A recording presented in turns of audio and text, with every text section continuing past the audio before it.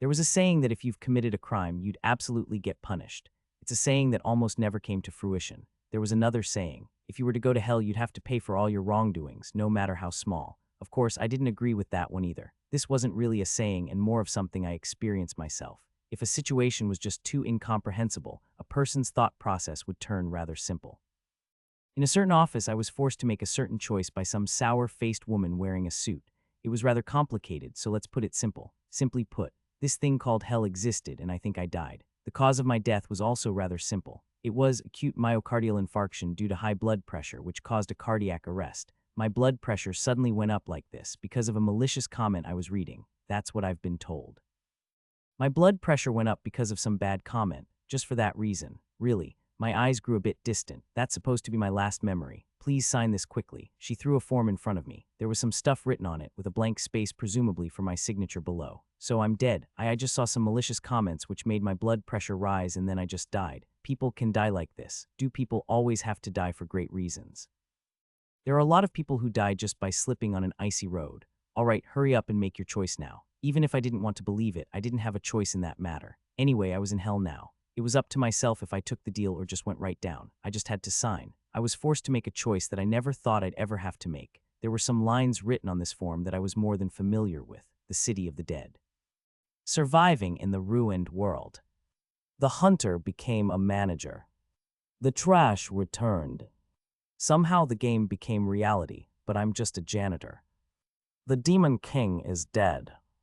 These were all titles of novels I wrote. My charges were being a repeat offender and having no prospects at all. For that I was to be sent into the world of one of the novels I wrote. So I'll get sent into one of my novels. Yes, as to which character or novel you'll inhabit is up to chance. Shit, I should have written more peaceful novels.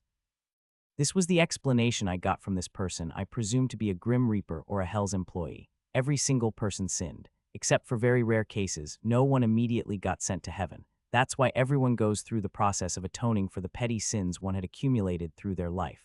Additionally, since there were a multitude of different sins, the method for atonement differed from person to person. I was a novelist. A web novel author who somehow managed to make ends meet with novels one could describe as second or third rate. My biggest sin was leaving behind a lot of work throughout the years as a commercial writer. I told the readers who were reading my stories well that it was a writer's biggest sin to leave a story unfinished, before calmly digging up my sub-account to publish other works. To be honest, sins committed by individuals are often only on the minor side, but if the number of these small sins accumulate, don't you think the scale of said sins would increase? Ah yes, was it decided by simple arithmetics? Was that really okay? Honestly though, just listening to her voice sent a shiver down my spine. The bitter voice coming out of the Grim Reaper's mouth seemed to directly pierce through my heart. This was on a completely different scale than normal bitterness.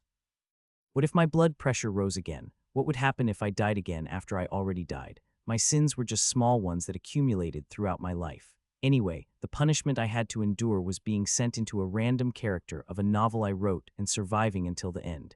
If I managed to do that, I'd get sent to heaven. Apparently there were a lot of people that just got sent straight to hell, so I had it good. That's how the Grim Reaper tried to console me, though that didn't really work. As it is a novel you wrote, wouldn't you know everything about it and what would happen in it? This can't even be called a punishment now, can it? In fact, wouldn't it be rather easy for you? The Grim Reaper didn't even look at me as she nonchalantly said this to me. No, see, that depends on the novel. Why? Well, I only wrote novels in which a lot of people die. Well, congrats then. Think of it as a trivial punishment for your disregard of life then. It seems you don't understand the preciousness of life. You bastard, it's not like I killed anyone in reality, now did I? It's just fiction. No, if I actually knew I'd one day have to live in one of the worlds I created, I certainly would have written something with a dreamland amusement park as the setting, wouldn't I? How should I have known that I'd get punished for writing things like that? But who'd write a novel with that in mind in the first place? Who'd write about a master gunsman in their novel and didn't give him a gun? This was all just in my head. Just because I wrote down I could punch as fast as lightning didn't mean I actually could pull that off. On top of that, I was afflicted with a minor case of pretentiositis, so I wrote a lot of stories about disastrous situations in which a lot of people died. To add to that, I was addicted to writing bad endings to the point that people said that, if one of my stories had a happy ending, I'd have gone crazy. Maybe my real sin was that I messed with my readers' feelings with my bad endings all year round. No, wasn't that actually rather convincing? So what actually were the novels I wrote? What would happen to me if I were transported into one of them? City. A zombie novel. I was quite sure I'd die in a single day. surviving in the ruined world. Post-apocalypse, I was here in hell because I couldn't even survive in our peaceful, normal world, you know. Didn't I just get killed by some malicious comments? The Demon King is dead. This novel got the worst ratings, but in my opinion it was the best, because this was a slice-of-life novel. As I was criticized by my readers for always writing bad ends, I wrote this novel that didn't have any serious global crisis from beginning to end. I actually didn't finish it, but the beginning was rose-colored, very refreshing and peaceful. This novel told the story of what happened after the heroes defeated the final boss in the prologue. That's why its title was The Demon King is Dead. This story took place after the death of the Demon King after all. At least it's not like my other stuff, where one had to fight for one's survival from start to finish. I must get this one. No matter what, I just had to get this one. Speaking of the results, it worked out just the way I wanted. As a result of a random lottery, I was to become the Demon King's son of The Demon King is Dead. The Demon King's son wasn't a character that even made an appearance in my novel in the first place. She told me that I'd get put into a random character. However, I actually got something that couldn't even be called a character. An unlucky person would break their nose even if they fell backwards. That's what she told me. Didn't I just die because I got too mad about some comments which led my blood pressure to rise? Just as I was relieved that I drew the safest novel, I got put into a position in which I'd die right at the start. I wouldn't even be the Demon King, but just a prince. It would have been much better if I were the Demon King. For example, if I were the Demon King, I'd also be the highest level existence of the demon realm, so I could have just stayed put, surrendered, or ran away. Even though the Demon King dies right at the start, he's not to be trifled with. However, I was just a prince of the demon realm who just turned 17. Valier Jr. Age 17. Status Force 3.4F. Agility 4.3F+. Dexterity 5.2D. Magic Power 9.9C. Strength 5.7D. Race Archdemon. Talent None. Abilities. Demon Domination D unique to Archdemons. Comprehensive Ability Assessment, lowest rank Demon. Combat Level Assessment F. Despite getting deceived by this novel, fortunately I was still able to find out who I actually was. A game-like screen appeared before me. I never put this setting into my novel, so was this something those guys who sent me here gave me out of pity? So in terms of tropes, I was in a fairly common situation, in which an author somehow ended up in his own novel with a game system. However, no matter how common the trope was, it would never feel like a familiar situation if it suddenly happened to oneself in reality. I didn't appreciate this convenient ability in the slightest. Shouldn't the kin of the Demon King be of a different caliber? Archdemon was a rather simple species, but wasn't my current condition basically the worst of the worst? This guy had no fighting capabilities. I saw something that seemed like an ability to rule over all demons, but all around me were just dead demons. What a hellish situation. It was the start of the prologue. Event Quest Downfall. Description: the defeat of the Demon King's army is imminent, but you're powerless to do anything. Do your best to survive. Goal: escape the Demon King's castle. Reward: 100 achievement points. All I could do was run. I didn't even pay attention to that mysterious system window that appeared in front of me. Kabong, bababang, crazy. There's nothing I could do to stop the war. It seemed like the Demon King and the hero's party were already fiercely fighting inside the Demon King's castle. The violent explosions and thunderous roars made me realize that this bloody war was really happening. Outside, there were shouts, screams, and cries of monsters as a siege was taking place. They seemed to have already broken through. The hallways were already lined with dead or fallen demons. I couldn't even imagine a person dying in front of me, but it was even worse seeing monsters that have only existed in my head previously dying right there. Still, maybe because I felt like death was imminent, I kept running. I thought I'd die if I stopped to vomit. Aren't I such a good prince of the demon realm? Damn it. However, having this title while the demon realm was falling apart was much more dangerous. I'd rather replace it with Human Soldier 1. I'm really confident that I can switch sides and bow down to whoever. In this slice-of-life novel I've written, I was experiencing the most violent event as an involved party, to be exact, as a victim. Strange letters I didn't recognize were carved into the walls above each entrance to the numerous rooms of the Demon King's castle. However, I was able to read them. Although this, too, was a common setting, it still felt uncomfortable, maybe because I was experiencing it myself. You didn't know how it felt to suddenly be able to read letters you were unfamiliar with until you experienced it yourself. I passed by numerous rooms, including the dining hall, the kitchen, the armory, the magic item storage, the alchemy lab, the prison, and the kennel. Of course, there were no signs pointing to a secret passage or something. I mean, it would have been weird if they put something like that on display, but couldn't they at least mark it like an emergency exit? I must say it felt really strange being able to read a language I have never heard of before, but that couldn't be helped now. Naturally, the layout of the Demon King's castle, which never appeared again after the prologue, didn't magically appear in my head. In those other possession stories, when a writer or an avid reader entered the book's world, they immediately knew what to look for. That was just ridiculous. I didn't have a single clue about these things, even though I wrote it. I've never thought about stuff like that. Why should I describe or imagine places that weren't part of the main stage? Although I'm pretty sure I wouldn't have remembered the layout even if I set it up properly. Even the things I was wearing were just those fancy clothes the demonic royal family wore, not a single special magical item. Qigong, Qigagagong. This place was as complex as a maze I didn't know if I'd ever find an exit, but in this situation I had no other choice but to just wander around through this castle even though I hold the title of Prince of the Demon Realm. Let's think. I didn't really know what I was hoping would happen, but I had to think. There's no way to find out the structure of the Demon King's castle no matter how long I thought about it, as I didn't even know it to begin with.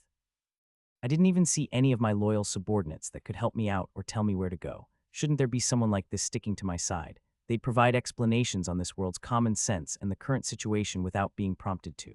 Something like, oh, this is this and that, but in this and this situation, this is where you'd blah, blah. They'd either die right after they fulfilled their role or they became my advisor. Why didn't I have someone like that? Just because I was this novel's writer, did they think I didn't need someone like that? The Demon King would die in today's battle. I didn't know if there was a genre for this, but I tried writing this novel in the style of a post-ending story.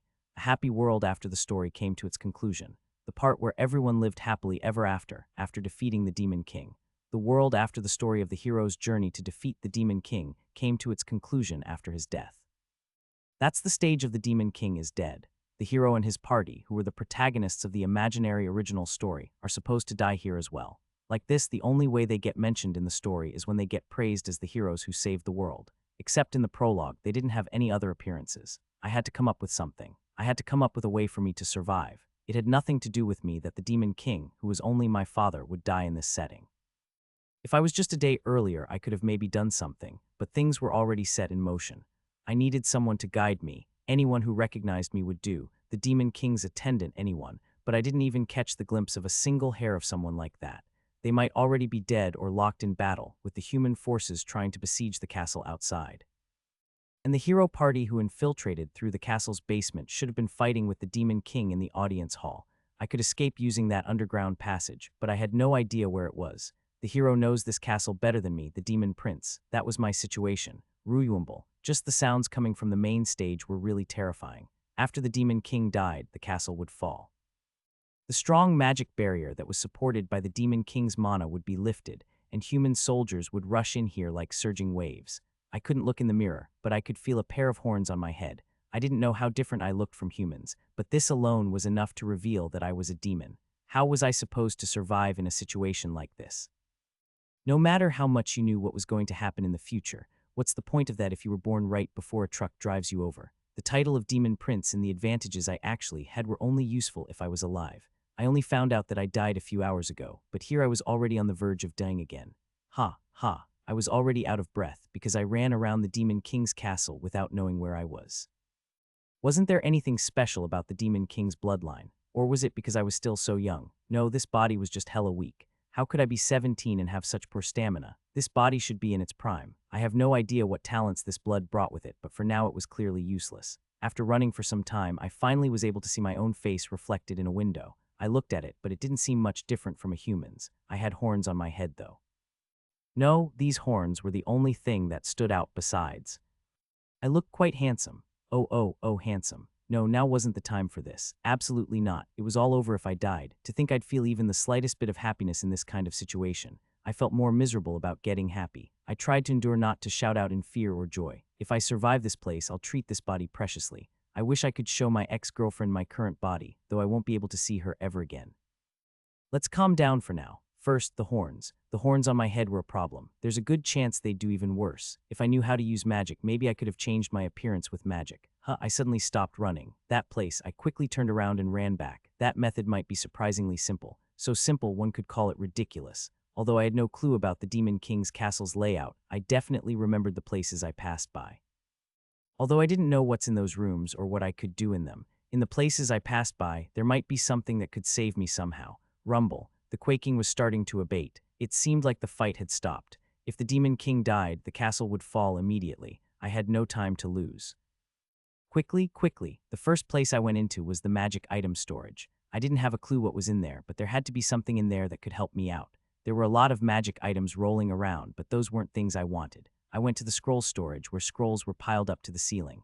There were some missing, but fortunately they were ordered and had the spells they contained written on them. The thing I was looking for was none other than a teleport scroll. Getting out of this place somehow was my top priority. I didn't know what I'd do next, but that was something to think about after I got out of here alive. Inferno. Glacial strike. Blizzard. Blazing storm. There was a scroll cabinet that was apparently once full of powerful magic scrolls, but now it was empty. As a writer, there were many things I had no idea about, but I did know about this world's common sense and worldview. Scrolls that made it easy to cast spells were sinfully expensive and difficult to make. Scrolls containing such powerful attack magic were being treated as powerful strategic weapons by modern standards. Scrolls could even be used by those who didn't know how to use magic simply by opening them, so they were worth their price. However, currently, the magic scroll cabinet that contained those powerful magic scrolls was empty. We were in the state of an all-out war now after all. They took whatever they could with them. Damn it, what if they took all the teleportation scrolls with them? I don't know how they were going to use them, but that was definitely a possibility. I searched the huge scroll storage and looked through countless scrolls. I didn't have much time. Most of the attack magic scrolls got taken out, but the storage was still overflowing with scrolls. There were some so small I couldn't even tell what magic they contained. Many subtype scrolls were left behind, such as fascination, delusion, illusion, etc. Obviously, teleportation was one of the highest-leveled magic spells in this world. Teleport scrolls weren't common, but this was the Demon King's castle, for crying out loud. And after looking at that highest-level scroll cabinet just now, it was pretty clear that they should have teleport scrolls as well. Found it. Among the pile of countless scrolls, I finally found it. Teleport. I didn't really know where to go. I'll just think about where to go after I cast the magic. As long as it wasn't this place, I was fine with anywhere. Even somewhere in the human realm was fine. It may have taken me 10 minutes or maybe an hour to find this, but death came closer with each passing second, so I just opened the scroll quickly. And then, nothing happened. Teleporting is forbidden in this area. Oh my god. The barrier made it impossible to use space-related skills or magic that moved one through space inside of it. Even though the Demon King was dead, was the barrier that interrupted space travel still active? Well, if that weren't the case, the heroes would have just teleported in and wouldn't have used a secret passage. I tried to justify my thoughtless rough writing. The heroes didn't have to teleport. They just entered the Demon King's castle through a secret passage. Wasn't it obvious? If they could teleport, why would they use a secret passage? There should have been that kind of comment. If someone commented something like this while I was still alive, I wouldn't have gotten punished like this. I didn't know about warp gates, but teleport scrolls were out of question now. There might be such a gate somewhere, but even if there was, I wouldn't know where it was. Wah! Shouts began to echo from afar. The human army must be pushing the demon army back, after their morale had fallen to the bottom, like autumn leaves. Should I just die like this? If I just had some offensive magic scrolls here, I'd have bought time with those. However, there were only auxiliary magic scrolls that had no use in war here. I was the prince of the demon realm, but I turned out to be some loser dog with no power. The fancy clothes I wore on my body were only to show that I was the main character of the demon. A minute later, fancy clothes, my appearance as a demon, and magic scrolls scattered around the floor. There was still one straw I could grab onto. I didn't know if this would work, but that was the only thing left I could do now. There might be other methods, but to survive, I had to gamble with my life anyway. In this situation in which I was completely surrounded and didn't know the location of the secret passage, I had only one goal: to survive. Where I arrived was, the prison. As I descended to this dark, moldy-smelling place, I threw away all my clothes and went in naked. It would have been nice to just have a few extra scrolls with me, but I had to gamble and throw everything away. If I had something with me, that would have been too suspicious. The magic spell I wanted to use was a low-level one. However, in my situation, it was the most fitting spell, one my plan wouldn't work without. Casting camouflage magic, I changed my appearance. I disguised myself as a human prisoner caught by the demons. The huge confinement facility was in the form of a prison. I couldn't help but be speechless at the disgusting stench and horrifying sight in front of me. If what I'd seen up until now were the corpses of demons that got attacked by the heroes that infiltrated the castle, then what was found here were all corpses of humans. There were no guards, but it looked like they had just killed all the prisoners before they went to the battlefield. I felt vomit coming up, but I held it in. Most of them were horribly torn to shreds. They were disastrous corpses. I couldn't even tell what they were subjected to. I didn't have any time to hesitate, but my hands and feet just couldn't stop trembling. There was, of course, a difference between writing something and seeing something in person. The unrecognizable, torn corpses were very hard to look at. There was a mixture of blood and feces everywhere. Someone died right outside an open cell door. Perhaps they tried to escape. It looked so bad that I didn't even want to look at it. I was on the verge of cussing myself out. This was what I was looking for. God freaking damn it. Damn it. Were the sins I committed in my previous life so great, to the point that I had to strip off the clothes of corpses whose shapes were unrecognizable just to survive? I put down my fancy clothes to pick up rags and wear them. I stripped the rags from a corpse that should be called pieces of flesh rather than a corpse. I couldn't afford any unnecessary pride, so I took off my underwear as well and rolled around on the dirty floor with the rags on. The feeling of having sticky blood on my face was terrible. I had no opportunity to look in a mirror, but I must have looked terrible. In the end, I couldn't take it anymore and kneeled over. Hooey-weck. I gagged, but nothing came out. I could hear shouts coming from outside that seemed like distant echoes. With this, my preparations were completed. I could either go into a prison cell in a corner and lock myself in, or I could pretend that I managed to escape. From now on, all I could do was pray that no one could look through my camouflage magic. By the way, who the hell was I supposed to pray to? Shit. I wandered around the prison cell in a miserable mood. The prison cell, which was previously filled with so many people to the point of bursting, now housed nothing but corpses. Did they have to kill them all? Is that what demons are like? And sob. Sob, sob, I could hear someone crying somewhere. There were survivors. I didn't know who, but someone was still alive here. I instinctively moved towards that place. Fear rose, but I couldn't help but go look. My body moved faster than I thought. Before anything else, I thought I should help whoever was alive in this horrifying place. These sentiments also gave me a sense of relief, as it was proof that I was still a normal person. Who? Is anyone there? Erg. Sob, sob. It was a very quiet, powerless, fragmented cry, like the cry of a small animal. I passed by a few gruesome sights showcased in the prison cells. Sob, ooh, HNNG. Soon I could see a little girl crying in a cracked voice, hugging something shaped like a human. I could roughly guess what kind of situation this was. There was also a mass of bodies and flesh scattered about. I hated to assume this, but judging by the remains, there seemed to have been 5 of them there, the crying girl not included. She was crying while hugging a corpse with an uncertain form, as if she didn't even realize I was in front of her. I couldn't even tell how that corpse died or how this child survived. However, the only thing I could tell was that this corpse the girl was holding was probably someone precious to her. Hey, calm down.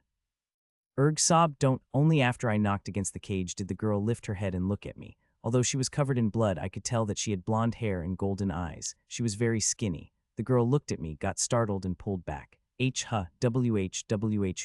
how? Ah, dude, don't worry, I was stuck here too. The girl was mumbling gibberish as if she lost all her reason. I'll get you out. Let's get out of here. The girl's eyes were filled with fear and sadness. She seemed to think of something as she looked at me, a person in rags like her. The girl looked at my eyes, arms, and legs. She was looking at me, who was terrified by these harrowing sights I was never exposed to before. Then the girl nodded slowly and softly. She was shaking, but it felt like she had chosen to believe me, as if she had no other choice but to trust me, when she suddenly encountered me in this incomprehensible environment. Did she believe I was in the same situation as her, because I was affected by these sights? This was only possible because I wasn't a demon prince at my core. Hey, do you know where the keys are? I'll bring them over. Maybe they're there. Without a word, the girl pointed to the other end of the prison. It's true that I felt compelled to save this child. However, it was also true that I had these calculating thoughts that my chances of survival would increase if other survivors could testify that I was also imprisoned here. I didn't know which one the right key was, so I brought all the key rings I could find in the warden's office at the end of the prison cells. While I was trying every key, the girl kept on crying. She was just crying, as if she lost all hope. Can you hear the sounds outside? Yes, the shouts of the humans could be heard. I couldn't go into detail, but I somehow wanted to tell her that everything's going to be fine. We'll be fine. Inevitably, this war had already been won by the humans. At my fearful yet confident words, the girl continued to weep and nodded her head. Finding the right key took a lot of time. I wondered if it was really necessary to open the door, but I wanted to get her out of that miserable place for now. It might be dangerous to go out, but let's open it up for now, even if you don't want to go out of there. Yes. The girl's voice was shaking violently. Rather, it seemed that she lost control of her emotions after meeting another living human like her. Still, I, as the older of us two, should put her mind at ease. Calm down, we'll live. You'll be able to live. That's also what I wanted to say to myself. You have to get out of this goddamn place and survive. I had to. I mumbled, let's calm down, we can live, to myself, as if I was trying to hypnotize myself. Just looking at her, I could tell that she was seriously skinny. I couldn't even begin to imagine how hungry she must be. Ah, come to think of that. Wait a minute. I ran somewhere instead of continuing to try to open the door with one of the keys. The child seemed to be calling me, but I ran like the wind and rummaged through the clothes I had taken off. Then I came back with the stuff I pulled out from there. See, I found this in the place the keys were. I didn't have to tell her the truth, so I told her a little lie and handed her a biscuit. It was a biscuit I had unnecessarily in my pocket. I just remembered that I threw it away together with my clothes. You must be hungry, so eat this. The girl suddenly saw a palm-sized biscuit in her hand, which made her open her eyes wide. Yeah, things are sad and depressing, but you should also feel hellishly hungry. The girl was staring blankly at me, who gave her the whole biscuit. Why you? I'm fine. You eat first. I started fumbling with the keys again. The girl was silently staring, as if she was trying to decide if it was fine for her to eat it or not. Time passed then. Crunch, along with that sound, something got pushed against my mouth, while I was still preoccupied with finding the right key. Why, you eat too. The girl wept and offered me half of the biscuit. How much determination did it take her to cut it and give me half of it? I felt emotional for some reason. Are we like this just to atone for some kind of sin we committed? Didn't I atone enough by dying after reading some malicious comments already? My eyes turned cold as I started to feel indignant for no apparent reason. The girl started to cry again after she bit into the biscuit. I didn't know whether she cried because it was delicious or because she was sad. What does food taste like after having endured such terrible hunger? I didn't know, but I thought I knew to some extent why she cried. Clack! As soon as I took a bite out of the biscuit, the iron door opened. The cage was open, but the girl didn't come out. Perhaps she didn't want to leave that body she was holding behind. I was about to carry it out as well, however. I knew that it wasn't such a good idea to go outside. It might still be dangerous. It was for the best to wait here. So rather than opening the prison cell to let someone out, I did this bizarre thing of walking into it. Can the Demon King be killed? Of course. I think he's already dead. I wasn't fazed by the death of my unknown biological father. The girl quivered and murmured things while shedding tears, her head buried in her knees. Artorias said he'd come rescue us. Unfortunately, the Demon King probably dragged Artorias down with him. He wouldn't be able to save us, but the human side will most probably come here. Yeah, someone's coming to save us. This wasn't just a speculation, it was the truth. However, whether the army will come to save me or not was the most important thing. I mean, I wasn't the Demon King after all. I can't hear them anymore. The girl trembled. The overflowing roars suddenly came to a halt. Thinking that the human army was defeated, the girl grew more and more afraid. I reached out and hugged her by the shoulders. It's okay. Everything's going to be fine. Is that so? The girl seemed surprised that I said that. You are so calm. These words seemed kind of eerie and made me stiffen a little. Oh no, I am also very scared. I think it was because I was next to a child, so I exaggerated a little, but it's true that I was scared as all hell. You'd be fine, but I might get my head cut off soon. Still, the girl didn't seem suspicious of my calmness. What's your name? The girl asked for my name. My name was Valier Jr. here. Since the Demon King Valier was dead, my name must be Valier now. I couldn't tell her that name. That would be like I was asking to get myself killed. To begin with, even a normal human would get stoned if they named themselves after the Demon King. I don't remember. In the end, I gave her the first excuse that came to my mind. Well, I don't know, I can't remember anything. Who I am, why I'm here, everything. That was the most convenient excuse I could come up with. Amnesia. I decided on going with the setting of having lost my memory after these endless days of merciless torture. I can't believe the day would come when I had to use this dog-like concept. Sob, what should we do? The girl hugged me as if she felt sorry for me. I felt a little guilty because she believed it so quickly. The girl held me in her slender arms, but she gave me a bit of strength as well. If I could get out of here, if I get out, I'll definitely get your memories back, I promise. How though? Clack, clack. Before I could finish thinking, I heard someone running from a distance. It wasn't the only thing I could hear. This seems to be the prison. They're all dead. Those were definitely human voices. People who I couldn't tell if they were knights or soldiers rushed to check the prison cells and finally met our eyes. Holy survivors. We have survivors. The emotional exclamation from the one who found us rang through the prison. Tears welled up in the girl's eyes, and my heart started racing like crazy in a weird mix of fear, excitement, and relief. Then a middle-aged knight followed the shouts and finally stepped before us. As soon as he saw the girl, his face horribly contorted. Oh, ooh, oh, whoa, Her Majesty the Princess. No, what? The girl I spoke with was none other than Charlotte de Gardias, the first princess of the Gardias Empire, the largest empire on the continent. Let's say this was like these common situations. Let's say I was really a prisoner in the Demon King's castle, and I really suffered from amnesia. I then proceeded to try to get a crying girl out of her cell without knowing what happened, comforted her, and even got her something to eat because I pitied her for starving like that. However, she turned out to actually be the imperial princess who was captured by the Demon King army. Then let's say I was to be rescued together with the princess. So let's just say that the princess was to tell them to treat me with their utmost respect. The best expression that would fit this was what a cliché. However, I was a demon who changed his appearance with low-level camouflage magic. Wasn't I kind of screwed if things developed like that? I was led out of the Demon King's castle like a cow being led to the slaughterhouse, and arrived at a place close to the barracks of the commander-in-chief of the Demon Conquest Army garrison far away from the battlefield. Countless wizards and priests got close to the princess and immediately jumped into action. They also took some measures on me. To my relief, I didn't have any undead attributes, so the healing magic the priests cast on me didn't cause damage or something. It sure was fortunate that I didn't have a constitution that rejected sacred power. Of course, I already knew that that wouldn't be a problem. If it were, I wouldn't even have tried to get rescued by the human's side. Not long after I became a dirty bastard, a lot of people clung to me to wash, wipe, and clean me. It was a hot day, but the fear that I might die if I made a mistake made me overcome everything. If a wizard cast a spell to, for example, dispel curses on me, everything would be over.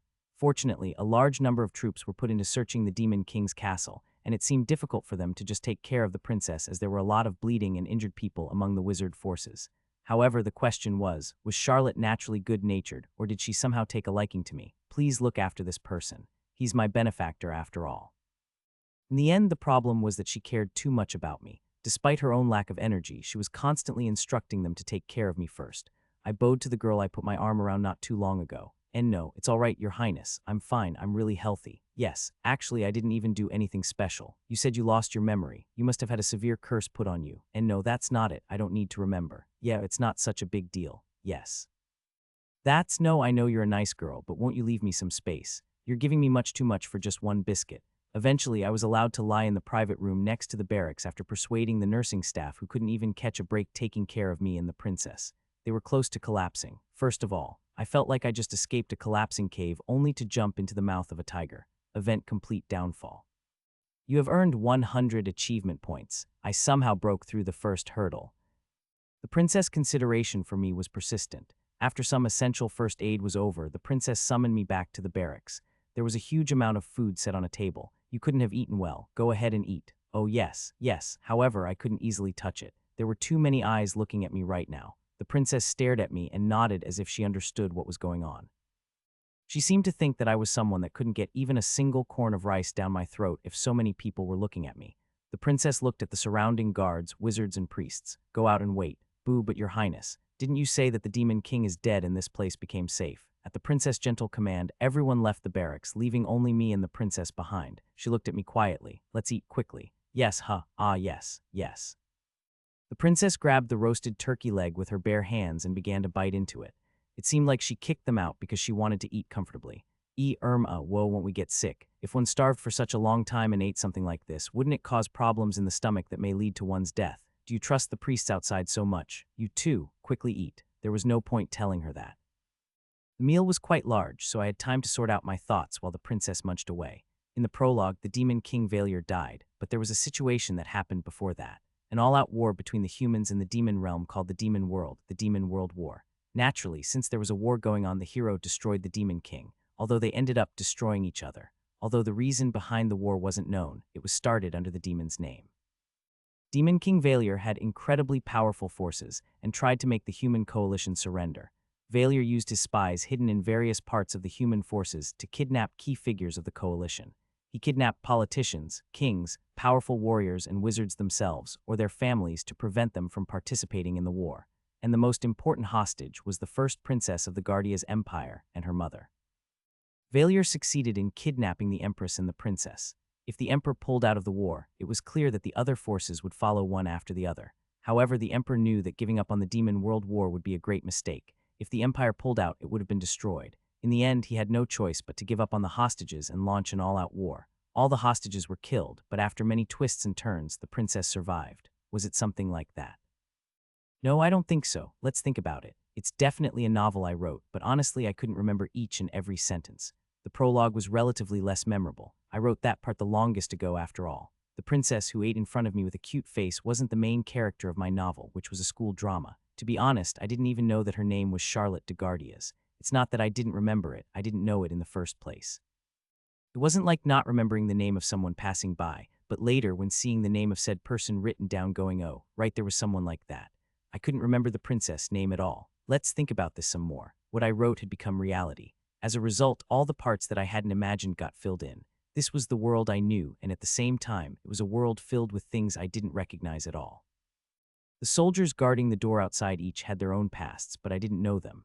Even though this is the world I thought up, it was natural that things were like this. This was like virtual settings suddenly becoming reality after all. Therefore, there would always be events in this world happening even though I hadn't described them, and there should also be events that already happened. There were things in the past, present, and future I had no clue about. However, the sentences I wrote would definitely come true. The emperor gave up on the hostages and launched an all-out war. The subjugation of the demon realm was successful, and if the emperor pulled out of the war because of the hostages, he would have received a lot of backlash by the other participants, and the possibility of the empire falling because of that wasn't small. This was true, and I never wrote anything about the first princess, which must be quite important for the main narrative. Of course, this was supposed to be just a normal slice of life school thing. However, the imperial family's history got mentioned slightly as well. However, the first princess was right in front of me, and yet I have never written anything about this girl. Although this might be misguided inference, what if there was a character with the role of princess abducted by the demon king? Wouldn't I have forced her into the narrative and made her more important? An important character that was sure to appear on the main stage, to deviate from the main narrative, isn't something that should occur. Although the princess should occupy an important role later in the story, she doesn't even appear in the future. She was the first princess who survived the Demon World War, you know. However, why doesn't this character appear, and why do I as the writer have no clue about her? I had no choice but to regard my own novel as some kind of prophecy. I had to do this strange thing where I had to interpret my own writing. The writer was usually ignorant of the vestiges of the story. However, now I was experiencing said vestiges. They would now be and will be filled with things, and I have no idea with what. I had to locate the blanks of the story that were filled as this world became reality and connect them to the future I knew. I had to deduce how this bivalent narrative affected the future I knew. The princess was rescued like this right now, but she didn't appear in the future in the imperial family's story at all. I had to figure out the answer using two facts. There were two possible answers. First, my existence somehow made the princess who was supposed to die immediately live. It didn't seem strange that the princess who was crying all alone could maybe take her own life. Also, she was extremely malnourished. However, could that just be solved with a single biscuit? Anyway, there was a possibility that my existence saved the princess. It was very low, but it was there. Second, this possible answer relied on the assumption that there may have been a huge event happening in my novel of which I wasn't aware of. For instance, the big events I wrote would still flow as intended. There may be other reasons behind that. So, let's say event A happened. I did write a description for it, but behind the scenes, there might have been a completely different factor that caused event A to happen. Let's say I wrote, it just happened out of nowhere. What should I do in that case? Let's say the reasoning was written irresponsibly like that. However, it wouldn't be too absurd for there to be a backstory, a reason for this to happen the moment this world became reality. In other words, there might have been some kind of probability correction. That was what happened when I tried to use the teleportation scroll a while ago. So I'd know what incidents were going to happen in this world, but not why. This was a very strange situation. This all happened because I wrote this story so irresponsibly and rough without explaining things properly. Was this my punishment for being imprecise? So unless I was the reason for the princess' survival, there was only one more answer. She would be killed or would die soon. Why aren't you eating? The cute little princess asked me calmly. Even in slice-of-life stories, villains were needed. There may be slice-of-life stories without villains, but these were in the realm of masterpieces. The presence of a villain simplified the narrative process. If one just wrote a bad guy did it, one can explain away a lot of things. Why did he do that? If someone asked something like this, one could just explain it with because he's a bad guy lol. So I wasn't skilled enough to write a slice-of-life story without a villain. The Demon King is Dead's main villain was Imperial Prince Bertus de Guardias. There were some minor villains, but the prince was a little different. If one would call the villains found at the academy kind of sloppy and second-rated, the prince would be the real deal. He was the type to conspire to kill people. I gave him the setting that he'd do anything to become the next emperor. From Bertus' perspective, the existence of the first princess who returned alive after getting abducted by the demons would only be a thorn in his side. Just because she had gone through such hardship, the princess would be in a position that garnered a lot of attention, and seeing as to how she was the first princess, their succession rights to the throne would be similar. Bertus would be embarrassed to know that the first princess was alive and not dead. He would have, of course, thought that she died, but she came back alive. If that were the case, then there was a good chance that Charlotte would soon be killed by Bertus or one of his people. Charlotte would die behind the scenes at the vestiges of the main story. She wouldn't even be able to join the main story. Charlotte would probably die soon. The possibility that she won't even make it to the Empire isn't that low either. Charlotte would be in danger soon. I don't know how though. While I was thinking about that, the princess was letting out a sigh as she was finally full. Would I be able to save this girl? My life was like a fallen leaf in the wind, so was I even in any position to care about someone else's life? Wouldn't it be better for me if Charlotte just died here and the wizards turned their gazes away from me? Just when that thought went through my mind, a sense of horror ran down my spine. I was an ordinary person. This wasn't an ordinary situation, but I was still just an ordinary person. Just the thought of planning to survive using such a young child's death already made me feel disgusted with myself. Charlotte was the closest to an ally I had, and she was in a situation in which she wouldn't know when her head might get cut off. Having Charlotte on my side would make her a great force to have though, no matter what unexpected situation might happen in the future. Let's think like that. The only time we were able to talk was now. After the meal was over, the guards would come back in again. Then we couldn't talk about any important things. How the hell was I supposed to convey to her that her life was in danger? How was I supposed to explain why I knew that? Charlotte wiped the grease from the corner of her mouth as she looked at me. The look in Charlotte's eyes, which had been innocent and pure until now, seemed to have suddenly turned cold. Just when I thought that the atmosphere around her suddenly changed, Charlotte talked in a low voice. Now, listen carefully. Charlotte's demeanor was more serious than before. Our lives are in danger. Charlotte brought up what I had wanted to say before me, and she told me it's us who's in danger, not just her. I'm telling you, it's you. I had no other choice but to give an evasive answer to Charlotte's words. That relieved me somewhat. Hoo-ha, the princess was already aware that her life was in danger. Rather, the way she stared at me so calmly confirmed to me that my guesses were correct. She was looking at me with such serious eyes, as if she was never so preoccupied with the food. It's difficult for me to go into detail, but my half-brother, Bertus, was probably blindly waiting for me to die. For him, knowing that I was still alive would be like a thorn in his side. The girl that was sitting in a prison cell holding her mother's body and crying was completely gone. Charlotte, who returned to her seat, was calm, as if she realized again that she was a member of the imperial family. However, Bertus actually had a lot of followers. He was a villain, but he sure wasn't incompetent. However, I don't know how he plans to kill me. I don't know who will do it, I just know it will happen soon. She didn't know how she was going to be attacked, and Charlotte didn't know who to trust in this chaotic situation just after the end of a war. Due to most forces searching the Demon King's castle and cleaning up the stragglers, almost all the main forces were missing, and the people I cursed aren't here. I think it was intentional. When Charlotte was rescued, she realized that none of her own were around. Then something flashed through my mind like lightning. "Oh, so that's why you told the people to leave." Well, yes. In the first place, she kicked everyone out except me because she couldn't be sure if any of them would end up being her killer except me.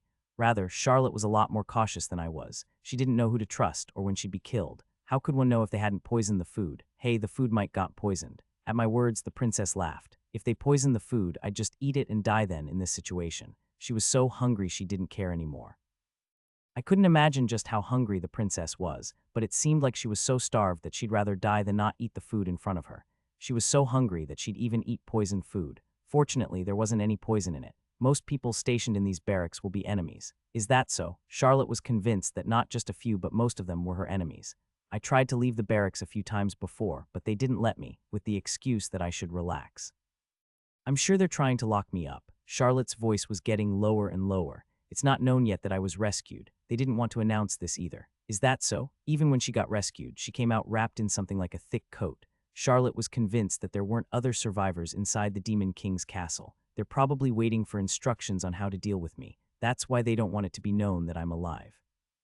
After killing me, there's a high possibility that they'll just say I died in the Demon King's castle. They would make it out that she died in the Demon King's castle, but would keep quiet about her getting rescued, so that they could say that they retrieved the corpse from inside the Demon King's castle. Charlotte was looking at a number of possibilities. From the outside, it seemed like they cared for the first princess. However, in reality, it was more like hundreds of people holding Charlotte in custody. Just the thought gave me goosebumps all over my body. It didn't look like that at all, at least to me. However, Charlotte already knew their intentions. So I, who was rescued with you, am also in danger. Obviously, Charlotte said, our life is in danger and not my life is in danger after all. This wasn't just a matter of them finding out if I'm a demon or not anymore. Bertus' followers would remove anyone who knew the first princess was alive, and I wasn't going to be an exception. In the end, I was in a position in which I had no other choice but to try my hardest to keep Charlotte safe. Listen, we'll leave the barracks now. She was in even greater danger after getting rescued, so she was planning to escape from this non-surveillance. Are we even able to run away? But with so many soldiers patrolling the grounds, was it even possible to escape properly? Of course we can't run away, but that's not the point. Charlotte laughed. I want as many people as possible to know that I'm alive. Her purpose wasn't to run away, but to inform the ordinary soldiers of her survival. No, but I was older, so why did she seem so much smarter than me? Charlotte rose from her seat, while I felt a strange sense of defeat. The meal was over. No one even imagined that Charlotte de Gardias could still be alive, so there wasn't much surveillance in the barracks Charlotte and I were in. They were now waiting for instructions from above and didn't seem to think that we'd be able to get away. Even if I called it barracks, it was really just a tent. Escaping from it was simple. I slightly cut the tent in the back with a knife provided for the meal and checked their movements outside. After cutting a hole in the tent, we crawled outside. We came out from the back and not its entrance, so there were only a few troops walking around. It was quiet, which was understandable, as most of them were gathered in the Demon King's castle and not the garrison. No one seemed to have expected that the princess would feel her life in danger and escaped as soon as she was rescued. Yeah, that was normal. I was surprised by her behavior as well. However, we couldn't walk around for long. They'd soon find out we were gone. Charlotte knew that as well. Kay will be caught soon. One might wonder why she came out when she knew that she'd be caught soon, however. Charlotte's purpose was to reveal her own survival to everyone, so it didn't matter. Just rumors about it alone would prolong Charlotte's life a little longer. Like this, the fact that she was still alive would spread among the ordinary soldiers, preventing her death from being made out as something that happened in the Demon King's castle. This could keep her alive for a bit until she found an alternative method. That was Charlotte's purpose. You go ahead. Yes, Charlotte's eyes lit up a little as she looked at me. You have to come back as soon as possible. At that moment, I was able to catch a glimpse of Charlotte's fear of having to face death again. Yes, you must live no matter what. I left Charlotte behind and started running through the grounds. Her Majesty the Princess. Her Majesty the Princess is alive. Soon after, the cries of the remaining troops could be heard echoing through the camp. Charlotte would be taken back to the HQ barracks, but that would leave me with greater freedom of movement. If they find out that you're gone, they'll naturally try to find you as well. Run as far as possible. They won't try to kill you right away, but they will definitely kill you. Find Sir Francis and make sure to come back together with him. I need you to find him and make him my escort. Just before we left the tent, Charlotte told me as such, Sir Francis. She said she didn't know who'd be her enemies and who'd be her allies. However, she said that there was only one person who could never be her enemy, the knight who rescued us, Francis. If he had been Bertus Minion, he would have killed us right on the spot, but saved us himself. That was why he couldn't be one of Bertus' servants. From the moment she got rescued, Charlotte already had a hunch that she was about to face another crisis before she was even able to be happy about having gotten saved. Originally, Charlotte would eventually get killed, even though she was aware of the danger to her life. Charlotte couldn't do anything on her own to survive even with her wits, which meant my success or failure determined Charlotte's life or death. Charlotte couldn't find Francis on her own. Perhaps she gave orders to bring him to her, but those orders wouldn't have been carried out. In the end, I had to find him myself and bring him to Charlotte's side. The soldiers coming and going from the vast barracks only titled their heads when they saw me running around, but none came directly towards me. While Charlotte's face was well known, mine was not, hence making this possible. I approached one of the passing soldiers who looked like an officer and asked him, Do you know where Sir Francis is? He looked down at me and nodded. Well, what's going on? I have an urgent message from the commander-in-chief. If I mention the princess here, it might take me some time to explain, so I had no choice but to cover this up with lies. He scanned my body and clothes from top to bottom. Fortunately, I changed into luxurious clothes, so I wasn't just dismissed.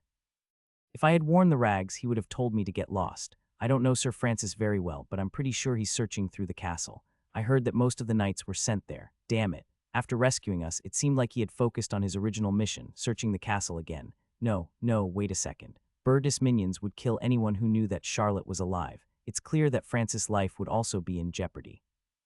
He wasn't loyal to Bertus, so he wouldn't keep his silence. Bertus, however, would want to eliminate anyone who knew of Charlotte's survival. I wasn't the only one whose life depended on Charlotte's survival. We must go find Sir Francis. His life is in danger. Wah, what? I had no choice but to urgently shout to this unknown officer. Perhaps because of the credibility that came with these clothes I wore or my urgent look, the unknown officer immediately put me on a horse without saying anything. Initially, this was a garrison, so it was far from the Demon King's castle. How did it come to this? I had worked so hard to get out of there not too long ago, and now I was already rushing back to the castle. I've never sat on a horse before, however the officer sitting behind me held my body tightly, so I was able to endure the shaking somehow. Can't you tell me the details? The castle has already been captured, so why is a knight's life in danger? I didn't know if this person was one of Bertus' minions or not, but this guy was pretty young. Did Bertus reach out his grubby fingers even down to the level of junior officers? I thought about that for a little while, but this guy was helping me for now. I'll tell you when we find Sir Francis. Understood. I didn't need to persuade him anymore, as he was still helping me right now. Maybe because this was my first time riding on a horse, my hip felt like it was about to break, but this wasn't the time to care about something like that. The Demon King's castle was a mess as a result of this war, and on the surrounding plains, demons who seemed to have been taken captive were being dragged along looking like dried corvinas. Not all of them were dead. Some of the demons surrendered and became prisoners. I felt relieved that not all of them died, however. At the same time, I felt guilty for betraying them in the end despite being their prince. What will happen to those demons? Despite the urgency of the situation, I posed such a random question. If it were a war between humans, we'd take a ransom for them, but they're demons. He talked as if I asked something strange. We've taken them prisoner for now, but what else would we do other than kill them? Negotiations were meaningless as their races were different. This was inevitable, because this was originally a war of annihilation. It was only natural that they were trying to destroy all seeds before they grow. It made my heart heavy. Even though I was an ordinary man who just suddenly entered the body of the demon prince, I couldn't easily shake off this dirty feeling. The officer and I dashed past the endless procession of prisoners. The wide, open walls were destroyed everywhere and filled with numerous bodies. It felt terrible just seeing the sight of demon and human corpses being lined up next to each other. It's not something a kid should see. He showed my kindness by covering my eyes while he rode the horse as he considered me as a child. I couldn't tell just how many humans and demons had died. We passed through the destroyed gates. Numerous carriages were lined up before it. They continued to load them with materials they found in the Demon King's castle. The demon realm was destroyed in this demon world war, and this long-standing conflict was finally resolved by the humans. But the most important was still the material aspect. All countries that participated in the Demon World War would gain enormous wealth from selling the goods of the demon realm. So it was set up that a long golden age would start for the land of humans. It said that they gained a long peaceful period in exchange for all the blood. However, I would have never imagined I'd get to see this scene from the perspective of the demons. In the end, as if they were treating war as just a simple reason to plunder, numerous military forces swept up all of the Demon King's castle's wealth. Wagons filled to the brim with supplies continued to leave the area, and empty wagons kept replacing them. The officer took me to the command post inside the castle where they conducted the transport and search operation. The officer gave a salute to what appeared to be the commander. Lieutenant Dyrus, commander of the 3rd Platoon, 11th Company, 4th Cavalry Regiment, 1st Imperial Corps. He shouted his official name with a stiff face. Lieutenant Dyrus. I somehow found out his name. He was in the cavalry, so that's why he could ride so well even with me being there. The commander opposite of him didn't seem to have any idea who he was. That's to be expected. Going by his title, he was probably way below the commander. What is it? The officer, who seemed to be a very high-ranking officer, frowned while he looked alternately between me and the junior officer. He seemed like he would severely reprimand him if he couldn't give a proper explanation why he brought someone who wasn't even a soldier to this place. I brought this boy here because he said he had to deliver an urgent message from the commander-in-chief to Sir Francis. I presumed it to be confidential, so I didn't ask him what it was. Seeing my small lie growing bigger, I felt a chill run down my spine. However, he didn't ask him why the commander had sent an urgent message through someone like me. His face slightly stiffened. He seemed to know something. Sir Francis. I just received a report that he was killed in an altercation with one of the demon remnants during the search of the castle. Burtis was the first to use his hand. Not only my, but also Lieutenant Darius' expression hardened. Is the message something I should know about? And no, I was meant to deliver it to Sir Francis directly. What a pity. Those damn demons should just curl up and die. The commander's expression was grim, perhaps because he thought that he lost a great knight to the demons. No, well, he was definitely killed by humans and not demons though. Sir, this is not a place for a boy such as him. Hurry back. Yes, fortunately, the commander didn't interrogate me about the message or my identity. It seemed like he was too preoccupied with conducting this full-scale search of the castle. After leaving the command post, Lieutenant Dyrus grabbed my shoulder. How did this happen? How did the commander-in-chief know that Sir Francis was in danger? I said Sir Francis' life was in danger and he actually died. I looked at the lieutenant in front of me. It was clear that he had very little authority here. However, now that Sir Francis got already killed, I needed someone else to help me. It wasn't the commander-in-chief. What? Hoping that it wasn't a mistake to bring this person in. Her Highness sent me. I told him the truth. I explained the whole story to him in a secluded area of the castle where soldiers didn't pass by. I started from the point where the princess was still imprisoned and got rescued. So Sir Francis was killed by someone from our army and not the demons. Yes, maybe. Shit. I can't even imagine how painful it must have been, but they were even trying to harm Her Highness the Princess as soon as she got rescued. He clenched his teeth, seeming shocked to hear that there were people who planned such things. Then you're trying to rescue the princess, right? Yes. All right, I admire your courage. He patted me on the shoulder as if he was proud of me, who tried to save the princess even though I was powerless. Then he seemed amazed by the fact that there were hidden battles going on their side, just as they claimed victory. I can't let that happen. I also want to become the Princess Power. Even in this place with so many eyes, somehow an ally got killed by another. That would mean that Bertus minions were spread out throughout the whole Imperial army. I have to get to her as soon as possible. I'm not as skilled as Sir Francis, but just having one more pair of eyes should be meaningful enough. Yes, it is. Fortunately, Dyrus seemed to have a strong sense of justice and couldn't let this slide. I didn't tell him anything like he had to risk his life. He seemed to think that it was only natural to give up his life if that meant he could protect her. Just when he was about to leave as fast as he could, I had a thought pass through my head. Lieutenant, wait, what is it? I have to go back quickly. I pointed at the lot of carts. There's a way to protect the princess right now. Yes, I dared to return to the Demon King's castle. This is the Demon King's castle. Right, what about it? I saw that there was a storage room for magic items there when I got rescued. I've come this far, so I couldn't just go back empty-handed. Why don't we look for a teleport scroll there? Space-shifting scrolls couldn't be used here, but they'd obviously work in the garrison.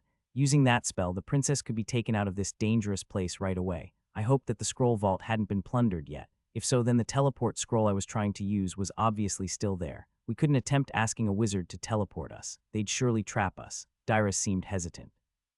He looked doubtful whether it was the right choice to go look for some teleport scroll that may or may not exist. However, I knew the location of the teleport scroll. Once I confirmed that it had been stolen, we could leave immediately. Damn it, all right. It's clear that I wouldn't be much help even if I stuck to the princess. He nodded as if he acknowledged the limits of his abilities. I still wasn't clear on the layout of the Demon King's castle. However, I had remembered some things when I came out of the prison. There was no one to stop us, as many soldiers were going in and out of the castle. It's this way. Some people seemed puzzled about me walking around unarmed, but I couldn't explain this to each one of them. Fortunately, I was able to trace my steps back to roughly where it was. The Demon King's castle was very spacious, and the prison I was in and the magic item storage were located deep inside, so there was a very good chance that it hadn't been plundered yet. This is ridiculously huge. Eventually, I got tired and ended up riding his back. I rummaged through my memory and pointed out the directions I remembered. Fortunately, we were able to reach it without getting lost. It's still fine. Fortunately, it was still in good condition. It looked like no one had come here yet.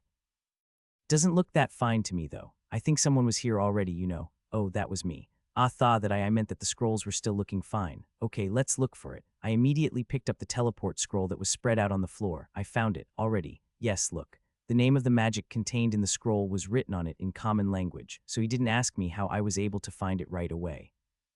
If it had been written in the demon language, he would have suspected me for sure. I already knew 2 languages I had no previous knowledge of. It was like the staple cheats people get when they get sent to another world. I resealed the scroll that hadn't been triggered yet. Of course, the teleportation would only work on one person. I didn't know if there were mass teleportation scrolls, but I had to find more scrolls. Not only Charlotte, I had to get myself out of here as well, and maybe Dyrus as well, as he'd also be in danger.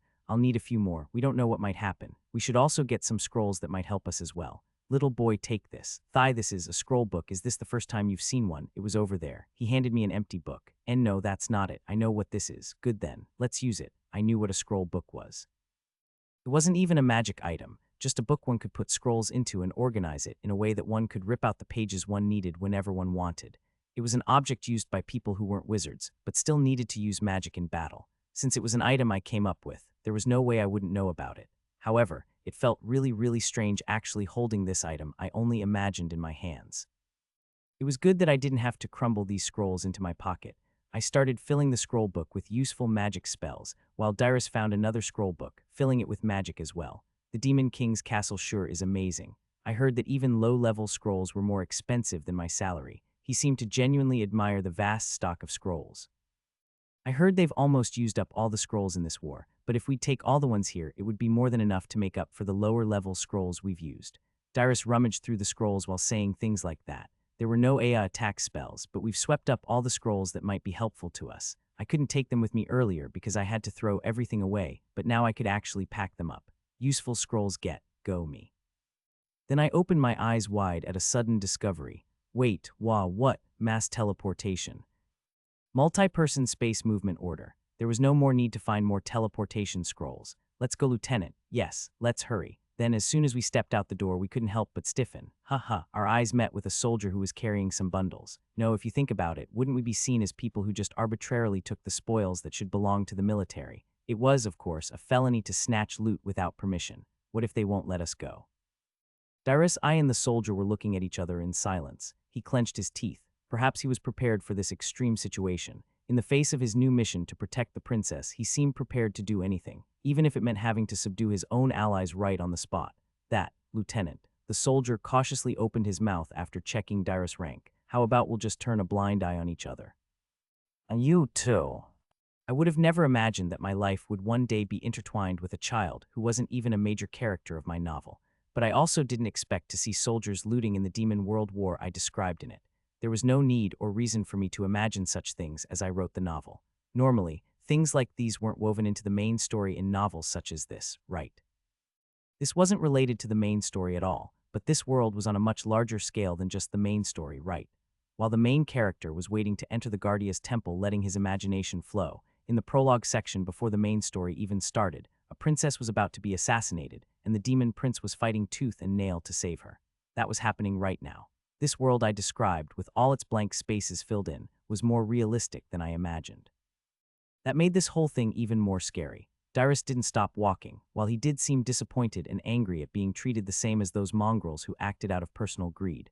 While I was rushing to get out of the Demon King's castle, Dyrus suddenly grabbed my arm. Dyrus suddenly slipped into the hallway next to him, not the way we were going to go, and hid me behind a gargoyle statue in the hallway. Dyrus' expression was serious. The Knights of Duke Salirian. I knew what he meant, so I immediately held my breath. Duke Salirian, Bertus' maternal family, and the reason he could have so many followers. If Charlotte had judged Sir Francis to not necessarily be an enemy, Duke Salirian would absolutely be the princess' enemy. The overarching goal of Duke Salirian was to make Bertus emperor. It was very likely that Sir Francis was killed by them. Dyrus held his breath and tensed up. I didn't know what kind of status Dyrus had, but he said he was a lieutenant. In addition, the Knights of Duke Salirian, one of the most powerful noble families in the Empire, would have prestige not comparable to any other noble. Although I'm not really sure, they must be high-ranking knights far more superior compared to normal knights, not to mention their skills. Clang, clang, clang. There were a large number of them. Are you sure they entered the castle and haven't come out? Yes, I am. Can't say if that's a good or bad thing. What should we do if we find him? Do I have to tell you? Are we going to do that officer in too? It must have been his fate to end in such an unlucky way. They didn't mention a concrete person in their conversation, but it was clear who they were looking for. They were looking for me and Dyrus. Dyrus was holding his breath while clenching his teeth. They have to pass by, they can't notice us. Then, I realized how foolish it was to think that we could fool the senses of high-ranking knights. I think they're over there. One of the knights said calmly, as if they were in no rush to find us. They're breathing pretty harshly. Looks like they're nervous. Hey, it's hard not to notice that. A series of nearby knights arrived there after hearing the call. There were 4 knights in total. Dyrus and I stepped out from behind the statue and slowly backed away. 4 knights in splendid plate armor came into view and were looking at Dyrus. The knight, wearing a relaxed expression, clicked his tongue slightly. Then the one who seemed the most senior opened his mouth. The princess really is a pitiful girl. I'm not the only one, but he keeps making me kill the hardliners.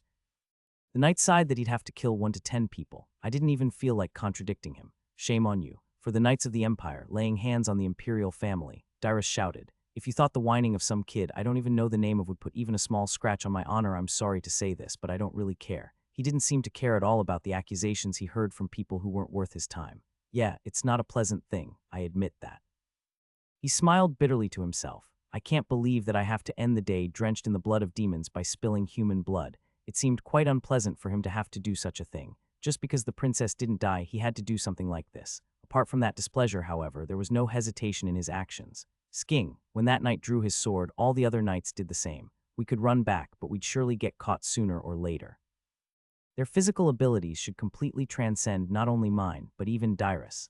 A scroll. Could we break through this situation with any of them? However, while I was leafing through the scroll book to choose a magic spell, they would just run up to me and slice my head off before I could even take a single breath. I was finally able to escape the Demon King's castle, but did I just come back here to die like this? The thought of dying just like a dog in such an absurd situation made me feel feverish. I had to die again less than a day after I first died. The knights began to slowly approach us as my breath tightened. Despite being in a huge corridor, the 3 knights' presence was enough to fill it. Of course, that was just a figure of speech. They weren't really filling the corridor, it just felt that way. The presence of those approaching knights couldn't even be compared to that gigantic gargoyle statue Dyrus and I had been hiding behind just a moment ago. Wait a moment, gargoyle. I stared blankly at the gargoyle statue. Don't these things usually move in places like this? Though that was a terrifying thought. Whoosh, boom, the gargoyle's giant halberd hit the knights approaching us from the front. Explosions, astonishment, death, run, and judgment. Now was not the time to think. The huge gargoyle's merciless surprise completely crushed the knights who were approaching us with raging force. I clearly saw those high-ranking knights were literally shredded to bits even with their armor on. They didn't even get the chance to scream. They may be strong, but this was the Demon King's castle. It was the place that held the strongest forces of the demon world. It wasn't hard to understand that the gargoyle was a powerful monster compared to high-ranking knights who were monsters among humans. I couldn't even feel nauseous. I avoided the bodies before I could even think about it. Thud, boom, thud, we were able to escape while the knights pursuing us were responding to the suddenly activated gargoyle. Why is it suddenly moving? I have no idea. No, I did know. Obviously, all my physical abilities were close to zero, but I did have the ability to dominate demons. Perhaps my thoughts activated the gargoyle, or it sensed the knight's killing intent and acted on its own. Anyway, it clearly moved to protect me. I was born with the power to control demons. However, I couldn't tell him that, so running away was our top priority. No matter how many knights there were, they wouldn't have the ability to withstand the attacks of such a colossal monster. The castle, which was in the middle of getting searched, was thrown into chaos by the sudden explosions. Dyrus and I used that chance to quickly escape the Demon King's castle. There'll definitely be others following us. Yes. The Knights of Duke Celerion were scattered and searched for us. Although there was a skirmish happening, they'd definitely pursue us if they knew we escaped. Dyrus put me on his horse and we rode straight out of the castle. We earned some curious glances as we rushed out, but this wasn't the time to be concerned about that. Do. As soon as we arrived at the garrison, we had to teleport the hell out of here with Charlotte. I almost lost my mind while riding on that horse. It was hard just holding on to it. Shit, they've already caught up to us. Their command system was in such perfect order that the Knights of Duke Celerion caught up to us in no time. Despite there being so many eyes around, they wanted to catch us, even while risking there being rumors. That must have meant that even if they killed me and Dyrus right here, they'd be able to take care of the aftermath themselves. It was impossible for them to kill the princess on the main road, but if it was just us they could do so easily. They'd just make up some reason for that later. Damn it, the horses the knights were riding on were far superior to Dyrus' steed. Even though they rode them while wearing armor, they were still that fast. Despite being so far away from us at first, they were getting closer to us. The rapidly increasing number of pursuers was now over 10. The soldiers driving the loot wagons and the ones taking away the prisoners of war stared at this sudden chase blankly. "Lieutenant, hold my waist tightly and secure me." Yes, Dyrus grabbed my waist and kept me from falling without asking what I was planning on doing. I opened the scroll book hanging from my waist, then I quickly looked for any magic spell that might help us in our current situation. Anything. Isn't there anything that we can use? Haste.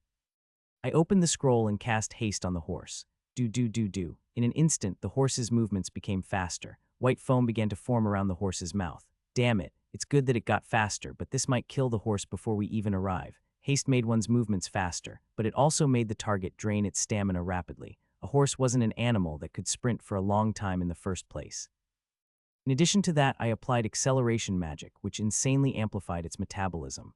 This was like burning away the horse's life. It was going to be like that soon anyway. I'd rather die after 3 minutes instead of 1. What a nut job. Even in this situation, he had time to burst out into laughter as he was just that speechless. Dyrus rode like crazy.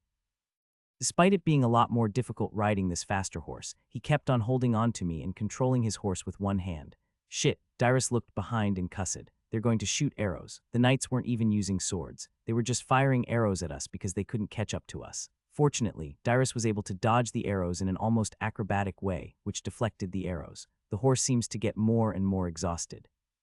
The condition of their horses and our horse was so different. I mean, as I was in a hurry back then, Dyrus made his horse sprint to the Demon King's castle a while ago as well. He made this already exhausted horse sprint, and on top of that I cast haste on it, so it was natural that its stamina soon reached its end. I looked through the scroll book to see if there were any spells that could replenish the horse's stamina, but there wasn't any magic spell like that. There were only auxiliary-type magic spells like illusion, fascination, and delusion inside. Do you think they'd be affected by fascination spells? They won't. Knights are required to undergo anti-magic training. They were all equipped with anti-magic measures. Low-level auxiliary magic won't work on them, is what Dyrus told me flat out. Yeah, I kind of expected that it wouldn't work. It would be a bit ridiculous for melee experts to just die after getting peppered with magic, so they set up some training sessions on how to counter magic. I knew that because I put the subject anti-magic training into the academy's curriculum. Anyway, my setup was pulling my legs right now. Nevertheless, I had to use a scroll. It was a risky gamble. I used illusion. I told you it won't work. I'm not aiming for the knights. I opened the scroll to use its magic spell.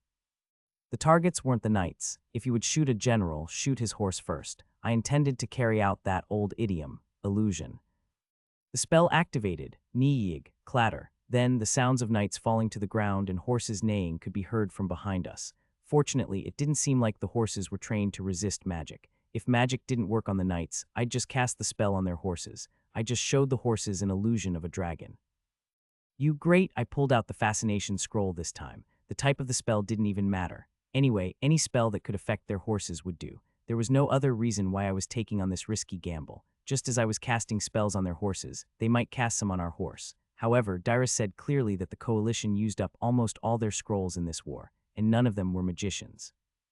I thought that even if they had a scroll book, they wouldn't have any more spells in them, and it turned out to be the truth. The war was over and they couldn't get replacements for the scrolls they used, and they obviously didn't have any more in stock. Most of them probably had attack spells in their scroll books that would have an intuitive immediate effect, and they probably used up all of them. I started this gamble believing that. Niyig, bang, my guess was right. The horses toppled over after being affected by the low-level magic, causing the knights riding on them to come rolling down to the ground.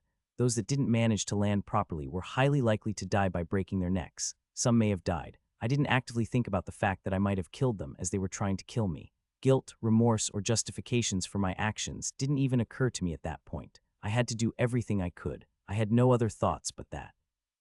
The situation was so urgent that all my judgment seemed to have focused on only this single point. All concerns regarding ethics and values were put off until later, not consciously, but unconsciously. Shit, however, I didn't have any more mental magic I could use to knock them all down. There were two pursuers still chasing after us with rage filling their eyes. The horse we rode was already far over its limits. It was now slower than it was before I placed haste on it. They'll catch up to us. Dyrus shouted in a desperate voice. The horse was exhausted, and there were two knights, who witnessed their comrades fall down, still chasing after us from afar with killing intent so sharp pointed at us that it really felt like I was getting cut. The horse now started to just trudge, while the knights' horses followed us at a frightening speed. Dyrus clenched his teeth and pulled out his sword. However, it didn't seem like he thought he could win. Was this the end? And then I saw a long line of wagons and soldiers watching this chase. And there was also the procession of those demon prisoners that seemed to go on forever. And I saw the eyes of those demons looking at me. From goblins to trolls and unarmed ogres, orcs and countless other unknown types of demons, all these demons were watching this commotion. They were looking at me. Not even a single word was exchanged between us. I didn't say anything to them. They just looked at me without saying a word. They were demons of the demon realm who surrendered after losing their fighting spirit, knowing that their king died. As demons and monsters, they had to pay the price of defeat with their lives. Since no one would pay their ransom, the only thing they could pay with was their lives. They were looking at me, because the demon king was dead, and I was sure to be the last one, seeing how I was betraying them. I didn't know how they were able to recognize me, but I felt like they knew who I was, or were they able to read my feelings just by looking at me in this desperate situation? Or did the power sleeping inside of me, demon domination, activate because of this situation? The process and outcome were unknown to me. However, after giving up everything, they looked at me with eyes that seemed to have found their last hope. Crank, an ogre, broke his shackles that bound him and began charging at the knights rushing towards me. Q-woo-woo-woo. With a roar that seemed to shake the heavens and earth, the demons, who were tied up and quietly let themselves get dragged away before, immediately began to resist. CR, craw, crazy. In the end, the two knights who were following us were attacked by the ogre rushing at them. Once again, everything got chaotic as the prisoners of war began to riot. This was the last resistance of the remaining demons in order to save their last king. They didn't use ropes to tie the demons. It was impossible for others to break them except if they were large monsters like an ogre. Most of the demons were just struggling to make a commotion. Therefore, the prisoners began to be subdued, and that suppression ultimately just turned out to be bloody slaughter. The only thing that changed was that they got killed here by the troops and not on the execution grounds. Because of the disturbance caused by the demons and the suppression of the last pursuers, no one was chasing after us anymore. Dyrus seemed to find this absurd situation hard to accept. What the hell is this? The gargoyle activated to kill some knights just at the right time, and just when we were in a desperate situation, the demons decided to riot and attack the knights. Dyrus knew that this was abnormal. He just couldn't figure out what was going on exactly. However, their main goal of escaping with Charlotte was yet unfulfilled. Dyrus seemed to hold back his doubts. He remained silent until we drew near to the garrison. The atmosphere at the garrison was definitely exhilarating. Is Her Royal Highness really still alive? Yeah, she just came out and shook hands with the soldiers, telling them that she was all right. She just went back to the barracks to get some rest. What a relief, what a relief. That dog-like demon king died and the princess was still alive. How blessed can we be? Hey man, the empress died though, so to call it a blessing is. That's true. I hope that Her Highness will soon get back on her feet. As Charlotte expected, the news that the princess was still alive had already spread throughout the garrison. It seemed like they hadn't gotten the report about the rioting prisoners of war yet. There were more eyes and ears here, but it was too early to feel reassured. The knights of Duke Celerion tried to kill Dyrus and me, despite the presence of all those wagons and convoys. It was just the princess who was difficult to touch. Even if news arrived that Dyrus and I killed their knights, there would be nothing about them trying to kill us, so no one would care. They would have so many reasons ready why they had to immediately execute us. Soon, news of what happened close to the Demon King's castle would reach this place. Before that happened, we had to get out of here. Fortunately, the soldiers' eyes were fixed on the HQ barracks where the princess was said to rest. They seemed to wonder if they'd ever be able to see the princess' face, who was said to be still alive. However, because of that, the barracks were completely encircled. We had no way to sneak in. There was no way around it. Dyrus and I strode straight towards the barracks. The guard looked at me and shook his head before I could even say anything. Her Highness is resting. Go back. I've brought the goods Her Royal Highness asked for. It seemed like nothing would make this guardsman budge. There was an order from the commander-in-chief that she needed absolute rest. Come back later. The moment we'll try to go back, you just try to kill us secretly. Even if that didn't happen, it would be over as soon as the news from the Demon King's castle arrived here. We had to get in there somehow. It's urgent. At those words, the guard's expression hardened. Even if you were rescued together with the Imperial Princess, we can't let someone with an unclear identity like you be by her side. Don't tell me you're having some ideas. You guys are more dangerous to her, though. That guard would certainly rather die than let me in. He was staring at me and pointing the end of his spear at me as if telling me that he'd be forced to use violence if we tried to force our way in. I had no idea what Charlotte's condition was inside, but it seemed like she wasn't able to come out to me, even if she knew that we arrived. They wouldn't know what I was trying to do. However, knowing that I had received some instructions from the princess, they tried to prevent me from meeting her subtly. The problem was that I neither had the strength nor justification to break through their vague actions. Boy, at that moment, Dyrus called out to me, "Lieutenant." He took a deep breath, sighing as if he had no other choice. It's Plan B, sigh, Cuke. As if it was a sign, he drew his sword and stuck it right in the neck of the guard, before his opponent could do anything. You crazy. The other guards just spat out swear words, completely in shock that their comrade was suddenly stabbed like this. Go. While Dyrus cut one attacking guard after the other, I just stopped thinking and ran into the barracks. As I broke through several layers of tents, I could see Charlotte, who quietly sat in her seat inside, and countless other people standing around her, not touching her, but they seemed to monitor her. Charlotte looked at me, opening her eyes so wide her eyelids seemed to be about to rip apart. An old man wearing a white priest's robe shouted in a brusque tone, "I believe I made it clear that you were not to let anyone in. There was no time for conversations." Flash. Cuke, what's going on? He's using magic. Flash. In an instant, a flash of light exploded inside the tent. While everyone was blinded by the light, I unblocked my eyes and grabbed Charlotte's hand, who was also affected by the sudden flash. Charlotte was equally perplexed as the others. Charlotte told me to get Sir Francis and not to break in here and shoot out a flare. Mass teleport.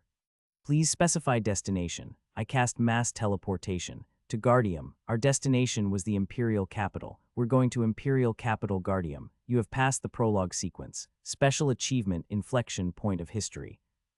A key figure, Charlotte de Gardias, who should not have appeared in the original storyline, has survived. The future has changed dramatically. Acquired 1,000 achievement points. I was finally done with that hellish prologue.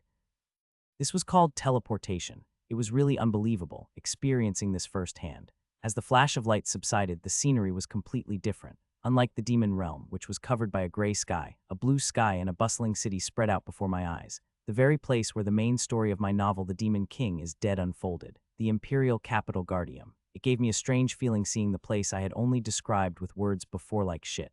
Where are we?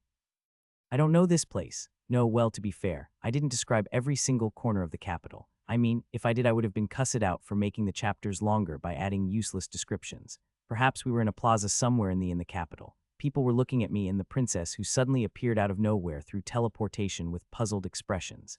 Teleportation was a super high-level spell, so it was definitely not commonly seen. So in the end, I arrived in the capital Guardium, a city I wrote about but had no clue about. Wow, what happened? This is the capital. And next to me, Princess Charlotte de Gardias, who had teleported with me, held a puzzled expression on her face as well. I was supposed to bring her an escort, but I ended up kidnapping her using teleportation magic, so it was natural that she was surprised. Sir Francis has already been killed. So I went back into the Demon King's castle to find some teleportation scrolls. I thought that the imperial capital would be the safest place for the princess. After hearing my explanation, the princess widened her eyes. She was shocked to hear that Sir Francis had already been killed and seemed surprised that I was able to come up with an alternative method so quickly and saved her from a situation like that. Yeah, it's not like a normal 17-year-old would have that wit. But even considering my original age, this was hard to come by. I almost died again a few times.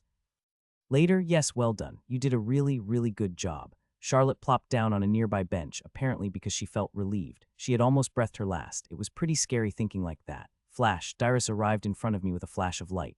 Gasp, gasp. Dyrus, who seemed to have been escaping from a rather desperate situation, arrived in front of us while breathing heavily. You're safe, Lieutenant. Yeah, a little later and they would have blown away an arm or a leg. Dyrus took a deep breath and fell straight to his knees. Not before me, but before Charlotte. Lieutenant Dyrus, commander of the 3rd Platoon, 11th Company, 4th Cavalry Regiment, 1st Imperial Corps. I give my sincerest greetings, Your Imperial Highness the First Princess. Charlotte didn't seem to understand what was going on. We had 2 teleportation scrolls. Plan A was rather simple. Just approach the princess and use the mass teleport scroll if the guards let us through the entrance. Plan B was for Dyrus to open up a path for me and take the aggro off of me. Dyrus would escape with a single-person teleport scroll, while I brought away the princess using the mass teleportation scroll. Dyrus had confirmed that we got away and escaped himself.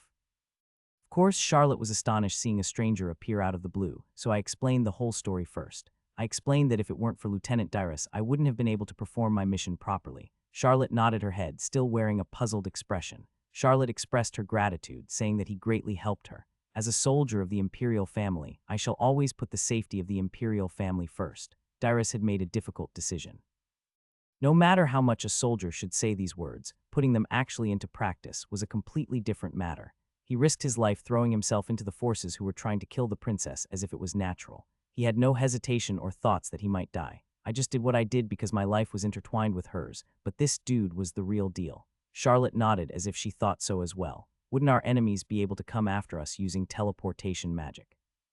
That was our most pressing concern now. There definitely were wizards among our enemies, and I pretty much shouted out that we were teleporting to Guardium. They obviously knew where we were. Dyrus' expression hardened at my words. We must move quickly. No, we don't have to. Charlotte, however, was calm. There should be no wizards among the coalition forces who could successfully teleport from the demon realm to Guardium. We have moved an unbelievably far distance. This was originally impossible. Obviously, there were no warp gates near the Demon King's castle either, so no one would be able to pursue us. Informing us that the demon's scrolls had unbelievably great performances, Charlotte denied the possibility of pursuers coming after us using teleportation. However, they can report this matter using communication magic. Well, it will take a while, so that should be enough for us to reach the Imperial Palace. Communication magic wasn't instantaneous. There would be delays. To be exact, the distance between these 2 locations was so great that there would be just as great a delay until the magic spell reached the right person. First, he heard that the princess was alive, so he gave orders to kill her. This time it had to be reported that the princess had already teleported to Guardium.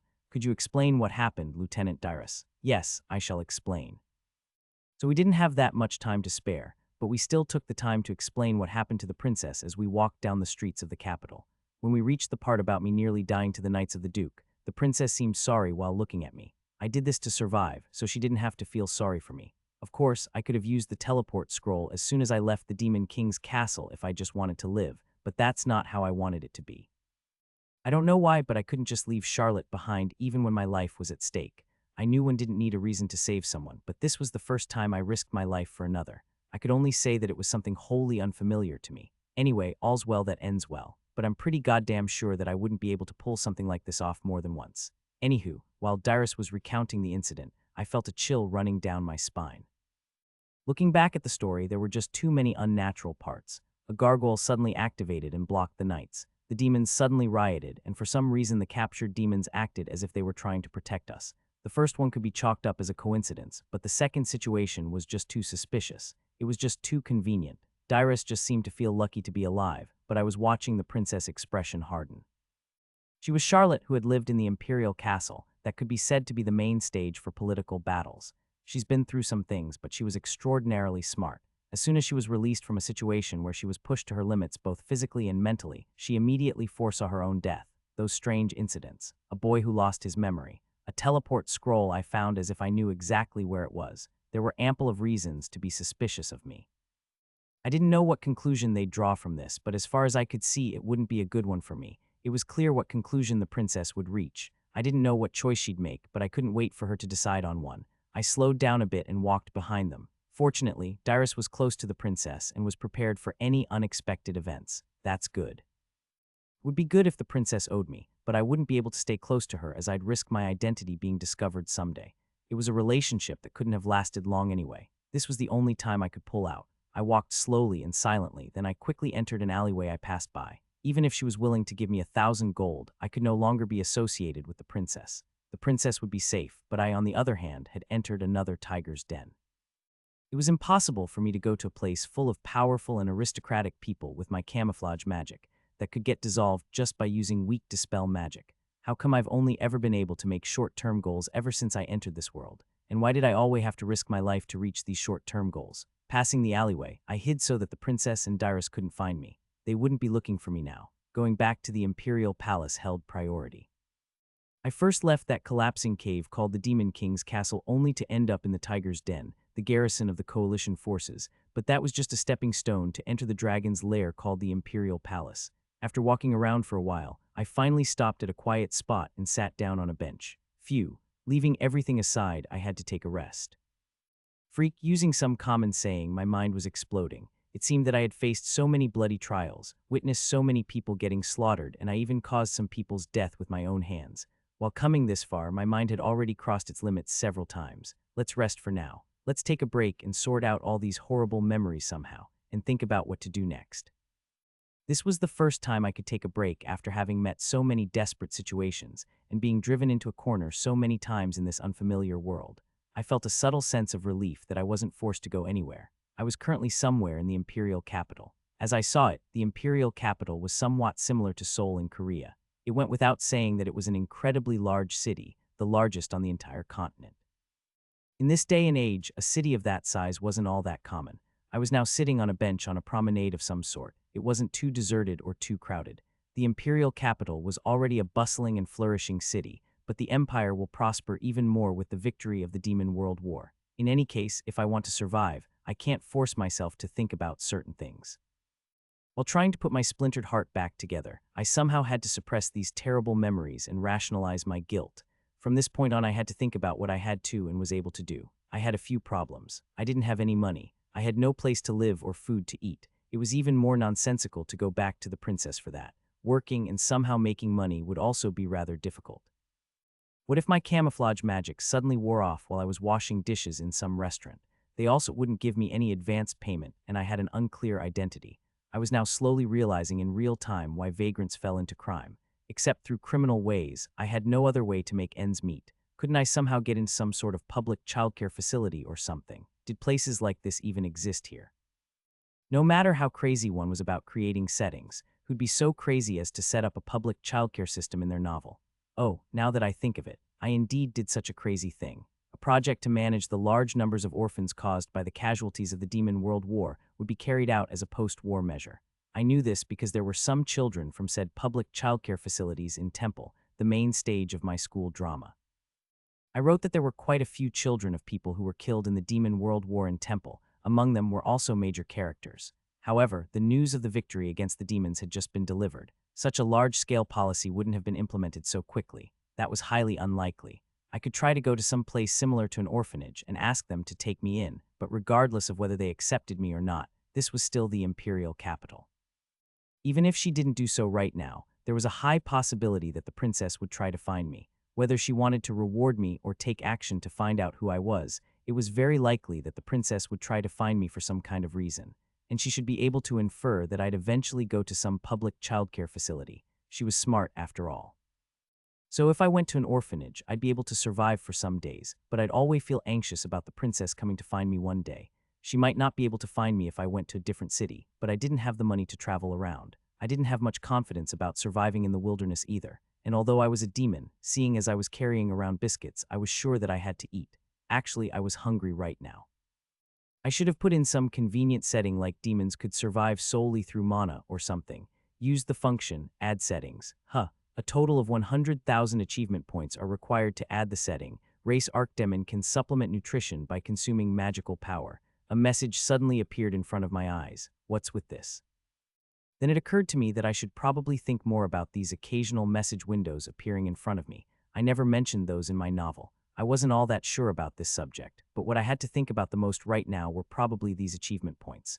So the way I understood it was that the novel I wrote now suddenly had a game system implanted in it, making it some strange chimera. Who the hell would read this shit? Even though I prayed so much on every holiday for some kind of cheat, this just wasn't right. Anyway, I might have been given some type of cheat skill. Even if this turned into some dog shit novel, if I could live a comfortable life, I'd prefer that over anything else. I kind of understood now why the isekai genre got so popular. I'd have been living comfortably if I had just written more novels of that genre. No, I wouldn't have necessarily been reincarnated as the main character, so I might have ended up in an even more unfortunate situation. Maybe as just a normal high schooler or something. Moreover, I would have to watch some nerdy high school kid, who is also heir to his family's secret art of swordsmanship, holding a Japanese sword, talking up a big game, wouldn't I? If I had to follow that kind of brain-dead main character, I might die of high blood pressure again. Anyway. I really hope I can become some godsend cheater in this dog shit I wrote. Hoping that I was the owner of such a cheat, I tried to look through the system. Just by thinking about it, a message appeared before my eyes. Congratulations, you have been granted the power to interfere with the world of The Demon King is Dead, your undisputed masterpiece, which was rated as neither this nor that and a typographical crime by the Office of Atonement, Judgment, and Evaluation. Why are you insulting me all of a sudden? I've been calling this novel dog shit all this time, but hearing those things from someone else made me feel kind of depressed. You will have to go through events from time to time. There are various types from minor to major events. Most of the rewards will be in the form of achievement points. I couldn't find anything as convenient as a settings window. I didn't need something like volume control, but couldn't you at least give me some kind of interface? Didn't seem like there was anything like that. You can change the main story by preventing things that should happen or making things happen that shouldn't. In case you do such things, you might get more achievement points than for normal events. Additionally, you can also earn some through challenges. If you succeed in overcoming a challenge, you will get achievement points. What did they mean with challenges? Challenges are challenges. If you would like to take on a challenge, please check the list of currently available challenges. The entries are updated periodically. Some challenges may not appear again. When I checked the challenge list, I immediately understood what they were. Slap the Emperor across the face, full swing, only 10,000 points. Get imprisoned in the Guardium, prison, 1,200 points. Escape from the prison after getting imprisoned, 2,000 points. Pickpocket a night without getting caught, 100 points. Buy an over 1067 M2 house with money earned from begging, 1,000 points. Somehow, I felt like there were no normal options on the list. Slap the Emperor, you want me to exchange my life for achievement points. I think it's impossible for me to get an audience with the Emperor in the first place, you know. What's with this feature that made one feel like crap by just looking at it? So what else was there? I need to know these things first. As a reward for clearing the prologue, the privilege of using achievement points has been given. Achievement points are used for revising functions such as changing certain settings of this world, forcibly granting you certain talents, making events happen that shouldn't or prevent events from happening that should. Furthermore, the function preview can be used limitedly to check the changes your actions have caused. However, interfering with big events or main characters is impossible or requires a fairly large amount of achievement points. Be careful not to cause a setting collapse. If you're not able to recognize the collapse of the setting and try to add new settings or try to revise the event, you will be penalized. If your memory is bad enough to cause a setting collapse in your own novel, I recommend you to add the setting. A cure for Alzheimer's exists in this world. It didn't seem that serious in the beginning, but are you trying to pick a fight with me? Am I imagining things? Keep in mind, you cannot remove settings that have been added or already exist.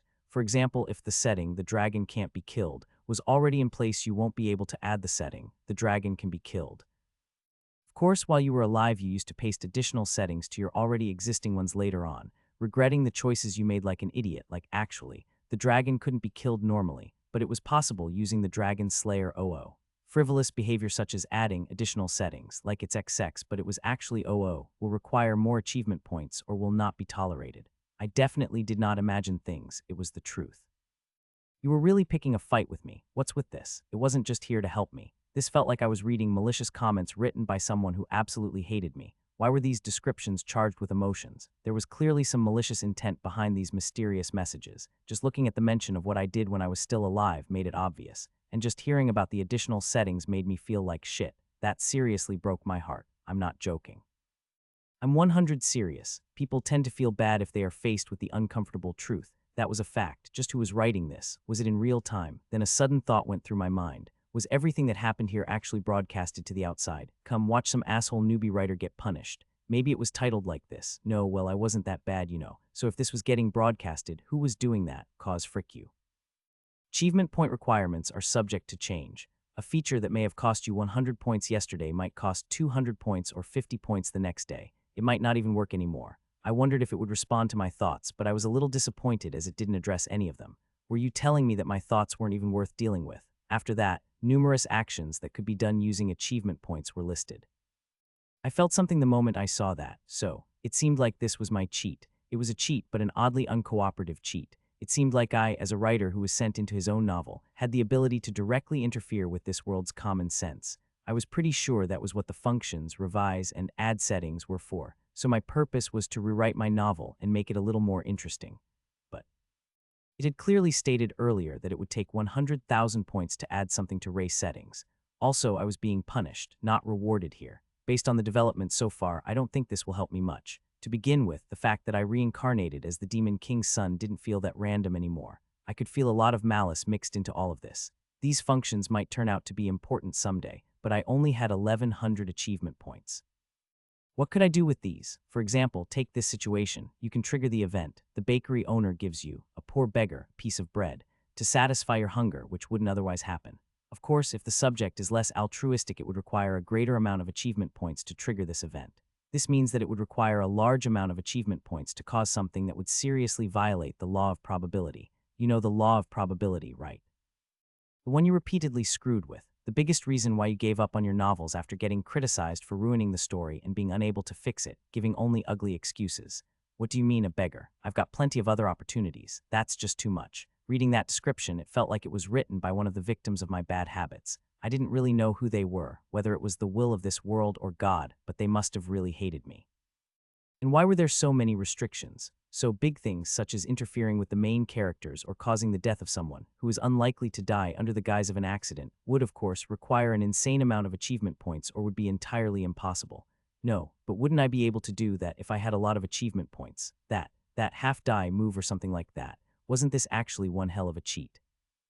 Achievement points could eventually be used to revise and add settings on a larger scale. In the end, it was a matter of scope and scale, and it not deviating from those two frameworks. For example, one could understand this as being able to rewrite a novel. However, I wondered if I could break through my current situation with just 1,100 achievement points.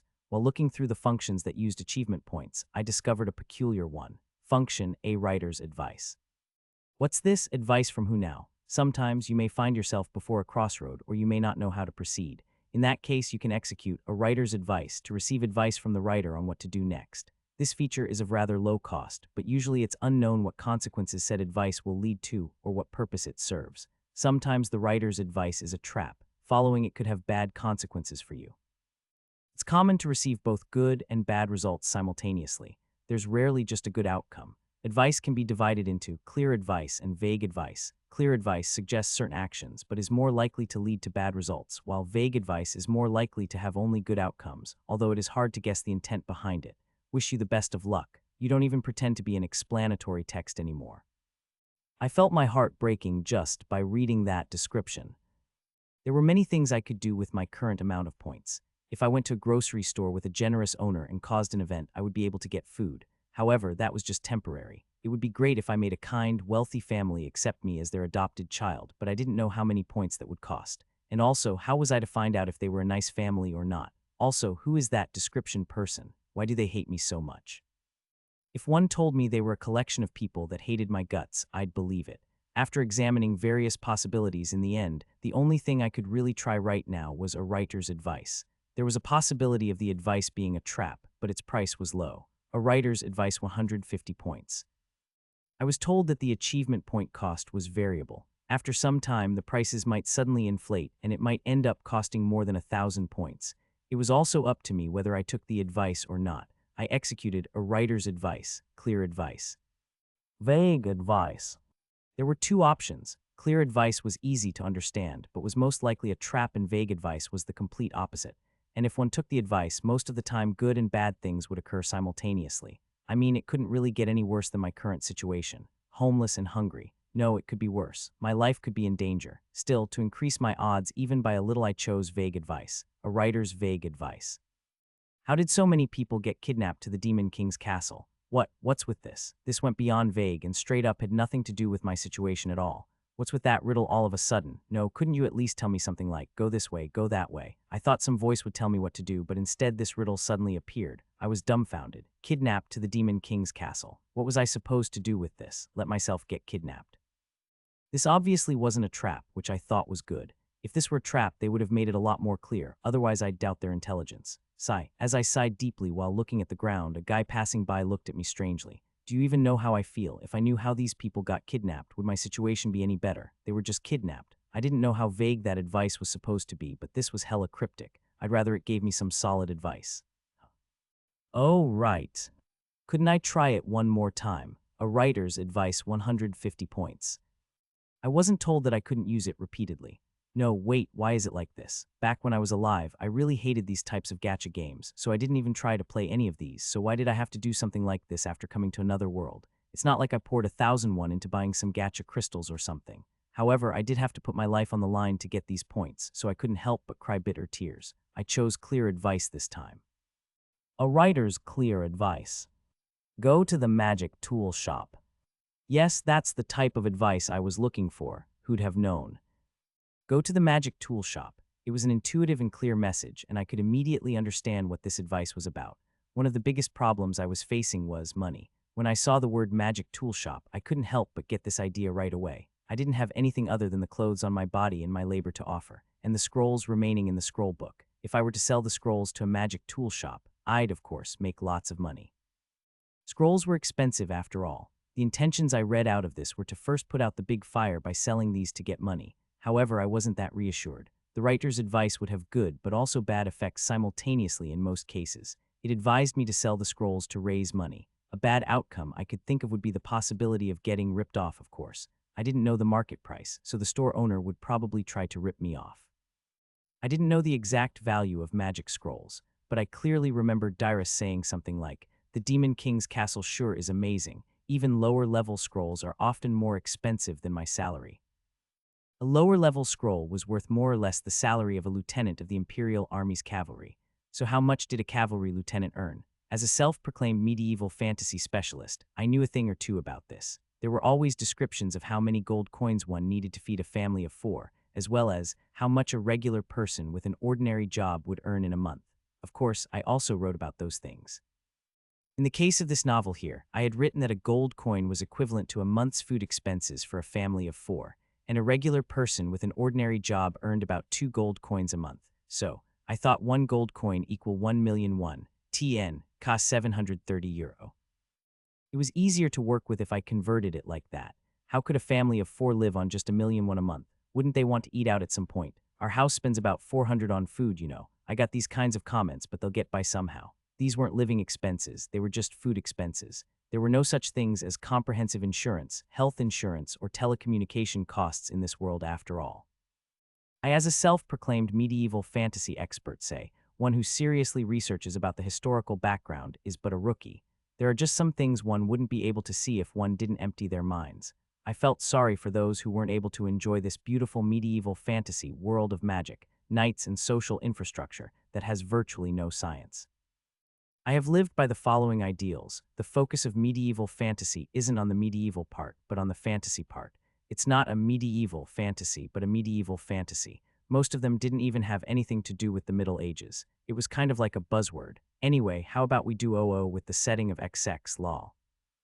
Genre medieval fantasy was created by such shallow thoughts. However, what unfolded in front of our eyes is a fantastical world that had nothing to do with the Middle Ages. This was fantastical in a different sense. Let's sell the scrolls and live on to see another day.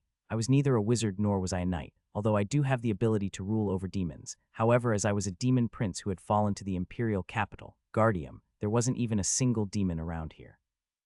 Excuse me, could you give me some directions? Directions. I tried to ask a passerby, who felt some silent embarrassment for the way I spoke for the most important thing right now. Oh, are you lost? No, well, a little. The ones who mainly used magic tool shops were adventurers and wizards. Of course, this wasn't an adventure novel, so while there were people who were adventurers, that didn't really describe what they did. They did have a job, but I've never really thought about that. Come to think of it, how did adventurers make a living in this world? Did they get by with quests from the Adventurers Guild and monster subjugations? Was there even something like an Adventurers Guild?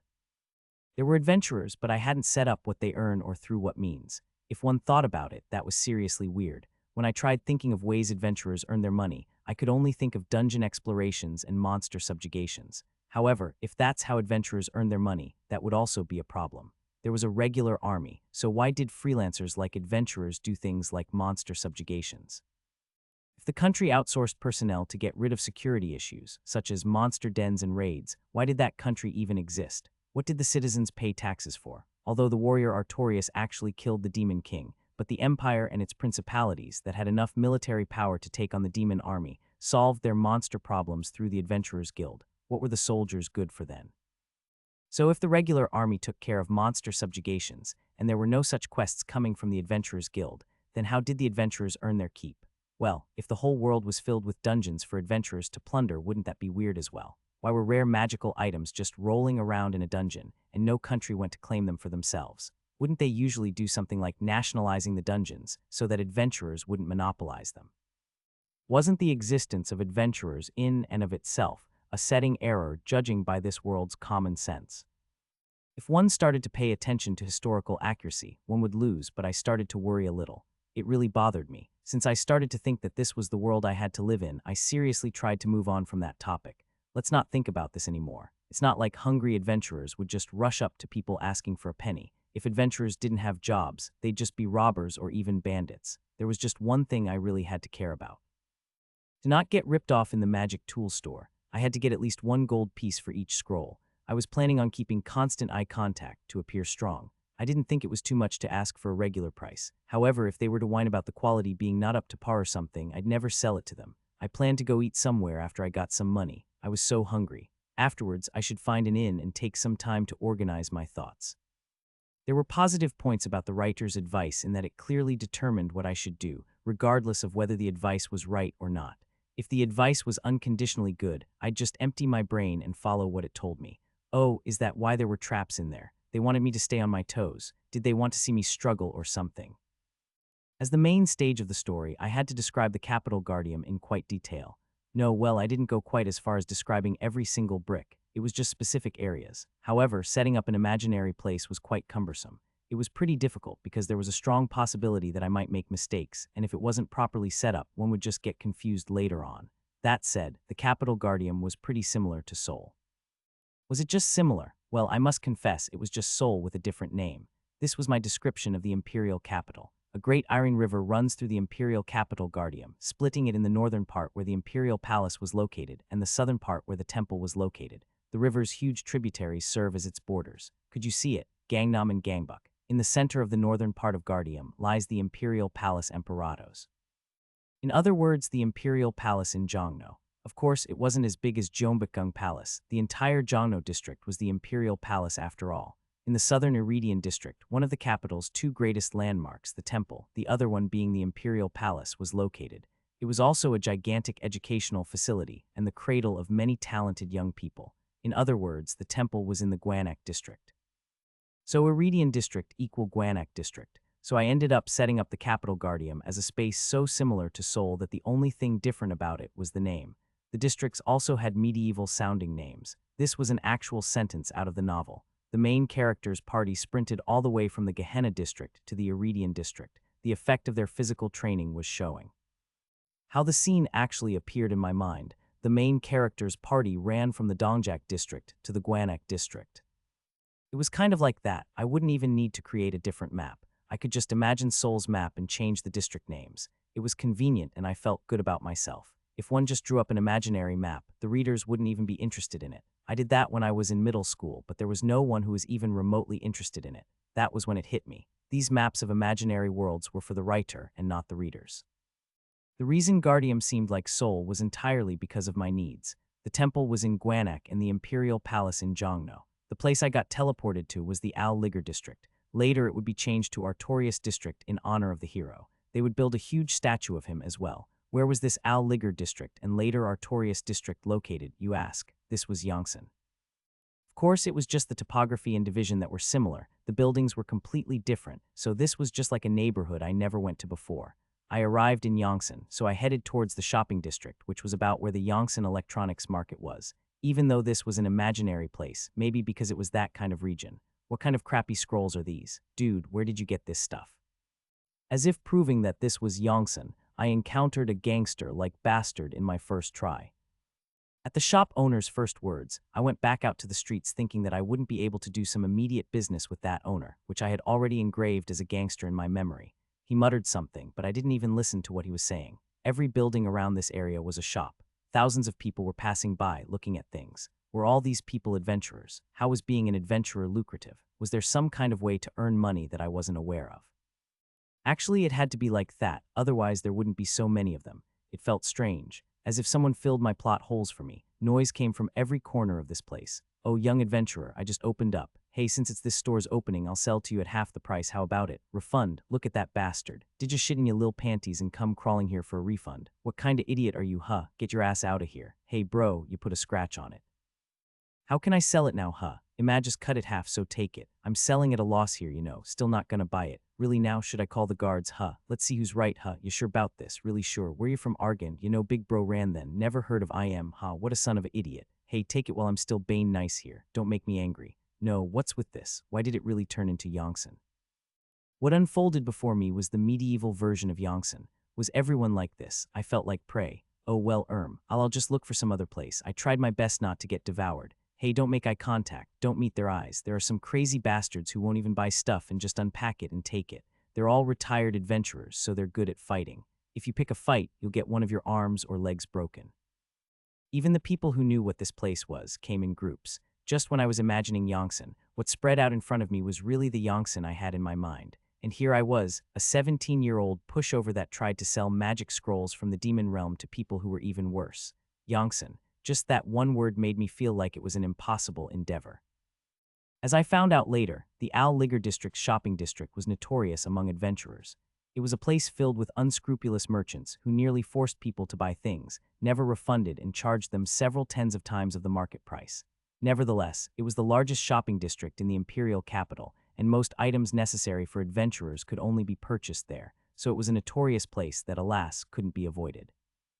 Well, it was the same as the old Yongsan electronics market, just a fantasy version of it. It was a place novice adventurers were more scared of than dungeons, a place where it was common for people who wanted to start out as adventurers to give up on these thoughts. The victims were mostly just teenaged novice adventurers who came here with their saved-up pocket money. Was it PTSD? I felt my whole body shaking. That bastard who sold me MP3s. Are you doing well, I wonder? You have to live a good life. If you just continue to live such a bad life, wouldn't that be sad, huh? Wouldn't it? Let's calm down. Among these many gangsters, I had to find a proper magic tool shop to sell these scrolls to. No, well, at first that felt easy enough, but it seemed like the difficulty just rose absurdly high suddenly. Somehow it felt impossible to do, just by knowing the fact that this was Yongsan. There were many shops such as weapon shops, armor shops, tool shops, etc. However, I was looking for a magic tool shop. A magic tool shop was basically a place where a lot of money changed their owners pretty quickly, different from these other shops. What do you want? Don't touch anything and get out. I couldn't even enter most of the shops because the owners were afraid I might touch a scroll and activate it. I also didn't look like an adventurer. The first store owner was actually rather kind as he let me in. Even though there were some who strangely let me come in, their reactions weren't that good. The merchant looked at the scroll that I said I was going to sell and frowned. What's this? Were you gonna sell these for money? Look at that brat. Don't make a fuss and get out. Well, I can give you 2 bronze coins for these. What? Did all the gangsters collude or something? How could they slap me in the face like this? I wasn't sure about 2 gold coins, but you wouldn't even give me one. Didn't that guy have at least that much conscience left in him? I didn't say anything, grabbed my scrolls and left. They were just a bunch of crooks not worth talking to. However, the response from the next shop was also poor. Haha, what's this? It's my first time seeing someone trying to scam me like this. Ah, what bad luck. Get out of here, bastard. There were some who kicked me out as soon as they saw the scrolls. After getting turned down like this 3 times in a row, I realized that something was odd. What did they mean, scam? The next store treated me the same. I got sent off 2 consecutive times with the words, "What's with this nonsense? What the hell do you think of people doing business here, huh? Do you think we wouldn't be able to tell the difference? Don't just doodle these weird things and actually learn how to draw." It was a rather friendly reply, but I still got turned down. They looked at me as if I was some madman trying some weird scam by selling fake scrolls. This bizarre situation was going on instead of the good and bad outcomes I was expecting. Everything that the writer's advice hinted at went wrong. Were they thinking that the scrolls I took out weren't the real deal just because I looked young? Did they think these were fakes that just looked kind of similar? I had to show them that they actually worked, but if I activated a scroll, I'd just waste it. I couldn't blow my capital like that. If I showed them and then asked for money afterwards, I'm pretty sure they wouldn't give it to me. The next place I went to was more out of the way. Ho-oh. The shop owner glanced at the scroll and his eyes lit up. I thought he was someone who could finally recognize these scrolls' true value without being prejudiced. To be honest, I was exhausted, so I just wanted to finally sell them even if he ripped me off badly. The man suddenly fumbled through his drawers and pulled out a scroll. Hey, you shouldn't draw this. Try doing these, and these. He did recognize the value. If you can draw the same thing, I'll give you 5 silver coins each. How about it? The only problem was that he saw value in me and not in the scrolls. It seemed like that guy was misunderstanding something greatly, trying to make me mass-produce fake scrolls to sell. I was almost flabbergasted by this devilish idea that transcended dimensions. The owner kept on raising the remuneration even though I didn't do anything, and in the end, he offered me 1 gold coin per sheet. I had never seen such a vicious bastard before. Oh, come on, fine, let's go 50-50, okay, but you'll have to rake in lots of money for me, got that? So young and already so ferocious, huh? It was tempting, but I wasn't the one who drew these, so I really couldn't do it. However, I did feel in awe, seeing the eyes of that man coveting talent that I didn't have. He was such a crook that I almost genuinely wanted to punish him. No, well, scrolls were supposed to be used in emergencies. If the scroll turned out to be fake, that person trying to use it would most likely die, right? You were playing with people's lives here, you know. He was the top bastard among these petty thugs. I ended up sighing and nodded my head. Sure, can I bring you the finished products tomorrow? Just looking at these complex shapes, it was probably impossible for me to replicate them here. Oh, yes, can you bring it in tomorrow? I might have to stay up all night.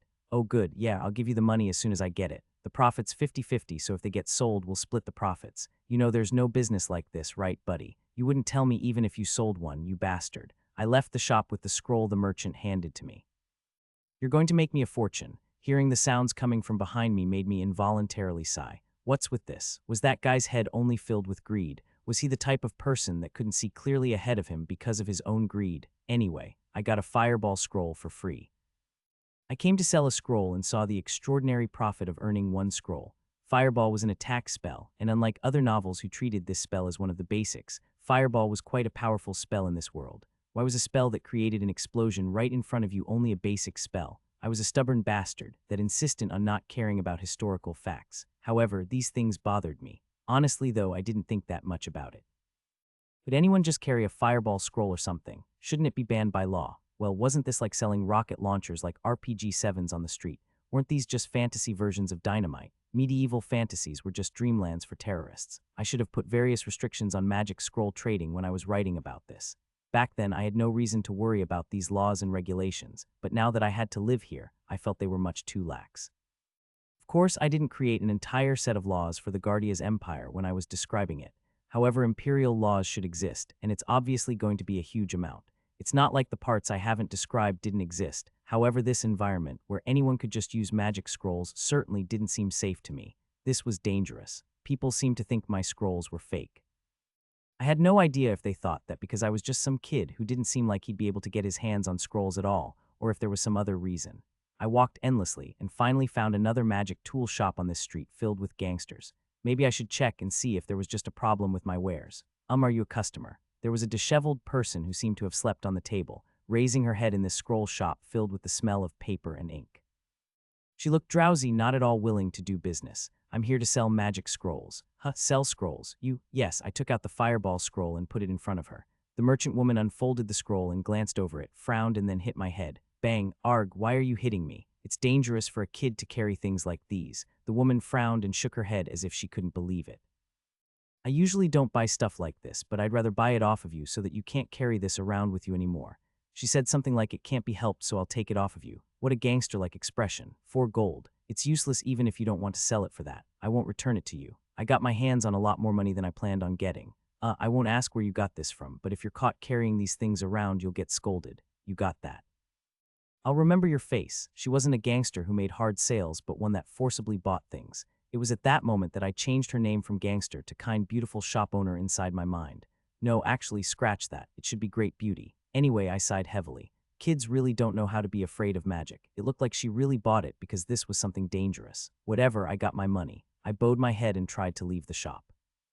I had to buy some things with these. I had to be careful not to let it get stolen or to get ripped off. I also had a lot on my mind. Wait, the owner called out to me. You come here. With a very languid expression on her face, she told me to come to her. Then she came out from behind the counter and approached me. Why are you wearing a scroll book? Take them all out. It felt like I got caught red-handed. I there. It seemed like she'd take it all away if I had any more dangerous magic scrolls.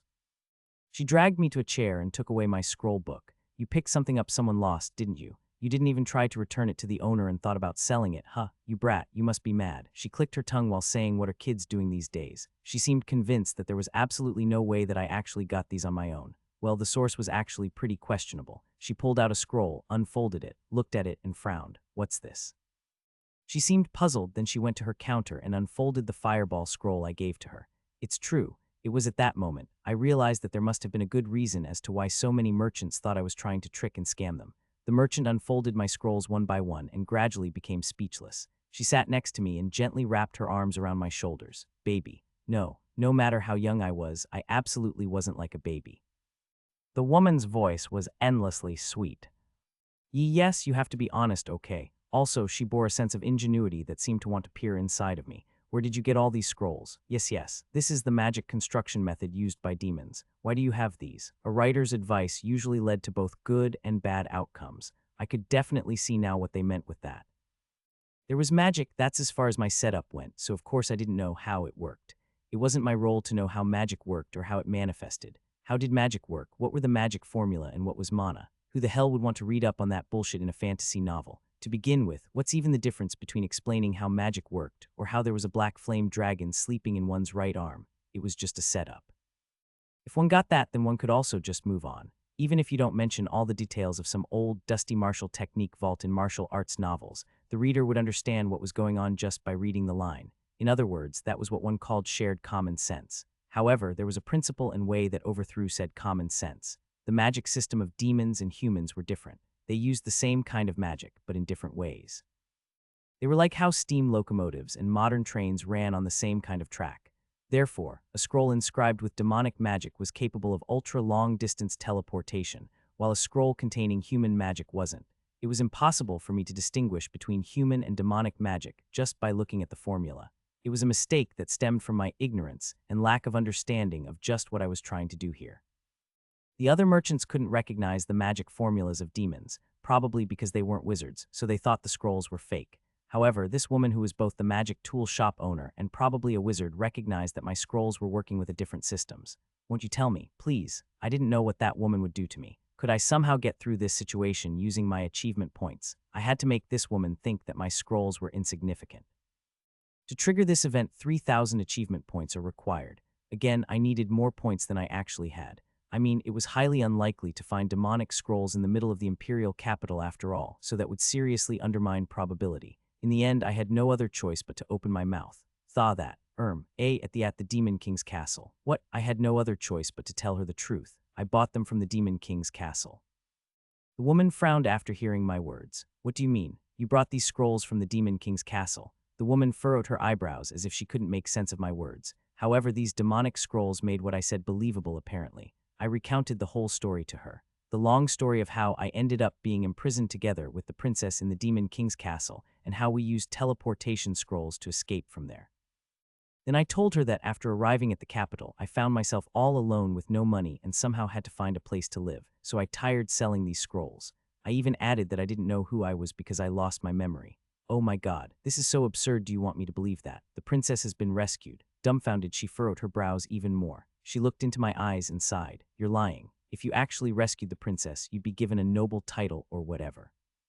Why are you alone, huh? That was natural. The price for saving the princess' life was beyond imagination, to the extent that it would seem absurd to just reject it and wander around alone. The only logical explanation would be that I didn't save her, of course. However, I was a master of additional settings, that is, finding excuses. These settings were actually like that, so as to avoid a setting error, I just rearranged some words. That's what it meant to be a specialist in making excuses.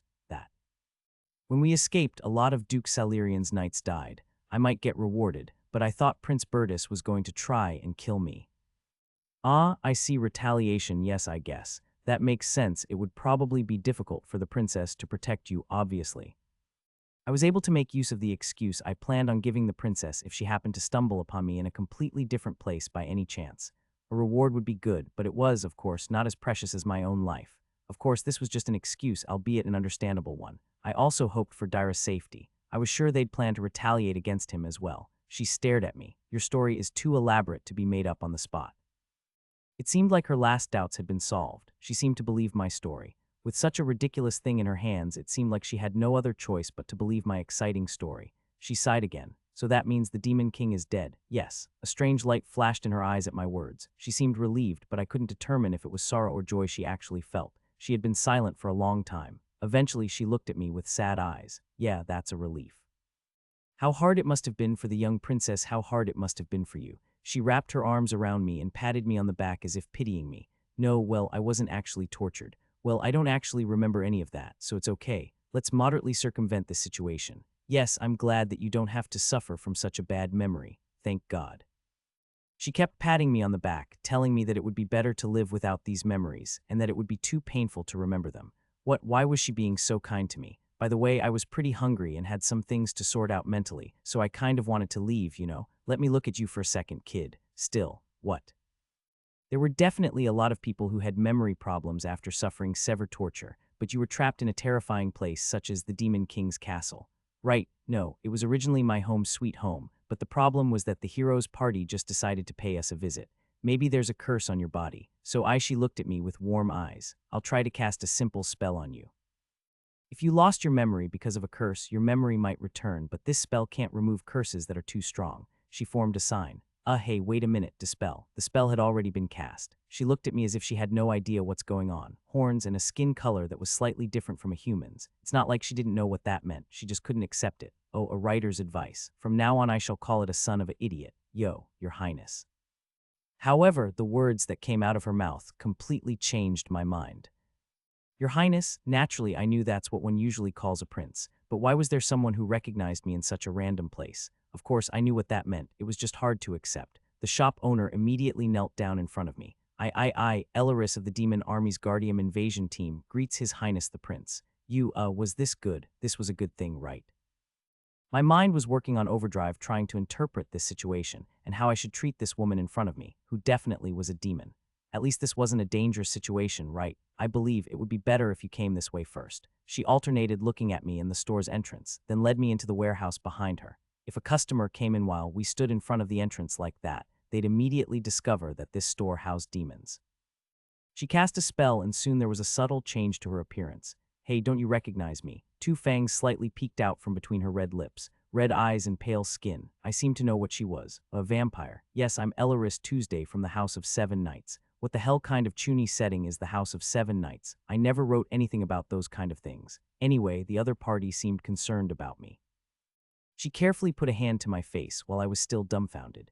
Wait, don't tell me, have you really lost your memory? I guess I don't remember much, except for the fact that I was the prince of the demon realm. I had no other choice but to be honest, as I thought it would be 100 times better to just be honest than fake having memories I don't have. There was a strange light in her eyes again. I had no idea what kinds of emotions she felt. To leave the castle and come all the way here all on your own in such a situation. She held my hand carefully, looking like she was about to cry. However, when I thought that this situation came to be because of the writer's advice, it would probably be more fitting to thank the devil. It was a ridiculous coincidence for Elaris. However, to me it was an inevitability. Go to the magic tool shop. Elaris might have recognized the demonic scroll because she was a wizard, but it was highly likely that she did because she was a demon herself. So, going to the magic tool shop to sell scrolls was just a disguise.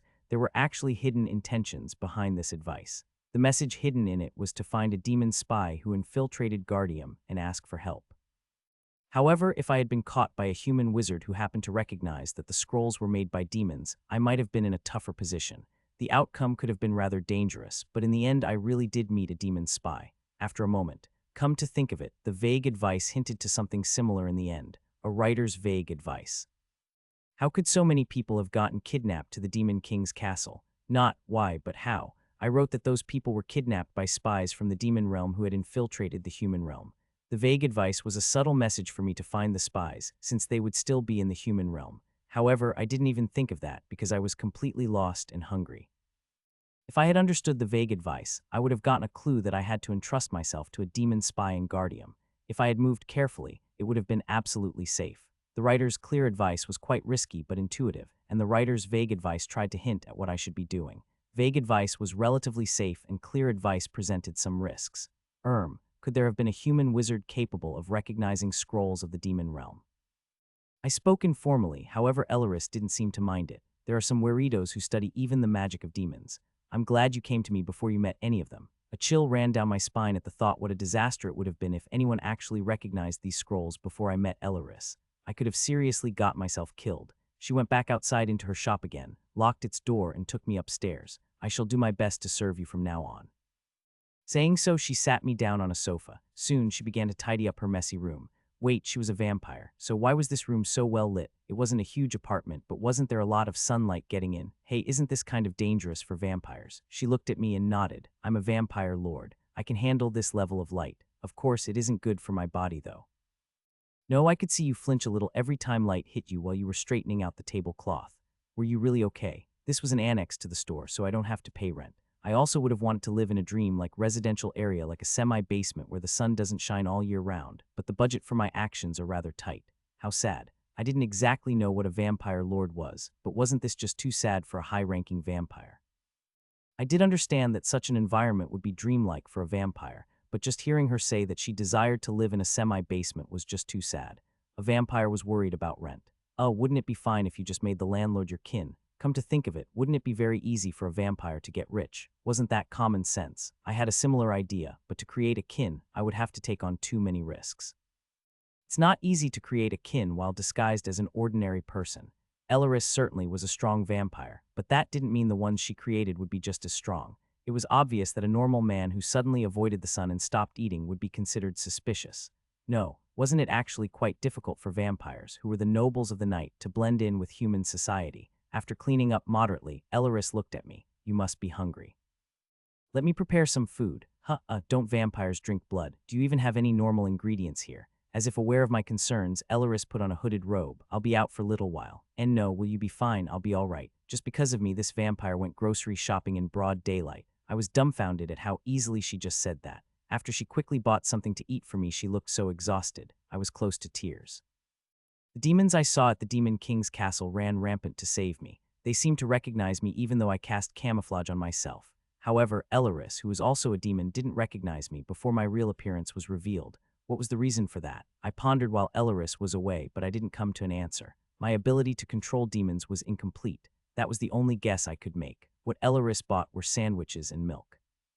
She apologized to me for not having much to offer. I don't have that much leeway. I'm sorry, Your Highness. As I ate gratefully, I tilted my head at the sudden thought I had. Didn't you just buy a fireball scroll for 4 gold? Oh, that was. She told me that it was too dangerous for a kid like me to walk around carrying something like that, and just threw a huge chunk of money at me. I just thought it would be dangerous for a child to carry something like this. I'm sorry, Your Highness. For a spy, she was pretty sympathetic and compassionate. Was it fine to be so good-natured as a vampire? Was that how you spent all your money? I took out the 4 gold coins I had stored and put them on the table. I don't think I could spend so much anyway, so I'll return it to you. Anyway, I got a guardian who happened to be a high-ranking vampire now, so having all that money would seem pretty meaningless. She was watching me eat with a sad expression on her face. What's good is good. Because of her good-natured personality, I gained a vampire protector. She could help me out in emergencies, and that awkward mood still lingered. There were some unknown emotions swiping over Elleris' face when I told her that the Demon King was dead. It clearly wasn't anger at the loss of her master. It felt like relief. Although I continued to eat casually, I didn't stop thinking. Elleris seemed happy that the Demon King died, and about the fact that the Demon World War ended in the humans' victory. So was this vampire a pacifist or something while still being a spy? Or maybe she was influenced by the humans because she lived in Guardium for too long. Either way, this vampire was the kind of person who couldn't even overlook a young boy like me carrying around a fireball scroll, even though she didn't even know who I was. And the emotions she showed while I was talking about the princess also felt like genuine sympathy and compassion. She said that she must have gone through so much hardship while still being so young. This vampire hated war and felt joyous about its end. I still didn't know if she was happy about the war's end or the humans' victory, though. She's taking care of me for now, but her loyalty towards the Demon King had disappeared a long time ago. So what was the surviving demon prince to those who hate war? Wouldn't he just be like the embers of a new war? Then it was obvious what her best choice would be if she wanted to avoid another war. I see. Beneath the hem of her robe, Elleris' fingertips were trembling violently. Maybe she just felt weak because of her exposure to the sun, but maybe she actually just made up her mind on something, but was too afraid to go through with it. Fear of having to completely end the demon world, her hometown, with her own hands. Disgust towards herself, who was trying to kill the young and helpless me to prevent any more war from happening. I wonder if she was really thinking like that, or if this was just my imagination. Your Highness. Yes, have you really lost your memories, all of them? When Elleris asked me this with a trembling voice, I was almost certain of what she was trying to do. Yeah, I don't remember anything but who I was. I don't even know why this happened, and I believe I definitely wasn't cursed or possessed. Well, whatever, not that searching for my memories would change anything. I didn't know if these words would reassure her or not. I've only gone through it for one day, but war sure is crazy. At these words, an indescribable joy flashed across Elleris' face. No, you are the master of the demon realm and the hope of all demons. You must have a strong heart and rebuild the demon realm and raise it up again. She was trying really hard to say things she didn't mean or stood behind. The demon realm has already fallen. I neither intend to be the king of a country that doesn't exist. Let's drive it home. Nor should you act like the subject of a country that doesn't exist. At these words, tears fell from the vampire's eyes. She proved her innocence by crying. There was a time when novels like that dominated my childhood, but vampires were able to cry in this world, huh? After saying that she was sorry for her behavior, Elleris went down to the first floor and didn't come up for a while. It didn't seem like what I said had any negative impact on her. That night I lay in bed. Elleris said she'd watch over me, so she sat down on a chair by my bed, looking out the window from where some moonlight was pouring in. It was said that vampires were the nobles of the night. She was really pretty. I was looking at Elleris, who shone palely in the moonlight. Your Highness, don't call me that.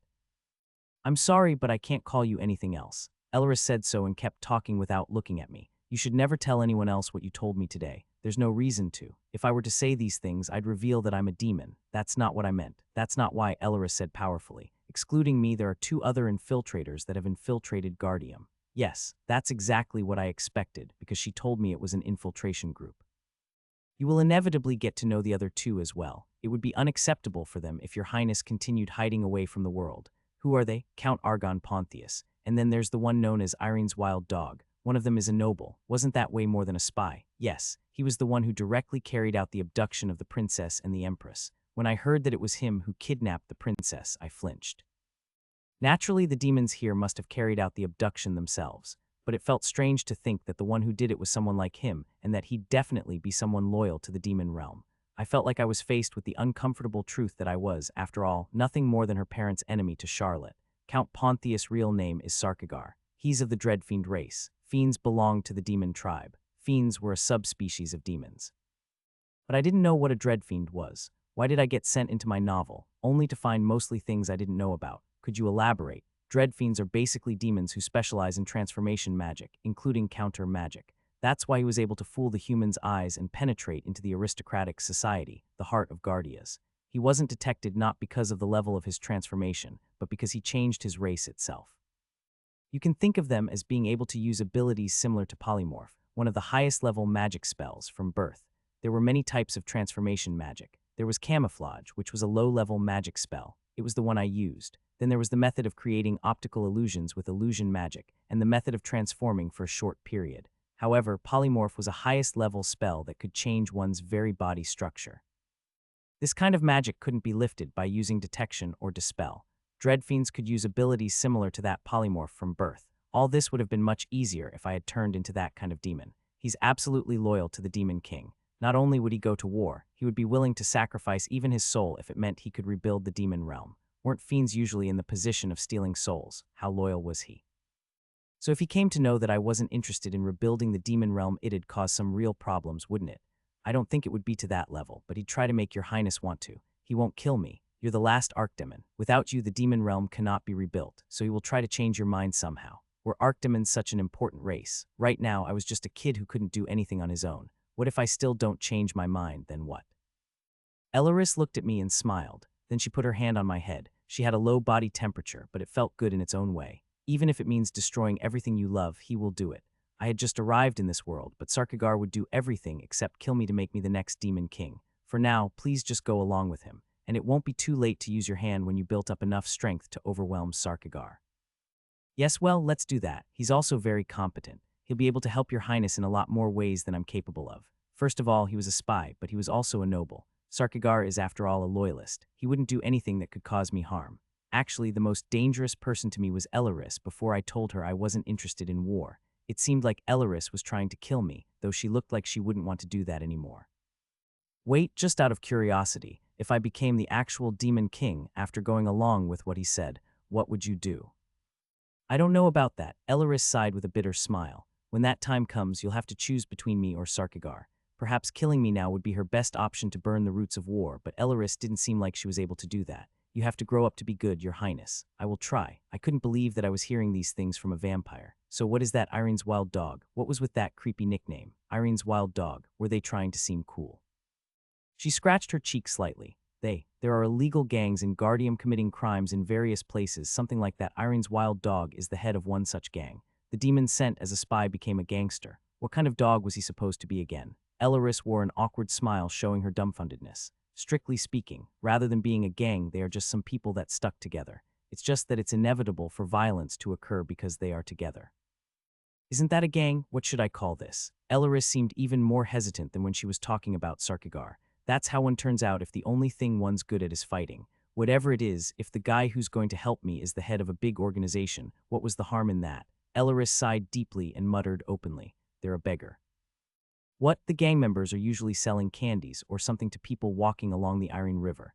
In fact, that's how they also earned our funds for our activity. Isn't this soliciting? So the guy who was sent to Garnium by the demons became the head of an organization. And that's also what they earned their activity funds. What kind of spy was that guy? Was this the medieval version of the beggar's sect? Ah, Irene's wild dog. It wasn't just a chuny name, but literally described them. They were the abandoned dogs found at the Han River. So they were selling gum to people taking a walk by the Han River, or rather the Irene River. I had never seen a nickname so accurate before. Elaris' lips were trembling, seeming like she also found this quite ridiculous just thinking about it. They're a lycanthrope. If my memory serves me right, isn't that the one who paradoxically turned into a wolf monster? Yes, that's right. To be honest, not even Elaris, who is a high-ranking vampire, didn't seem to be in the right condition to be a spy. Although she's able to walk under the sun, I could definitely see that she was having a hard time. But even so, Elaris was able to withstand sunlight. A lycanthrope who would lose their mind and become a monster as soon as the full moon hung in the sky should act as a spy in the middle of Guardium. How come they hadn't been caught so far? Sarkigar was the only one who was cut out to be a spy. Isn't that a bit disadvantageous for a spy? Yes, however, we only had few resources.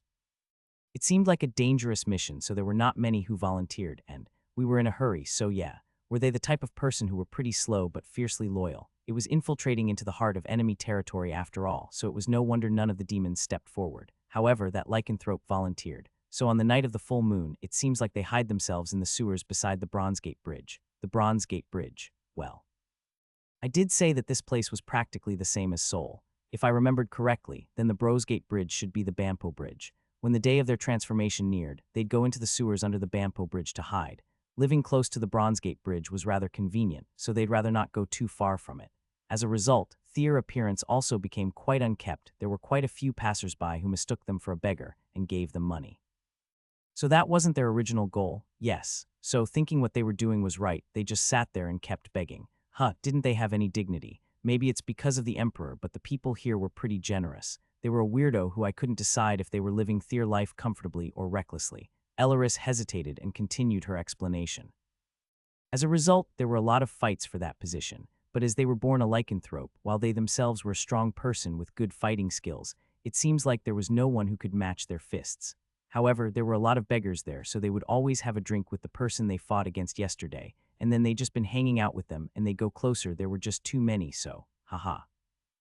They were begging near Bampo Bridge and got into a fight over the position, defeated that guy, and the next day the guy who got beaten up came over with a bottle of soju, saying something like, "Oh yeah, yesterday was my bad, right?" And with this scenario repeating, they made a lot of friends while drinking a glass or two. A rather big friend group. It grew to such proportions that it couldn't be maintained properly, so it turned into an organization. I don't really know them, but they seem to be like quite the person. Yes, we also receive a lot of help from them. Elaris, who seemed to have no business skills at all, and Sarkigar, who was sure to need a lot of money while living an aristocratic life. Neither of them seemed like they'd be able to survive without the help of Irene's wild dog. But Irene's wild dog, that's quite the fitting name. They could actually transform into one.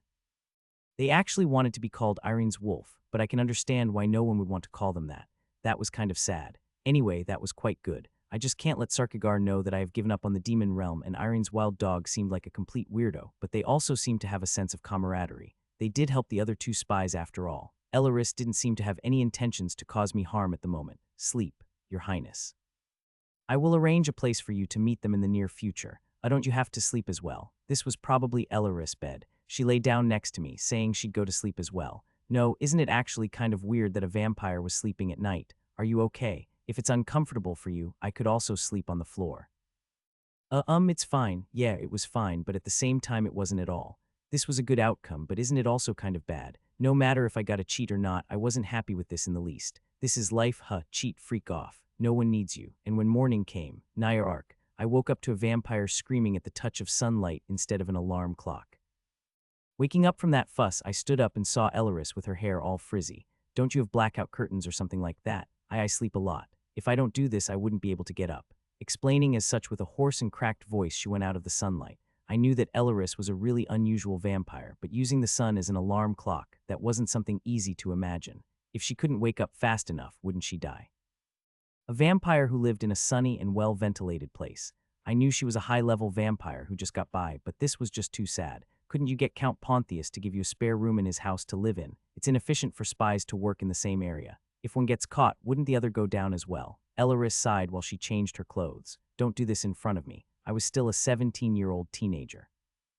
No, but have you never felt that it was quite unfair that one of you gets to live as an aristocrat? Well, I don't really like places with a lot of eyes on me. Rather, I think Sarkigar is living a much harder life. If one thought of it like that. Sarkigar probably didn't have a single moment in which he could relax, right? While Elaris only had one enemy in this place, the sun. But if you feel uncomfortable living like this, I think you'd be better off staying in Sarkigar's mansion.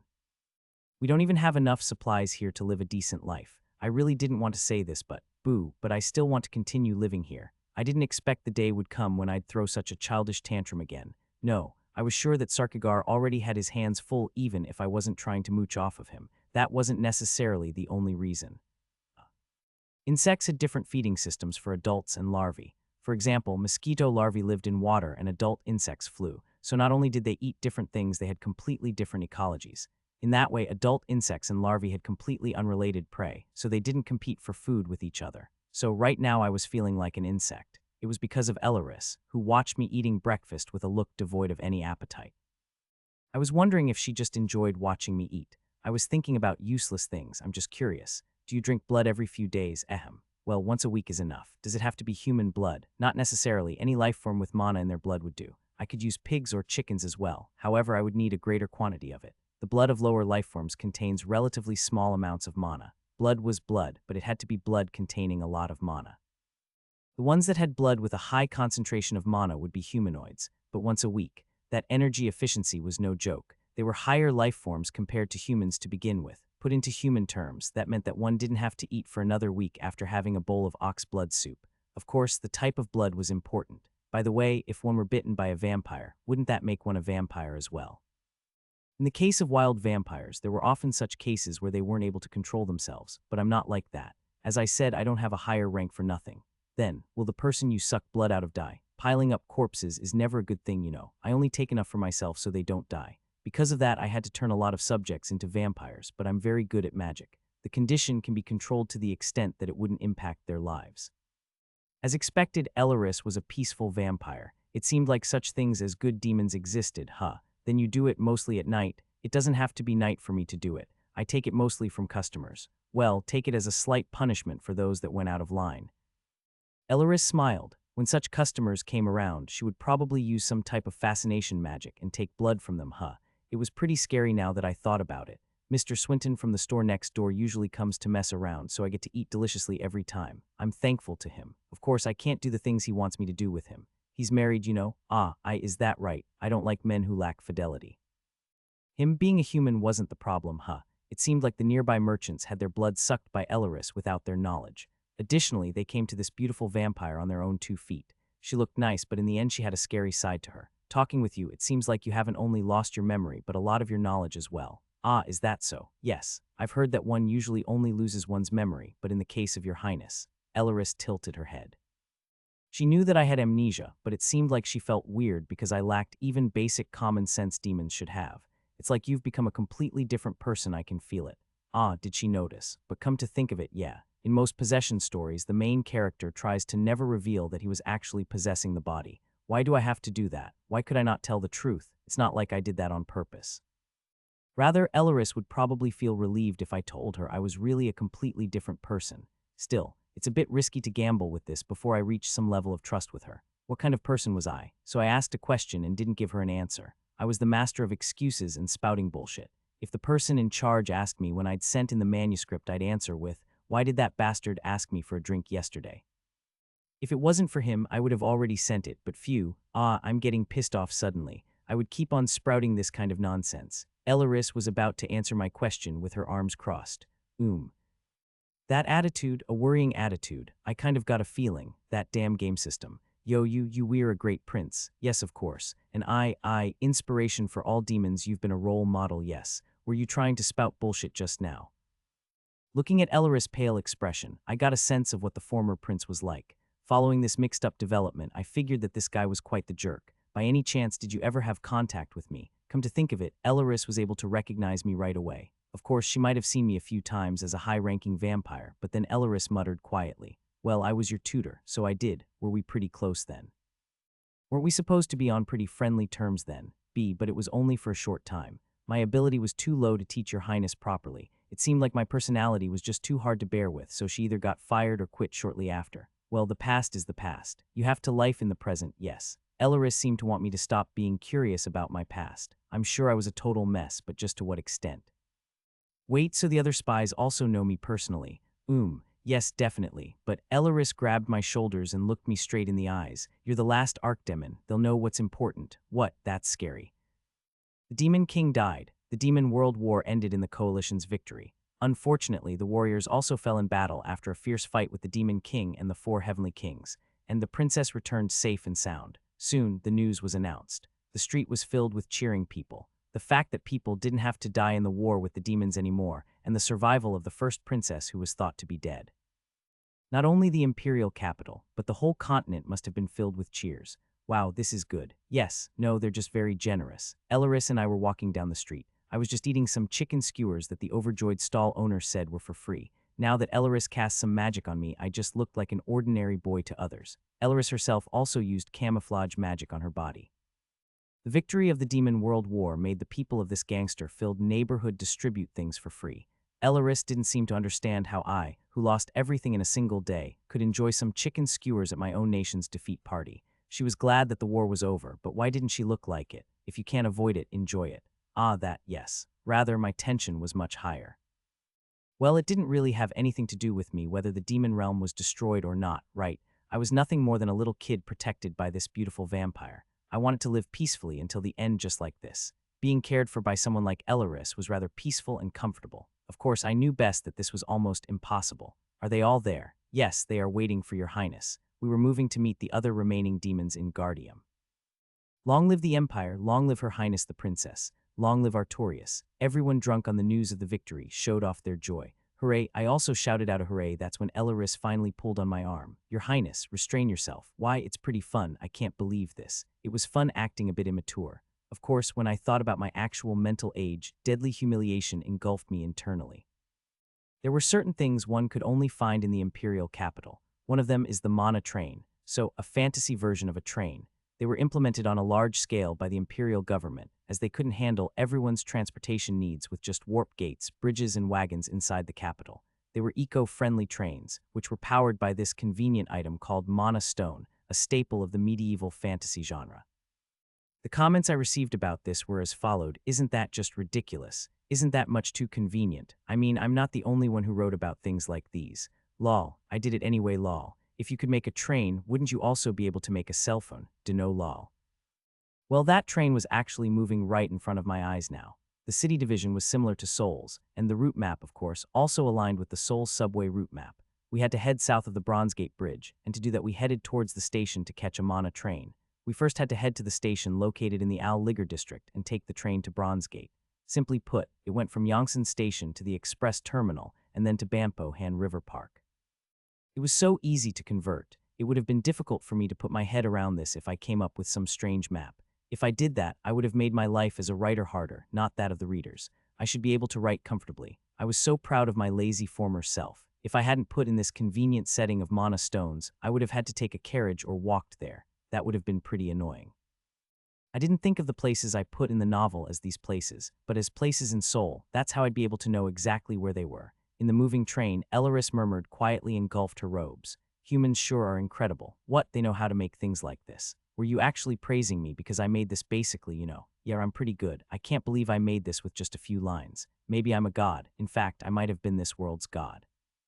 A stupid one that died of high blood pressure after reading some malicious comments. How great would it have been if we created things like these with our excellent magical power instead of powerful destruction magic and war weapons? Elaris murmured in a self-deprecating voice. Certainly, demons seem to be superior to humans in terms of magic. However, the demons only used magic for destruction rather than for their daily lives. Therefore, even with their awesome power, the demon realm looked rather dull, not prosperous at all. There wasn't really a city around the Demon King's castle. It was just a huge fortress that stood alone. However, there were a lot of people living in this human capital. She might have seen many magical tools that helped them in their everyday lives and magic being used in ways that were beneficial to humans. Did Elaris constantly comparing the barren demon realm with this place while living here?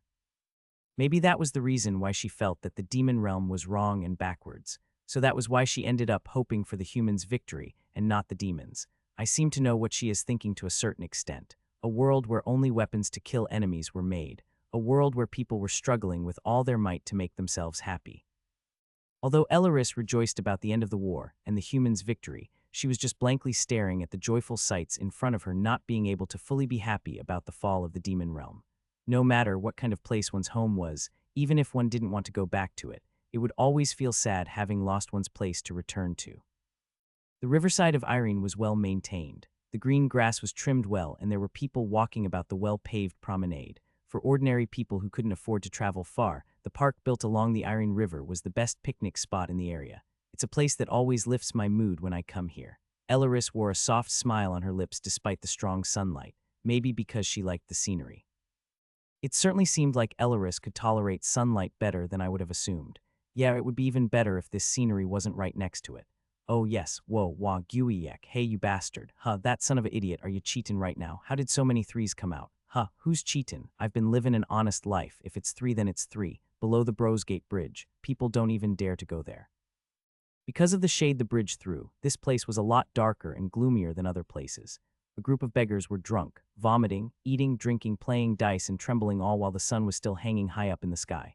Some beggars approached some passers-by as if they got close enough to sell them candy. So the cockroaches infesting this peaceful landscape are our allies and main source of income. Yes, that's right. Why were you feeling ashamed when it's these guys who should? I didn't even want to get close to them. Hey, young lady, buy some candy for me. Then a beggar popped out from nowhere and crept towards us, shoving candy in our faces with his dirty hands. It looked like we were also their targets. Elaris sighed and accepted the candy. She didn't really want to say no. 5 bronze coins. 1 gold coin was 1,000,001 and 1 silver coin was 10,001. A bronze coin was roughly 101. That was how I roughly converted them. So 501 for candy of that size wasn't cheap. But was candy even that common in this world? Weren't you able to obtain carbohydrates anywhere in modern society? However, there was a beggar selling candy. Anyway, let's just leave it at that. I'll lose if I continue thinking about that. Elaris seemed to be contemplating if she should give me that candy she bought for 5 bronze coins, maybe thinking I wouldn't eat it. It's too dirty for your highness to eat. After agonizing about it, Elaris shook her head. I'm not so picky about these things. I wasn't particularly craving candy, but I wasn't such a fussy eater. However, Elaris looked at me slightly surprised, as if she didn't expect me to say something like that. No, that jerk attribute of that former prince was quite something. Was that jerk born to be criticized or something? Will I end up receiving praise like, even though you're breathing, why aren't you causing any trouble today? To begin with, the restraint placed on my being reborn as this jerk actually had some merit. If I were reincarnated into some rising star of the century with tremendous abilities, that would be a huge advantage. But if one didn't work hard even for a single day, they will be questioned, saying things like one changed in a bad way. A bastard that gets complimented just by breathing versus a genius that gets scolded just by breathing. The former was overwhelmingly good. Being reincarnated into a person who had already been perceived as negative throughout the world would be great for pretending to be weak. If I were the former prince, would I have felt offended just by being approached by a beggar? Then would you like to eat it? Sure. I peeled the wrapper off of the candy I got from Elaris and put it in my mouth. It just tasted sweet with no flavor. Did I like sweets? I remember you did. I don't like sweets, though.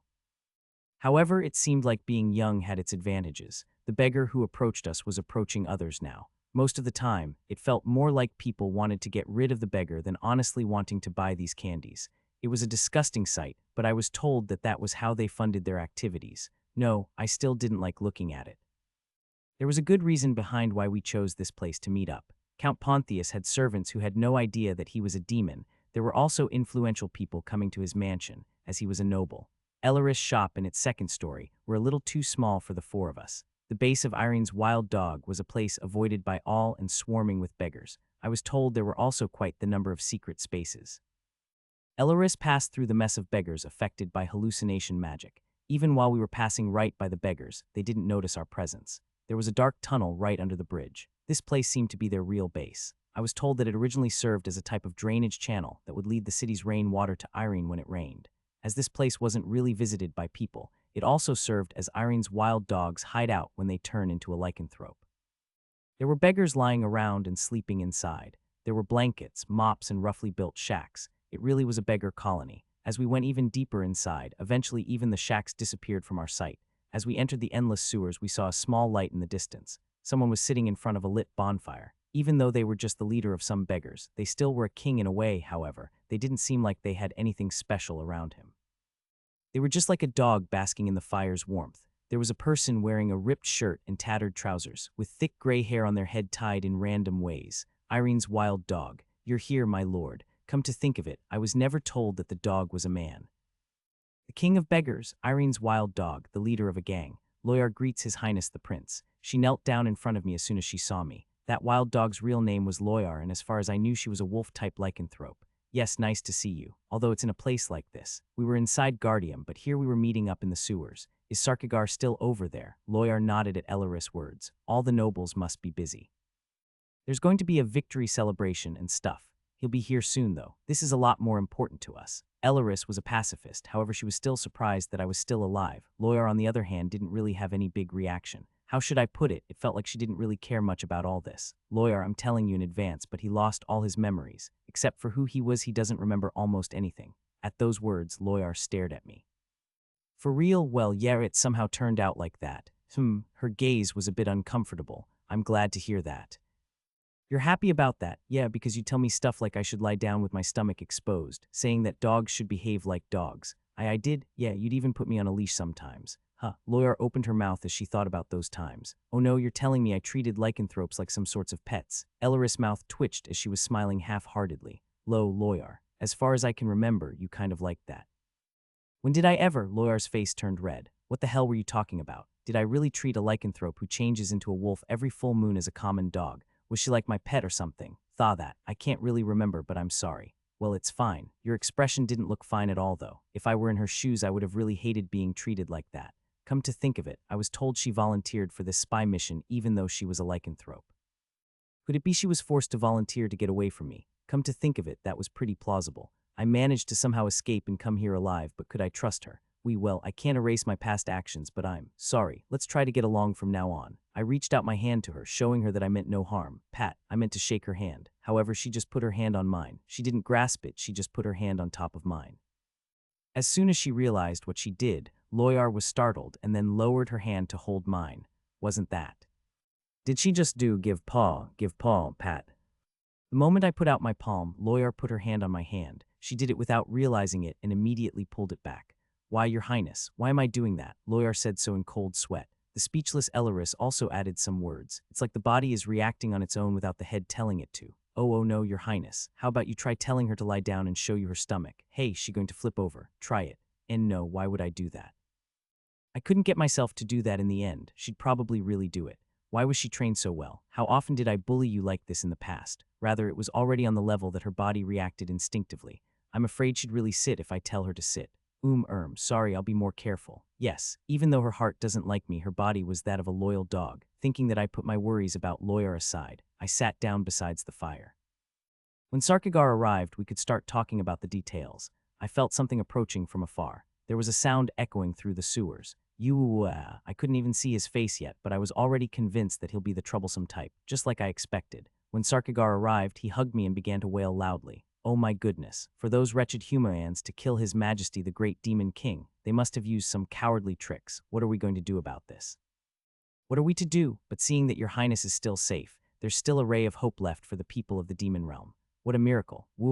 Please quickly grow up and rebuild the demon realm stronger than it was before and erase all traces of these filthy human beings. He roughly kept on mumbling and crying loudly for about 10 minutes. He started crying even louder when I told him that I had lost my memories. No, I thought I was some kind of super jerk. Why was he so sad? Seeing how he was acting right now, it seems like even the former prince, who was indeed a jerk, avoided him. His voice was so loud that it made the entire sewer tremble. It was so loud that Elleris was forced to cast noise suppression magic around us. Quhuck sniff, Buhuhuck. Even I, who didn't think much about his crying before, was almost brought to tears. No, well, maybe I was the type that would start crying as well if I saw someone crying in front of me. No, that's also not it. This guy was crying so sadly. What's with this? Anyway, Sarkigar was a loyalist almost to the point of insanity. Sarkigar continued to sniffle for a while, making snorting noises. I felt like he was going to run out of breath, so I felt like I had to somehow comfort him. Why such a grown-up fiend crying like that? It's like you lost your country. Come to think of it, we really lost our country. Looks like that idiom became reality now. Sarkigar looked up at me at my words. I see, you're right, demons are still alive, so the demon realm has yet to die as well. What disloyalty I committed. The demon realm is still alive and well. Please punish me. That guy twisted my words weirdly, making his own determination flare up even more. Loyar and Elleris were looking at me as if they were trying to apologize for being helpless in this situation. They seemed to be tired of Sarkigar's antics as well. After barely calming him down, we all sat down around the bonfire. What a perfect meeting place for a prince and servants of a fallen kingdom. Sarkigar was looking at me with a firm expression. You must rebuild the demon realm. Elleris stared at me. She seemed to want to remind me about our previous conversation about moderately playing along. Well, that's right. And to take revenge for the previous king, we have to build an even stronger and more powerful nation than ever before. You bastard. If you keep on sticking to these unfruitful rhetorics, I'll rip out your tongue, Loyar shouted. Yes, even in novels, if a character keeps on talking about similar things, the author will get cursed out for inflating the length of the chapter. Sarkigar also fake coughed as if preparing to continue on with the third verse. My apologies, Your Highness. It's just when I heard the news that His Majesty the Demon King had passed away, it seemed like the whole world was coming to an end. All right. I got it. It seemed like he was the type of person who'd finish what he wanted to say no matter what. Hearing the news of the demon realm's defeat must have felt like the sky was collapsing above him. However, since I was still alive, I was his last hope, hence reigniting his fighting spirit. Rebuilding the demon realm, that's good and all, but there are only the four of us and I'm still some useless, incompetent kid. Calling yourself as such is an unfair thing to say. Your Highness' bloodline is the most noble. You are the only Archdemon left in this world. Yes, so that's it. I cut off Sarkigar's muffled words. Just what the hell is an Archdemon? Just what was an Archdemon? For them to not even think of finding a new demon king and simply clung to me. I had no idea about that yet. Everyone was looking at me with puzzlement apparent on their faces. A demon king acted as an emulsifier between water and oil. A being that made things that weren't able to mix together. Then there's one more question I have. Yes, go ahead. Why did the Demon World War happen? I just wrote down that there was a war, but not why the Demon World War happened. Humans tried to vanquish the demons. That's what I wrote. So this was supposed to be the first invasion from the humans' side. Elleris looked into the bonfire, saying, the humans have always been afraid of the unification of the demon realm. The probability of the event that I hadn't properly set had been fixed. It was quite bizarre to experience my messed up probabilities getting fixed like that. Humans had invaded the demon realm. Since I didn't state the reason for it, the world supplemented the possibility that humans feared the demon realm's unification and the setting of the Archdemons. I had that strange feeling of guilt creep up inside of me, as this felt like someone else filled the holes I created while messing around. The demons of the Darkland began to form a society. Even the humans, who had been fighting among themselves, had no choice but to be alert of that situation. The previous demon kings were aware of the fact that the humans would one day start to invade the demon realm. That's why the demon realm was continuously preparing for war. I nodded at Elleris' words. Even if they don't intend to invade each other, if they see the other side increase their arms, the other side would do the same. Don't get us wrong, we were just increasing our military to defend against a possible attack from you. Of course, no one would believe that bullshit. It was common for fights to happen because they feared each other. So even though the demon realm and the human realm didn't have any intentions of attacking each other, they were preparing to attack each other, just because the other side existed. Didn't matter who started it. A war would eventually break out no matter what. The demon realm had the demon king, but the human realm also had mighty forces, the warriors. The warriors succeeded in taking down the demon king with them. The death of the demon king was on a completely different level than the death of a human king. So the mere fact that the demon king was dead would have completely destroyed the morale of many of the king's soldiers. In fact, the demon king was comparable to a god in the demon realm. This explanation alone was enough for me to understand the importance of archdemons. Yes, I can see now why archdemons are important. Now I knew why it had to be me. Then what should I do from now on? Have you thought about that yet? You have to build your strength. Also, Guardium is much too dangerous. We have to return to the demon realm, gather the scattered demons, and re-establish your power while you must continue your training. Of course, if I returned to the demon realm, I would be welcomed by the demons who still remembered the demon king, and it wouldn't be so difficult to gather some forces. The Darklands were vast, and even if the demon king died, it was impossible for the humans to devour everything. I shook my head at Sarkigar's words. Too dangerous. The humans can't occupy all of the Darklands, but they wouldn't neglect their surveillance. If a new demonic force were to emerge, they would immediately launch another attack. They wouldn't just calmly sit by as we reconstruct the demon realm they just destroyed. If they noticed any sign of suspicious behavior, they would make a game of killing us all off. And above all, I just said that to go along with their words because I had no intentions of rebuilding the demon realm and going to war again. I was told that the demons would split up again without me, but to be honest, that would happen in the distant future. It wasn't like it was happening now. And there was another point that wasn't as important. I think going back to the demon realm would be a bad idea. Sarkigar's eyes lit up at my words as if he just got an idea. I didn't want to go back to the demon realm in the first place. I sure didn't like it there. I wanted to stay in Guardium for now. The city was pretty nice. I didn't want to live in a place without trains. This is the heart of the enemy territory. To defeat the enemy, one must know the enemy. Rather, we need to learn the ways of humans here. It wasn't hard for me to come up with some reason, as I was the master of finding excuses. Ooh, you're definitely the ideal prince. That boldness and courage to strike right at the enemy's heart. A king's virtue worthy of imitation. No, I just wanted to live close to the station. There was also Elaris, so there shouldn't be chance of being discovered by humans while living here. The probability of getting caught should have been significantly lowered. There was no reason for me to leave Guardium. This was the best city to live in on the entire continent, and I didn't want to leave even if I were to die, unless there was a chance that I would be discovered to be a demon. I just wanted to while away my time here until the ending. It wasn't good for me to mess with the story anymore, and the ending would come closer and closer as the years passed by while being cared for by Elaris. There weren't any specific conditions that I had to be active, right? Did my excuses work too well? He almost cried at my kind of plausible excuse, believing that I would really be able to defeat our enemy by learning their ways. He seemed to admire my boldness and courage, Your Highness. If that's what you've been thinking, then I have an even better idea. A better idea? No, I don't know what it is, but I'm 100% sure it wouldn't be any good for me. Only by knowing the humans' way would we be able to bring them down. I admire your wisdom. No, what are you going to say? By entering Temple, you would be able to thoroughly learn the humans' ways. Defeating them with their own weapons would only be true revenge. Oh, what's that nonsense? Loyar nodded her head at Sarkigar's words. I don't think that's such a bad idea. Hoo-ha. The Temple is the cradle of not only the empires, but also almost all of the human race's children. When you grow up, you'd know all the people who hold important positions in human society. If you were to fight the Empire, you'd know better than anyone else who your enemies are and their way of thinking, or you might be able to subdue them. You would destroy the Empire from within. No, wait, what? I had no intentions of interfering with the main story. However, Loyar looked at Sarkigar, seemingly agreeing with him as if what he said was something good for once. Sarkigar added, additionally, Temple is currently nurturing young talents with great power. They aim to nurture talents like the warrior Artorias. I'm certain it would be of great help to us, knowing what sprouts they are raising, and we might be able to remove the two dangerous talents at their roots before they grow. Yes. Temple was also an institution that nurtured talented people who would eventually become powerful forces.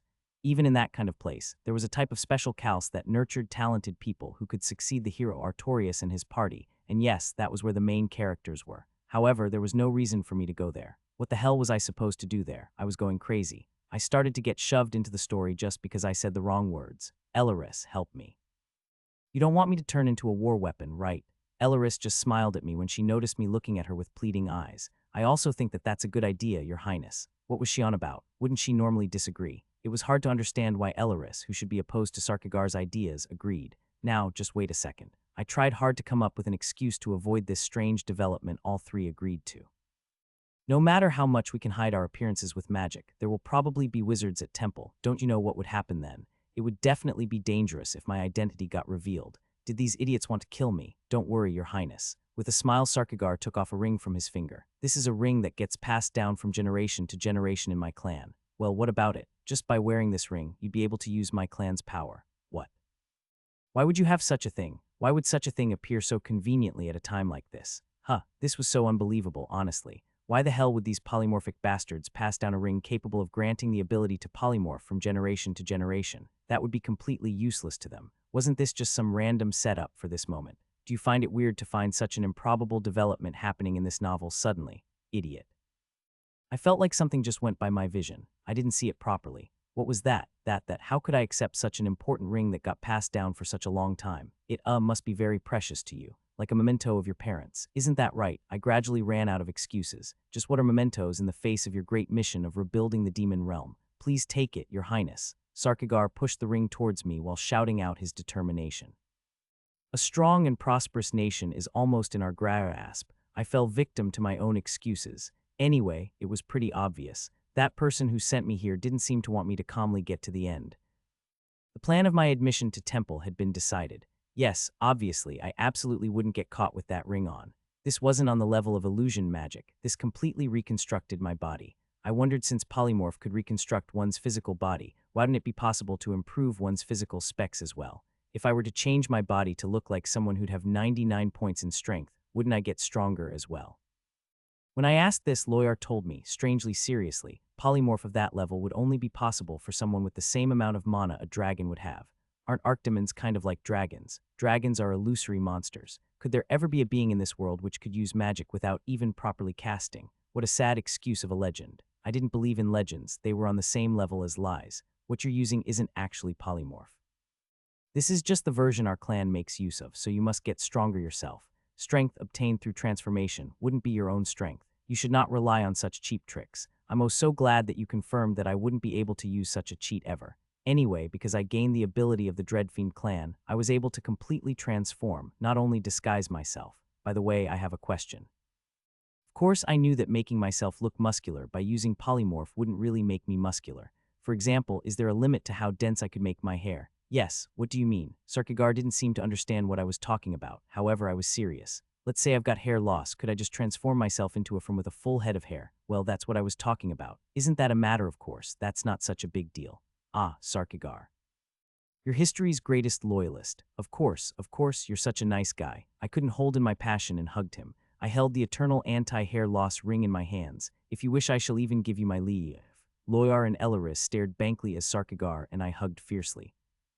Guardia's Temple, the main stage of the original story. Frankly, there was no reason not to go there. As Sarkagar helped me concealing my identity, I'd be fine. Even if I didn't intervene, the story would just proceed on its own, going straight for the set ending. In other words, the less involved I was, the better. However, just by intervening slightly, variables would appear. The story already changed a lot because Charlotte de Guardia survived.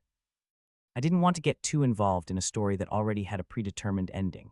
Also, there really was no need for me to go to school with all these kids, so why did I have to do it? However, once Sarkagar would find out that I had no intentions of rebuilding the demon realm, I didn't know what he'd do. As for Loyar, I wasn't so sure what she was thinking, but Sarkagar definitely was loyalist. But in the end, he probably was the most dangerous person to me. In the end, Sarkagar seemed to want me to grow stronger. Frankly speaking, I was neither suited for fighting nor was it my hobby. Just like everyone doesn't want to suffer pain, I felt like I wanted to escape to a place where my survival and well-being were guaranteed. However, in the end, whether or not I went to temple, I had to somehow get stronger myself. In order to someday be able to escape Sarkagar's clutches, I needed to have a certain amount of strength. Didn't matter if I was standing on Elaris' side or Sarkagar's side, I would have to enter the Guardia's temple. But how? If I took you as my adopted son, you would be able to enter temple. Using the position of Count Pontius, he could take me in as his adopted son, enabling me to enter temple like that. I'd also become the son of a noble, so would I be able to live a more comfortable life then? That's too dangerous. However, Elaris shook her head. As if not understanding, Sarkagar frowned. What are you saying, Elaris? Sarkagar, you were the one who personally kidnapped the princess. Now that she has returned, they will restart the investigation of how the princess abduction was carried out. They have the princess as witness after all. There's a chance that they'll catch your tail. I left no traces. Think of it as just a precaution. I see. A second investigation into the princess abduction could draw suspicion to Sarkagar. It was really just a precaution, but Elaris seemed to think that there was no need to take useless risks. That was how I thought it was. Then, as expected, Elaris would be best to be my guardian. No, your highness. Huh, I thought she'd obviously take on that role, but Elaris just shook her head. I'm a vampire. If it's discovered that I'm a vampire, I'm sure your highness of whom I was taking care of would also fall under suspicion. I'm always careful with everything I do, but we don't know what'll happen. Although Elaris was well integrated into human society, she always kept the possibility of being discovered to be a vampire in mind. What? How could I get into temple if neither Sarkagar nor Elaris are able to be my guardians? Why can't you? Elaris pointed at the last person present as if it was obvious. What, me? What? You want the beggar king to be my guardian? What the hell was this nonsense? Both I and Loyar were dumbfounded, but Elaris shook her head. I'm just telling you, but it would be most beneficial for you to just be born as an orphan. I understood what she meant. If you were adopted by Sarkagar, you might be in danger if his deeds were discovered, and if you were to choose me as your guardian, you might be in danger if my true identity were discovered. I know what you mean. Even if I'm caught, my gang members don't know that I'm a lycanthrope, so he could just say that he didn't know. That's it, right? Yeah, the members of Loyar's pack didn't know that she was a lycanthrope. So even if Loyar were to be discovered, even if they were questioned, most of them wouldn't know a thing. There were a lot of members after all. In addition, there was a high possibility that I would not be connected to my collaborators, even if they were discovered if I entered temple as an orphan with no ties. Yeah, Elaris was right. So you want me to live here from now on? I can't believe your highness has to live in such a filthy place. That's just unreasonably. Did you just call my place filthy? Are you trying to insult me? A fire blazed in Loyar's eyes. You want to let me know how it feels like to buy some bread from your own money starting today? Huh, and no. I didn't mean it like that, there's just a bit of I mean see. Ain't that a little too much, huh? Hey, if I'm gonna sponsor such a great VIP, do ya have any idea what the freak my kids are supposed to do? Loyar was their financier, so she actually had the greatest say here. Loyar threatened Sarkagar with overwhelming force, and Sarkagar's face turned completely blue as soon as he heard that she would stop giving him money. Elaris sighed watching those two fight. You don't have to live here. If you enter temple, you'll be able to live in the dormitories. You just need to spend a few days here. She gave me a kind of look that seemed to say, how could I let you live in such a dirty place? Well, I didn't really mean to become something as grandiose as a noble's son, but when I went to school, won't the other kids make fun of me for being a beggar? Mentally, I was over 30, but no matter how old I'm on the inside. No, I was just saying if these little punks find out that I made my living by begging at my age, won't they hit me or something? Still, I couldn't come up with a safer idea than Elaris' suggestion. Just a few days. I have to live a few days in this place. When I asked her if I had to stay a few days here, Elaris told me that I had to. I was an orphan and didn't even have a proper identity. It seemed that in order to obtain a new identity, I had to somehow prove that I'm an orphan, and to prove that, I had to get the testimony of Loyar's group. I couldn't believe I had to acquire a new identity through the beggar's guarantees. What's with this? There are many of my little brothers who don't really exist on paper, so I know what to do, because some of the guys do end up needing an ID. It was natural for her to call them little brothers as she's the head of this organization, so to speak, but it still was strange hearing it come out of her mouth. I couldn't believe a lycanthrope being brothers with humans. Was this a live-action version of Tiger Brother? So would this wild dog also become my brother? No, rather my sister. Sarkagar's words angered Loyar, but she seemed to think that staying in this environment for a long time would be a bad thing for me as well. Elaris will come up with the right excuse, so we can just do it like that. Loyar seemed carefree. Elaris contemplated how she should get me out of here as soon as possible and admit me to temple. Sarkagar and Elaris went back, leaving me and Loyar behind. I had already been told what to do. Loyar told me not to worry as no one would touch me anyway, but that wasn't really the problem. There's nothing that can be solved easily. I don't really want to go to temple, but now I had to go while wearing an identity given to me by a beggar's group. This made me want to go even less, but what could I do? This was the safest way. Loyar dragged me out of the deep parts of the sewers and took me to the shantytown. Whistle. As Loyar whistled, all the beggars that were scattered all over the place slowly started to gather in one place. Everyone was limping, but they seemed to listen well. This must have been the dark side of Guardium. Big sis, what's with that kid? If it were Elaris or Sarkagar, they would have been furious at his words, but Loyar didn't show much of a reaction. She wasn't loyal in mind, but very loyal in body. She was that kind of bizarre being. He's a new member. He's called Reinhardt. This was a new name, not my real name, which was Valier. Reinhardt. No, I mean Valier wasn't actually my real name either, right? Anyway, it was an alias, nothing more. Sarkagar suggested it. He told me I should choose another name, not Valier, as my alias, so he asked me for my opinion. Ooh, I had some in mind. Grom Hellscream. Hellscream, isn't that name just too creepy?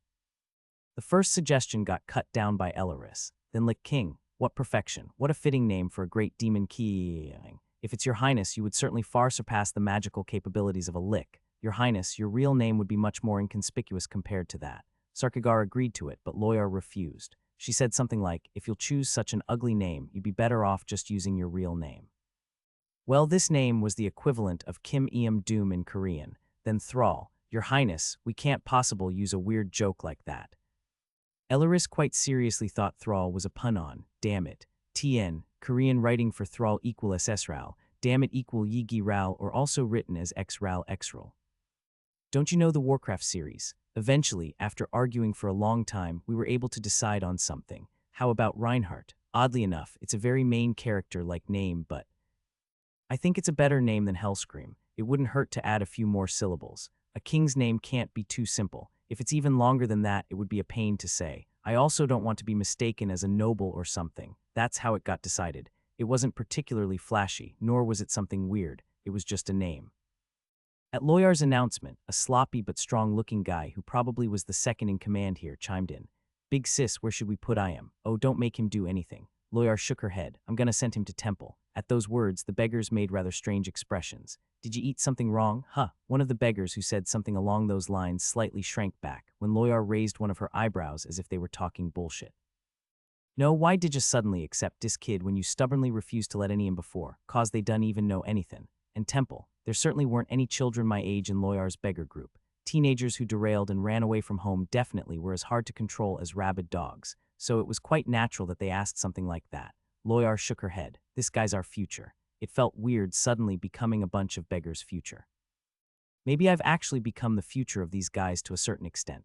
Everyone's expressions showed more and more confusion. Loyar looked at the beggars, who were thoroughly dumbfounded, and placed her hands on her hips. The king of beggars began her speech. As y'all know, we have nothing and we don't know anything. Ain't that right? Some of you keep talking about the good old times where y'all were great, but look at you now, left to rot in some gutter. That's why we got together like this.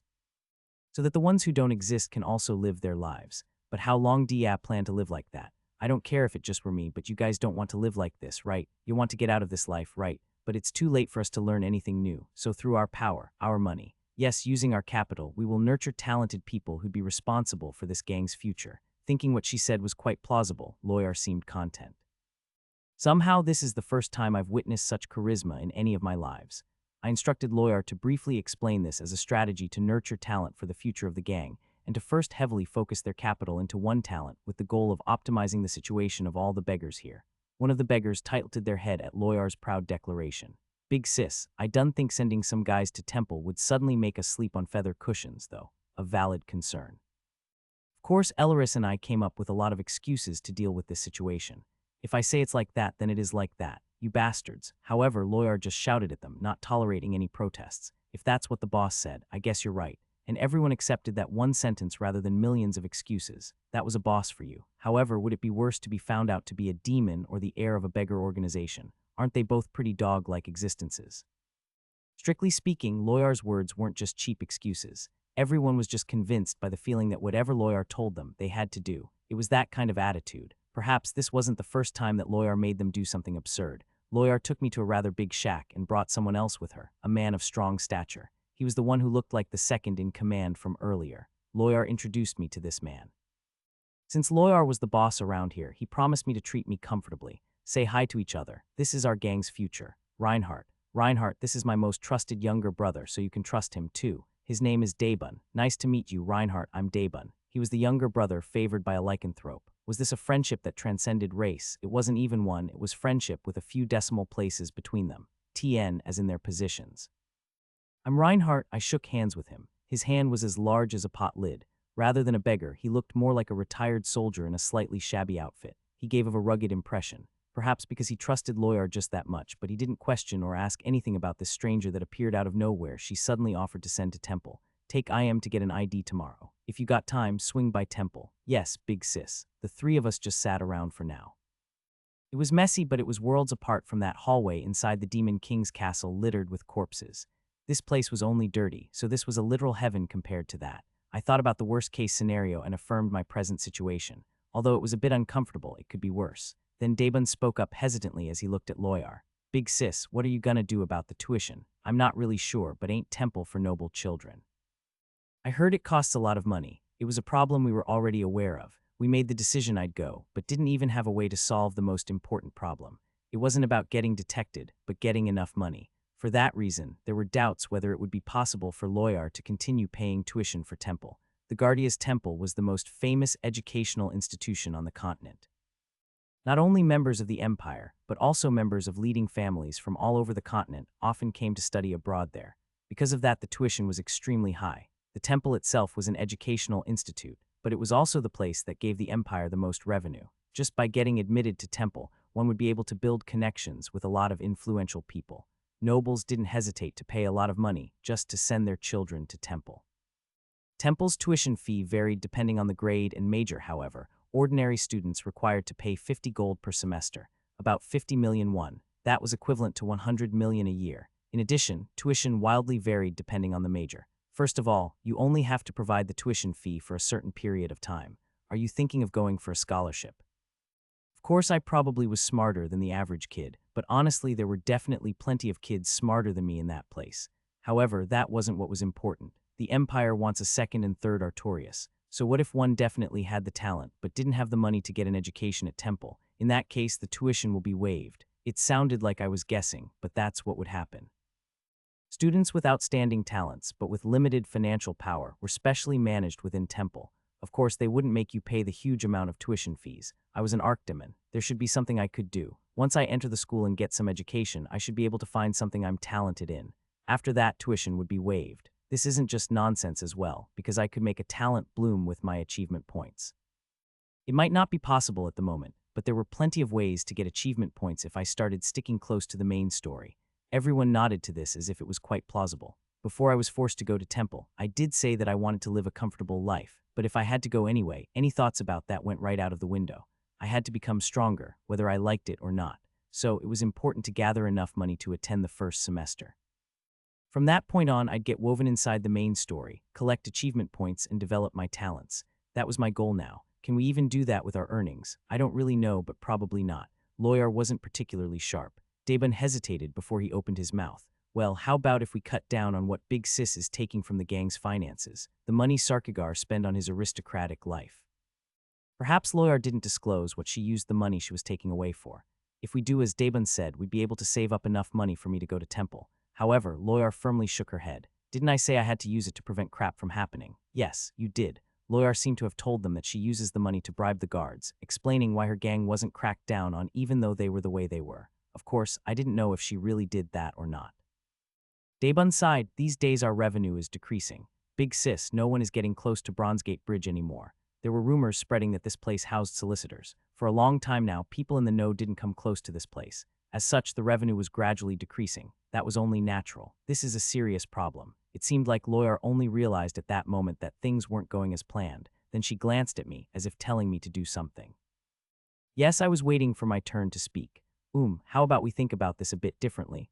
Differently. Daebun furrowed his brows as if what I said was strange. No, these people just didn't have enough sense to improve themselves. The answer was actually quite simple. If the customers are avoiding us, we just have to find them ourselves. That was only natural. If one didn't have customers, one had to find some. I got quite restless seeing that they didn't even try to leave this place. It seemed like they were running around this area trying to sell their candy to people passing by. If one market was blocked, one should just open a new one. Who'd help you if you just stayed on the ground saying you're screwed? Find them. Do you mean to expand our power to other regions? That's right. Do you have something in mind? If you'll send them too far away, the kids might get exhausted too quickly. Daebun seemed to think it would be difficult to realize because they had to walk long distances to expand our power. No, this'll make things more comfortable. Comfortable. Yes, they just have to go to one place. It's a place with a lot of people coming and going with a huge flow of people, As if wondering where such a dreamlike place was located, Loyar and Daebun looked at me with dumbfounded expressions on their faces. The Mana train. That place had the largest flow of people in the whole capital. They'd evolved from simple solicitors to subway vendors. Both Daebun and Loyar were astonished by my idea that could be called revolutionary. That was it. That was how things should be done. Daebun continued to admire me, saying that he didn't know how he couldn't think of selling things in a place like that, and Loyar also seemed to think that that would be a good idea. I've only been on that train once, but it didn't seem like there were any guards positioned on it yet. There might be complaints against the vendors getting filed, resulting in countermeasures, but that would be in the distant future. It didn't end there. This was my cash cow. Of course, things had to work out here. They had to earn a lot more and be more stable than they had ever been before. In fact, it was difficult for me to believe that either Elaris or Sarkigar would bring in any income. Hence, this place was my lifeline. Of course, just selling candy alone like before would be a little weak, so we have to have something that would draw in everyone's attention. Attention. A place where a large amount of people gathered was overflowing with consumers. Of course, candy alone wouldn't garner much attention. It had to be a product that was specifically targeted at our customers. However, our financial situation isn't good enough to sell the good stuff, Right. Of course, it would have been nice if we could sell good quality stuff that people needed, but if that were possible for us, we'd just start an official business. Simply put, something simple, inexpensive that attracted a lot of attention, something that focused on utility rather than quality. Toys would be the best thing to sell in our situation, I believe. Toys, I don't know what stuff they're selling elsewhere, but I think they'll sell. Lawyer seemed a bit hesitant. I chuckled. Toys are products who are demanded by a different consumer group than the actual purchasers. Huh, what do you mean? Daebun would probably understand, but Lawyer wasn't the sharpest. Well, yeah, this was optimized for Ice Guy characters. Not bad. An Ice Guy cliché. Talking about completely normal everyday things, as if they were amazing in front of stupid characters. Depending on the level of the things, the writer makes the main character, say one could tell the writer's knowledge level. Something along the lines of, this is soap. Because of the surfactant in it, you can wash your hands really well. There's a 100 chance that you'll feel great about yourself for using the word surfactant, and about 98.235 of people will think you're one smart cookie. Anyway, this time I was talking about toys. It's the kids who will be begging for toys, but it's the parents who have to pay for them. Toys were something kids demanded, but the actual purchase happened through the parents. Let's say a toddler were to cry for that toy on a crowded Mana train. They were both staring at me talking. Then the parents would buy that toy, whether it was poor quality or not. I didn't know how I should explain knowing this even though I lost my memory, but I was sure they'll hear me out. If they keep suspecting me, I didn't think it would be such a bad idea to tell them the truth. I could even tell them I was a writer, however, that would probably sound like nonsense to them. I had no intention of acting careless purposefully though. Anyway. Loyar and Daebun were looking at me almost as if I was some kind of devil's spawn. Well, wasn't I kind of one? You're terrible. Without realizing it, Loyar's true intention slipped out of her mouth. I was surprised myself. Even if you treat me comfortably because I'm a kid. You want me to be good. Didn't you say we should live comfortably together? I was getting a little mad. Come on, let's do our best. I reached out my palm. Pat, Loyar of course, gave me her paw out of reflex. Her face was completely blank. Conclusion. I didn't have any more plausible bullshit, but toys in stock. There were many other conditions I added. For starters, they needed some neat clothes and a sales book to keep track of the articles they sold, like that they wouldn't be shunned at least. They would at first do it like they did so far, but I've been trying to urge them to become more customer-friendly in the future. We also had to think about our products, though. Daebun was very impressed with the measures I had taken. He told me that he now understood why his big sis wanted to send me to temple. He even generously praised me, saying that I deserved being their gang's brain. He even mentioned that it would be great if I received advanced education there. With just a few words, his attitude changed as if he just received $1,000 instead of having to pay off a debt of $1,000. I joined amidst the group to get to know them a bit better at least. To be honest, it felt pretty uncomfortable, but I couldn't avoid them anyway. It seemed like Loyar usually doesn't do anything but sleep. She apparently did make an appearance when it was time to punch someone. I heard that Daebun praised that guy. Although Loyar acted as the boss, it seemed like it was actually Daebun's role to manage the organization. Loyar said she'd send me to temple, and Daebun didn't hold back with his compliments, claiming that I wasn't an ordinary person, so the other members seemed to be looking upon me quite favorably, albeit still a bit skeptical. Hey, have a drink. They offered alcohol to me without hesitation. Although one could see I was a minor at first glance, it seemed like they didn't care about that. Hey, all of this. I, who was in my 30s, also wanted to have a taste, but I was rather surprised. Hey. What are you giving alcohol to some kid? There were some who said things like that, but I just giggled slightly and downed the drink in one go before they could dissuade me. Whoa, awesome. Everyone burst into laughter seeing me do this. It's a little bitter, but who cares? Alcohol is alcohol and water is water, so it wouldn't matter anyway. The old man who poured me the drink chuckled. His breath didn't smell that good, but it didn't really matter. That young and already knows how to drink. Ha. Is there a life without alcohol? Well said. This is it. Oh, we can become great friends. I've been getting drunk ever since I was your age, now look at me, ha ha ha. Then let's get drunk again today. Let's goo-woo, let's goo-o, let's drink, here we goo-woo. Without them I probably wouldn't be able to live, so I couldn't be picky and ungrateful. I drank vigorously with the beggars until far into the night. Surprisingly, these gents knew how to drink the right way. No, well, I actually was an old man, so of course I couldn't help but match these old men's pace. They asked me this and that, and I wasn't that drunk, so I answered them as I planned. But how did you get here? I don't even remember anymore when I was abandoned. I was just drifting from place to place. Too young to remember when I was abandoned. Loyar found me while I was wandering around the streets, so she took me in. my origins were unknown.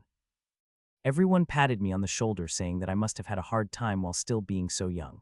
I was also told that I should go to temple and become a great man. Don't be like us, they said. They gave me some advice that almost brought me to tears. By the way, what's the name of this gang? It seemed that Loyar was called by the nickname Irene's Wild Dog, and she repeatedly called this organization a gang. Didn't they have another name for it? What the hell, the name can't just be gang, right? Oh, yeah. There's a big intersection up there. Intersection. What did that have to do with anything? What does the newcomer not even know what this gang's name is? One of the middle-aged men burst into laughter. Rotary gang, dude, remember that. After seeing this drunken chaos in the middle of the night, Loyar got mad, saying, "What gave you the idea to make a kid drink alcohol? It felt like I got drunk, and my elder sister dragged me away to scold me." I actually did get nagged, but it was very different from my old days. Did the former prince not drink before? Still, probably because I played around with the others at what felt like a welcome party, everyone seemed to see me as a very nice guy. The next day, I made it my goal to somehow sort out the situation of the Rotary gang. Even though they were on my side, I didn't make the mistake of thinking that I knew everything about them. The reason I drank with them yesterday was obviously because I wanted to get to know the Rotary gang as well as its members as much as possible. The Rotary gang had about 200 members. That's quite the number. Just how many candies did they have to sell a day for that to be possible? Even if every single one of them sold one candy worth 5 bronze coins every day, which would just amount to 1,000 bronze coins and 10 silver coins, that would just be 100,001. Even if everyone sold 10 pieces each, it would just be 1,000,001. Moreover, not everyone is mobilized at once to sell candy. It seemed impossible to even maintain this group with just that. Of course, there were people who begged as well as those who solicited, but I didn't know if that would be enough to maintain such a huge group. The Rotary gang must have had a different source of income. There was no way that Sarkigar and Elaris didn't know about this. It appeared that they didn't tell me on purpose. Loyar, Elaris, and Sarkigar kept some secrets from me about the Rotary gang's source of income. I was wondering what was going on, so I asked Loyar directly. Loyar usually hung around the bonfire deep in the sewers, where no one ever set foot in, whiling away her time or sleeping. I believe you have a different source of income somewhere else, but just what is it? You don't need to know. Loyar cut me off as if she didn't want to tell me. Okay, then just answer me one thing. Yeah, are you hurting people? It's nothing like that, but sometimes that's what happens as a result of it. That was how Loyar answered. It wasn't something that necessarily hurt people, but in some cases it might happen as a result of it. I heard that the gang has about 200 members. Yes, that's right. However, I believe there are only about 50 people living here. 50 was still a large number, but it certainly wasn't more than 200. This was an indirect question pertaining as to where the rest of the members were. Loyar let out a short sigh. It's like she understood that I wouldn't back down so easily. I didn't tell you because I thought it would be better if you didn't know about these kinds of things. I had no intention of deceiving you. Yeah, it might be a little dangerous if I knew about it, right? That's what you were thinking. Selling candies is just a disguise. Soliciting wasn't their main goal. We are supported by the Guardian Thieves Guild. Their main goal was collecting information that organization wanted when they wanted. That's how it was possible to maintain a group of this size, Loyar added. So I was right about this being the fantasy version of the Beggars sect. The Rotary Gang was the information-gathering organization the Guardian Thieves Guild outsourced. Even if beggars were driven out, they were rarely suspected. Then, at my question of whether my proposed change in soliciting method was meaningless then, Loyar shook her head. We are inextricably linked to the Thieves Guild, but the more dependent we are on them, the more they will try to control us. If the gang can operate only with the gang's profit, that alone would be meaningful. In the end, the proposal I made yesterday meant a lot to Loyar and Daebun. I did notice that Daebun was unusually excited, so that might have been the reason. It's complicated in many ways, but in the end it was all about money. I could also understand now what she meant with that it could end up harming someone, as they didn't know what the Thieves Guild would do with their information. You don't need to know much about this. You can just go to temple using the fact that you are from this side and forget about us. She told the gang members that I was their future. However, what she truly meant was that I should just focus on training myself at temple. I didn't have a reason to care about the Rotary gang's matters. Even if there were problems with the Rotary gang, Elaris suggested that I should just cut ties with them after I got them to pay tuition for me and I entered the school. If I developed some kind of talent, I would be exempted from paying tuition fees and I would no longer have a need to be involved with the Rotary gang. That was why Loyar, Elaris, and Sarkigar didn't tell me about the gang's secret source of income, which I didn't need to know about. If I've satisfied you now, go with Daebun. You need to make an ID. Aside from gathering the admission fees, I needed an identity first. Let's take a single step at a time. Shit. I had chosen a path when I was at the crossroads between just quietly waiting for the ending to pass and setting foot in the main story. I wanted to live comfortably, but in the end I ended up having to join Temple. If it couldn't be helped, I would just have to do something about it, just like I did when I saved Charlotte the other day. After entering temple, I had to clench my teeth. The future would change greatly depending on how strong I became. At that time, Sarkigar, Elaris, and Loyar, they all would find out that the demon realm wasn't that important. I was told that Daebun created a lot of identities for people that had no origins. He took me to the Imperial City Bureau, so to speak, to a nearby district office. The person in charge looked tried as if he had seen Daebun many times, maybe even questioning why he had come again. "You're looking quite neat today. It's because I've brought a child this time. Hey, I didn't know you actually cared that much." Perhaps because Daebun played the role of my guardian today, he wore clean clothes and bathed today. I did the same. The person in charge didn't seem to be all that fussy, as if this had already happened frequently except that we looked rather neat. He didn't have any suspicions or questions, completing the procedure swiftly. When I received the Dreadfiend's ring, I thought long and hard as to what to change my appearance to. Naturally, I should have a lot of hair. I shouldn't be too handsome or too ugly. I did want to live as a super handsome man, but I didn't want to attract too much attention with my looks. That was the first thing Elaris told me, so I tried to make myself look moderately good-looking. Blonde hair, slightly curly blue eyes. Neither the hair color nor the eye color were specially rare. It was good enough to look slightly better than average. I was a bit good-looking, but not overwhelmingly handsome. Name, I'm Reinhardt. Where were you born? I don't know. Whoa. You don't even know from what town you come from. The person in charge looked at me rather frustrated. Yes, I don't really remember because I was abandoned when I was very young. He didn't ask for much more information after that. He told me to put my hand on some mana stone in front of the table. He seemed to check something and then nodded. "There's definitely no data on you. You must have lived a rather righteous life." He suddenly spoke some nonsense, but I could roughly understand what that meant. This seemed to be something like a fingerprint reader, so if I were caught by the guards after I committed even a petty crime, my data would have already been registered. Homeless children like me were more likely to commit crimes, but seeing that I did not have such records, he presumed that I lived a righteous life. After all, my birthplace and address were unknown, but I couldn't just leave it blank, so I just made up a date of birth with those two. The birthplace was set as a suitable city that disappeared a long time ago, and my address was south of the Bronze Gate Bridge. It seemed like I owned the bridge, but I actually lived under it. Due to the advanced nature of the Empire, they had a magic tool with which I was able to get a photo for my ID card. Daebun and I left the office, sent off with the reminder to periodically come around to renew the ID. So, it really was no different from a modern district office. They were too expedient, to a shocking degree at that. However, that was good. That was pretty easy. We gave him some things after all, so of course our stay would have been comfortable. I assumed that the person in charge was provided with a variety of things. I did feel that he was too easygoing. If he got caught doing things like this, the outcome would be pretty clear. I checked my ID that was in the form of a metal card. It showed a picture, my name, date of birth, and identification number. It wasn't much different from a modern ID card. The same went for the registration of biometric data. Only its appearance fit into medieval fantasy, but its convenience wasn't much different from the modern world. Once again, it was medieval. Fantasy, anyway, to sum it up in a single sentence. It was convenient. The town was still in an excited frenzy as a result of their victory. That atmosphere would last for a very long time. The improvement event when the war veterans returned would be on an even greater scale. A long festival would follow. Now that I had an ID, I decided to smoothly proceed with my admission to Temple. By the way, does Temple just admit anyone who has money? Wasn't there something like they won't accept commoners or something? While we were on the way to Temple, Daebun tilted his head. Well, I never heard anything like that. The tuition fees were just so high that it was almost impossible to enter the school unless one was a noble's child, had wealthy parents, or was part of a merchant's family. If one had the confidence to pay hundreds of millions of won a year, depending on what major one picked, one was free to go. If one wanted to pursue higher education, one would have to expect to pay twice as much. 50 gold coins was the average. Depending on one's major, tuition fees could rise to unimaginable amounts. Of course, there was a scholarship system, and there were cases where children were exempted from the tuition, depending on how much they contributed to the empire. So after the end of the war, a huge amount of medals would be handed out, leading the temple to be crowded with more freshmen than usual starting with the next year. Temple was so expensive because they reinvested that money earned from that huge tuition fee into talented children. Most don't get that much education. Daebun took me to the Iridian district. That would be where the Gwanak district and Seoul National University were located in Korea. The only difference was that Temple was a much larger educational institution covering the entire Gwanak district.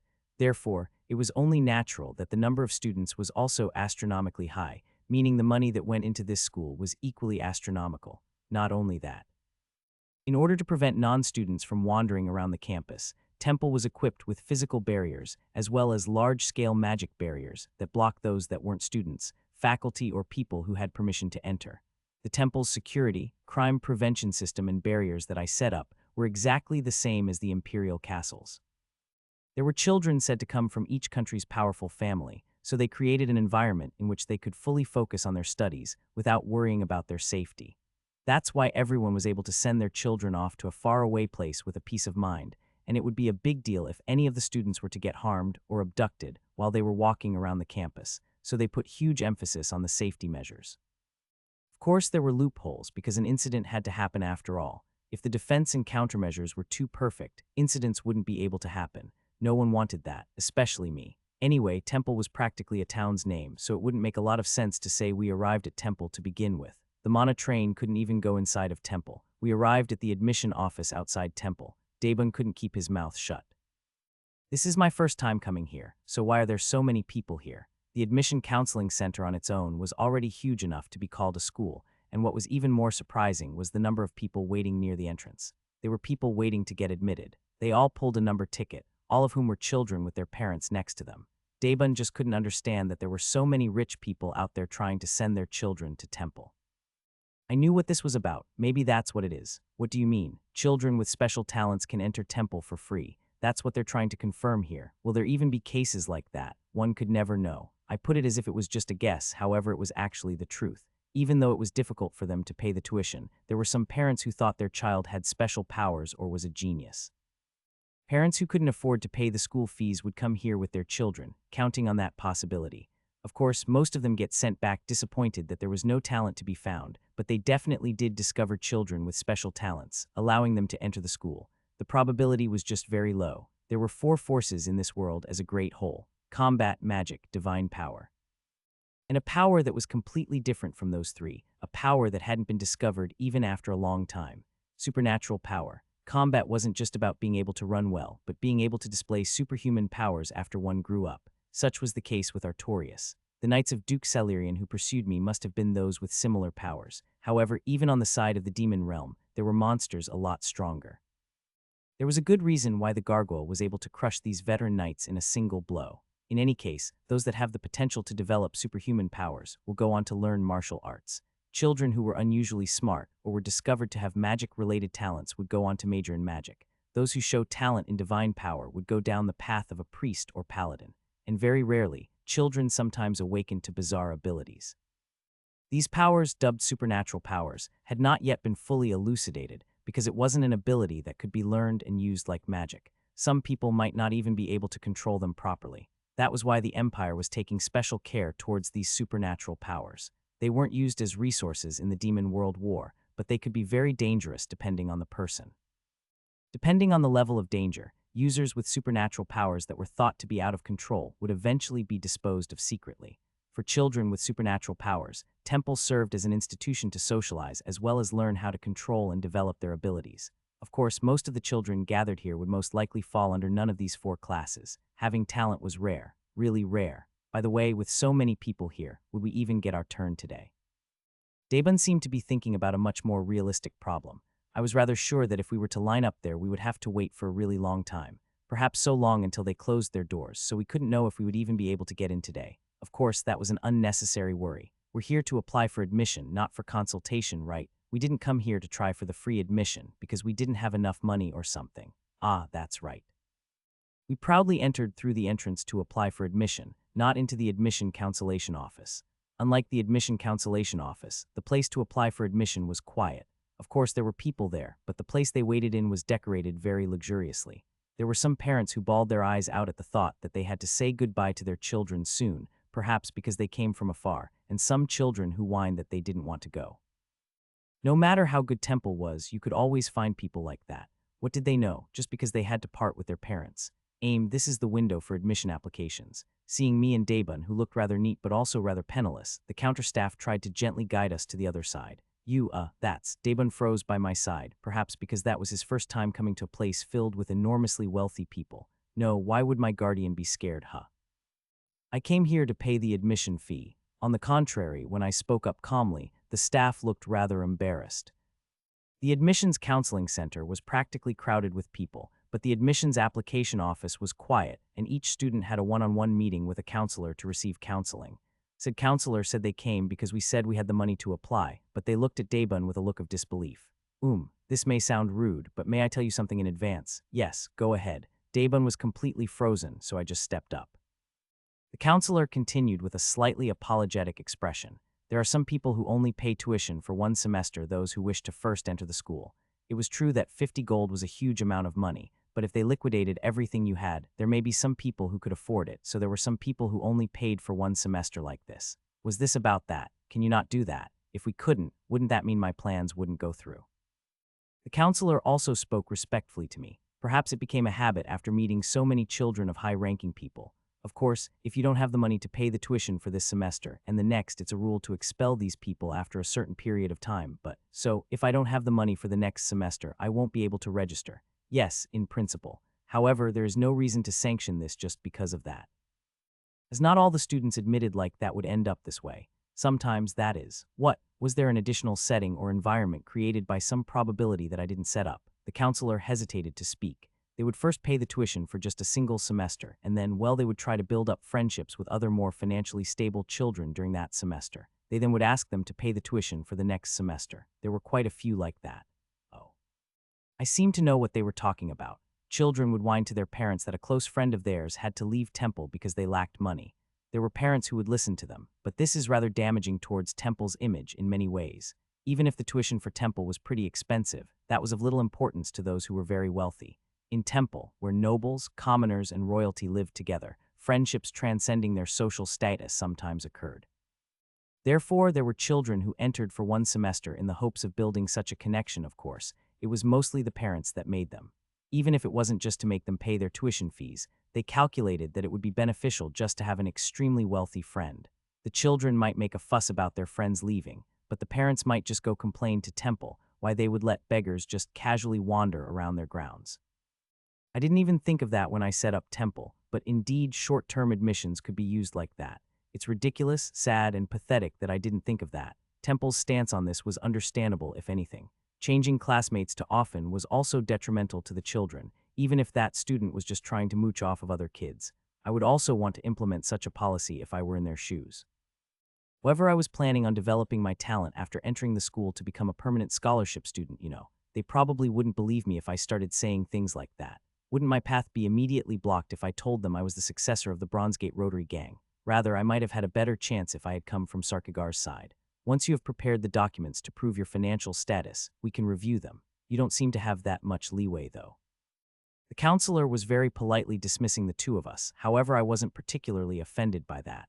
The demon prince couldn't enter Temple because he didn't have enough money. We came with the confidence that I'd be easily admitted. That soon turned into the feeling of needing to beg to be let in. Daebun lowered his head as if he had committed a crime. No, if you don't have money, then you don't. It's not your fault, dude. What was I supposed to do?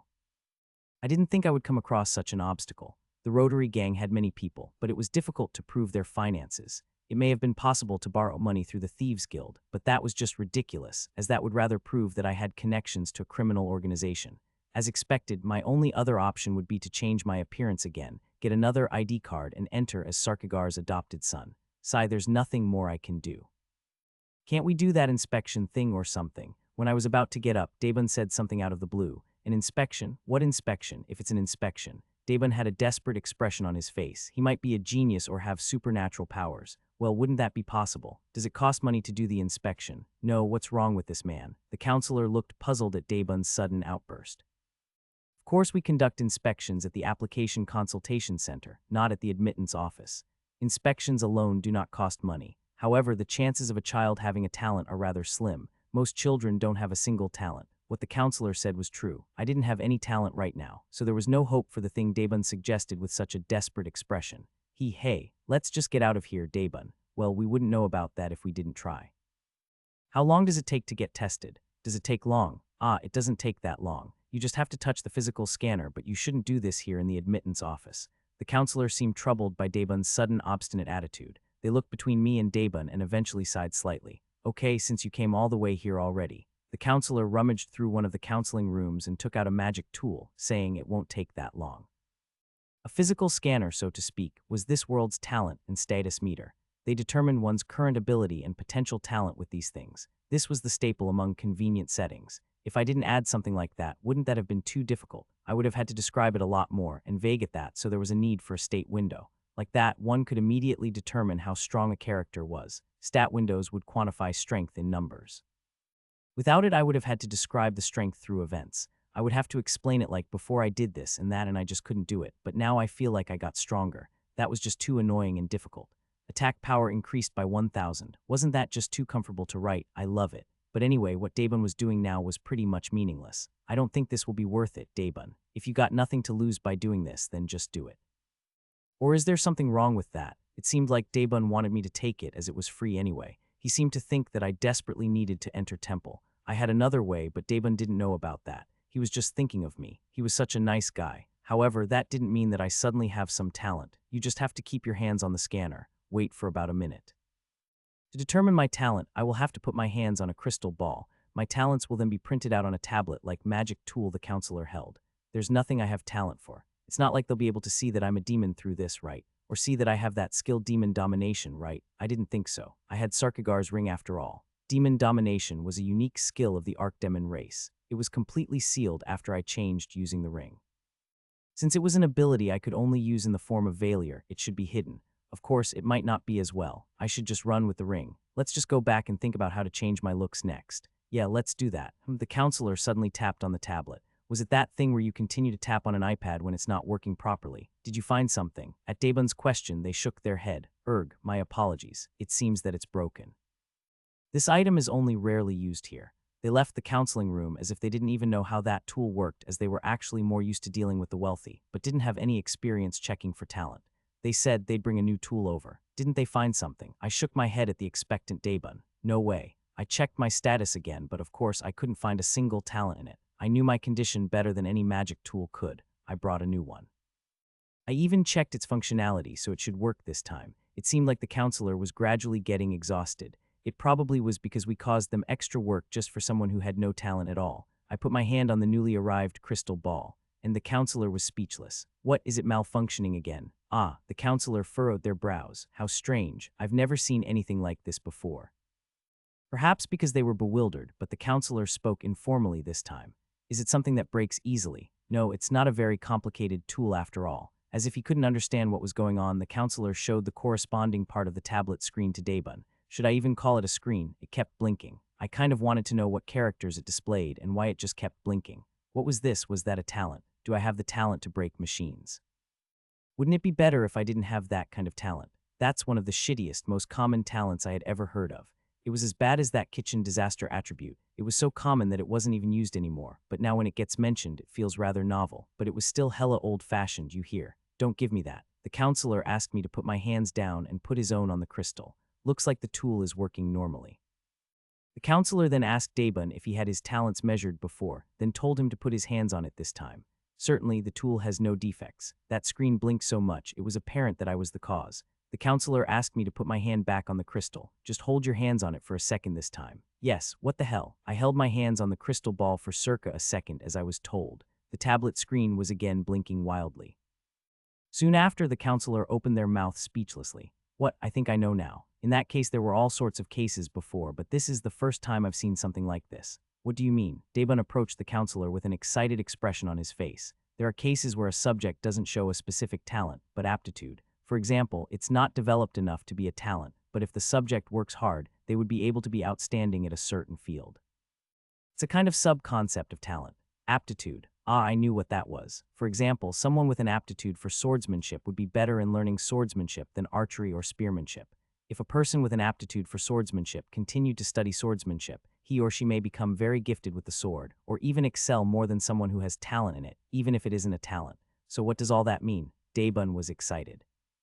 This device can read not only talent, but also what field the subject has an aptitude for. So they have this kind of service at the counseling center. Even if a child doesn't have a talent, they will tell them what aptitudes they have.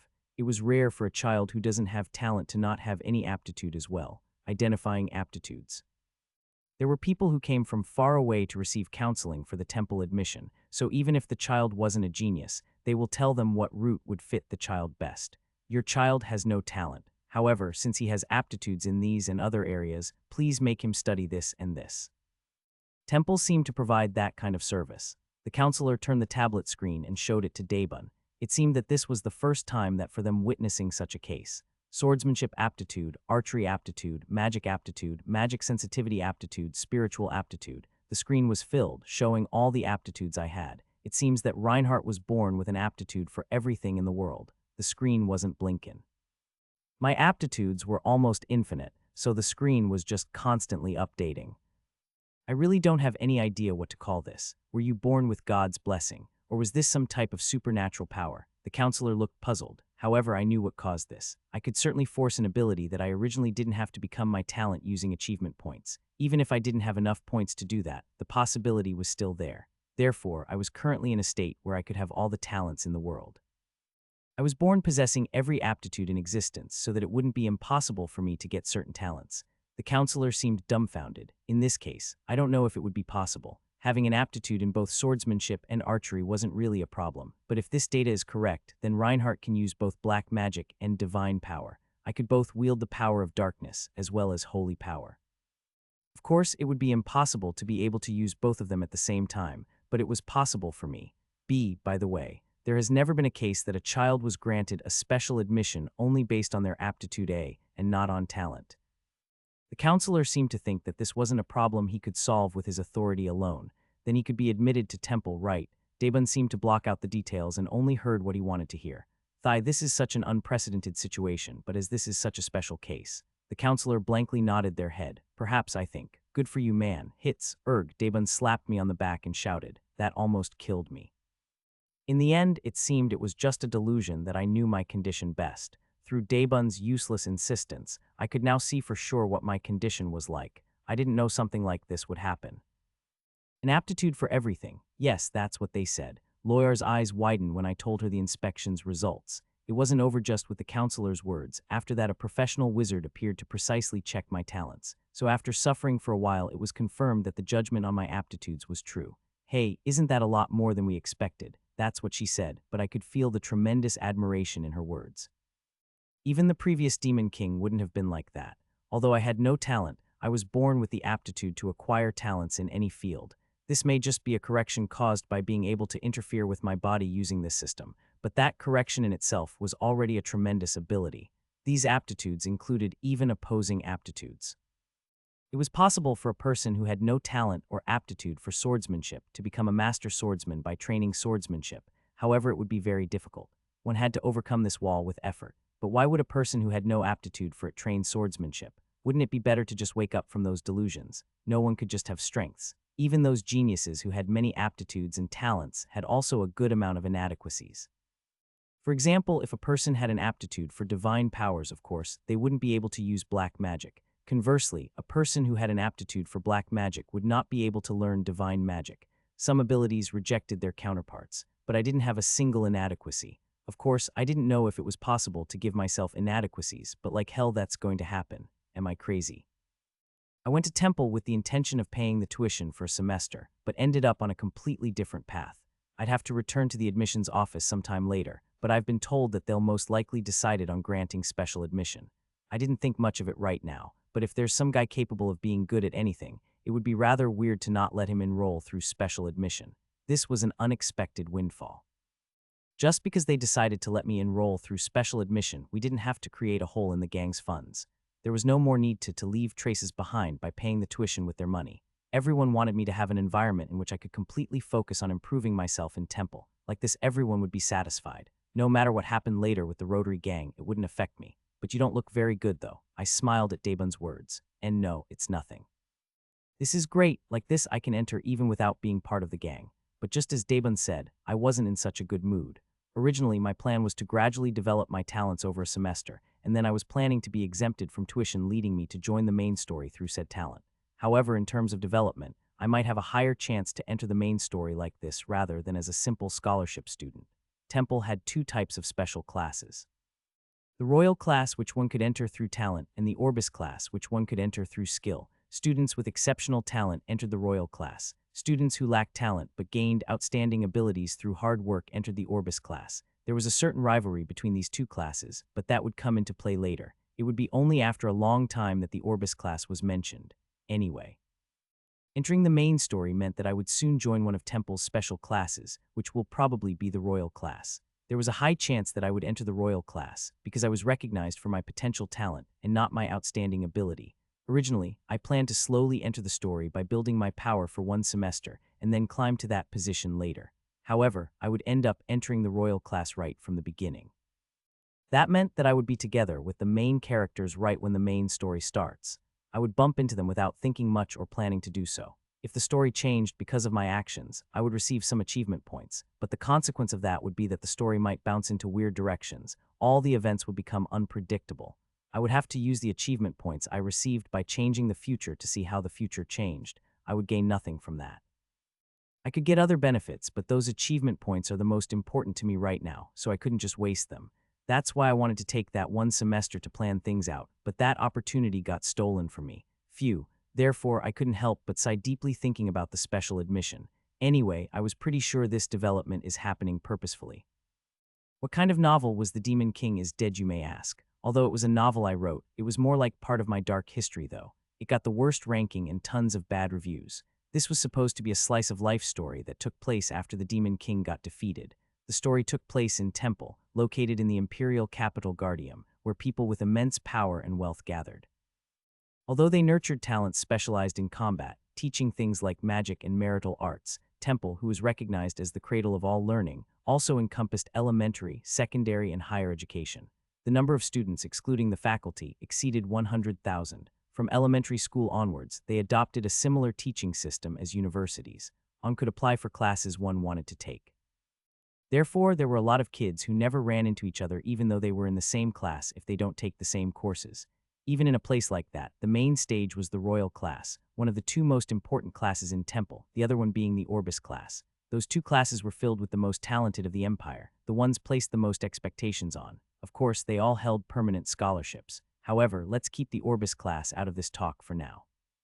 I won't run into them anyway for the time being. Anyway, one of the two flagships of Temple, Royal class perks. Even if a course is already filled to capacity, one may still apply for said course. Even courses that go beyond one's grade could be applied for, as consideration for the geniuses. Therefore, the Royal class was inevitably the object of envy and jealousy of ordinary students. In addition, Temple shoulders the cost to maintain a certain level of dignity, as well as a luxurious dormitory exclusive to the students of the Royal class. There were many who tried to get into the Royal class using their money and power. However, one could only enter Temple through money. However, the Royal class didn't know status, rank, or wealth. Only talent determined whether one could enter or not. Higher education at Temple started with high school. It didn't end there. Temple's higher education, including the Royal class, consisted of 6 grades just like elementary school. That meant that a 6th grade high schooler wasn't that uncommon in this world. Simply but, it was like graduating from middle school and then immediately attending college for 6 years. In reality, it was more like starting from the first year of high school and ending with the 3rd year of college. Of course, it was possible to attend for 3 years and then graduate, but the education is usually completed after the 6th year. After that, there's university, but that was more like a graduate school. The Royal class, that could be said to be the best of the best, divided the classes based on talent. The main character belonged to first-year Class B of the high school section. What was different about this was that the Royal class, which selected people based on talent, divided the grades based on talents in the early stages of high school. That meant between Class A and Class B of the Royal class, Class B was the inferior class, which was made up of children with lower-ranking talents. Since the class was divided in order of talent, the members of the Royal class remained the same even when they reached the next grade. Unless someone got eliminated or dropped out in the middle, or a person was added, the number of classmates didn't change from the first year of high school until graduation. Class B, who was the inferior group of talented elites, is where the main character appeared.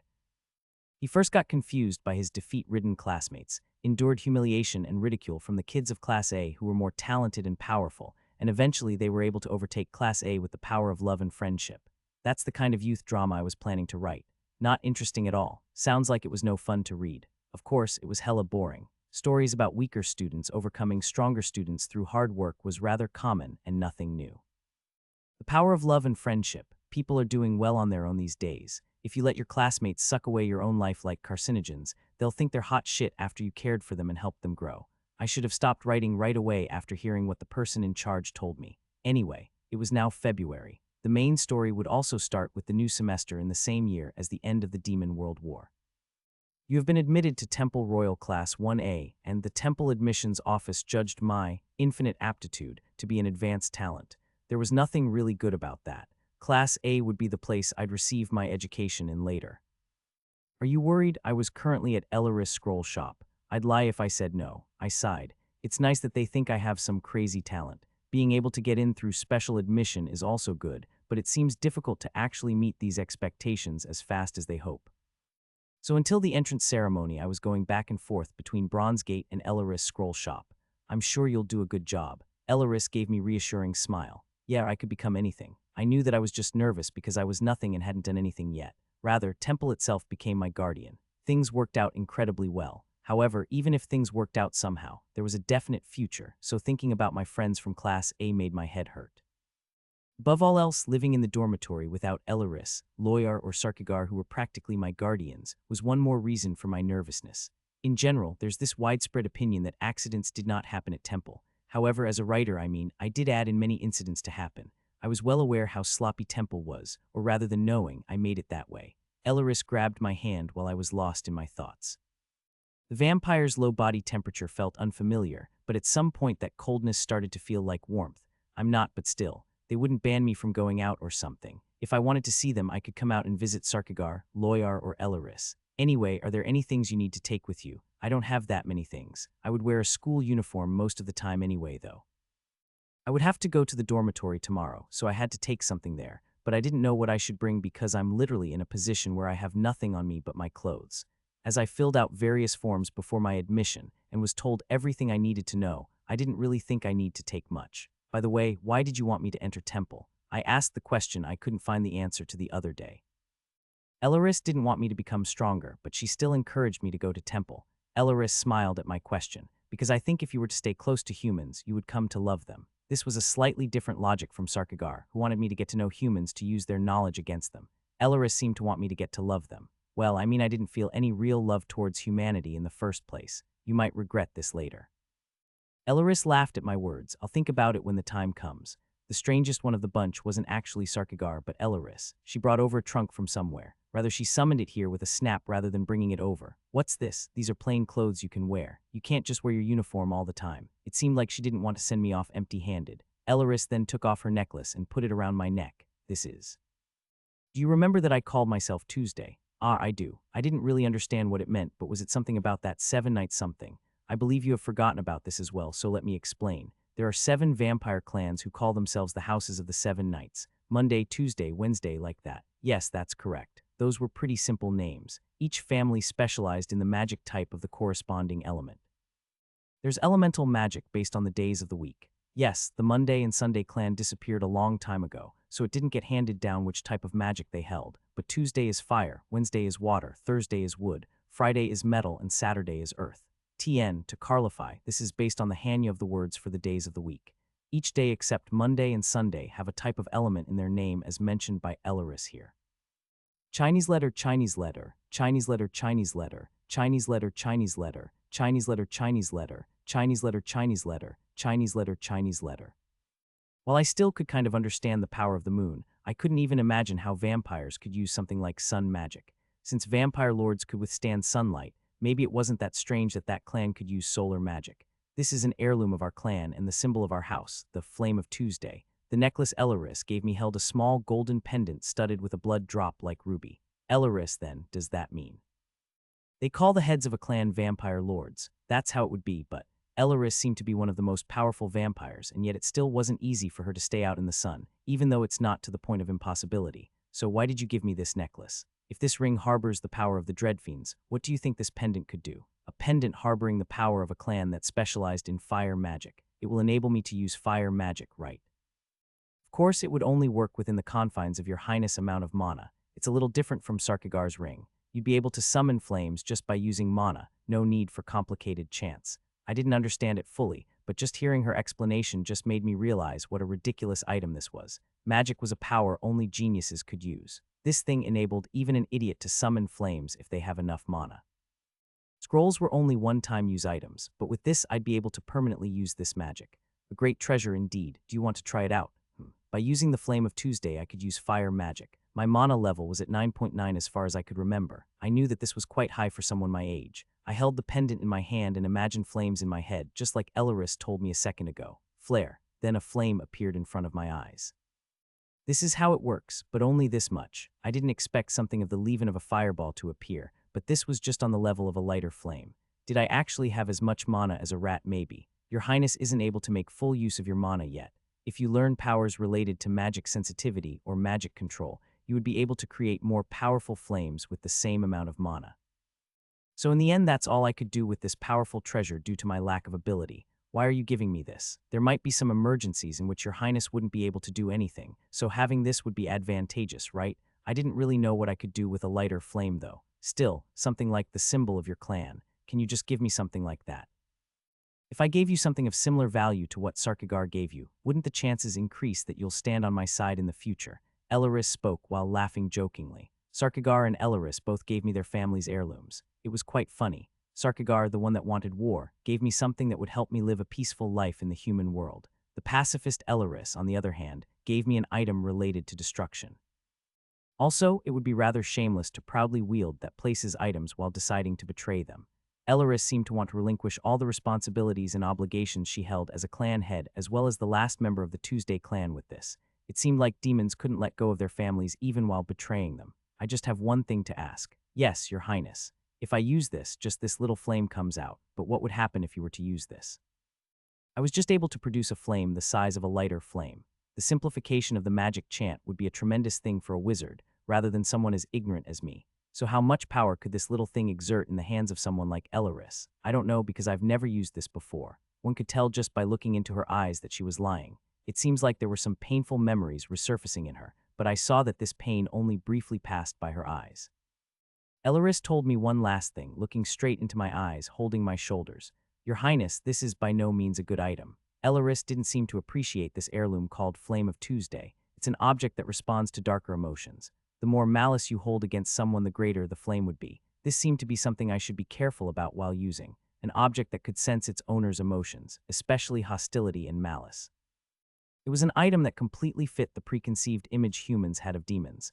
I hope you'll understand why I offered the Flame of Tuesday to you. She didn't want me to hurt anyone, but she was worried about me, so she gave me something like that. If something happened at Temple, I should only use this if I was in a life-threatening situation. That's what Elleris meant. Elleris was afraid of me, but she valued me just as much. Elleris smiled brightly, as this was what she wanted to hear the most. She really was the weirdest one. The heirloom of the Dreadfiend clan, the heirloom of the Tuesday clan, which was part of the Seven Knights. I was the only heir to the Darklands, the demon realm that got unified as one nation, so it wasn't so strange for me to hold these items. Still, a beggar-turned-temple student was now in possession of two great relics of the Imperial level. That definitely was suspicious. The ring, of course, was a camouflage item, so it had transparency and dematerialization magic properties on its own, so it just looked like an ordinary metal ring, and Elleris put an old-looking metal case around the exterior of the pendant that otherwise looked precious. It certainly seemed like the better option to put a normal-looking casing around it than camouflage magic that might get detected. So in the end, all I had was what looked like a worn-out ring and pendant. To be honest, I'd believe it if someone told me these things were picked up by a beggar wandering around. Since I received some amazing items from both Elleris and Sarkagar, I had the thought that Loyar might give me something as well. But then again, how could I expect anything great from someone wearing rags, chilling around a bonfire all day? She should just take good care of herself and eat well. That was what I thought, but what is this? Pocket money. Loyar handed me a bag of gold coins to use at Temple. Loyar told me to tell her if I needed any more money, because the issue of the admission fee got solved anyway, and Temple would only pay for some of my living costs. Loyar was the most important instance to me in the long run. It seemed that their progress of spreading their power to the mana trains was going smoothly. Tomorrow, I'd finally move into Temple's dormitory. Of course, it wouldn't be good for me to continue living here, but I was exhausted just thinking about moving into an environment I knew nothing much about, filled with major characters. It wouldn't have been so bad just living at Elleris' place. I couldn't fall asleep that night, maybe because I was just thinking about all the trouble this would bring. However, I made a promise. I was going to do the things I set out to do, and I would do them well. I felt it in Charlotte's case. It wasn't such a bad thing saving someone who was supposed to die. As a result, I could save people who died because of my karma. If you ask me, I believed this to be a good thing. This was a slice of life story, but even slice-of-life stories were written by people who were talented in that field. So the biggest reason for this novel's failure, the reason all the readers who kept going until the middle of it fell away, was I didn't have the talent for writing these kinds of stories until the very end. As the events and materials I had planned out were depleted, my writing lost its way, and as a result, I lost my motivation to move the story forward. Therefore, I just flipped the table. This crazy novel only came into being because of the author's lack of ability to create any more events. In the middle of that story, I made gates suddenly opened. This was called self-satisfaction. Naturally, the readers dropped the novel in disgust of that sudden development. But what should I have done? At the time, I thought that would be the best development. Of course, it would have been better if I had just ran away, leaving it unfinished as usual, but then I had a sudden compulsion to complete it somehow. If you do stupid things, one day you will end up paying for them. Because of that crazy development, I now had to eat the shit I produced myself. So whether I liked it or not, that chaotic situation in which gates suddenly opened in this world, sending this world to ruin, was approaching with every moment. It was a slice-of-life story for one half, and the other was some weird gate-diving story. I now had three options. I could wait for the ending to come in a safe place, ignoring the fact that I had knowledge about these gates. I could train until I got to a state where I could fight before the gates opened and jump right into the situation. And lastly, I could eliminate the situation of the gates opening by using the rewriting function. For the second option, I didn't really have to join Temple, but the third option absolutely required me to be part of the main story to get achievement points. As I had already experienced several life or death situations in the prologue part, I had no confidence whatsoever in fighting or seeing someone die right in front of me, so I had no other choice but to somehow prepare for the gate situation. If it were up to me, I'd choose to hide somewhere and just watch the fire slowly burning out without concerning myself with it. Even though it was cowardly, my life was more precious. However, Sarkigar, Loyar, and Elaris had pushed me away from that. As my excuses were blocked one by one, I had no other choice but to give up. Anyway, if this reality really is the shit I made, I had to take some responsibility. It's impossible for me to take full responsibility, but if I were able to do something about a given situation, I should absolutely do that. I didn't know if it were possible to stop the gates from opening. It was probably impossible. If that didn't work, then I had to become stronger through achievement points and decimate the monsters coming out of the gate. So anyway, part because of my own self-righteousness, I somehow had to do something about this future only I knew about. I arrived at the first page of the main story, Temple. I had to either become the strongest on the continent or somehow get rid of that gate situation, or I might end up with useless talents that were neither this nor that. I wasn't even good at the things I liked, so should I try harder on things I didn't like then? Cold sweat ran down my face. Temple was divided into three main sections: the elementary, secondary, and higher education facilities. 6 years of elementary school, 3 years of middle school, and 6 years of high school. There was also a graduate school for further education. Of course, there were numerous subsidiary facilities and special purpose halls scattered here and there. In other words, there were stadiums and other special facilities, including concert halls. As the campus was just too large to traverse by foot, Temple also had a separate tram line that only operated inside of it. Of course, it was free. Entering Temple for the first time, I was able to get inside with my pre-issued student ID, including my admission permit.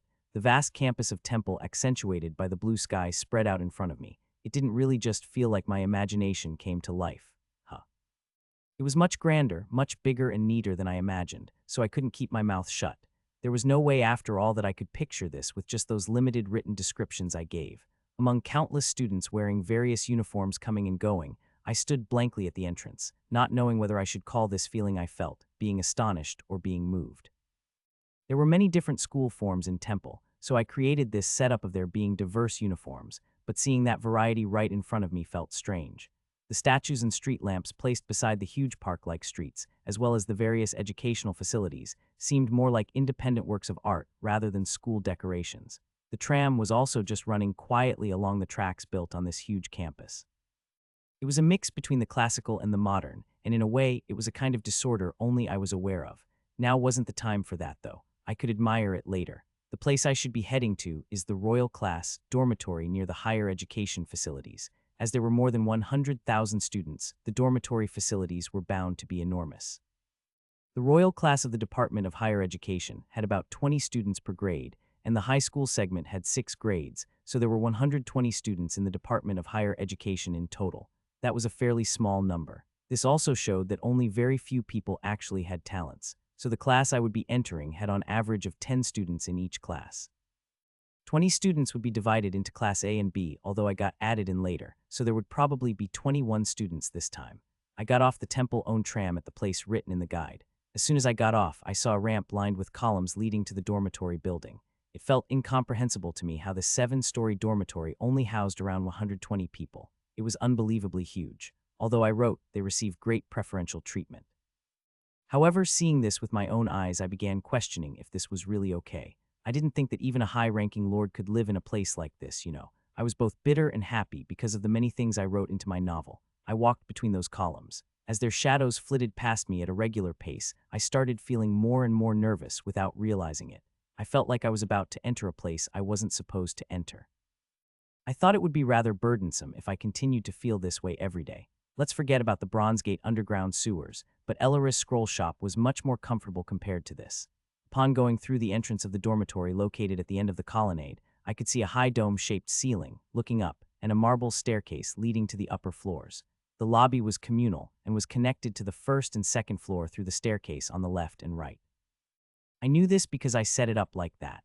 The first floor was for the first years, the second floor was for the second years, etc. Therefore, as their grade goes up, students become more and more annoyed. Of course, I wrote that there was something similar to an elevator. It worked with floating magic or something like that. The thing in the middle of the dome seemed to be that elevator. Looking at the structure of the building, the rooms for Class A were on the left and those for Class B were on the right. All the students belonging to Class A, regardless of grade, lived on the left side. The same went for Class B and the right side. I roughly knew what was going to happen from this point on. You're a freshman, aren't you? Ah, yes. A senior student wearing the same uniform as me approached me with a file folder, a person wearing a female uniform. I'm Ceres Van Owen, a 5th grader and the president of the Royal Class Student Council. Hello? Ah, yes, hello. Yes, that's how it was. Although the Department of Higher Education had an overall student body president and vice president, each school had their own separate student body president and vice president. Therefore, the Royal Class had its own student council president and vice president.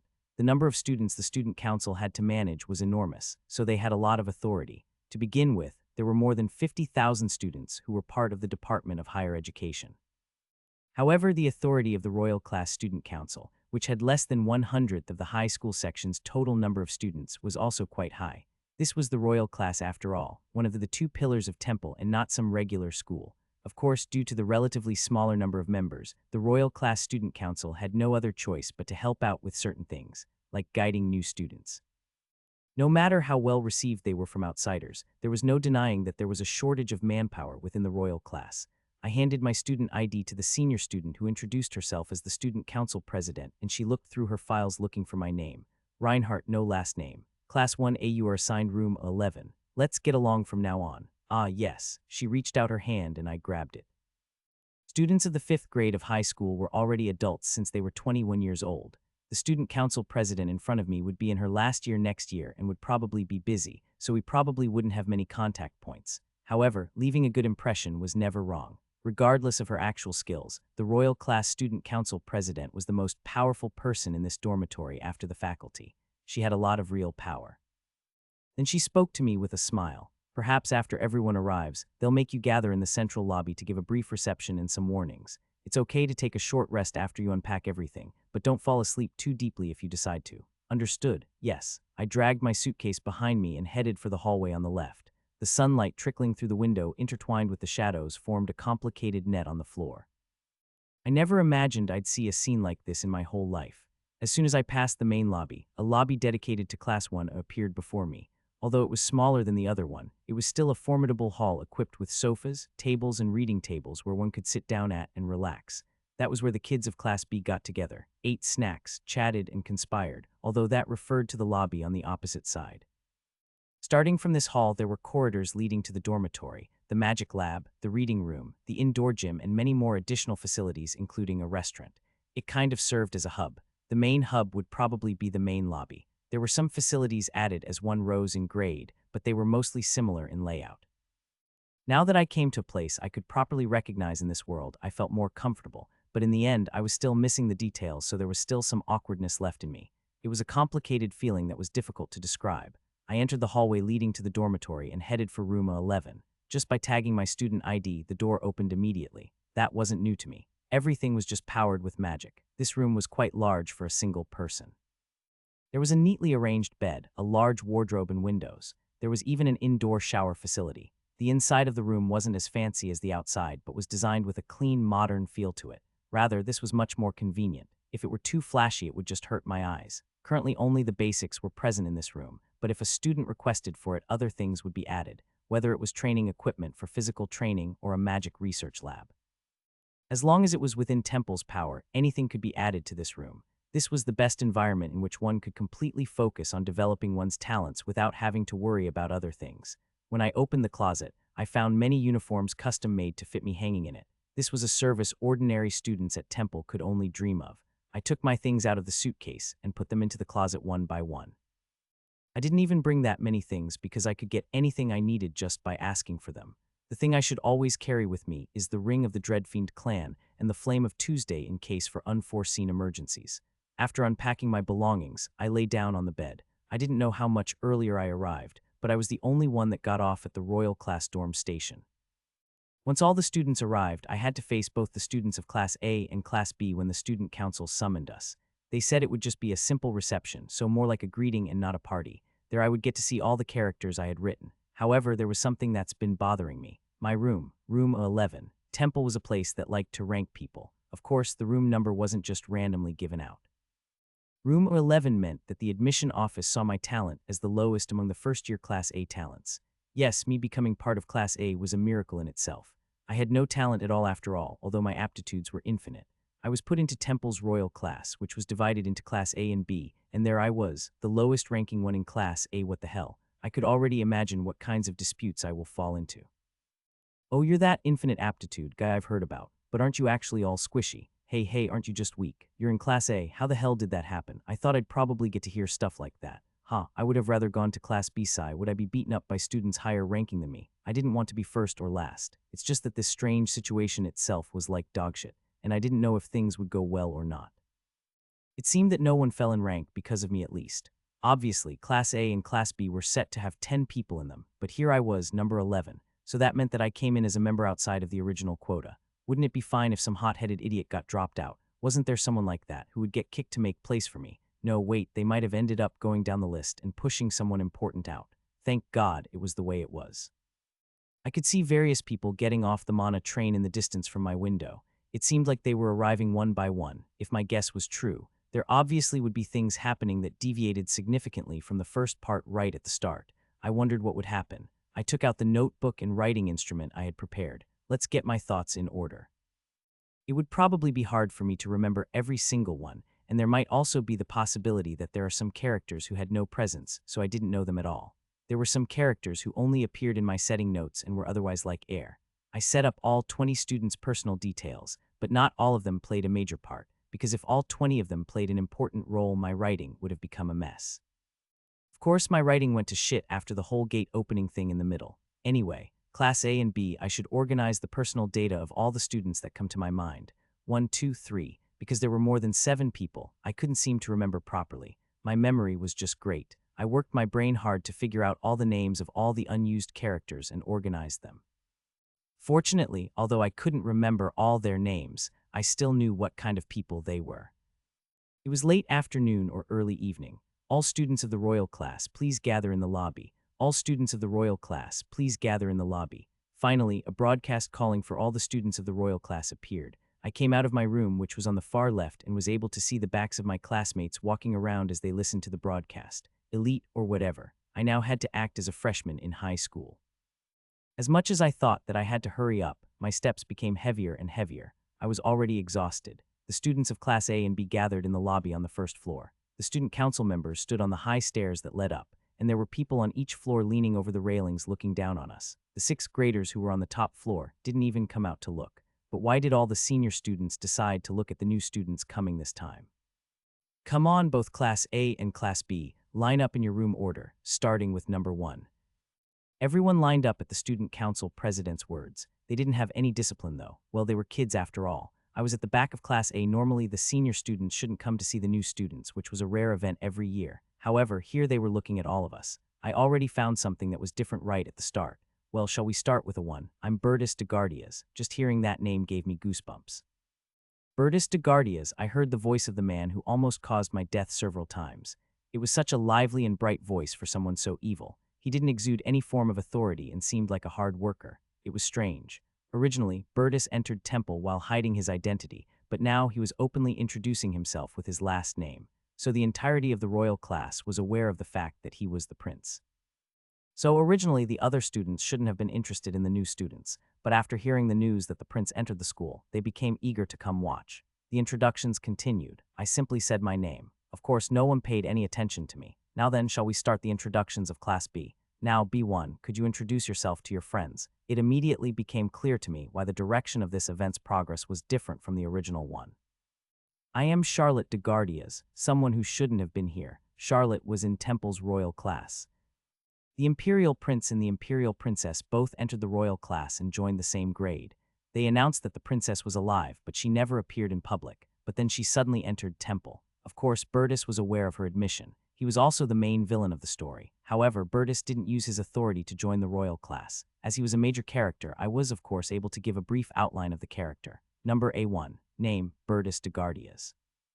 Talent, swordsmanship, magic sensitivity, magic control. Characteristic, narrow eyes. TN, like those characters that never open their eyes, of which a lot are kinda two-faced.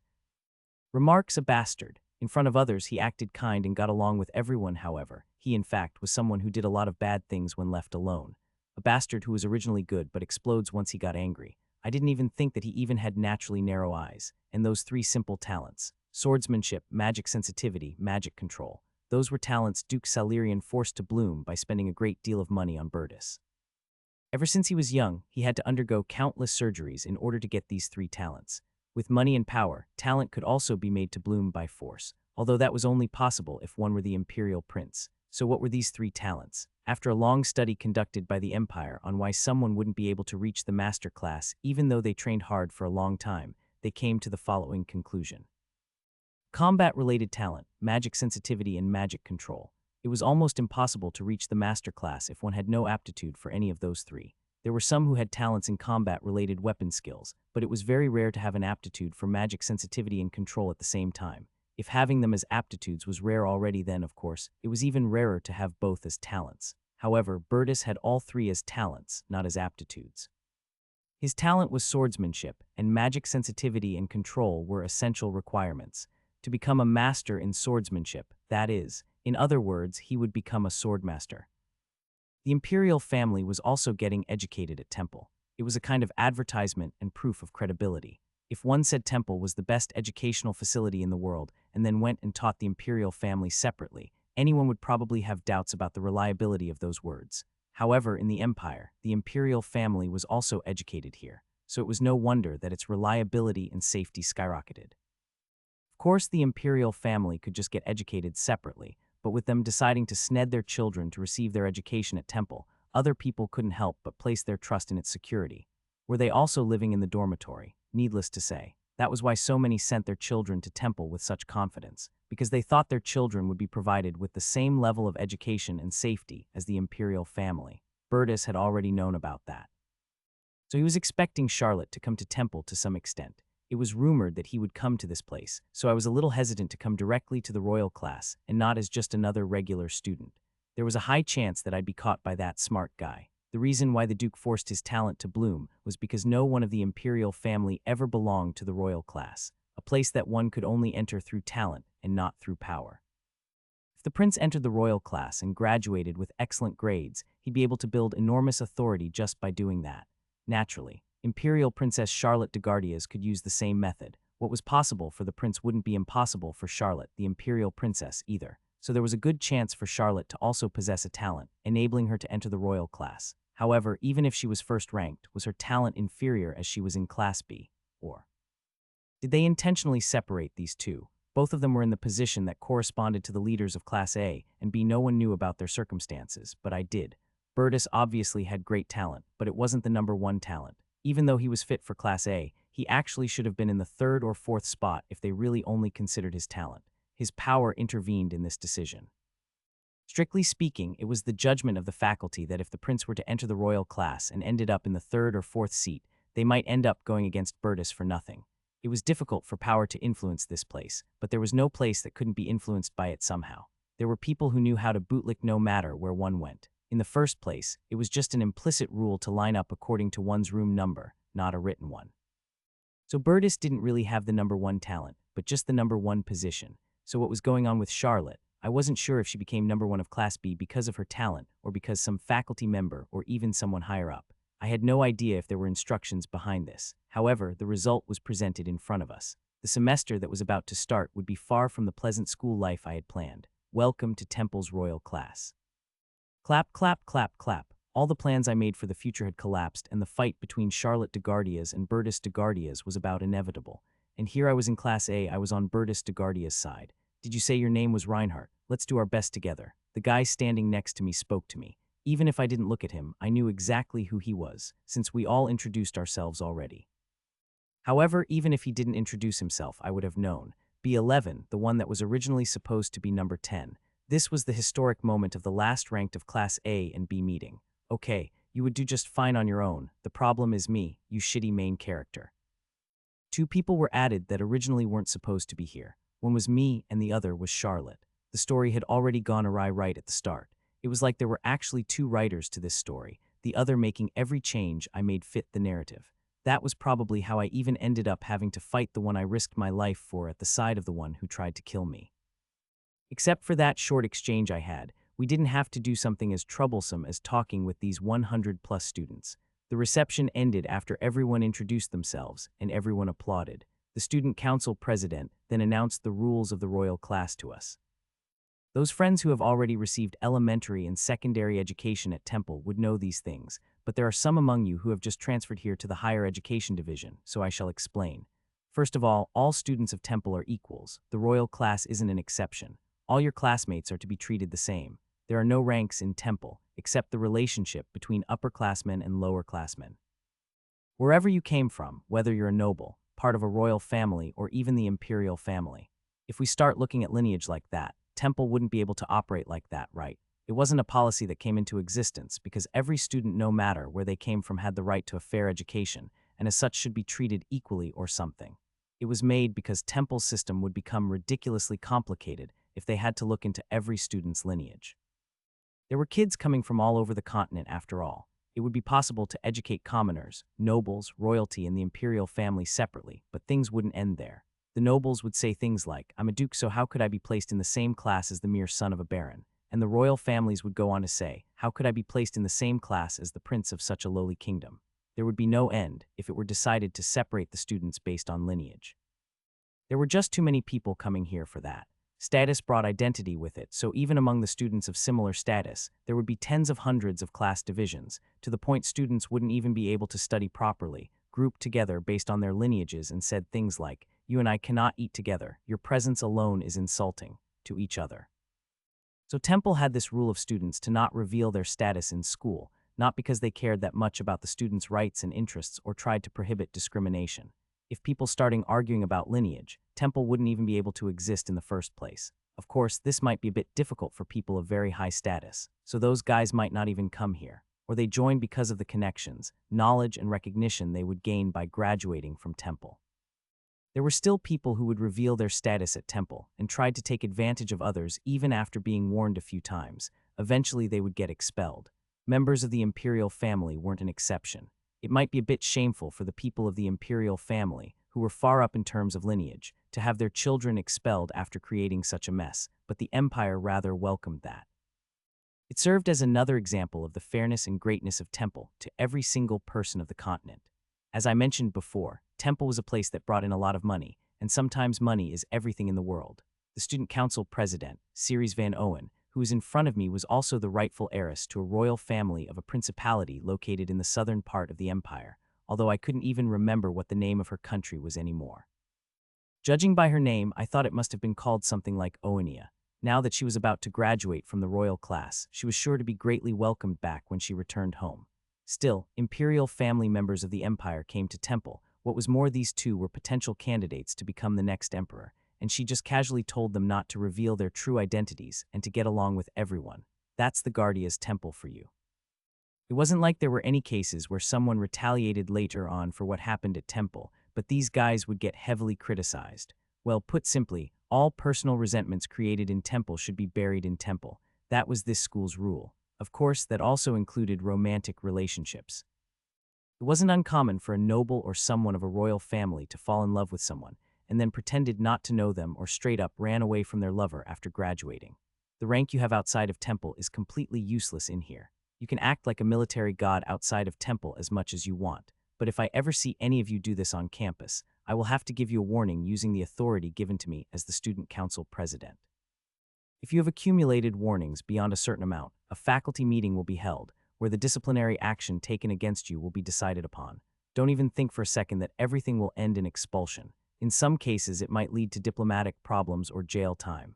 If that is the case, keep in mind that you are to be punished by the special law that temple students are subjected to, and not according to your original status. Of course, you might have been granted immunity as each country has different laws, but you should keep in mind this won't apply in these situations. If you force your classmates to call you in a specific way, or tell them that just looking in your eyes is seen as an insult would hardly make you seem like the one in the right here. The president and vice president had the authority to interfere with the students. If it was inside temple, even if they were the heir to the throne, if they did something against the rules, they would be scolded by the president. Of course, they could get revenge against them because they felt offended. However, if the imperial family started interfering with the affairs of students at temple, it would not only be childish, but it would also seriously tarnish temple's honor, which was the empire's source of enormous income and a landmark. Therefore, these two would faithfully follow temple's rules. If they were to brandish their authority and power here, ignoring all the rules, it would just be like spitting in their own faces. Temple was the empire's face along with the imperial family after all. Throwing insults into one's own face was pretty inefficient. Another important thing, do not intentionally drag what happened outside of temple inside of it. For example, using the various privileges that temple students receive to commit crimes outside and then escape to temple. We don't know and don't care if any of you were enemies outside of temple, or if there's some feud going on between your families. Temple is an educational institution, not a political arena. Competitiveness in good faith is permitted, but if you use unfair or unreasonable means, or if external powers or forces intervene in these matters, the student concerned will be expelled and will be subject to numerous responsibilities. In other words, don't drag outside powers into temple. In the end, all these things she was telling us were more or less directed at Charlotte and Bertus. Everyone was secretly guessing that this would definitely play a part in the struggle for imperial power. Also, there is a message from the imperial family guardias. Originally, this wasn't allowed, but this situation is somewhat special in many ways, so I will read it out to you. Yet another thing that hadn't existed before sprung into existence. The student council president opened a letter and read it out to us. From the moment this letter is read out, if any problems arise with either Charlotte de Guardias or Bertus de Guardias, both inside and outside of temple, even if it is just a simple accident, the other party's rights to the throne will be permanently deprived. Emperor Neliad de Guardias, Grand Admiral. The student council president turned the letter over and showed us that the seal of the imperial family properly stamped on it. The emperor blocked any future attempts for them to assassinate each other. There was a reason why the two of them were pushed into the same place in temple, just when the conflict over the succession to the throne was expected to intensify. Now that the emperor's power seemed to pierce through the sky due to the victory in the Demon World War, his words held more authority than ever. In fact, the emperor was the most powerful one since the founding of the empire. That was the price he received in exchange for the hostages' lives. Now the emperor could even appoint a completely weak member of the imperial family who had no real authority or base as the successor. That's why he was telling the two most influential successors to not think about hurting each other, but rather protect each other no matter what. They should win the imperial power through fair competition. Neliad de Guardias, the current emperor, was an unprecedentedly powerful emperor who could make such ridiculous demands. It was as if he was telling them, don't even think about trying to commit the perfect crime, because even if your opponent dies because of an accident, your right of succession would be void.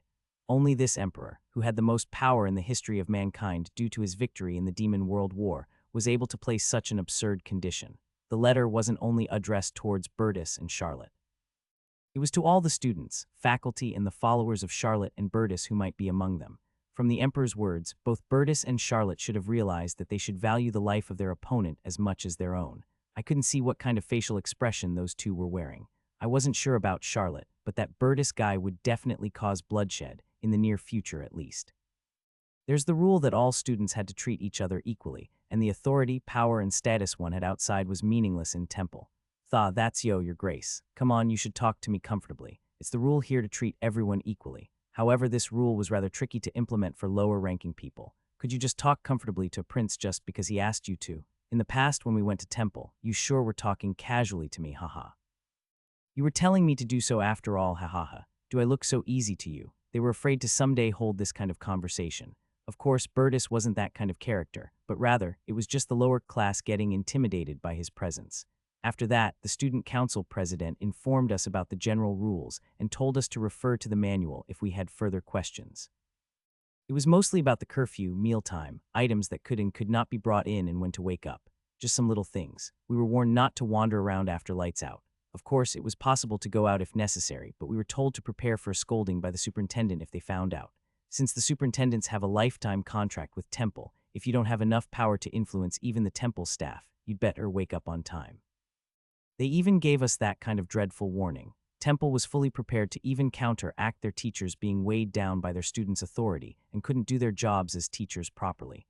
In the lobby on the left, the students that met each other for the first time today got together and talked with each other. I sat slightly further away and overheard what they were talking about.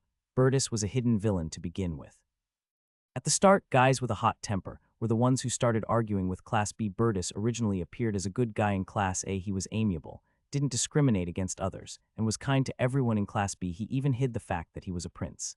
He hid his identity and just enrolled into Temple's royal class as an outstanding student. He later revealed his true identity and character to the main character. That was how I set it up. But now, because of Charlotte's admittance, his identity was already known. In other words, the development I had previously planned out disappeared like smoke. Even so, it wouldn't change the bigger framework of this academy setting, going to classes, studying and training. Although the development would be different, the structure would be the same. Take it easy, take it easy. If you don't, I might be the one who gets a warning, you know. Aren't you worried about that? Yes, I am. Burtis was telling the students who had a hard time dealing with him to treat him comfortably, while teasing them slightly, just like I set him up to be.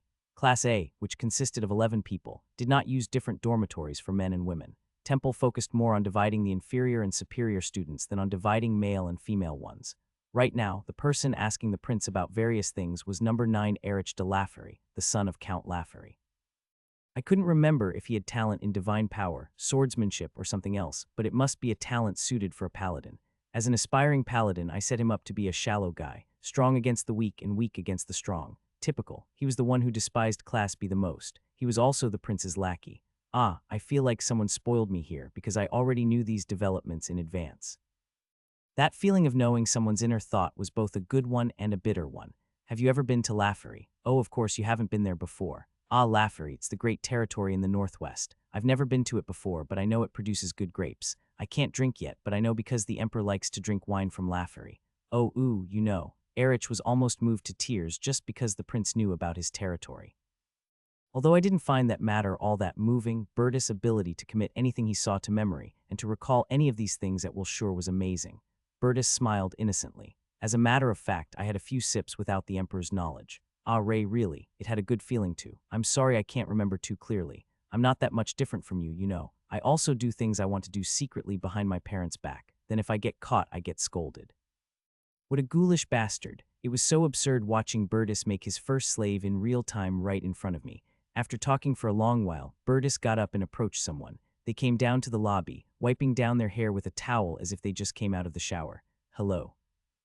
You got business with me. Don't you want to get to know your classmates a bit more? I'm Burtis. Nice to meet you. I saw you earlier. You were ranked 2, right? Yeah, I just wanted to introduce myself formally. A girl with black hair and eyes. Even though this was the first time I saw her, I knew exactly who she was. Ellen. The girl tried to walk past Burtis as soon as she said that. That's it. I know you. Burtis smiled bashfully and extended his hand to her. I heard about it. Don't worry. The girl that introduced herself as Ellen looked at Burtis before she held his hand. I'm sorry. Of course, you were supposed to be number 1. I guess there were some people meddling. I really wanted to apologize to you for taking your place. Burtis spoke as if he knew something about Ellen. I don't care, after Ellen said that she brushed away her hair and walked towards the restaurant. Hey, did you hear? She was supposed to be number 1. Yeah, right. A girl who was supposed to be number 1 got pushed down to number 2 because of Burtis. She introduced herself as just Ellen, but Burtis knew that the girl was hiding something. Of course, I also knew as it was part of the main story. What she hid was her real name. Her last name to be exact, Ellen Artorias. She was the sister of the warrior Artorias. Ellen Artorias. If Burtis was the villain who had slightly better talents than the main character, then Ellen Artorias was a powerhouse that the main character couldn't even dare look at. As such, she was the main character's real rival. Although she fell to Class A's second rank, she actually possessed such tremendous amounts of talent that just calling her first rank wasn't enough. She had a lot of talents I couldn't clearly remember. Things like weapon mastery, magic domination, magic resistance, spiritual sensitivity, psychic resistance, fast learning, and many more. She was a genius and good at everything. She was the beneficiary of that setup. That was why Ellen hid her vast amounts of talents from outsiders. It wasn't an ordinary number of talents after all. If I had infinite aptitudes, then Ellen was born with every type of combat talent there is, though it wasn't infinite. If swordsmanship was a talent for just one type of weapon, then weapon mastery would be a type of comprehensive talent. It meant that one had a talent for all types of weapons. Even if she just had a talent for a single weapon, and an additional one, she would have been able to enter royal class, but counting Ellen's talents was just a meaningless task. She had so many talents that no one could match her in the class of warriors. In addition to her magic resistance, she had one more resistance that no one except Ellen had. She had the talent to develop a resistance against supernatural powers. To begin with, I made her as a character that felt like a mountain the main character could never overlook, so of course she was a munchkin. As was etiquette in these types of novels, the main character would eventually rise to a level comparable to Ellen Artorias. Burtis was watching the leaving figure of that Ellen, who didn't seem to care much about him. Erich watched her with an expression as if he wanted to say something like, "What? How dare you ignore his grace?" I heard all their names during that self-introduction, however, even though I was the one who set up their names. Honestly, I still couldn't remember all of them. What did that guy do again? What were his abilities? There were so many characters, and it wasn't like this was the last novel I wrote about the Demon King's death, so I couldn't help but forget. Burtis greeted each and every one of us in the lobby as if he was trying to get acquainted with us. I was no exception in this. While Burtis was talking, I again tried to recall the faces and names of the remaining people. I think you were called Reinhardt. Right. Ah, yes. Let's do well together, my friend. It seemed like we already had too bad of a relationship, though, to become friends, but well, that wasn't a reason to act too unfriendly. The one I had to be on guard the most about wasn't Burtis after all. I had to be careful not to let Charlotte know who I was. Burtis didn't know anyway. I had some guesses about Charlotte entering the school, but I was actually pretty surprised that it actually happened. I had to be careful not to stand out too much. Even though Charlotte didn't know for certain that I was a demon, she did know that I was suspicious. That's what I noticed before I fled without a word. I was certainly uncomfortable with the idea of having to be in the same class as Burtis, but it was a lot more dangerous to be in Charlotte's class. I was glad that I got into Class A. It was about time for that to happen. Hey guys, nice to meet you. A guy approached Class A's lobby with a lively expression on his face. Let's get along in the future. The one ranked last in Class B, and the main character, Ludwig, was coming towards the lobby. Technically, the A and B class dormitories weren't off limits to the other class. It was more like an unwritten rule, so someone heading to the other class's dormitory didn't happen often, even more so as the grades went up. That was because Class A clearly perceived Class B as inferior, and Class B was also uncomfortable with, or rather they disliked Class A in fact. As one went up in grade, there wasn't even a way for class members to go back and forth between the two. In some cases, Class B was able to overtake Class A by working hard, but that just added to the annoyance of Class A, of course. This was the first day everyone here joined the royal class, but those who have attended Temple since elementary school had heard about these facts. Therefore, it wasn't that unreasonable for the people in Class A's lobby to look at Ludwig, who came to Temple for the first time today and proudly introduced himself as Class B's number 11, with an expression seeming to ask, "What's with that bastard?" That was the event that took place right after the self-introduction after entering the dormitories. Ludwig just stopped by Class A to say hello, but was met with rather bitter reactions. There were 5 people in the lobby right now. Burtis, number 9 Erich, number 10 Kair Viaden, number 4 Harriet de St. Owen. Except for me and Burtis, everyone was frowning at him. Ludwig then readily reached out his hand to Burtis. "It's an honor, Prince. Let's do our best together." "Okay, Ludwig, don't call me Prince. That's against the rules." "Yes, Burtis." Burtis smiled kindly and took his hand. Everyone looked at that scene with even more astonishment. It's like witnessing a friendship that only had a one chance of happening right in front of their eyes. The prince had a good personality as well. I felt like I could hear voices saying that from everywhere. After shaking hands with Burtis, Ludwig greeted the other children as well. "Oh, we meet again, Reinhardt." "Deed, let's do our best." "Oh, you too. Let's not stand out. Let's just show a neutral reaction."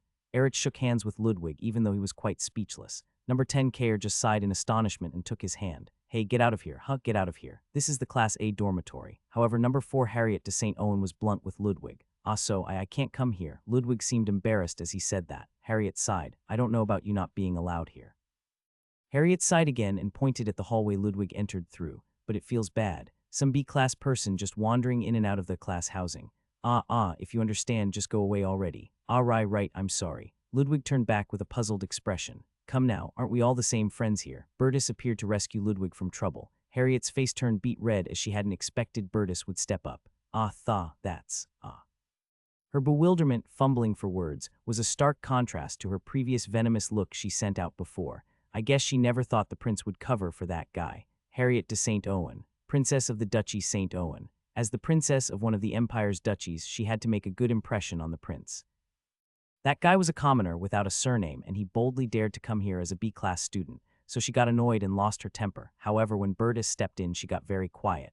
Bertus, of course, didn't reveal that he was a prince in the original, but he overwhelmed her with his atmosphere. It was amazing how the initial development was the same, even though some things changed. "Ludwig, we have some sensitive friends here, so let's be more careful in the future. If you have something to say to us, you can use the pager, and if you don't know how to use it, I'll show you." Bertus walked out of the lobby with a grinning but slightly dazed Ludwig. Harriet's face was still red and she couldn't bring out a single word. She usually lived with her nose in the air, so she completely forgot that there was a prince next to her. She only pretended to be calm. After all, she only heard of Temple, and this was her first day here. By the way, was it so scary to suddenly see someone from Class B here? Well, anyway, even though she was kind of a jerk, she was still ranked 4th. Her main talent was magic. If weapon mastery was a comprehensive talent, then magic was of the same type. There was a person in Class B who had the two magical talents, alchemy and enchantment. In comparison, that girl's comprehensive talent, magic, was a huge upgrade to the talent the person from Class B had.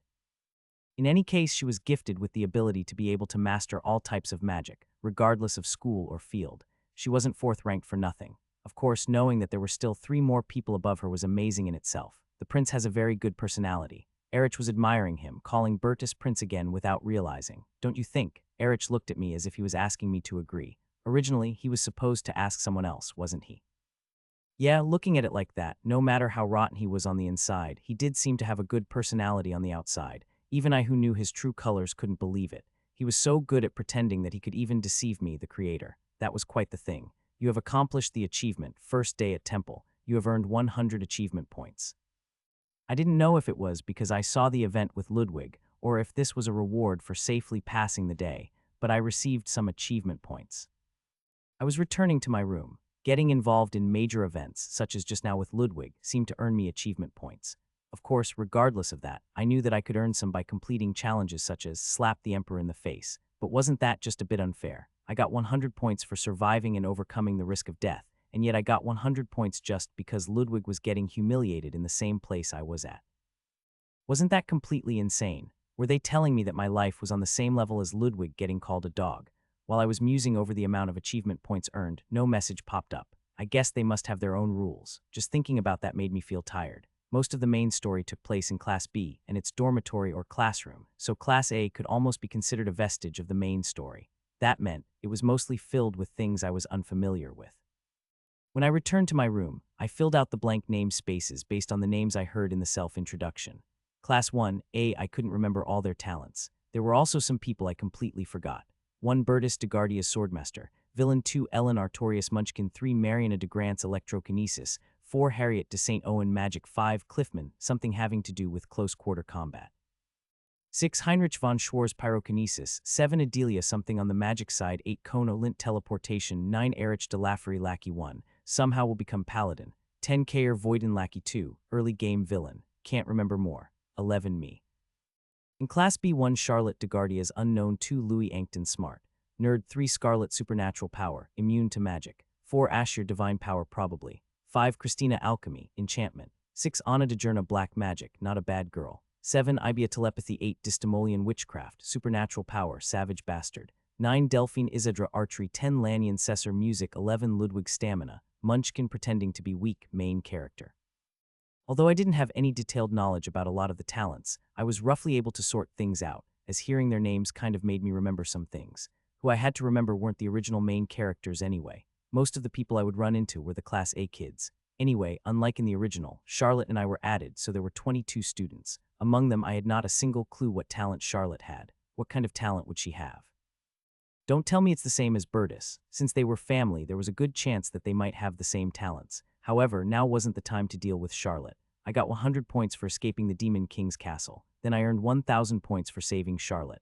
After that, I used a writer's advice twice, spending 150 points each, so 300 points. And just then, I got 100 points as a reward.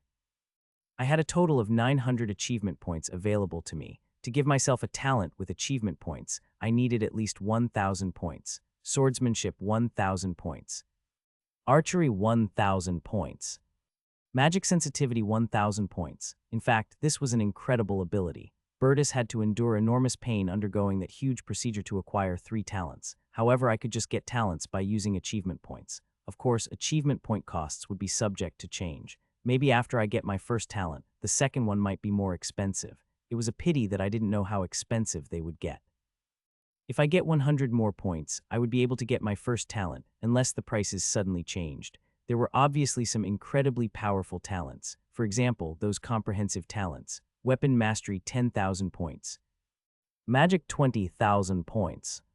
One of Ellen's many talents, Weapon Mastery, required 10,000 points, and Harriet's Magic required 20,000 points.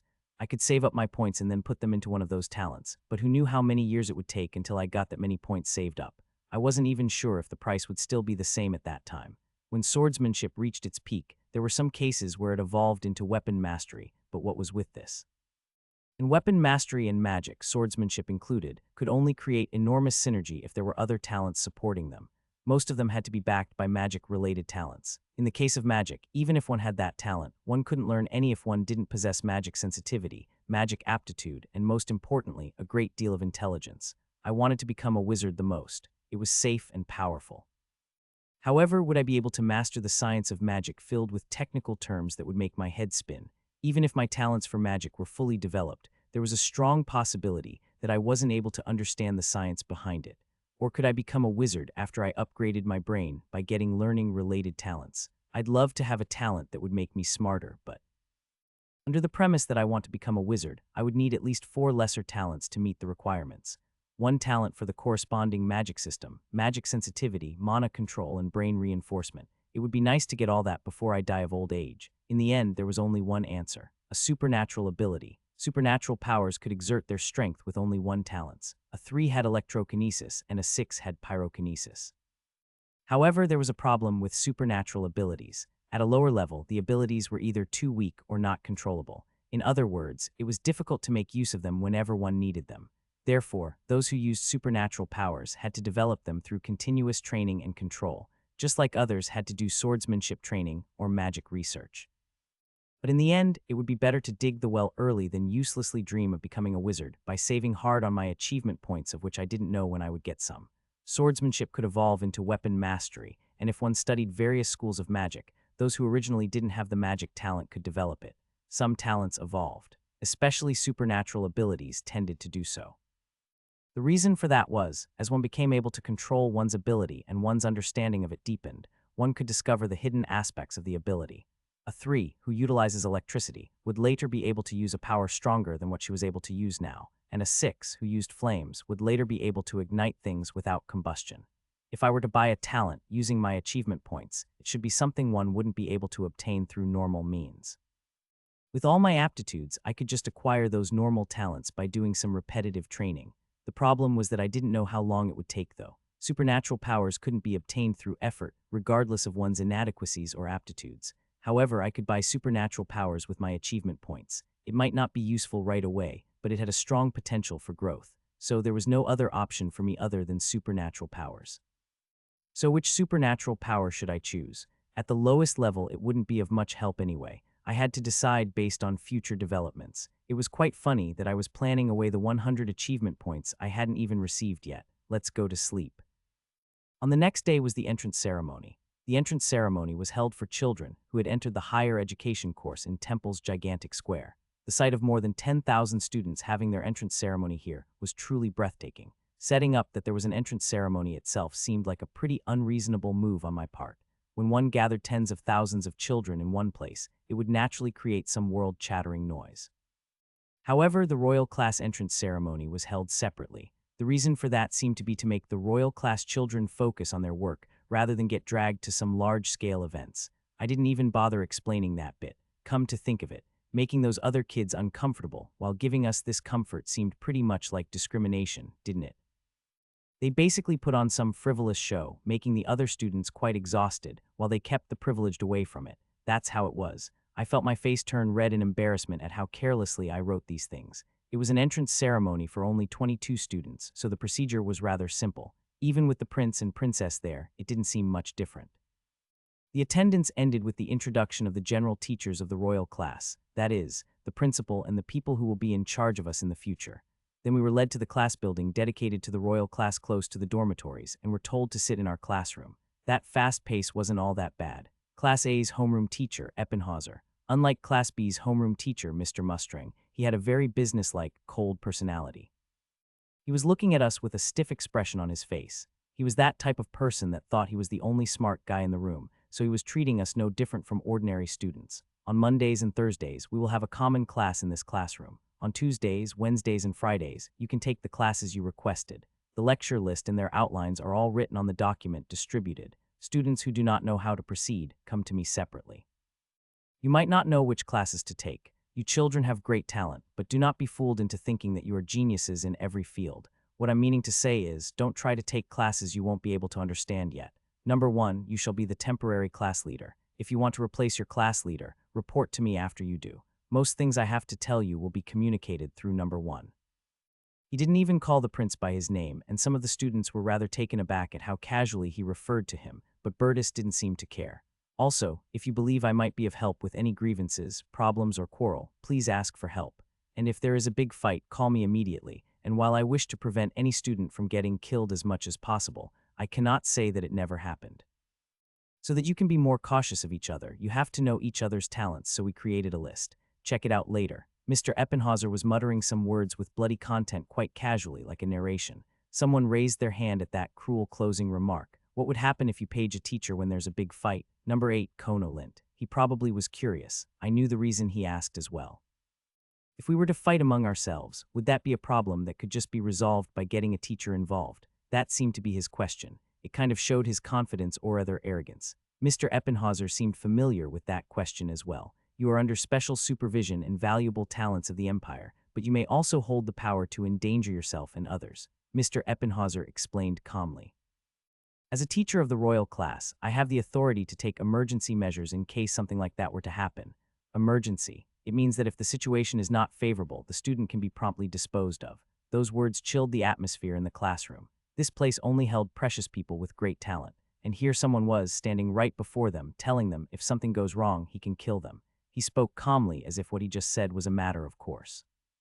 Are you capable of that? Number 10, Kair Vyadin remarked rather sarcastically. Mr. Eppenhauser didn't react much to that obvious sarcasm. I've been doing this for 10 years now. This time no one dared to say anything sarcastically again. No, well, they probably were scared because they were kids. But why was I also scared? Why, was I too old? Did I maybe grow soft? Was it because this was just too cruel? Can a teacher even do that? Contrary to that atmosphere. Wahahaha. One could hear laughter from the next classroom. It was Class B, then I hope you have understood my words and be careful. However, there was no laughter to be found in Class A and number 11. Me, why so suddenly? I didn't really expect that development, teacher. The classroom building for common education was built right next to the royal class dormitory, so there was no need to go around the entire temple on the days of common education. About 100 students were getting educated there, but the building was slightly smaller than other temple buildings. There, not only teachers, but also faculty and other personnel were second only in number to the students. However, I just set it up like that. I actually had no idea what they were doing. There were dozens of people in the first-year teacher's office, excluding the homeroom teacher. I wasn't sure if all of them were teachers, but I was pretty sure that the other year's teachers' offices looked the same. Certainly, the number of students and staff should be about equal or even greater. Mr. Eppenhauser took me to his private room and instructed me to sit down in front of him. I felt like a patient who just came to the hospital after being diagnosed with a serious illness waiting for some bad news. I wasn't really sure, but I felt like I was in some sort of trouble. He rummaged through some papers and talked to me without looking at me. Number 11, Reinhardt. Yes, he looked at me calmly. You have a lot of aptitudes, but no talent, correct? That. Yes. Why was he talking to me as if I was a beggar? He was cruel and cold-hearted, but I didn't set him up to be human trash, though. What classes are you going to take? Yes, something completely unexpected came out of Eppinhauser's mouth. He put a document down in front of me. Each student's profile was organized there. The document he presented to me was the profile of number 3, Mariana de Grants. No, 3 Grants, a holder of supernatural powers. Yes, what about it? He rummaged through the papers and showed me another page. This is number 5. Yes, Cliffman is a combat talent. Yes, so what? While I was having such thoughts while looking at him, Mr. Eppinhauser was just staring at me silently. His eyes were scary. So there were people in this world that could scold someone with just their eyes. Students with supernatural powers usually sign up for special lectures on meditation and psychic control. There aren't many with supernatural abilities, so they need specialized lectures like that. Yeah, I guess so. You don't have to take any of those lectures through. Now do you, number 11? Yeah, well, I didn't know about later, but I didn't think I needed to take them for now. Cliffman is a combat talent. It is rather rare. Hand-to-hand combat, gladiator, martial arts, archery, they say it encompasses all kinds of combat talents. Yes, he showed talent in everything to do with the way of battle. Cliffman only had one talent, but in terms of just that one talent, it was a comprehensive talent far superior to weapon mastery. Number 5, who is a combat talent, will take lectures centered on physical training, weapon skills, and sparring. Do you agree? Yes. Oh man, I now knew what he was talking about. Your other classmates have a set direction how they want to specialize. They roughly know what they need to learn and what classes to take. Yes. But number 11, you have aptitudes in all fields, but nothing you excel in. I knew he wasn't trying to scold me, but I sure felt like he was. You probably have no idea what you need to learn. Correct. He seemed to think that I needed help. He was a teacher. Most students had specific aptitudes and talents, so one didn't have to tell them what they had to study. It was his job to just look over the list of courses the students chose and give a few words. However, from his point of view, it would be the first time having a student like me. A weird student who could do everything but wasn't specifically good at anything. You can do anything within the curriculum supported by Temple. However, if you try to do everything, you would gain nothing. So Eppinhauser brought me to the teacher's office in case I would get overly greedy and tried to do something absurd, to prevent a situation like me trying to learn everything but ending up with nothing. What a good teacher. Aptitude and talent did not always determine if it was suitable for one or not. I've seen people who had a talent in magic but absolutely hated magic, and there were people who had great talent in swordsmanship but would immediately faint as soon as a sword got pointed at them. A talent for swordsmanship didn't automatically give one fighting spirit, and a talent for magic didn't automatically give one the desire to research and explore magic. That's what one might call the blind spot of talent. Mr. Eppinhauser was already telling me a problem that would only occur after the beginning part. In the end, what was important was one's own mentality, one's interest in it, and if one could apply it in practice. If one were forced to train in a certain field because one found a talent in you early on, one might come to loathe that talent itself, and one might just end up collapsing in a situation where one's life is at stake. What good would being talented in swordsmanship do if you were afraid of violence itself? That's what he meant, so you're better off than those guys at least. You don't have to force yourself to do anything because you don't have a talent that's restricting you. You can do whatever you want. Eventually, he asked me what I wanted to do. I decided on that yesterday. I want to learn about supernatural powers. For the first time today, his face showed some emotions. He was clearly pitying me. He looked at my profile and remained silent for a while. I heard that you have so many aptitudes that it just got shortened to a single line. They weren't able to write all my aptitudes down on paper. That was why they just summed it up in a single line, has aptitudes in all fields. If they actually tried to document all of them, they'd waste a huge amount of paper. Do you also have aptitude for supernatural abilities? Maybe. Maybe I had it or maybe I didn't. I couldn't really explain it to him. So let's just say you do. How do you plan on awakening such supernatural powers? By trying my best. I couldn't exactly tell him that I could use achievement points to awaken them, so I said that, but that kind of made him look at me as if I was trying to break a rock with an egg. Isn't there anything else you want to focus on other than supernatural powers? But simply, people who do not have supernatural abilities cannot attend those special lectures. I can't. It's a bit different for students of royal class, but the teacher in charge will find that very strange. There might also be the possibility that they will kick you out. I nodded and told him that I would bear the full responsibility if I would get kicked out. He agonized for a long time and eventually began to write something down on a paper. Apply for this class. I will inform the teacher separately. He seemed to think that I should realize on my own what nonsense I was trying to do. Instead, we shall keep it at a single lecture. He wrote down this and that, saying that he would not introduce any other supernatural power-related lectures to me. After writing some things down in a flash, he handed me the paper. This is your schedule for the semester. If you put anything else in it, I will not accept it. Apparently, he made a schedule for me instead. What lectures are these? Rather than just focusing on that single subject, I'd like you to do it like this. You'll be able to find something fitting. He told me I could do anything I wanted at first. When he realized that I wanted to focus on something as bizarre as supernatural powers, he asked me to choose something I'd like to do other than that. So rather than spending this semester on just supernatural powers, he told me I should try other lectures as well to find something I liked. It was common sense that it was impossible to awaken supernatural powers just through effort. In other words, that was the right judgment here, so I couldn't say anything against it.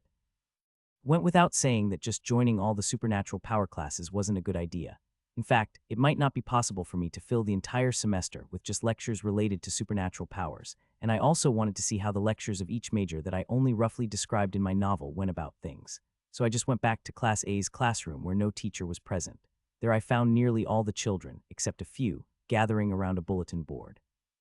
As soon as I went through the door, all of their eyes turned to me.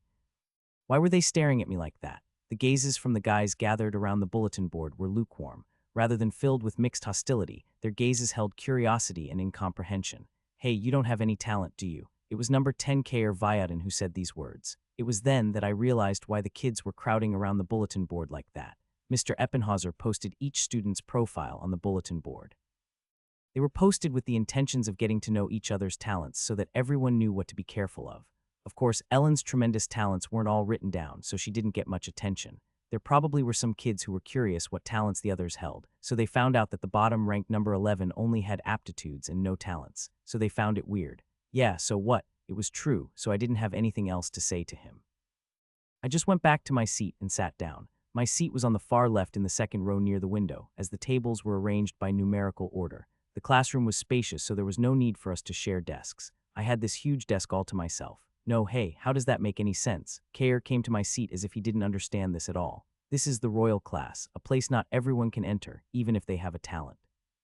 How did you get into this place, which required one to have exceptional talent? What's more into Class A? Shouldn't you be at least in Class B? I did set him up to be someone with a strong personality, but I didn't expect he'd come at me like that on the first day of class. Kayer really didn't understand, and to him my existence on its own seemed ridiculous. He seemed very angry. How should I even respond to this? He was ready to grab my collar, and no one seemed to want to stop him. Burtis seemed to be just watching the situation. I seriously don't understand. Hey, what are you? How could someone like you be here? Hey, you.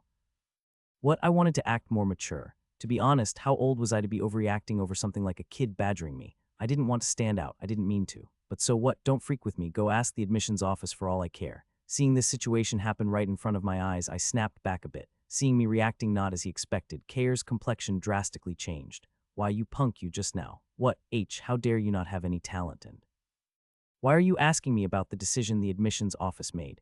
Do you think I came through some back door?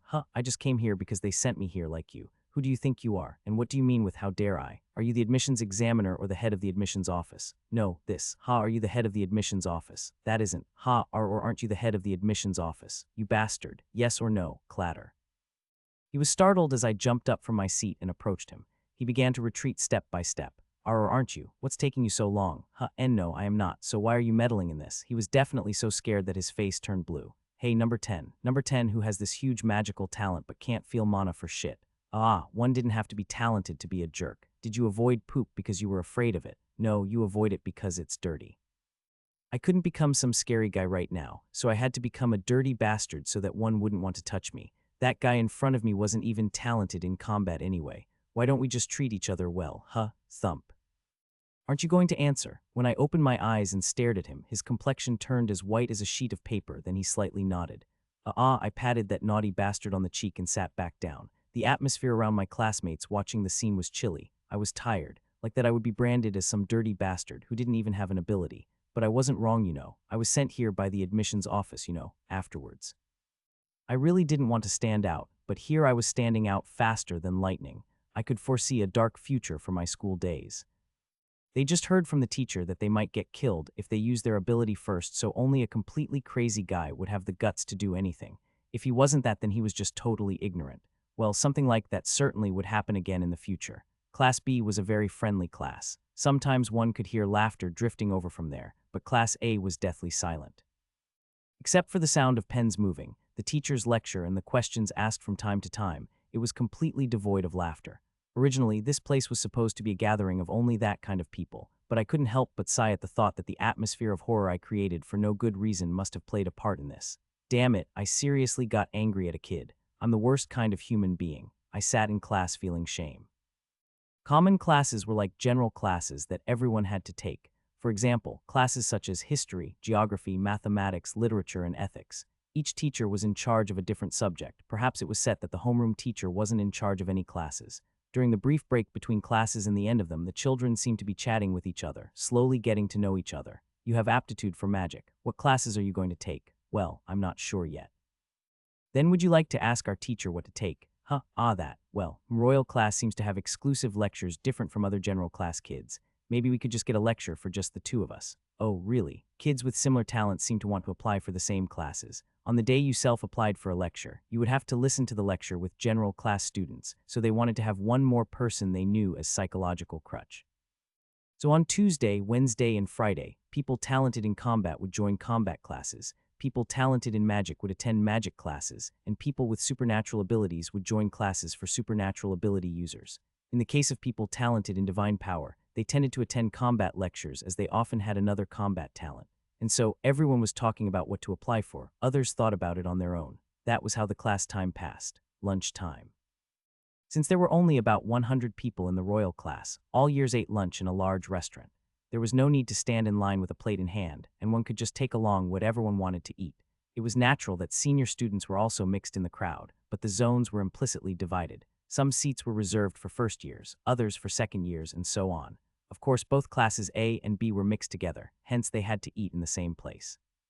Class A gathered around Burtis and had a meal. He seemed like a good-natured person, so maybe he already gained some followers. Class B was no different. Hey Charlotte, try this, it's so delicious. Class B was centered around Charlotte, but the reason seemed to be a different one. You have to eat a lot to be healthy. Do you dislike vegetables? She was kidnapped to the Demon King's castle and entered temple shortly after returning, so it seemed like everyone was worried about Charlotte's health. Not only that, but even her seniors were looking at the princess with pity. They were clamoring to take care of Charlotte with Ludwig at the forefront, while Charlotte seemed to struggle dealing with this situation. I set up Class B to have a friendly atmosphere, but even with Charlotte added, the atmosphere remained friendly, and the reason for that was Ludwig. He was a typical manga protagonist-type character with an optimistic, friendly, and energetic personality. I didn't have much contact with people like that, but I feel like I didn't really like people like that. Even though there were so many open seats, Class A gathered around Burtis and Class B gathered around Charlotte. And then there were 5 people eating on their own, as if trying to keep their distance from each other, including myself, who had a bit of an incident this morning. A 2 Ellen Artorias, a 5 Cliffman, 11 yours truly, B2 Louis Ankton, B3 Scarlet. We're all outsiders, introverts trying to keep their distance. All the outsiders, including me, were eating silently. I'm going to have an upset stomach. Charlotte's melancholic voice sounded strangely sentimental. Most of the general classes were decent enough. This was supposed to be my first year of high school, and I didn't know this world's common sense too well, but it was understandable. The royal class was a place where people with outstanding talents gathered, but that didn't mean they were all smart. Rather, there were some guys sleeping in class. Those with good brains were completely focused. Even some of the guys with physical talents managed to concentrate. But there were a lot of guys who were just average and some who didn't even attend because they were kids. This class students were chosen based on talent, not on intelligence. However, for me, who had already finished my education before, these classes were usually either boringly easy or just reliant on memorization. By the way, run, don't stop, jump, gasp, gasp, gasp, I can't anymore, wheeze, wheeze, why do I have to do this? Your middle school days are over. There'll be no one consoling you anymore if you throw a tantrum. As for the physical training classes, I was literally sweating blood. We had to do this cycle of physical training exercises that were close to corporal punishment. Magic, supernatural power, studying, and physical training must not be neglected. You are the future of the empire. If you do not meet a certain level of physical fitness by the end of this semester, I will fail you. Keep that in mind. It was an illusion that it was okay for wizards to be weak. If one relies too much on their supernatural power, one would get hurt someday. He who lacks stamina won't be able to study properly. It was obviously me who wrote these sentences. Therefore, regardless of major, one had to conduct physical training during the common classes. There was no such thing as a major that would allow one to be weak after all. So it was said that children who had non-combat talents hated this class the most. It's like I'm getting punished for my own words right now. Hey, you there, don't walk, sigh. As I was receiving that high-intensity physical training now, I almost felt like throwing up the food I had not too long ago. Run, I've never seen anyone die from running. Hey, I can't see you over there. Look at that. Where the PE teacher was pointing was a guy that was running at a constant speed from start to finish. Talk, talk, talk, talk. He was also sprinting at that, saying some refreshing words as he passed by me. Cheer up, Reinhardt, I am going crazy. It was Ludwig. PE was one of the classes Class A and B took together. That guy had only one talent, stamina. All physical abilities were ranked according to a system. I reconfirmed the settings I made in the past by looking at the rank classification criteria written next to the physical data table of my classmates. 04F rank 57D rank 813C rank 1419B rank 2030, a rank 3135 S rank 3640 S plus rank. In addition to that, there was an SS rank, but having that specification was rather meaningless. Beyond that would represent a superhuman's level of strength. Of course, there were some who would reach that level. FD ranks corresponded to the lower grades. C rank corresponded to intermediate level. B rank corresponded to advanced, and beyond that, growth was extremely slow. Unless one was born with a certain type of physique, one might face the limits of one's growth there. No matter how hard one tried, one might not be able to reach a rank. In other words, it is said that a rank would be almost the limit a human being could reach. If one reached something like the A+ rank, that might already be the limit. From S rank up, it was clearly at the level of a superhuman. Ordinary training alone wouldn't get one there. Ludwig's stamina is 30, which corresponded to a plus rank. The average stamina someone our age normally had was D rank, meaning 6-7, while that guy's stamina was already at 30. He was a nutcase who had the physical strength of humanity's top athletes. That was Ludwig. That was his only talent and specialty. Wow, what kind of monster is he? My other classmates had their mouths wide open when they saw Ludwig's crazy stamina. I didn't feel any jealousy or admiration towards that guy for being faster than me. I think I was just going to die that instant. Should I keep doing this? For the whole semester, every time we had common classes, twice a week, I was worried whether it would be okay to choose a supernatural power as my first talent or if I should choose stamina first. After all, that guy was just as fast on his feet as Ellen Artorius, who also ran at a constant tempo without any disturbance, passed me as well. The PE class that turned people into superhumans included not only running, but also strength training. There was no distinction made between men and women. There were only 5 people who were able to stand properly. Class A number 2 Ellen, no 1 Burtis, number 5 Cliffman, Class B number 3 Scarlett, and number 11 Ludwig. Everyone else made noises like zombies. There were some kids even crying. If you're able to cry then, you're still pretty energetic. However, the PE teacher, who looked like a demon from hell, was merciless. There was just one person standing beside him. Charlotte DeGardias watched us withering away like that. The PE teacher excluded her from training because she was still weak and needed absolute rest. She must have gone through a lot of hardship already in the Demon King's castle, so no one objected. Students and teachers were amazed at how well she was taking classes. Even on the verge of death, my eyes were drawn to Charlotte. What kind of talent did she have? It must have been written on Class B's bulletin board, but I didn't want to attract more attention by checking it. Charlotte was just watching what we were doing. She faced a life or death crisis once, even though we faced it together that time. I realized again that I had no idea what personality Charlotte DeGardias actually had. It was because the personality she held during the crisis, and her personality now seemed distinctly different. Hey. It's too fast, I can't count. Who. Next to me, Ludwig was doing sit-ups at lightning speed, and the child holding his legs and counting across from him was crying. Maybe because he was from Class B, but I wasn't familiar with his face, so I couldn't remember his name. Now I knew for sure. It was the same with Sarkagar. I hated these energetic guys.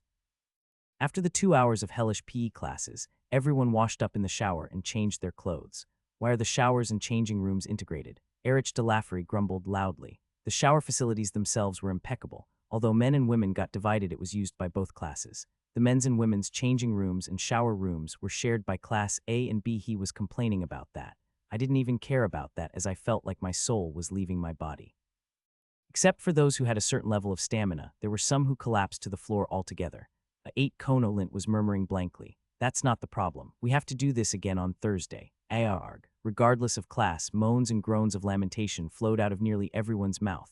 Everyone had to go through the same hardships again, so who cared about that single detail? Work to death on Monday, rest 2 days, then get worked to death again on Thursday. Yes, there certainly was an intention behind that. Hit. What's wrong with him? When I was getting angry at myself for writing such a dog-like novel and hit my head, everyone was looking at me with strange expressions. Anyway, sorry guys. However, I ran into a problem while changing clothes in the changing room. Hey, number 11. What? Kair Vyadin spoke to me. I was still in pain and felt like dying, so what problem did that idiot have with me now? You're not in particularly good shape, are you? What about it? I didn't know what the hell he was thinking, but he also seemed to be on the verge of dying because of how tired he felt. He wasn't particularly good physically either. "Hey, are you any good at fighting? Huh, what was with that childish quarrel?" I guess he acted like that because he got scared after I acted a bit like a jerk. That was why his pride got hurt, so seeing me struggling during PE, he seemed to think that I wasn't that much different from him. That was why he gained some confidence and started picking a fight with me in the changing room while I was tired. The men's only changing room. What a good place to fight for one's pride. I'm not good at it. I couldn't get mad at this guy again, so I would just put up with his antics for now. To be honest, I regretted my actions earlier. So what gives you such confidence then? He's so childish. It felt like goosebumps ran up my neck and back. Was I too old for this? What gives you the confidence? What the hell was with that? I was just speechless and didn't feel like answering. Freaking with me again. What weird nonsense are you talking about? Freaking with you? Be respectful, Aren't you just an idiot? Care tapped me on the shoulder. Don't do that. Why, wanna try me again? Go ahead. That's right, it's ridiculous for a bastard like you to come to Class A, What kind of trick did you use? A guy with no talent. Did you bribe them with money? Tap. It seemed like that guy wouldn't step down to heal his damaged ego. I hurt his pride more than I thought. I had to admit that I was being pretty impatient at that moment. Arg, thud, I grabbed him by the scruff of his neck and threw him down. He was in a pretty weakened state, so I could do it easily. The guy who fell over in an instant looked up at me in puzzlement. It was quite funny, actually. The students of the royal class were chosen by talent. It was completely different from the Orbis class, which used the exact opposite method to choose its members. In other words, those guys weren't that skilled. There are children who understand things they're told immediately, and then there are brats who first need a beating to understand. I had 2 fights with the same guy on my first day at Temple. I think you're a brat. Pow, arg, let me give you that beating. I kicked the guy who fell to the floor in the stomach. The royal class didn't have anyone who was as skilled as they were proud. There were a lot of students who put a lot of faith in their talent and didn't bother putting in any effort. That was the weak point of the royal class. The students were selected by talent, and they wouldn't fail if they didn't decide to drop out themselves. Like that guy in front of me, there were people who considered themselves to be part of a very privileged class. In fact, they didn't have anything else to show for themselves. Just some garbage with nothing else to offer but being part of the royal class. I trampled on Kair's face. Stop, bang, cough, I kicked him in the head. Strong bastards didn't really have to be strong. Boom, arg, there were several types of bullies, but when it came to fighting, there were 2 types you absolutely shouldn't touch. One who's good at fighting, or one who's a completely crazy bastard. If you touch someone who was good at fighting, you'd obviously get beat up if you touch them. But it was a bit different in the case of a crazy bastard. People shouldn't touch someone like that because they wouldn't know what he'll do. There were guys who'd really hit someone over the head with a chair, you know. I couldn't fight well, so I chose the latter option to not get trampled over. A person who could act strong was indeed strong. One just had to show some guy, who's all talk, that you yourself are not. I was going to act like that while everyone was watching. All I had to show them is that if you touch me for no good reason, your life might get seriously endangered. I wasn't strong. I couldn't even be strong yet, but I could be cruel. Body data and rankings don't show everything. That's why I had to show them. Pow, when I stepped on his face again, someone caught me as if they felt something unusual from me as well. Stop, why are you doing this? Ludwig and Bertus took me away from him. Hey, if you're so confident in yourself, try me again, why don't you? I spoke to Kair as I was dragged away by Bertus and Ludwig. I'll kill you then. Kair, who lay collapsed on the floor, couldn't even look at me. You fought? Yes, he hit me first. In the end, we were dragged before Mr. Eppenhauser due to our fistfight.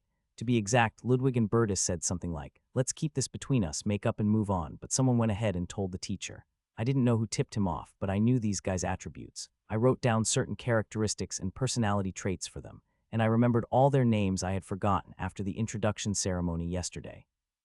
Someone who had the attributes of a tattletale. It had to be B2 Louis Ankton. Anyway, he must have rushed to tell someone about the fight, and Mr. Mustering was coincidentally in Class A, so it got passed on to Mr. Eppenhauser, so we were dragged to his private room. Getting into fights from day one, are we? He hit me first. Oh, and he swore at me this morning. Kair, who had a stiff, unhappy expression on his face, began to argue that it was all my fault. He seemed to have forgotten how I beat him up in the dressing room. He felt wrong that I hit him, but seemed to have found this to be a great opportunity to get me kicked out. He wanted the teacher to protect him. It's all his fault. Silence. Eppenhauser looked at Kair with a cool expression. You're noisy number 10. Don't talk when I haven't asked you to. Yes, Kair, who was very scared, answered in a withered, quiet voice.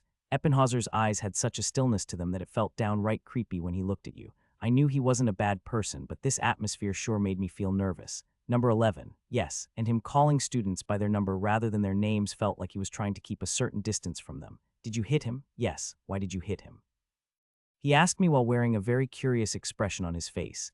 Kair made statements that undermined Temple's authority. What are you talking about? Eppenhauser and even Kair were bewildered by my sudden statement. They were surprised because it sounded like nonsense. Eppenhauser started to stare at me. Explain what you mean, number 11. Yes, teacher. Watch me do this now, you punk. Kair pointed out to me several times this morning that it was unfair for me to be admitted to the royal class with only aptitudes. He said it didn't make any sense for me to enter royal class and class A at that, based just on my aptitudes without having a talent. Yeah, watch me twist it like that. Mr. Eppenhauser seemed to be surprised not by the content of what I was saying, but how I worded it. Yeah, it was a very serious way to put it. So I said to Kair something to the effect of that students shouldn't question the decisions made by the Temple admissions office. Of course, in that process, I also asked Kair maybe a bit strongly if he were the head of the admissions office, to which Kair, of course, answered no. I believed the issue to end there, but I guess Kair must have felt offended that I had dismissed his remarks at that time. Are you the head of the admissions office, you bastard? That's what I said roughly. And just after the PE class, he asked me if I were good at fighting in the changing room, so I answered him honestly that I wasn't very good at it. Maybe he planned to physically subdue me to repay me for the humiliation he felt that morning after he saw me struggling with the physical training. He pushed me several times and asked how I could dare to talk to him like that when I wasn't even good at fighting. Kair, do you admit that you said these words? At my question, Kair exclaimed with his face reddened. It's true, but I just pushed him. That guy hit me. I didn't hit you because you pushed me. Noticing that the talk was about to get more tangled up, Mr. Eppenhauser raised his hand. Stop, so what did you mean by him undermining Temple's authority? He looked at me, as if warning me to not go on to talk nonsense. As Kair pushed me, he said that it would be absurd for a person like me to get into Class A, then asked me what trick I had used to get in. He said that it was clear that I bribed the admissions office and that my admission was fraudulent. Kair's face paled with every passing moment. He was probably wondering why I gave a speech like that. Everything happened for a reason.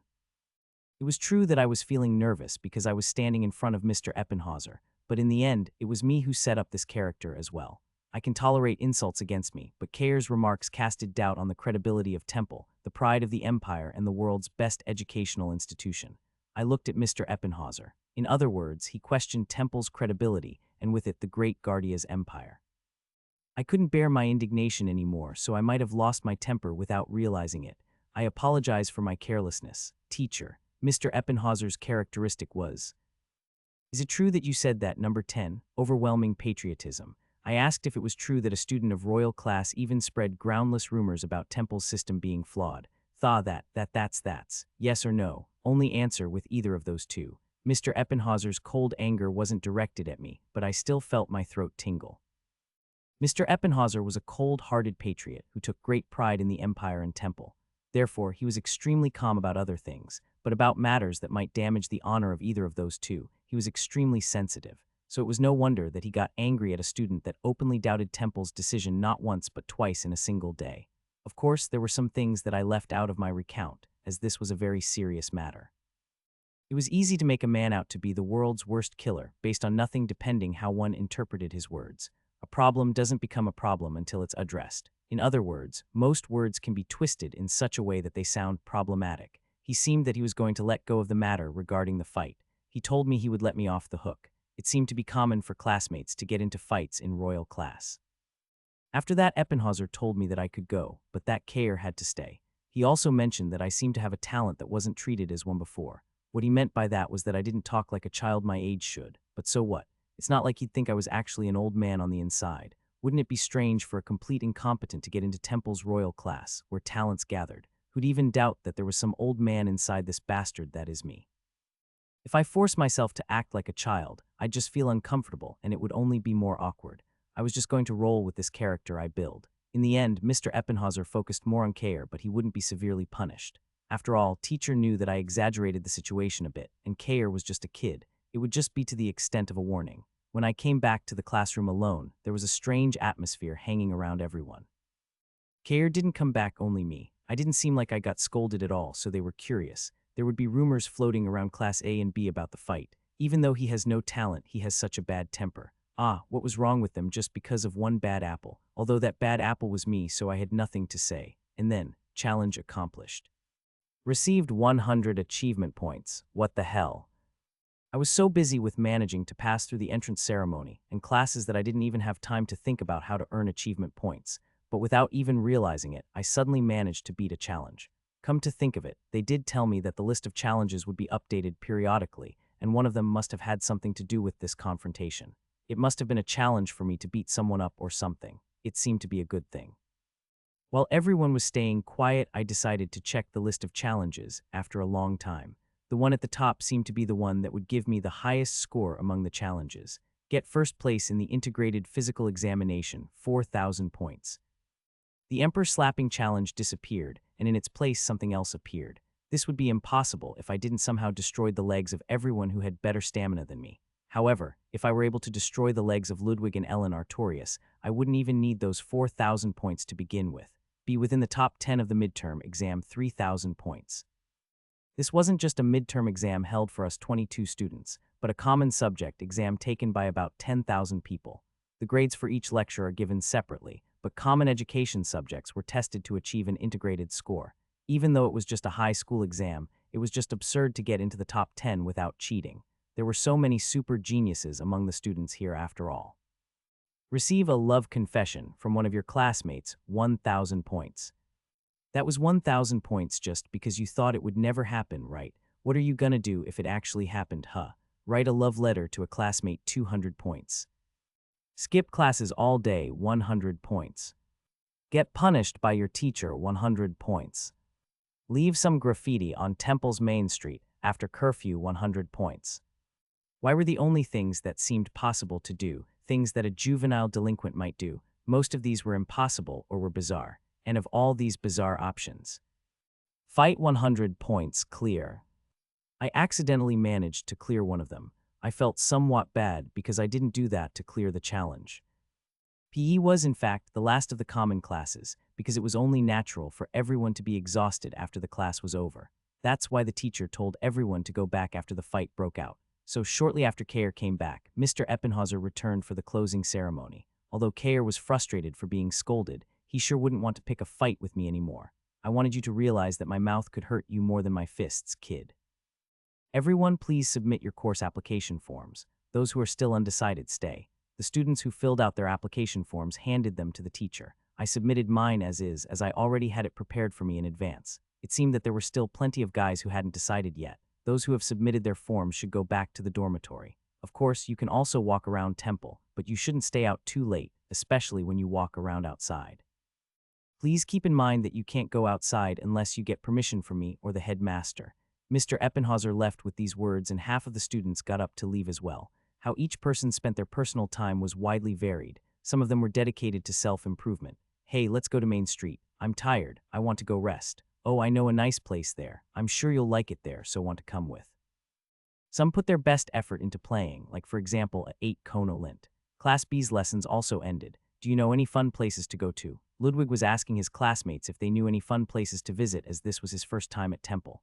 Of course, everyone was completely exhausted from the PE lesson they had not too long ago today. Whoa, look at these accursed eyes. Then I suddenly heard some quiet swears coming from somewhere beside me. I knew what they were talking about. They were talking about a girl that just left the classroom of Class B. Whenever I see her, I immediately feel my luck slipping away from me. She's so creepy. Erich de Laffery said loudly as if he intended her to hear everything. She must have heard it, but Scarlett just continued walking ahead pretending to not hear a thing. She had red hair and red eyes. They made it hard for her not to stand out. B3 Scarlett. Such an ominous thing can't possibly be born naturally.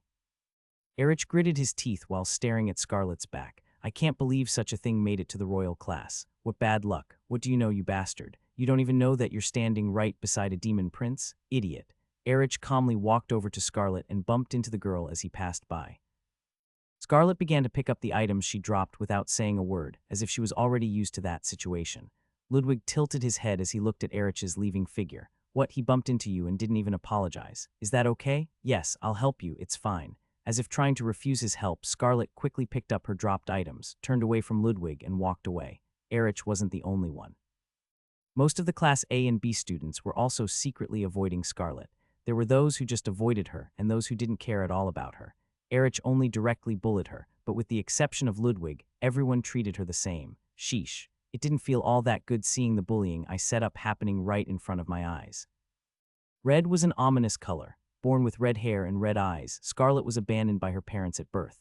Her setting was that she got picked up by a beggar who took pity on her. My fabricated origin was something similar, but she really was from the streets. She was dragged to the guards a few times for stealing some bread, but one day her talent was discovered by a wizard that happened to pass by coincidentally and was sent to temple. She had a great talent, so becoming a scholarship student was a given. However, she got bullied by the students in temple all the time, getting called ominous. Scarlet had no other place to go once she left temple, though, so she just clenched her teeth, endured this humiliation, and just went on with her life. Therefore, although she was physically very adept and talented at that, she was still stuck with those children bullying her. If she caused trouble and got expelled, that would be the end. So she got a scholarship and ended up in royal class. However, Erich, who had been tormenting Scarlet countless times even in middle school, also entered royal class. It obviously was that kind of setting. Anyway, the bloody-eyed Scarlet had been famous among her classmates for a long time now, in a negative way. However, I realized how irresponsible I was when I set her as a target for bullying just because she stood out a bit.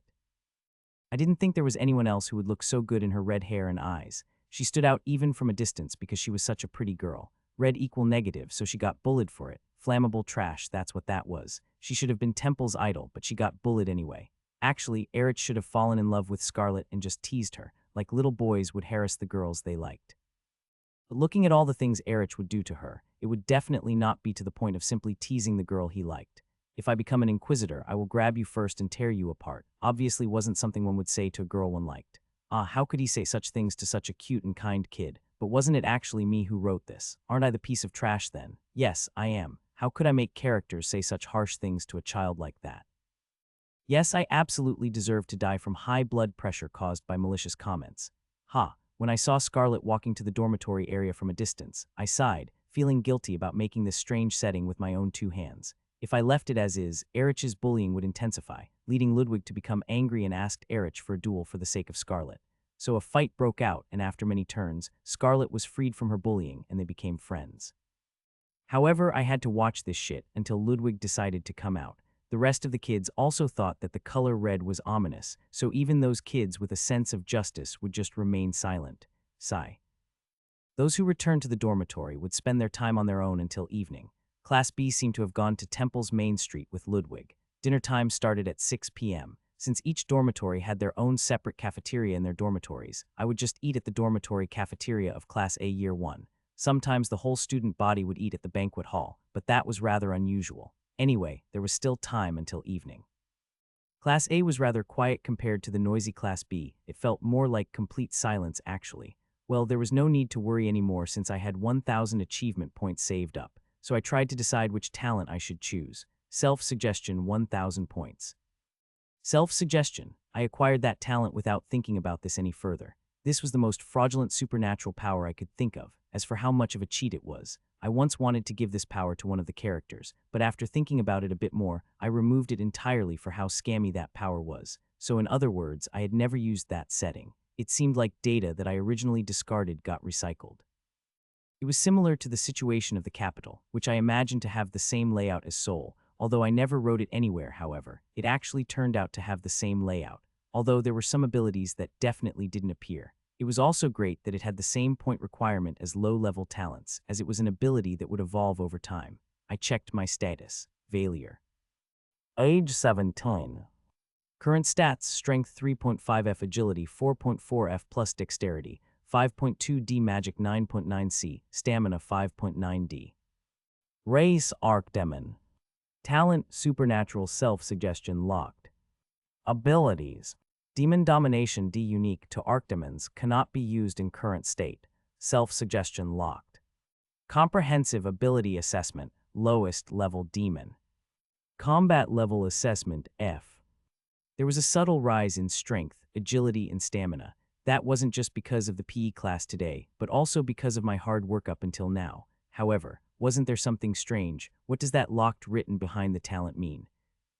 I was just lying in bed and I discovered a weird twist. I had that strong premonition that I had been freaked. Yeah, I had a cheat, but it was certainly an uncooperative cheat. I should have looked into that more when I was buying an ability. Supernatural powers could certainly be used with just a single talent, so there must have been a good reason as to why it was sold so cheaply. I had a vague feeling of what was going on. It was widespread common knowledge that supernatural powers couldn't be awakened through sheer effort. However, reality was a bit different. All those who have been found to have a talent for supernatural powers had awakened their powers. One could say they were able to raise the level of their ability to such an extent in which it became apparent no matter if one could control it or not. However, there were actually a few people who had latent supernatural abilities. They just hadn't manifested yet. Such latent supernatural powers might awaken after being traumatized or being under immense psychological pressure. Even the ones with these abilities around me awakened after a traumatic experience. What? It's a common development. Awakening one's powers after exploding into anger. It's like those chuny fantasies. Right, shit, I knew. I kind of expected it, but I still hoped it would be a little different in my case. I got it from my cheat, so I thought I could just use it right away. But I couldn't. I didn't buy an activated supernatural power. I bought a latent one. Yeah, I now knew why it was so cheap. The only one who naturally awakened was number B3, Liana de Grants. The rest of the supernatural power users awakened unintentionally after experiencing something traumatic. Natural awakenings were extremely rare and shouldn't be taken as the norm. I didn't know how long it would take my power to just awaken naturally. Then, it looked like there was no other way than going through a psychologically pressuring situation to forcefully awaken my ability. I experienced something like that while I was escaping from the Demon King's castle, and I really didn't want to be thrown into such a situation again. Couldn't that experience be counted as a form of traumatic prepayment and just awaken me already? Of course, it couldn't. I thought I could maybe artificially awaken myself with achievement points, but that didn't seem to be the case. Damn it, I wasn't expecting to be able to use it right away because it was still at a low level, but for it to not even be activated. What was even the use of this dog-like supernatural power if I couldn't even use it yet? Okay, let's just think about the future first. I didn't intend to just settle with one talent. I had to think of a way to awaken my supernatural ability and what talent I should acquire next. I wished I had a talent that could be of help right away. When I confirmed the performance of Ludwig's talent today, I felt like it was incredible. Swordsmanship 2,000 points. Archery 2,000 points. The prices doubled. That was what I pretty much expected. I thought it might just multiply by 10, completely shattering my hope, but it at least left me with some hope, huh? However, I currently had 0 achievement points. I had invested all of them into buying this inactive supernatural power. At this rate, one wouldn't even be able to detect that I had a supernatural ability. If they could do that, the Empire would sweep all of them up. There are 2 things I had to do from now on.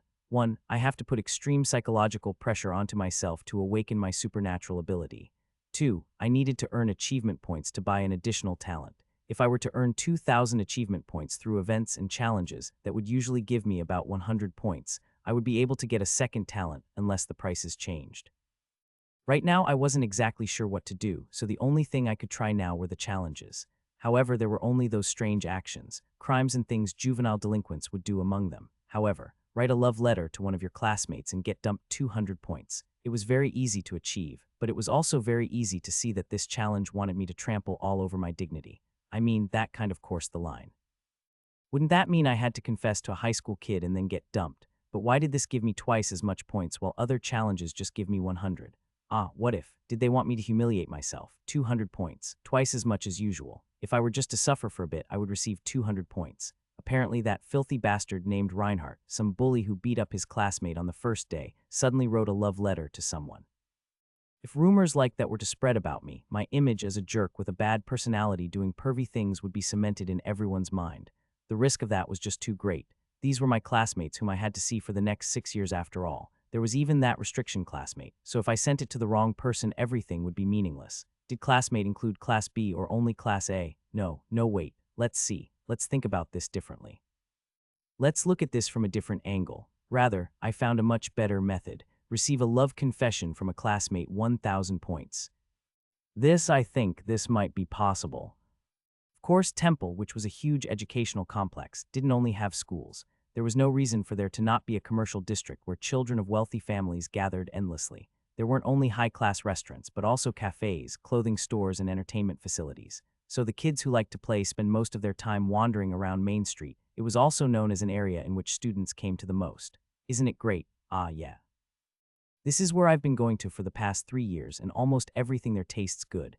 I can assure you of that. I know I've been here a few times. Erich nodded at Kono Lint making a fuss. Kair had his arms crossed and wasn't even touching the dessert in front of him. On the table the 3 sat at were cakes, pretzels, and other desserts spread out in front of them. They just bought some hot dogs Kono Lint recommended at a nearby restaurant and came here for desserts. Hey. Just eat and relax. I'm not hungry. Just take a bite. It's sweet, you know. Kono Lint smiled and pushed the plate towards Kair. All of them except Erich were commoners, but it wasn't hard for Erich to get along with them because the Laffley family were rural lords. Originally, those 3 didn't get along so quickly. However, they united on the first day because of one reason. Yeah, we have to pay attention to that madman. It was number A11 Reinhardt. He didn't have any talent but had a bad temper, so that madman threw punches and swore like a sailor starting the first day of the semester. Because of Reinhardt becoming their common enemy, the three of them became close on the first day. Kair even got hit by that man without any talent and got punished by the teacher even though it was he who got wronged. No, but why did you end up getting scolded? Kono Lint didn't seem to understand. Yeah, what happened? No idea. I don't even know what that bastard meant with what he said. Anyway, something about me insulting Temple. Unfortunately, Kair couldn't remember all the words Reinhardt kept on babbling out. But when Mr. Eppenhauser heard Reinhardt's words, he rebuked Kair with a serious expression. What are you talking about? Insulting Temple? I don't know. That freaking bastard. I'll get him later, and when I do, I'm going to kill him. At Erich's words, Kair quickly turned his gaze out the window with an irritated expression on his face. Every group needed to have a common enemy in order to form solidarity. Those three made Reinhardt their common enemy. Hey, but aren't all the girls in our class really pretty? Kono Lint suddenly lowered his voice. Erich nodded his head. That's true. Still, I wouldn't tell them that face to face. We are classmates in Temple, but they wouldn't even give me a glance if we were outside. But hey, aren't we all in the same class now? There aren't only good-natured people like the prince among them. You have to be careful. Not to mention the imperial princess, there's the princess of the St. Owen Grand Duchy, and the Duke of Grants is also a high lord. They have more prestige than the emperor. Erich was clearly drawing a line. They mingled in Temple, but outside they were people of completely different standing. No matter how young they weren't the type of people he could touch even a single hair of. But how about now? Wouldn't you be able to talk to them? Kono Lint poked at them as if he was really interested in this topic. Who do you think is the prettiest? Me. I personally think it's the imperial princess. As Kono Lint said so, Erich frowned as if he was unwilling to share. Erich and Kair refused to speak, but after continuous prying on Kono Lint's part, they eventually confessed, I think. Number 2, at Erich's words, Kono Lint tilted his head. Her what? I mean sure, but isn't she a little scary? I'm speechless. You asked me who I think looks best. Ah well, what about you, if I had to say? Kair thought about it and then finally spat it out. Duke Grant's esteemed daughter. Oh, I can get behind that. This was what kids and adults alike liked to talk about when they got together. Just when they were in the middle of talking about beauties. Excuse me, but... Suddenly, all of them turned their heads, hearing the voice of a girl coming from somewhere. Could you give me a minute? Would it be okay to talk for a bit? There, a beautiful girl was shyly talking to Kono Lint. He nearly doubted his eyes. Well, here, Kono Lint, who got dragged out of the dessert shop as if possessed, nearly had his head explode at this unknown girl shyly giving him an envelope. Thigh this, what might this be? He started speaking formally without realizing it. Please read it. The girl's face was flushed and she wriggled her body, trying not to make eye contact. When he opened the envelope as if possessed by something, there was a single sentence written on a piece of paper. I fell in love with you at first sight. Please go out with me. Thigh this is, male, 17 years old. He just experienced a miracle he had never even dreamed of in his life. Aim, what do you think? To the girl's quiet question. I fell in love at first sight with you too. Kono Lint nearly stumbled over his words. What the boy, however, didn't see was the corners of the girl's mouth slowly creeping up. I sold my soul for points. Achievement points, 1,000 points. I thought about it, but when I actually put it to praxis, I felt my heart break. Scared of confirming if the confession challenge was completed, I pretended I was busy and ran off. Then I changed my clothes in a dark alleyway as to not get found out, turned back into Reinhardt and returned to the dormitory. It didn't say I had to get the confession in the form of Reinhardt, in the challenge information after all. I noticed that blind spot and tried to exploit it right away, and it worked. It seemed like a good idea in my head, but when I actually did it, I felt like dying during every single second of it. I had preserved my dignity as Reinhardt, but I seriously tarnished my dignity as a human being and played with an innocent 17-year-old boy's heart, no matter how much I set him up to be a playboy. Kono Lint was a bit lacking, but by no means a bad guy. And here I trampled all over his heart. I feel like I've become less than human feces. Challenge list has been updated. A message appeared in front of me. The remaining ones stayed the same, but there were some changes. From now on, unless stated otherwise, the condition that all challenges have to be completed as Reinhardt has been added. Receive a love confession from a classmate, 1,000 points clear. Write a love letter to a classmate and get dumped, 200 points. Get punished by your teacher, 100 points. Leave some graffiti on Temple's Main Street after curfew, 100 points. Look at this bastard. Did you not expect me to take advantage of this weak spot? You added that condition immediately after I finished the challenge, didn't you? How annoying, fixing it right away, Pa. The challenges were definitely only there to freak me over. You didn't expect me to make use of an exploit, but I did, so you added that condition. You want me to write a love letter and get dumped so bad. Then an unexpected challenge had been added. Date Kono Lint as a pretty girl idiot, 1,000 points. That guy's watching me in real time. I don't really know how he's doing it, but I bet he laughed his guts out while he watched me talk. My desire to disappear from the surface of this world grew 10 times stronger. Even if the world were to collapse, I won't ever do that. I sold my soul for 1,000 points. I never thought I'd manage to get that much in a single day. I wasn't sure, but I believe this wasn't the direction that voyeuristic ass wanted this to go. If I collect 1,000 more points, I would be able to buy another talent. I wasn't even considering going on a date with Kono Lint. I returned to the dormitory thinking about how I should get the remaining 1,000 points. Naturally, I threw the sweatshirt I wore while I met Kono Lint outside the shop, away and returned in another outfit. I didn't plan on leaving any traces behind. Evening, hehe. The sight of Kono Lint and the other two fiddling with their food looking at him with envious eyes made my stomach ache. I felt like I was about to throw up all my food because of this complex mix of guilt, shame, and humiliation I felt. I felt so nauseous I couldn't get myself to eat the dinner. In the end, I wasn't even able to eat half of the prepared menu. I could certainly feel that the chef was really skilled, though. However, I didn't think I could appreciate those skills today. Kono Lint seemed to be living in his happy delusions for a while. However, what will happen after that condition fades? Would he get depressed? No, let's not care about him. As soon as I start to caring, I'll lose, even though my supernatural ability hadn't even awakened yet. I left the restaurant while continuing to self-suggest myself. One might say this was a type of extreme psychological pressure in its own way. It had no effect, though. I'd say I did a pretty impressive job for my first day. Although it was still inactive, I managed to get the supernatural ability I was aiming for and got a great amount of achievement points. If I somehow got 1,000 more points, I would be able to get my second talent, or I could use it for other purposes. It seemed I could, not only buy talents, but also randomly raise my stats, but I hadn't put that under consideration yet. My stats rose just by training normally. If I were to receive physical training similar to the one I had today, my stats would continue to rise, unless it was a special case like the magic stat, and there was something I was worried about. If one saw profit once, one would crave for more. I earned 1,000 points, but I was still hungry for more. You could never know when those challenges would disappear. I had no idea when that mysterious bastard changed his mind, right? The newly updated challenges probably wouldn't have any more weak spots, and it seemed likely that their content would be more difficult or humiliating than before. Things, including skipping class, would lead to disciplinary actions. I didn't get into much trouble, but Eppenhauser seemed to already have a certain picture of me because of the fight, and if I caused any more problems, I, of course, wouldn't get away with it. Write a love letter to a classmate and get dumped 200 points. It seemed to encourage me to write a love letter. I wrote a love letter earlier, but I didn't get dumped, so I wasn't able to finish it. The condition was to get dumped after all. It was rather sad knowing that fulfilling that condition was just too easy. Under my current circumstances, the probability of getting dumped was 100. If I just endured that humiliation for a bit, I would be able to get 200 points, but then I still had to get 800 more. Actually, if that idea of using the Dreadfiend's ring to get a confession didn't cross my mind, I wanted to try something else. The problem of all this was that I might get bullied after rumors about this came out. However, what would happen if the person I gave the letter to would not gossip about it? They would just treat me as Weirdo. So it had to be a person that wouldn't start gossiping about me and also wouldn't care that much about me after the act. Ellen Artorias. Should I or shouldn't I? Should I or shouldn't I? First I sold my soul for points. Was I now going to trample all over my dignity for points this time? There wasn't any need for us to talk for long. Class A dormitory's gym. It was obvious where I would be able to find her, so I headed to the gym after everyone was gone. Ellen Artorias, who received my letter stating my desire to date her, looked at the plain text, then looked at me and spoke briefly. No, okay, I knew she would answer like that. Challenge, write a love letter to a classmate and get dumped completed.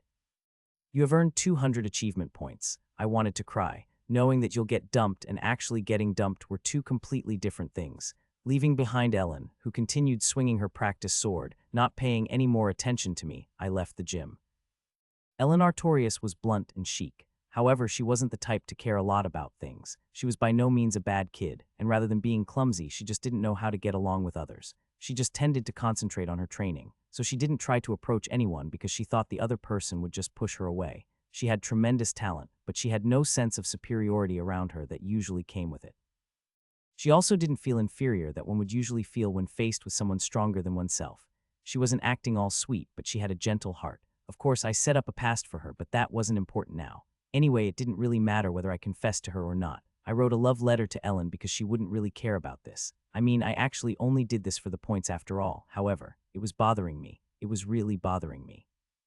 It wasn't because I liked her or something, but because I had now become very conscious of her.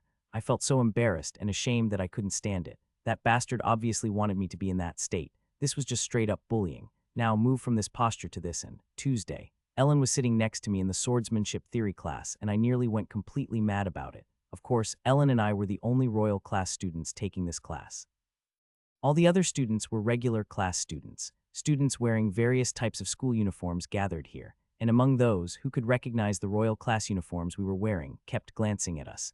I could read their thoughts just by looking at their eyes. Wow, they're from Royal class, aren't they? That was the look they gave us. Although they sure were an object of envy, these school uniforms attracted way too much attention. Bertus, Ludwig, Cliffman, and Erich also should have taken lectures on swordsmanship, but they probably chose other lectures for this time slot.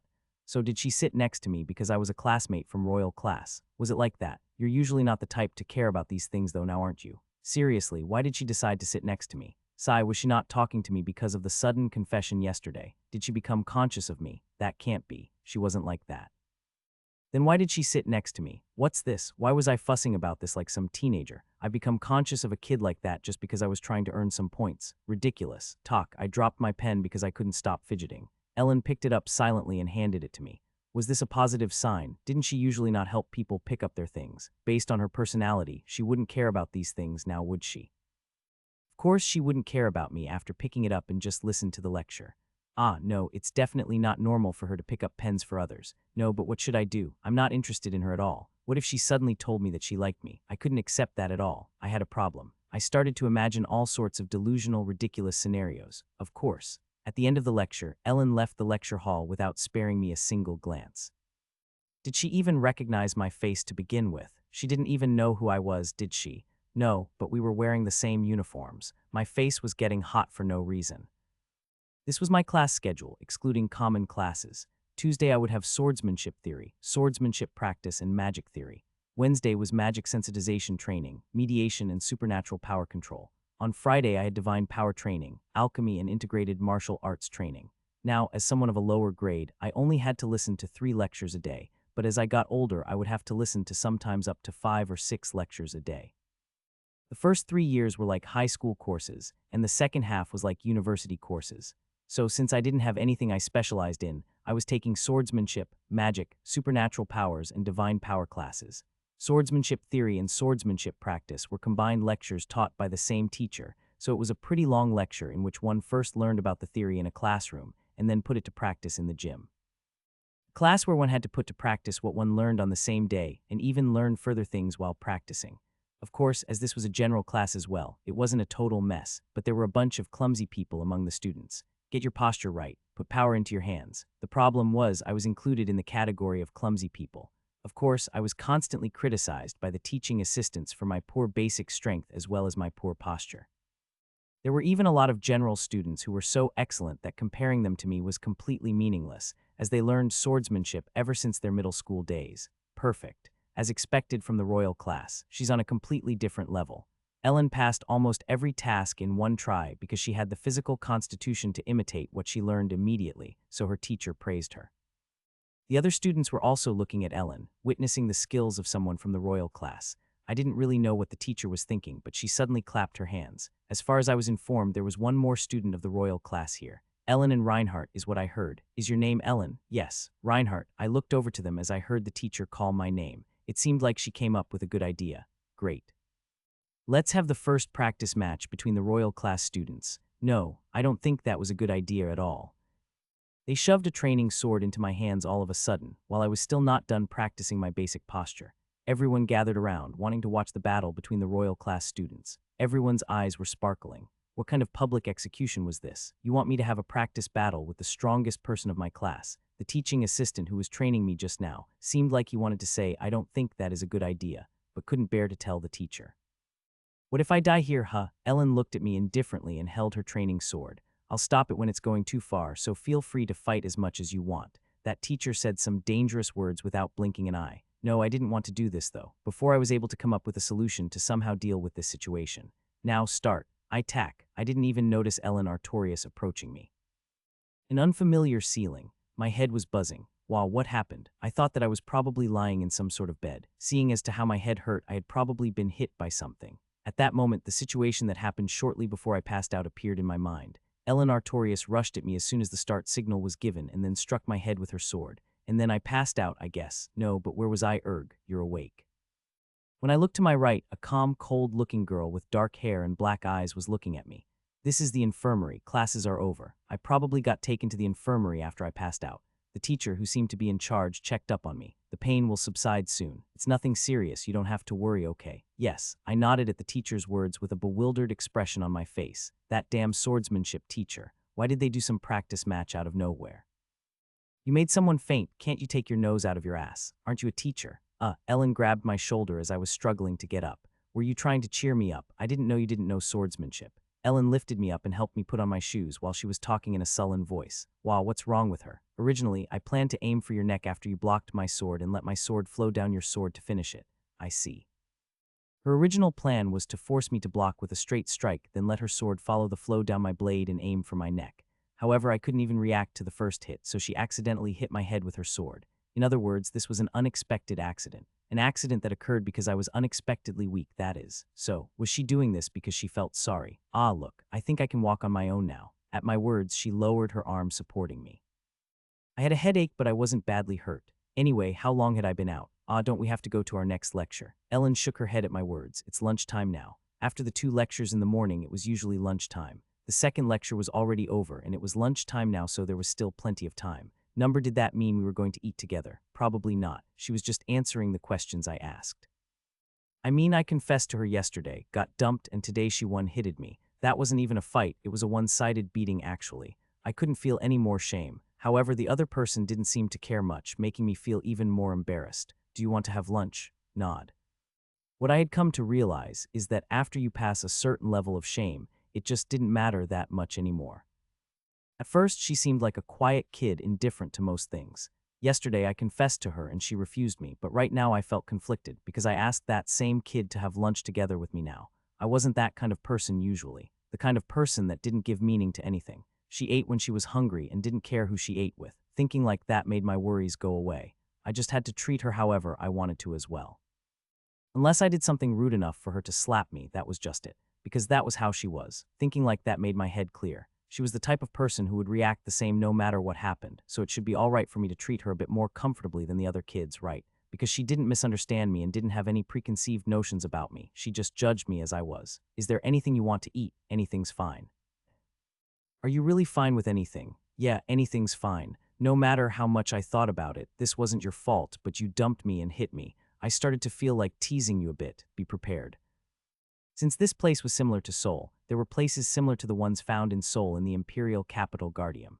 Maybe that's why there were so many familiar things. For example, the beggars found in the Han River Park or the shopping street that was so reminiscent of the Yongsan district. And yesterday, when I went out to this street to meet Kono Lint, I found something I was shocked to see here. Wasn't that almost enough to make my whole worldview collapse? It was what I truly wanted. Ellen tilted her head at the sight of this food. It smells strange. Chunggukjang. Ellen was unable to take her hands from her nose when she saw the chunggukjang in an earthen pot. A musty, savory smell permeated the entire store. I had no idea why, but it existed. Why did you exist? Well, it was what I wanted the most right now. Anyway, it was the food of my hometown. I was so happy to get to eat it again, no matter what. And that's how I brought her here. What's the matter? You said you'd eat anything, you know? If you're scared, just run away then. This smells like something I shouldn't eat. I shook my head at Ellen's words and pointed at the people who filled the store. The people here eat it normally, you know. Of course, all of them were adults as well as faculty members. Ellen tilted her head as she looked at the people eating. Temple sure is good. They even have Eastern dishes here. There are people from all over the world coming here. So yeah. Apparently this was described as Eastern food, although I had no idea about that setting. However, because Temple attracted students from all over the world, they had to prepare a lot of traditional food that one would usually not find anywhere but its place of origin. If there was demand, there would be supply. It was more expensive than somewhere else maybe, but where else would one go to get this kind of food? Well, that was pretty plausible. It was comparable to a New York food alley. As there were people from all over the world coming, they sold a lot of international food. Anyway, chunggukjang is one thing, but this was probably the first time that I felt happy that jajampong and kimchi existed in this world. So did they also have kimchi stew and army stew? No, wouldn't it be weird for there to be army stew? There were no American soldiers in this world, so how could there be food introduced by the US Army? No, if one thought about it, chunggukjang also had its origin somewhere else, right? What the hell was going on with this place? Where was I even? Come on, look. I started mixing the rice with the chunggukjang, which I took out of the earthenware pot, sprinkled seaweed powder and sesame oil on it, and then began to eat. Ellen watched me eat with a weary expression on her face. Are you discriminating against another culture right now? Do you want to get into trouble? To be honest, this wasn't really my favorite food, but it was something I kind of needed from time to time. She just continued to watch me eat in delight. Although it had a strong smell, I finally got to experience the taste of my hometown again after a long time. I was kind of touched by it, although not to the point of tears. What? This place actually made some great kimchi. That was it. The meaning of life. As expected, I was still an old man at my core. Did they have soju? They wouldn't sell it to kids, huh? Ellen was staring blankly at me with a long, thoughtful look in her eyes. Hey, give that to me. I'll do it for you. I took her bowl of chunggukjang, mixed everything in her bowl, scooped up a spoonful and carried it towards her mouth. Open up, try it. Ah, Ellen repeatedly opened her small lips, perhaps because of the stinging smell rising up into her nose. Her eyebrows and lips twitched, seeming as if she even doubted whether this was really human food. Looking at her reaction, she seemed like a fish opening and closing its mouth. Pretty cute, wasn't it? Ah, my arm's gonna fall off, man. When I complained, Ellen finally opened her mouth and I put the spoonful of chunggukjang into it. That was revenge for her hitting me. Ellen chewed a bit of it with an uncertain look on her face. He. How's that? Feeling limp already? Ellen squeezed her eyes shut as she put it in her mouth hole with a frown on her face. It seemed like her feelings of rejection maximized after she put it in her mouth. Unable to spit or swallow, Ellen started stamping her feet. A blunt, chic, and beautiful 17-year-old girl. There's no such thing as a permanent concept. Eventually, Ellen swallowed it by pressing hard on her mouth, too afraid to make a fool out of herself by spitting it out. Perhaps because of the savory taste of the chunggukjang, Ellen drank from her water several times. Why does it smell so much? Ellen continued to drink her water while I continued to eat without being fazed. Ellen looked at me strangely as well as the other people eating it. You would end up like that as well if you ate it a few more times. Seeing me and the other people eat it with such fresh expressions, Ellen scooped up another spoonful and took it to her mouth with a slightly puzzled expression.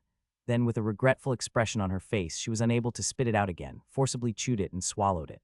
Am I the strange one? Ellen muttered blankly to herself, her lips trembling slightly. She couldn't eat it, but other people around her were eating it normally, so she was wondering if something was wrong with her. It's fine. That was just the type of food it was to begin with. I hated it as well as a kid. It tasted like shit, but then one day I suddenly... chunggukjang, do I want that? I do. Everyone around my age is eating it after all. That was how it started, man. Ellen wasn't exactly normal either. Even though she ate it and greatly regretted it, she still went on to eat half of her portion, though she couldn't finish all of it after 1 or 2 sips of water, as if she was confused as to how people could eat it so easily. Wow, this is so incomprehensible. Arg, maybe like this. Will it taste delicious this time? Do I have to eat it again?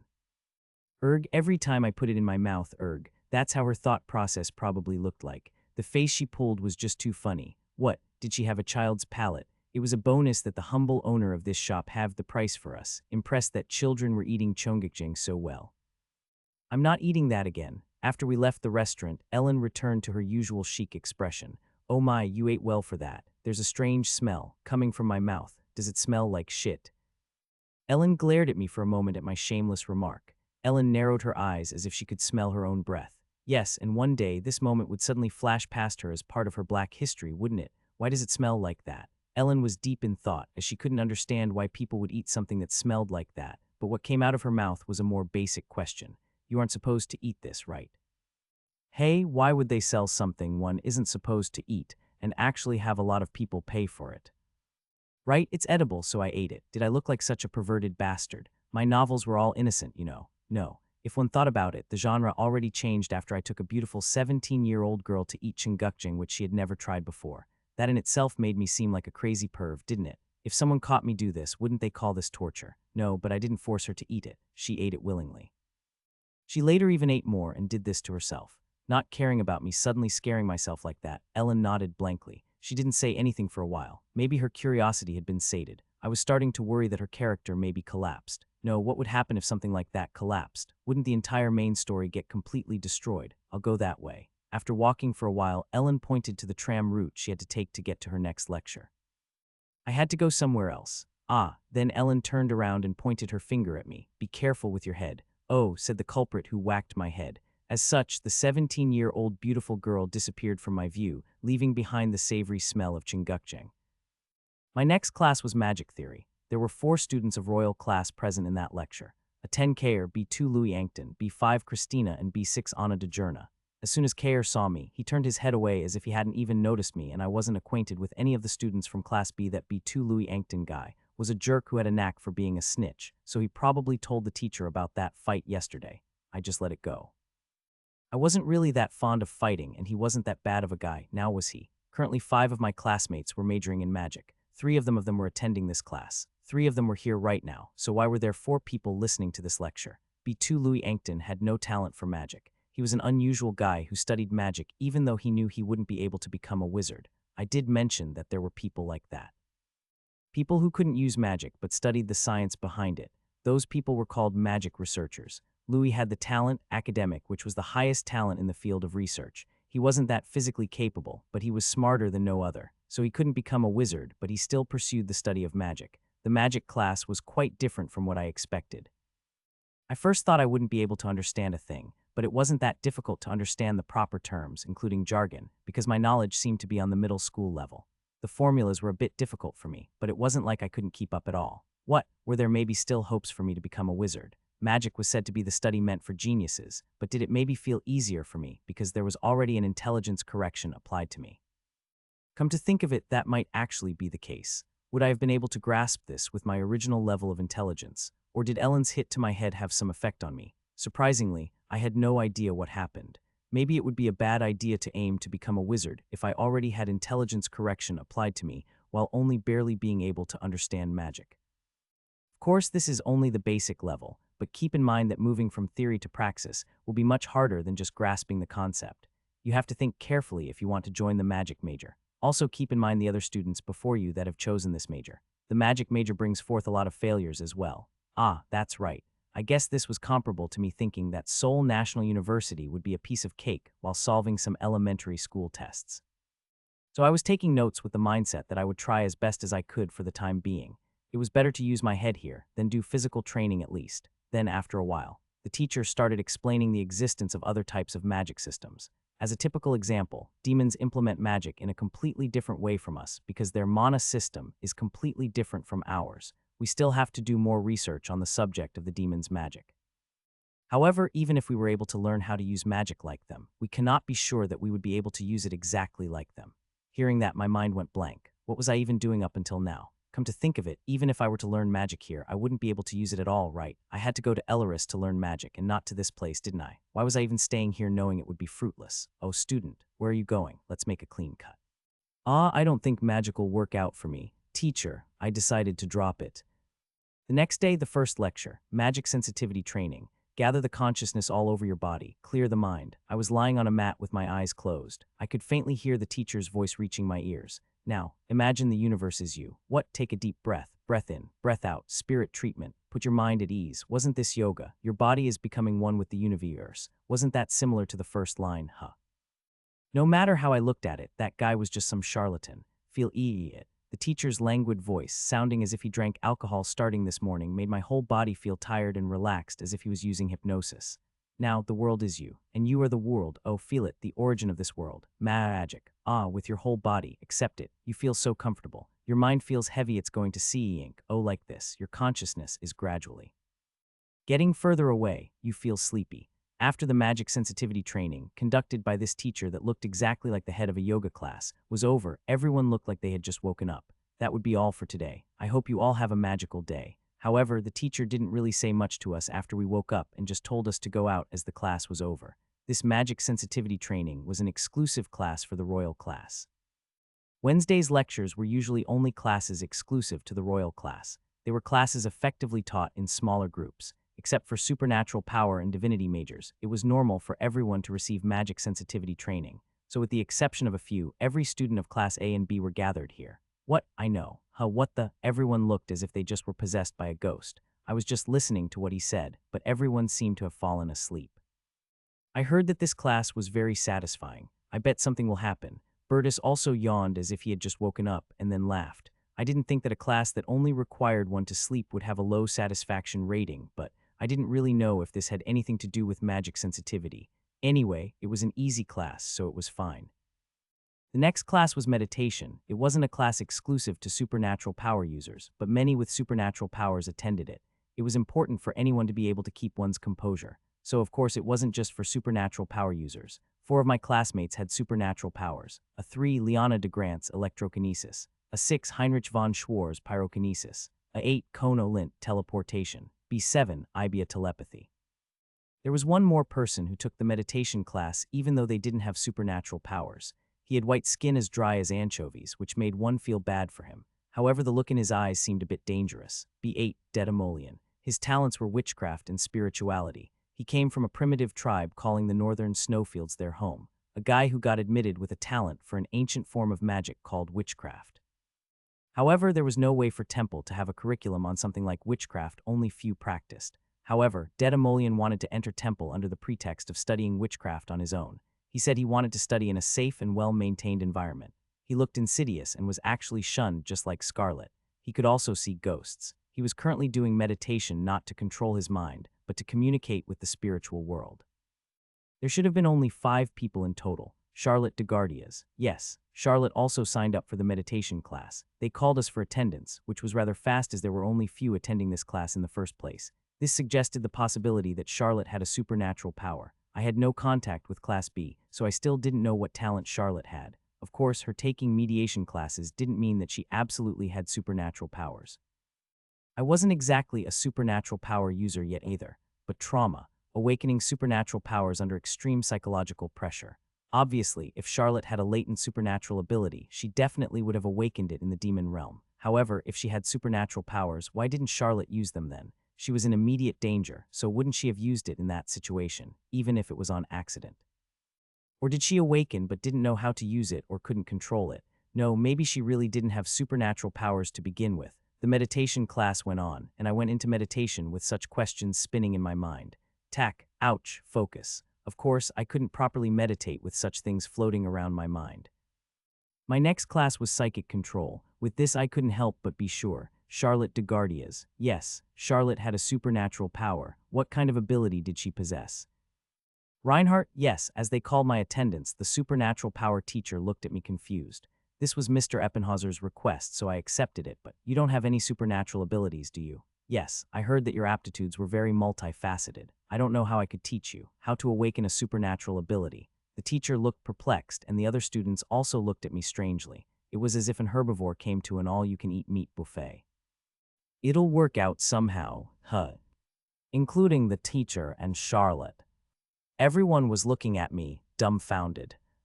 BZZZT, crackle. Excellent, Miss Grants. You have the best control out of everyone in class. Try to increase your power output in that state little by little. Liana de Grant sighed in relief as she succeeded to let sparks bounce between the index fingers of both her hands. Unpredictable things could happen in the supernatural power control class, so the teachers were teaching the students one-on-one. Flair. Good. Now let's see how long you can maintain it.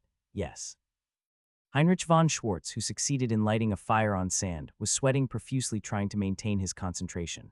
Whoa, don't look, I'm not seeing anything. Anything at all. Lint, get dressed. And I could hear Kono Lint's screams coming not from the classroom, but the containment room, followed by the teacher's fed-up voice. Kono Lint. Although he was a total playboy, he had a pretty fraudulent ability, that is, the ability to teleport his body. But his biggest problem was that he couldn't teleport his clothes as well. So the biggest side effect of his power was that every time he used it, he'd end up naked. He was often teased that his ability could only be used in public baths. Naked teleportation. I kind of wanted it, but on the other hand, not at all. It wasn't a bad ability to have. You're going to go to Main Street to have crepe for lunch today. Is that correct? Yes, I'm going to go outside now. Try it again then. Yes. And B7 Ibia was using her telepathic abilities, the ability to send her own thoughts into the mind of an opponent. They seem to be doing a range test at the moment. Reinhardt. Yes, teacher, what do we do now? My teacher had a perplexed look on his face as if he didn't know what to do with me who didn't have a supernatural power at all. I would find it weird as well if I were in his shoes. This was a place where supernatural ability users were trying to control and improve their abilities, not to awaken them. So my teacher was at a loss. Please put me under extreme psychological pressure. Pardon, one might awaken a supernatural power in an emergency, right? While what, so you don't have to actually try to kill me, just push me to the brink of death and don't ask for something so strange. The teacher freaked out as if I was saying something completely outlandish. That teacher straight up refused, saying that he couldn't torture a student like that. He also added that there were times when one awakened to a supernatural power in such situations, but that wasn't always the case. If that were the case, the world would be full of supernatural power users. No, I know that. Actually, I did have a supernatural power. No matter how hard I tried to persuade them, they didn't seem to want to listen to me, so I just observed the class. And Charlotte was taken somewhere by her dedicated teacher after the class started. Were they doing an ability check in the containment room like they did with Kono Lint? Was it a type of ability that should not be seen by others? I looked at the teacher and asked. What type of supernatural ability does the princess have? I was just asking, casually. You could ask such things out of curiosity, right? That's what I thought anyway, I don't know. However, the teacher just shrugged. It's a secret or something, confidential. It was then that I understood why no one was talking about Charlotte's ability. Charlotte had awakened to a supernatural ability, and no one knew what type it was except a few teachers. I had no other option but to silently wait until the class was over. Charlotte, who went somewhere and returned shortly before the class ended, looked tired. The princess' ability was confidential. Maybe her classmates didn't know either. For some reason, they treated her abilities like some state secret. Mr. Mustang and the teacher in charge of her ability training were probably in the know. Did Mr. Eppenhauser know? Charlotte was a supernatural ability user, and any talk about her abilities was under lock and key. If so, I should also consider the possibility that she didn't actually have one. There was also the possibility that she may have faked powers she didn't have in order to get into temple as a member of the royal class. Well, whether that was possible or not is another question. So did Bertus know what ability the princess held? It was getting more and more troublesome. If the princess didn't have any abilities and Bertus knew, then he wouldn't have a reason to stay silent about that. So by that we can conclude that Bertus either also knew the princess' supernatural power or he didn't know yet, no matter if the princess had one or not. As the class was over, the teacher called me over. Reinhardt, yes, I will allow you to join the class for now, but keep in mind that you will receive failing marks if you decide to continue. Yeah, well, there's nothing I can do about that. There was no way a person without a supernatural ability could be given any kind of grade in a class focused on supernatural abilities.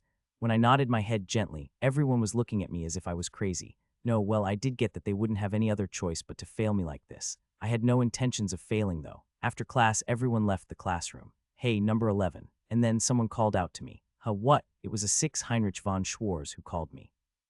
I could see at first glance that he wore a bad kind of expression on his face, and everyone started to stand by and decided to watch what was going on. Charlotte was already gone, though. She seemed tired after all. Is Temple a joke to you? He looked pretty uncomfortable, even if I pretended not to notice. It was the same for the others who gave me dirty looks. No, then why does a person who doesn't have supernatural abilities worm their way into classes for supernatural ability users?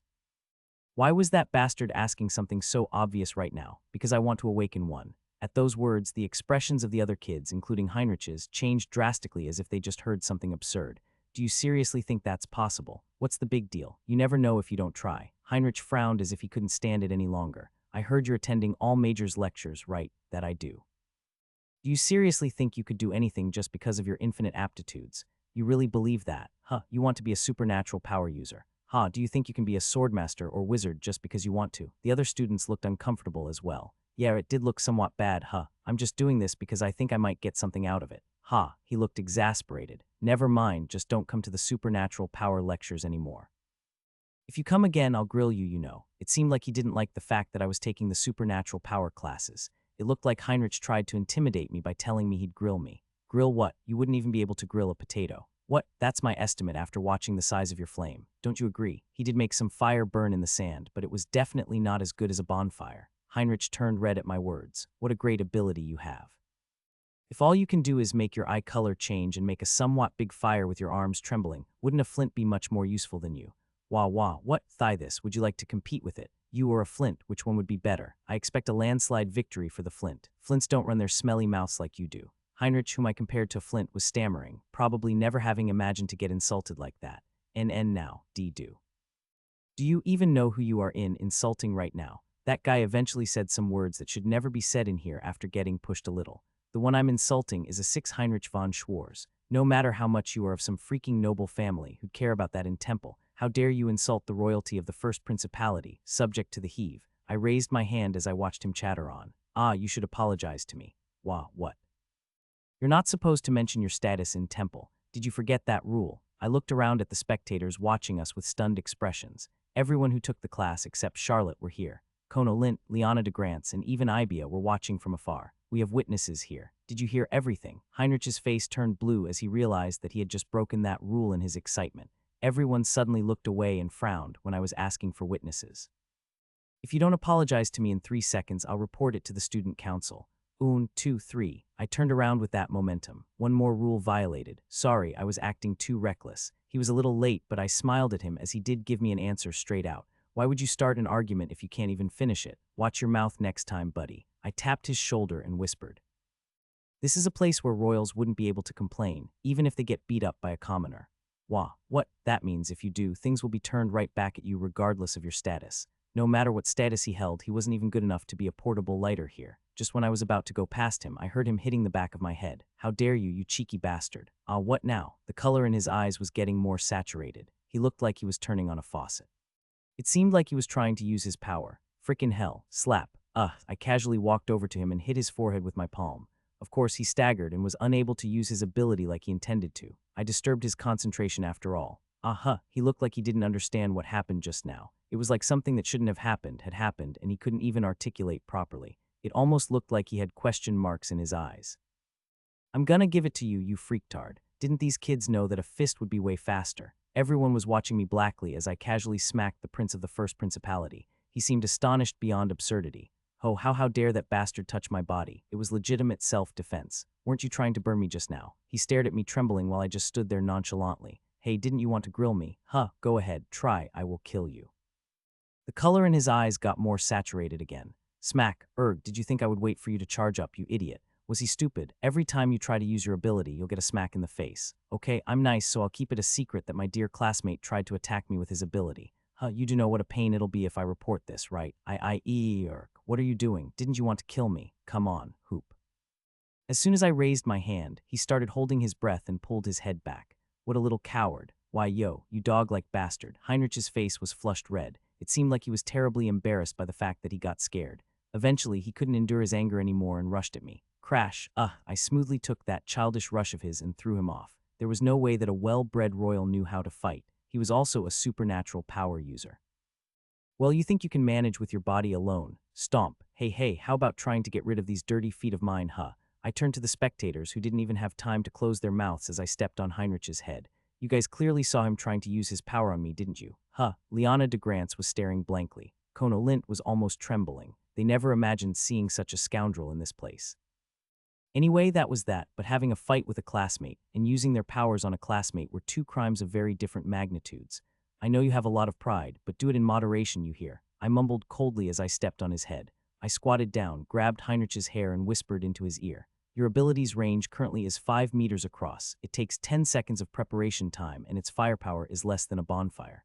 I observed today's class. So as Heinrich and Liana continued to learn how to use their abilities, I practically had no other choice but to figure out the extent of their abilities. As I accurately gasped the extent of his powers, he opened his eyes wide, almost tearing them apart. If you try to use your powers on me one more time in the future. How could I stay still when I had nothing? If someone would stand completely still in front of someone who clearly despised you while not possessing anything, that would be asking to get yourself killed.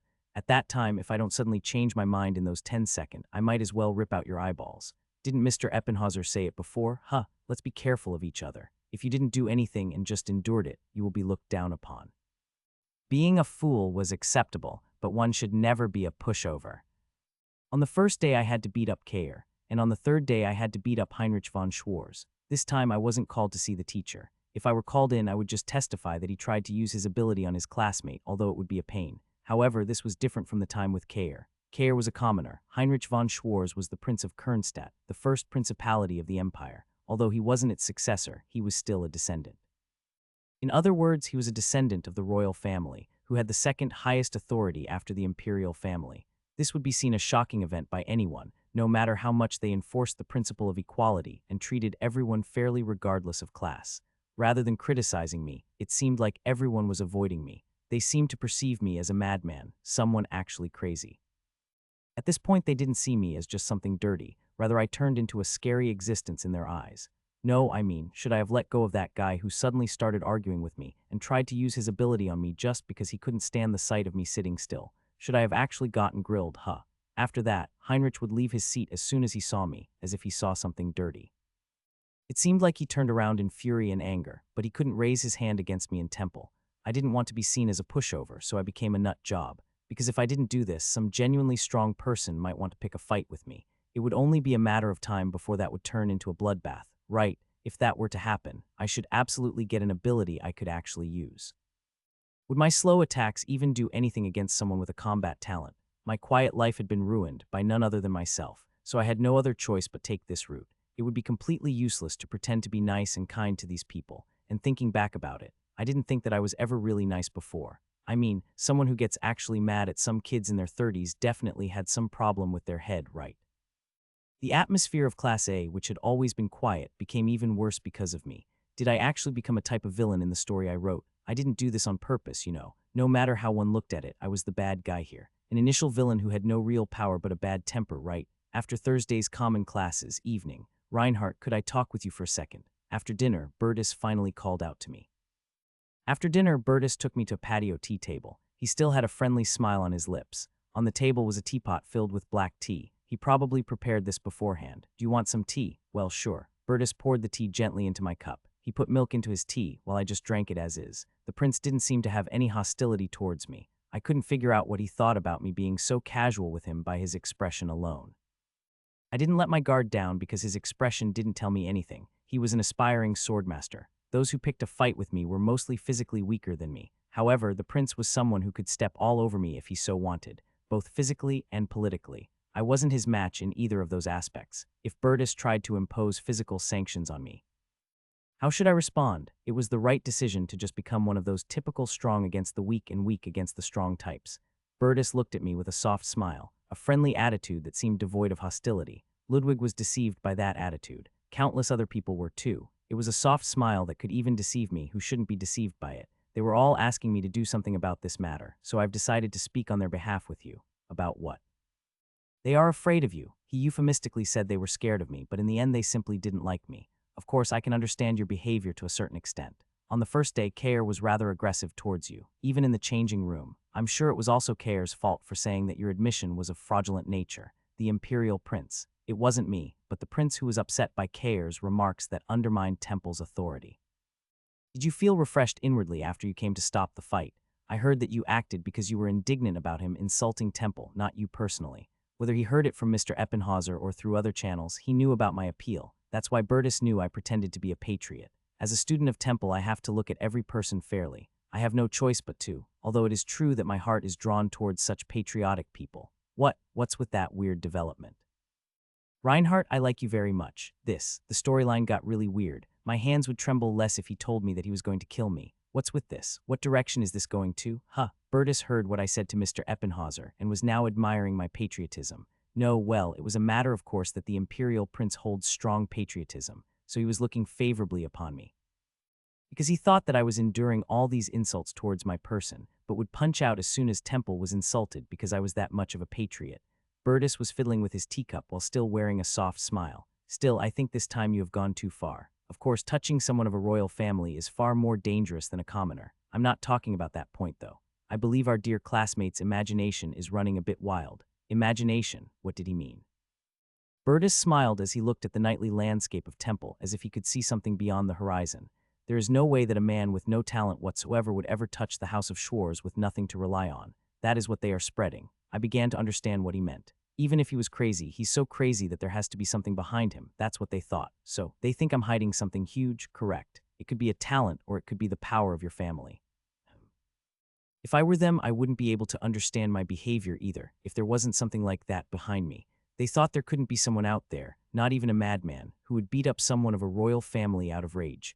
It's not common, but there are people like that. People who hide their own status and enter Temple as commoners. I knew about that.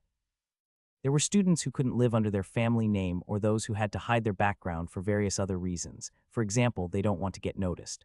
There were even such cases where they send a young nobleman here as a commoner, hiding his family background, and what he was met with was utter contempt, as such receiving true education. I was mistaken as someone like that. What's worse, even Heinrich is starting to believe it. Recently, Heinrich had been avoiding me, pretending to sleep as soon as he saw me. It wasn't because he thought I was dirty, but because he truly thought I was scary. By the way, how many families are there that aren't afraid of the Schwarz family? Things were going into a completely different direction I expected it to. They thought I had some background that would enable me to punch someone of the Schwarz royal family without a care. If so, wouldn't there be only one option then? I believe the others think you are the hidden son of a royal family. A child's imagination was sometimes even beyond an adult's understanding. No, what stupid idiot would send their hidden son into an environment with two members of the imperial family? Huh, of course I know that's not true. Burtis looked at me as if he wasn't such a fool to believe in the trivial imaginations of children. Then he tilted his cup, still having that gentle smile float on his lips. So Reinhardt, let me ask you a question. Is there something you can place your trust in? Burtis knew that me being from a royal family was nonsense. However, he still was curious about my true background. Even Burtis didn't seem to believe that I was just some ruthless guy in the end. However, the nature of my background could never be revealed, as it was on the level of turning the entire human race against me. As if, I sighed and folded my arms. I don't need some crazy background to punch some freaker who's trying to walk all over me now, do I? I'll just go with that route. It was already too late to fix this anyway. I'm sticking with the nut job route. So what if I hung some dog bastard out to dry? I also had the Dreadfiend ring, so I could disappear anytime I wanted. Burtis looked at me blankly with a slightly dumbfounded expression. Huh, you mean I don't think it's, so you don't have something like that? Yeah. You just did that because you were in a bad mood. Yeah, ha ha. Burtis, who had been smiling all this time, slightly licked his lips. Ha ha ha ha ha ha ha ha ha ha. Then he suddenly burst into laughter. Burtis laughed for a long time like a man who lost his mind. After laughing for a while, Burtis looked at me. That look chilled my spine. His eyes felt like those of a snake. This was Burtis' true face. Just by looking at him one could feel goosebumps run up one's back. He looked at me with those eyes and quietly tilted his teacup. In a situation like that, one would usually lie. It was a lie. No, it could be seen as a lie, kind of, right? I did have a certain background. It might be a background that exceeded anyone's imagination, though. If you told me you had some great background or something, I would have ignored you in the future. Burtis was showing himself to me completely raw. It was completely different from those guys who had been yelling and swearing at me before. It was indeed a young man's gaze, but it seemed frozen. It was wise of you to answer honestly. Reinhardt, he seemed to have expected me to bluff my way out of this situation. I was just pretending to be that kind of person to not get beat up. Did he do a background check on me?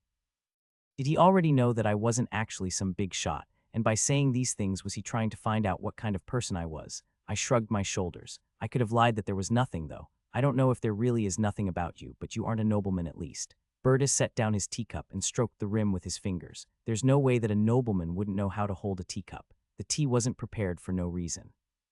He looked through me just by observing how I held a teacup and drank the tea. When I realized that my unconscious actions gave away information about my background, I got goosebumps all over my body. I was the one who set up this character, but it was hard for me to put into words how this guy was scaring me. If I bragged about my background, he would have just ignored me. But I told him that I wasn't much. So what? You should have bluffed, Reinhardt. Why?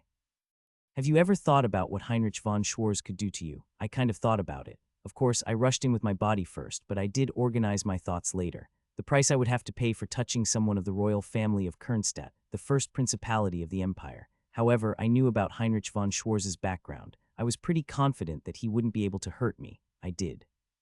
The moment you step out of temple, you might disappear without any trace for hitting someone from the house of Schwarz. Don't you worry about that. Sure do. No, I didn't really, because something like that would never happen in the first place. Then when I told you that Heinrich was afraid of your unknown background, wouldn't it have been good if you kept these fears alive? Sure would have been. Then why did you tell me the truth? Heinrich is very likely to harm you, and you should feel afraid of that. Heinrich was of a royal family, rather hostile, and joined the royal class. However, he was currently more or less in exile. No one in the Schwarz family looked favorably upon Heinrich. That was why Heinrich's status was just a shell. In reality, he was just some guy with no power or status. Therefore, I already knew that there would be no retaliation against me from that family. He was practically abandoned by far in the distance. However, to tell him that I knew about these things would obviously be suspicious. So why did I deny this misunderstanding that would have kept me safe? It wouldn't have been any good to tell such shallow lies in front of the imperial prince. It would be better to say that I had foreseen this situation. I judged it to be more dangerous to deceive Burtis in order to keep myself safe from that guy called Heinrich. That was what I was going for. At my word, Burtis began to stare at me.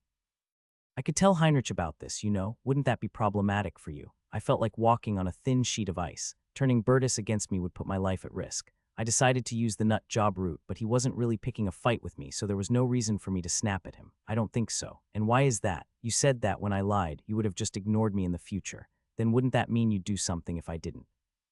My hand was just a dog's paw after all. Then in this situation, Burtis wouldn't ignore me but would try to do something. Maybe he'd offer me a solution. Maybe he thought something like I wasn't someone he should ignore. And I do think Heinrich wouldn't be able to touch me, whatever my background, assuming he's not completely brain dead. Why do you think so? No matter inside or outside of temple, it wouldn't be normal for a temple student, and a royal class student at that, to suddenly die in the imperial capital Guardium. And if I actually were to die, the culprit would be all too clear. A royal class student from a commoner background fought with a member of the First Principality's royal family. If someone like that were to die suddenly, it would be very obvious whose knife stabbed him. If I died with that timing, it would be obvious who killed me, so of course Heinrich would be the prime suspect. Bertus was smiling more and more. Wouldn't it be possible for the Schwarz royal family to use their power to cover up this case? Of course that might happen, however. I looked at Bertus and smiled. I didn't know what would happen, but I couldn't stop now. I don't think our homeland, the Empire, would be swayed just by a principality. Rather, wouldn't they be asked to pay for tarnishing Temple's honor? Bertus' lips began to curl up at the expression homeland. Was he more patriotic than even Mr. Eppenhauser? Now that I thought about it, my death would be a much bigger deal than I thought. I knew it wouldn't happen, but I decided to use my confidence in Temple and the Empire as the reason for that belief. Bertus seemed to admire my judgment. Bertus liked smart guys. He certainly picked up something about me, but it was different from our other classmates' judgment. Of course, it was because I knew a thing or two about this place's common sense. Great. Bertus was grinning as if there was no more need to talk. It's the first time in my life that I came to like a cheeky guy like you so much. What was with this situation? Reinhardt, let's enjoy our life at Temple together. Yes, why was the first person I got close at Temple the villain? Why do you think that the first friend you made at Temple would make a good friend? Talented villain. One, nice to his subordinates. Two, would be able to hide me, so becoming Bertus' subordinate wouldn't be such a bad thing, but I was still scared. It did have advantages, but wouldn't it look like I'm a double agent? Was he going to treat me like a subordinate in the first place? It would be hard to keep that going for a long time. If he were to place me under his wing, wouldn't he be the first and only member of the imperial family to ever make a demon prince their subordinate? Anyway, Bertus seemed to want to maintain a close relationship with me in our future Temple life.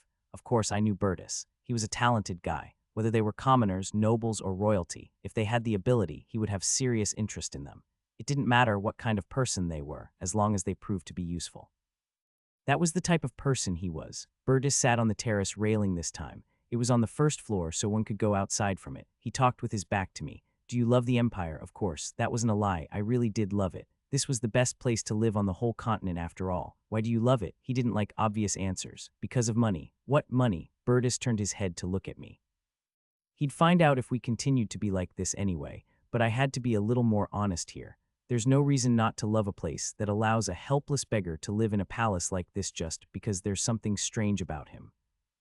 Beggar? Yeah, it wasn't even on the level of not having any background, kid. I'm from the streets. I was a beggar. Bertus opened his mouth slightly as if he had never imagined something like that. That made it clear that this guy didn't run a background check on me. Bertus didn't say anything for a moment, perhaps bewildered or perplexed. He nodded blankly as if he came back to his senses. Ah, right, yes, I know what you mean. I had been wandering around the streets. If you dislike me for being a beggar, it can't be helped. He was fine with commoners, but what about beggars? We weren't just a prince and a pauper, we were the imperial prince and a beggar. No, I prefer it that way. However, Bertus gave me an unexpected answer. I couldn't believe it. He preferred it, because there's a strong basis for loyalty. Not only did I get to live in this place just because I had some form of talent, but it was also possible for me to hold a conversation with the prince like this. He seemed to think that one could take my loyalty to the Empire for granted then.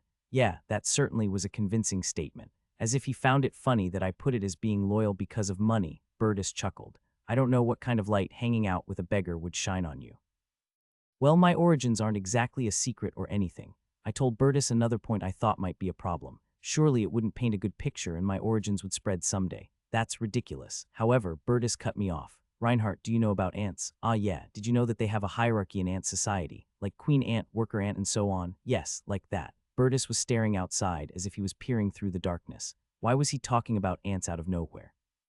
Queen ants, worker ants, soldier ants, and so on. There might be even more complicated systems, or none at all, but I don't know about that. What about it? Were you proud of not knowing that? What do I know about classes among ants? Bertus said coldly. Beggars, commoners, nobles, princes, dukes, counts, barons. Why would I care about that? That was the type of guy Bertus was. They look all the same below me, Reinhardt. Bertus laughed grimly. So whether Heinrich von Schwarz criticized me or you criticized me, he had pretty intuitive logic. It would be all the same to me. All were equal below him. Whether it was a soldier ant or the lowest of those ants trying to criticize him, he wouldn't care either way. He put it in quite the dog-like way, but in the end it meant he didn't care what I was. He told me not to worry about that and not to be too nervous about these things. The core message is great, but the way you put was quite intense. Look at that twisted bastard. That's what power is, Reinhardt. Bertus giggled. Those who have it have the freedom to be snobbish. His choice of words were rather radical. Isn't it nice being treated comfortably? The powerful have the freedom to be snobbish. However, you don't have that kind of power, and yet you are the way you are. As for Burtis, he seemed interested in me because I was acting frivolous even though I didn't have any power at all. Because of that, some people judged me to be some mysterious person in the end. You're a beggar and yet you seem to have a good head on your shoulders. Your eloquence isn't normally found in someone born in poverty. There are all sorts of people in this world. Burtis looked at me. It was as if he was trying to peer through me. Okay, let's find out what you're really hiding. He seemed convinced that a beggar wouldn't be capable of that. He'd treat me as a friend, but Burtis was obviously suspicious of me. However, one couldn't just manipulate my origins. That said, I didn't even try acting like a stupid beggar. I wasn't all that disappointed, as it was an inevitable result. In the end, Burtis wouldn't fully trust my background, or rather the lack thereof. He didn't tell me to come under him, nor did I say that I would go under him. But it is true that I don't have any abilities, so is there anything about me that you're interested in so much that you want to get closer to me? Those talents as meager as a rat are useless as of now. That's not to say that a physical scanner could explain everything about a human being. After Burtis revealed his true face, he didn't pretend to be kind in front of me anymore. Talents as meager as little rats. Burtis was criticizing the royal class students for being useless. He seemed to think that it was foolish to only believe in what that physical scanner showed. He was focused on indicators that that thing couldn't show. I'd prefer someone who could use his head a little better 100 times over some measly talent. Of course, someone with a good head on their shoulders punching people left and right is rather problematic. Well, as that was how you used to live, I can understand your behavior to some extent. Burtis chuckled.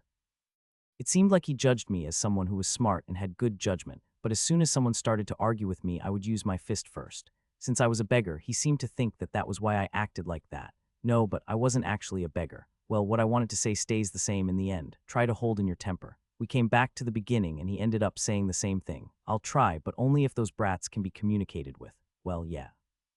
That's all for now. Burtis came down from the terrace railing and stood in front of me. When I'm sure you're mine, let's talk about some more important things then. The time for Burtis to trust me. The time for me to trust Burtis. That time hadn't come yet. But Burtis did recognize my worth, which is why he threw out the bait first. Something like, don't forget who recognized your value first. I knew without even thinking about it who came first. I became friends with Burtis. No, we weren't quite friends yet. Anyway, even if I hadn't quite gained the Imperial Prince's favor yet, it did seem like he saw me in a positive light. I seemed to have been judged as a useful guy. There weren't any visible effects of that. He wasn't acting too friendly. Of course, we would talk casually, regardless of whether other people saw us or not.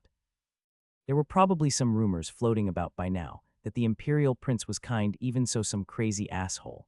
Classes on Friday included divinity, alchemy, and synthesis. Divinity studies were for those gifted with divine powers, so the only ones taking the class were Erich and Asher from Class B. The rest were all regular class students who wanted to be priest or paladins. Of course, I understood what they were trying to teach, but I couldn't sense divine power at all. Using divine power as a demon would seem pretty funny, wouldn't it? Everyone who majored in magic would study alchemy as well. Unlike magic classes, alchemy seemed quite doable. It was a fun class because it was a practical one, general martial arts. I almost fell behind while trying to understand it. In the end, this was close to P Part 2. Fortunately, no one, except Ludwig, even dared to make eye contact with me. It seemed like the rumor that I was a total nut job went around the Class A and B kids. When Erich saw me today in divinity studies, he seemed to avoid me, and that man named Asher, who was also majoring in divinity from Class B, immediately turned his head as fast as lightning after he made eye contact with me once. Well, I wasn't a bully, just some psycho they wanted to avoid. And the truth behind that rumor of me having some mysterious background still didn't seem to have spread yet. Did Burtis want the misunderstandings to be resolved on their own? It was true that I was an ill-tempered person, but I was also talentless. So if a strong guy came along, I was confident that that person, beating me up, would set things right, but it seemed like those types of people were avoiding me because of that misunderstanding. Hidden royalty, children, and their imagination. As a rule, royal class students had to live in the dormitory. Of course, since most of the temple students came from faraway countries, most of them lived in temple, but there were also some temple students that lived in Guardium, so there were some cases of students commuting to school. Of course, temple was huge, so one had to get up very early to leave the school and go outside. Among the members of the royal class, those who had a mansion in Guardium often went home on the weekends. There were no compulsory activities during the weekend. Everyone was free to study, play, or do whatever they wanted. I could stay in the dormitory, but I'd just be alone anyway. I had no clue how to awaken my ability. Well, I'd better let them know how my first week went. Where would I go? Of course to the Rotary Gang, the sewer area under the Bronze Gate Bridge. So you've been beating up the kids, is what you mean. So to speak that's how it was. When I told lawyer about my temple life, she looked at me. She seemed to think I hadn't gotten rid of old habits or something. After all, the way I acted kind of felt the same as the original prince, huh? No, but it was them who picked the fight. Would I hit the back of the head of someone who was just minding their own business? Ah, yes. At my plea, lawyer looked at me as if I would do that. What's with that guy? Paw, pat. Don't do this, your highness. If you keep looking at me like that, I'll tell you to show me your stomach. I really don't want to do that, your highness. She was more straightforward than anyone I knew.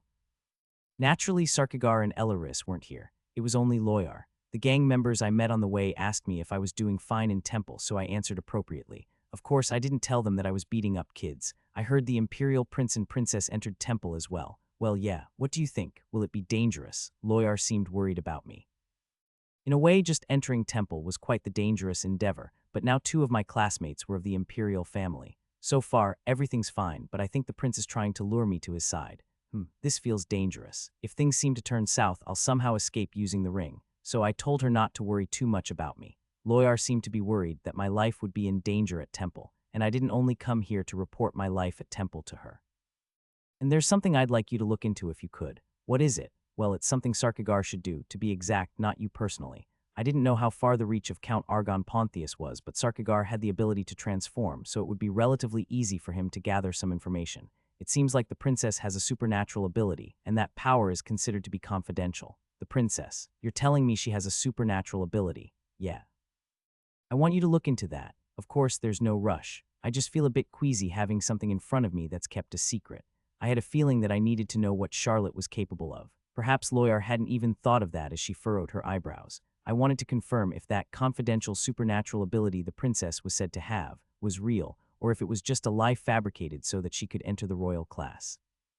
If she held a dangerous ability, I had to be careful. I will relay the message to Sarkagar. How is it going with the train vendor strategy, by the way? A smile spread across Loyar's face, hearing my words. The Rotary gang had changed their strategy from selling candies to passersby to selling goods on trains. Very good. Oh, how good exactly? Loyar explained to me that their sales had risen to an unprecedented level.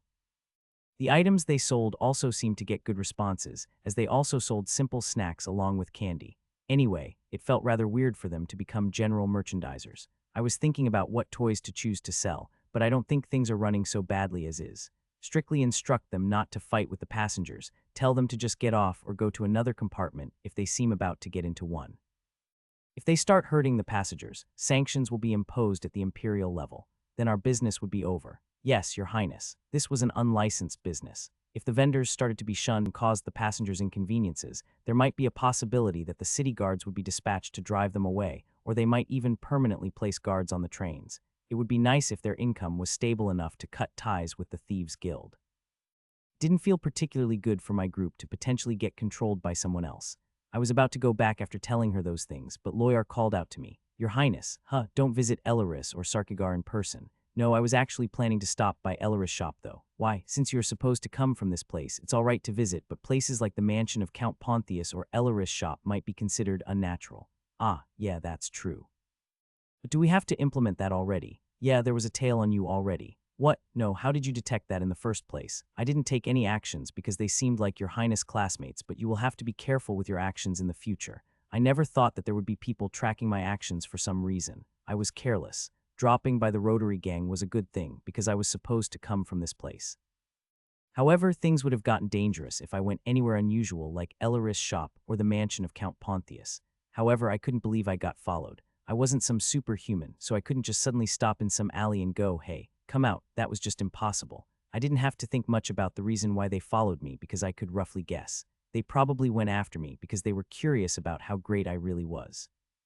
I should refrain from going to the Rotary gang from now on. Loyar told me that she would send me a message from her side if necessary. There was the possibility that the prince might put tails on me, so if I came into contact, I seriously had to check my back. I was really very glad that I first stopped by the Rotary gang. If I decided to go anywhere else first, things might have gotten pretty troublesome. And here comes the beggar. I was now facing a less cumbersome situation compared to being caught.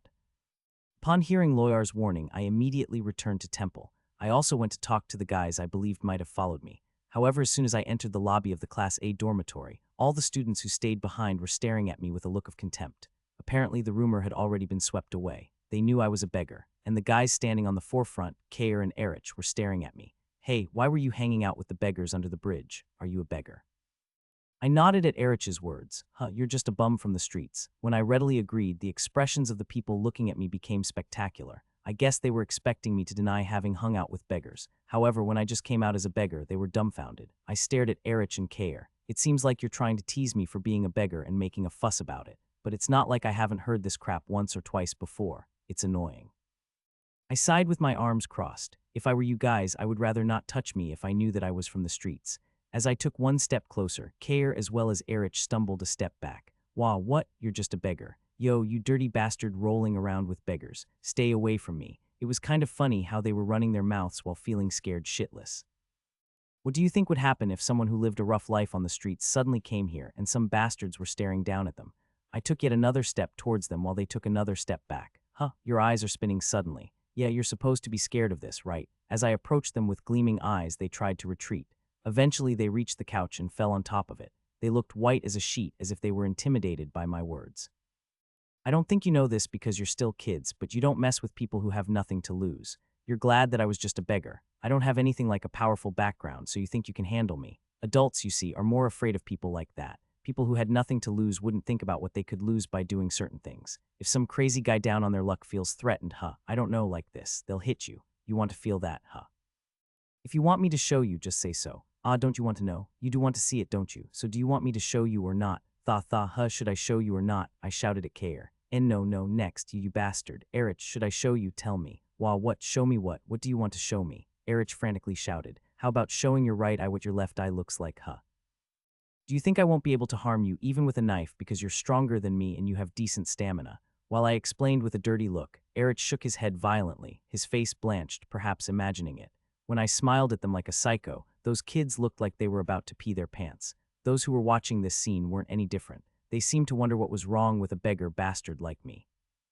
In fact, they seemed to have realized that I was an even crazier psycho than they first thought.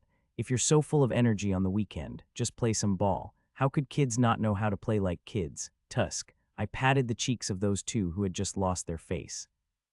It seemed that it was Erich and Kair who followed me. I also wondered if Heinrich would come at me all excited after he heard that I was just a beggar, but he didn't. I was sure they would become even more reluctant to touch me, although it would probably be better for me if I didn't directly saw these kids giving me ugly looks. Well, right now I was just keeping them at bay with my crazy gangster bluff, but depending on the results of my training, I would become a real hard hitter. I mean, what else could I do? Even if I got into a fight and acted tough, what was most important were my abilities after all, so it was important to unlock that damn locked ability.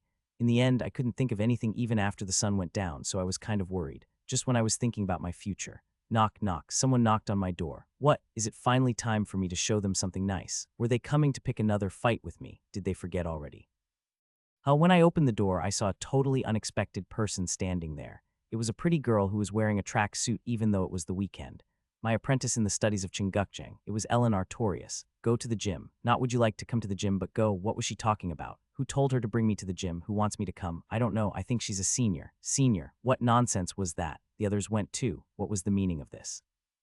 Somebody had to go call me, but no one wanted to do it, so it seemed like Ellen went. But why the hell did a senior call us? The gym was in the form of a very large hall. All the Year 1 Class A students present in the dormitory were gathered here, except those that were away over the weekend. Everyone was there except Bertus and Liana de Grants, who had a mansion in the capital, so there were 9 people in total. Why were they doing that? Is he the last one? Ellen nodded her head.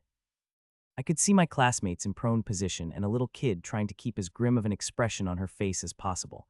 That little brat spoke. What are you doing? Lie down. Won't you get down already? She wasn't wearing a uniform, but she was indeed a kid. I mean, I was a child as well, but she was more of a child than I was. Wasn't she just a middle schooler? But that brat was supposed to be our senior. Ellen lay face down next to the other children. The little one then looked at the lying children and started to talk. Guys, I think your friend has rather bad ears. The children were staring at me and seemed to cuss me out very hardly with their eyes. They were telling me to quickly lie down. No, but why were these prideful bastards doing this just because of one little brat? Don't you understand words? The little brat screamed. What kind of senior are you? Wah, what? As soon as I said that, the little brat's expression turned into bewilderment.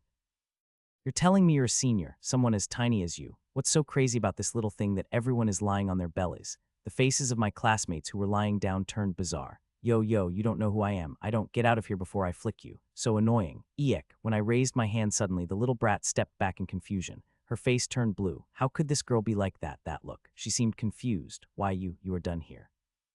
The blue-faced little brat gnashed her teeth at me and strode out of the gym. Everyone was looking at me blankly, doubting their own eyes at this crazy thing I did again. Although this time my mad act seemed more welcome than before. Why aren't you getting up? Everyone slowly began to get up with puzzled expressions on their faces. I looked towards Kair, not the others. What's going on here? He was a pushover after all. Ah, know this. Kair hesitated to explain as it might hurt his pride. Ah, hey. When I came towards him with a harsh look in my eyes, he hesitated first, but then opened his mouth.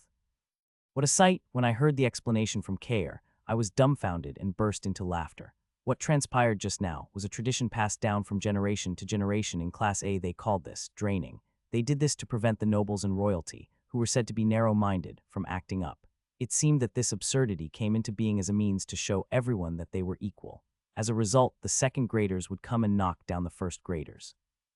It would also tell them at the same time that they should never lose to Class B and that they would kill them if they ever lost to them.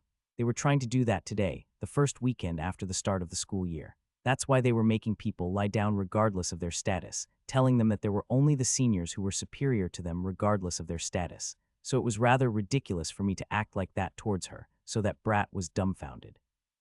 I had no idea something so absurd was a tradition in Class A. This was mainly due to my focus on the Class B dormitory. That unwillingness to lose to Class B of Class A was also coerced by their seniors. Something like that, the students of Class B would have fun, eating good food with some nice seniors. Students from Class A sure had a lot of personality, regardless of grade, Well, I was sure to be the one who had the biggest personality of them all, though. So a commoner upperclassman would come here to teach the freshmen of Class A like this every year. That's what I heard. Who was that brat just now? She's a sophomore and her name is. Redina, she didn't tell us her talent. Kono Lint, who was next to him, told me in his stead. So originally, this was an important event of a commoner, completely crushing the sense of authority of the royalty and nobility. This year, that little brat was the one in charge. Anyway, they probably felt it was ridiculous for everyone to be treated like that, but as it was a tradition, they were clenching their teeth. Even if it hurt their pride a little, it would hurt a lot more having to leave royal class. They must have thought that all the other nobles and royals of the royal class had received that treatment. Anyway, the royals and nobles swallowed their pride and were quietly undergoing the process of deauthorization to find out what it's like to be a beggar. Everyone was focusing their attention on me for some reason. Everyone was just staying in the gym wondering if it would be all right to leave like this. Hey, number 4 Harriet de St. Owen called out to me worriedly. That Harriet with the magic talent. What, will you take responsibility if this goes wrong? It was like she was asking me why I didn't just leave that pride that had already been bent. She had a pretty face but was ferocious and a total jerk. And what would happen if it went wrong? It looked bad to our seniors. I thought she was talking about what image the seniors had of us. And what would happen if they see us in a bad light? What then? What will happen if the seniors see us in a bad light? That's it. Won't you be able to go to class or won't you be able to sleep? If they beat us up, we should report it to the teachers. Why did you flop on your belly if that's all there is to it? Do you guys have no guts? How could you have even less pride than me who came from the streets? Tusk. Sigh when I looked at everyone disdainfully and tusked. Everyone, except Ellen and Cliff, had red-hot faces. They probably thought that if they didn't listen they would get into trouble, so they clenched their teeth, thinking about the honor and social recognition they would receive after graduating from the royal class. They felt like shit, but they tried to bear with it, but that's when I waltzed in and flipped the table. Anyway, it's your responsibility. We did what we were told. There's nothing wrong with that, okay? Harriet yelled at me, thinking that she just had lost all her pride and face. I'll kill you if this will mess up my life at Temple. It seemed that Harriet thought that I would be no harm to her because I kept still and didn't touch her before. What a joke. Kill me. Were you just saying whatever came to your mind? Do you think I can't beat you? Wah, what? Where could status and rank, as well as the difference between man and woman, be found in the royal class, which views everyone equal before talent? If you act big, you're gonna have my handprint imprinted on you cheek for the next few weeks. You hear, I'm quite experienced when it came to death. I had already died once after all. None of you have died before, right? Well, I have. As I took a step closer, Harriet slipped back in surprise. The only thing you got going for you is a hard head. So how are you gonna kill me? Head, yeah. When I treated the princess of the St. Owen Grand Duchy as someone whose only strength was her hard head, everyone's expressions became strange. Harriet felt more insulted and humiliated than when she had to lie on her stomach, so her face turned apple red and she couldn't bring out a single coherent word. Bang, come forward, you bastard. And this time a group of people stormed into the gym. There were a total of 5 people who stormed in. They were probably in their second year of high school, so they were 18 years old. Of course, the kid from earlier was among them as well. Is it him? Yes. The little brat called Redina hid behind a male classmate and pointed at me. What, you were just some cute little brat with your classmates, huh? This looked like a little sister calling her big brother after a fight. That guy looked like he was about to shout, how dare you mess with our child with that attitude of yours. The senior, who seemed to be the leader of the group, was looking at me with a twisted expression. Wow, it was so bizarre to see a high school student do this in real life. Hey, Junior, what's your name? Reinhardt. Huh, you're probably from some great noble family and don't know how the royal class operates. I'm not a noble, though. It seemed like I was mistaken for some kind of aristocrat, and despite the circumstances, laughter erupted among my first-year classmates. Why are you laughing? What's so funny? The atmosphere behind me became chilly again due to this senior's criticism. So what, are you a royal? Nope. What? Then the boy's expression turned strange. I was neither a noble nor a royal, so there was only one conclusion. What are you saying? The only one from the imperial family here is supposed to be Bertus. You're Reinhardt, right? Who's from the imperial family? I laughed and then said, I'm not a noble, nor am I a royal, nor a part of the imperial family, but just a beggar from the streets. What about it? Everyone was stunned by my bold declaration. A beggar? You are a beggar. Yeah, a beggar. Everyone seemed shocked at how casually I was saying that. The one that seemed like their representative looked at me with his arms crossed, completely speechless. No, then why are you acting so high and mighty like the nobles and royals do? If you don't want to do something, you don't. What's the big deal? Can't a beggar have pride? Oh, is that so? He clenched his fist and began to approach me. Then I'll just have to beat it out of you. Let me give you a good beating. Pow, I felt it as soon as I got hit. That guy was the real deal. The atmosphere was even chillier than before. It hurt like hell. That was all I could think of. His fist hit really hard, no joke. And haven't you been really silent since earlier? When I stepped back holding onto my stomach, he started approaching me slowly. I've been acting like I was mad up until now, and I thought I would be able to get this guy like that. However, this was unexpected. This guy was a senior after all, not one of my classmates. It seemed clear that our physical abilities couldn't even be compared with. That was the difference a year could make. If you are part of royal class. Pow, follow the royal class traditions. Pow, if it were up to me, you would be long dead. Got that? I was getting helplessly beat up by an 18-year-old kid while he was casually talking. I couldn't stand getting beat up like that, so I ran towards him. Heh, pow, did you just try to hit a senior, huh? Although he was startled by the fact that I tried to punch him, that guy avoided my fist just by moving his head a bit. He then laughed and grabbed my hair. This bastard is for real. Pow, he beat my chest. Really? Pow, he hit me in the abdomen. Do you want to die? Pow, I got hit in my face. My classmates and seniors were watching me get beat up blankly. What was surprising was the look on their faces wasn't a refreshed one. They were obviously looking scared. I realized it as I got hit in the head. Even though I couldn't fight, I felt like I had won. You're just a little bit. Hey, got you now, you freaking idiot. I grabbed that man's crotch with all my strength. It slapped me right in the face, so I just grabbed it like a crown of victory. Well, it was average for a high schooler. Say, spare me, go for it. Hey, let go. Let go while I'm still being arg. Please. That guy was now being tested on the limits of his vocal cords and his balls. The other seniors who witnessed that astonishing scene now approached to stop me. I won't stop. Ah no, you crazy bastard. Don't come any closer, you bastards. It's twisting. Huh, ain't it twisting nicely? Huh, if you come any closer, I'll twist it all the way around. Oh, looks like he'll have to live as a seedless watermelon for all his life then. Dunno how long it will take, but if you come any closer, then this guy can say his descendants goodbye. Hearing my threats, everyone was unable to rush to his aid as I put even more strength into my grasp. Let go, say please spare me. The male students all cringed unconsciously at that scene of horror. SSB spare me, you have to add the please. Mind your language, please.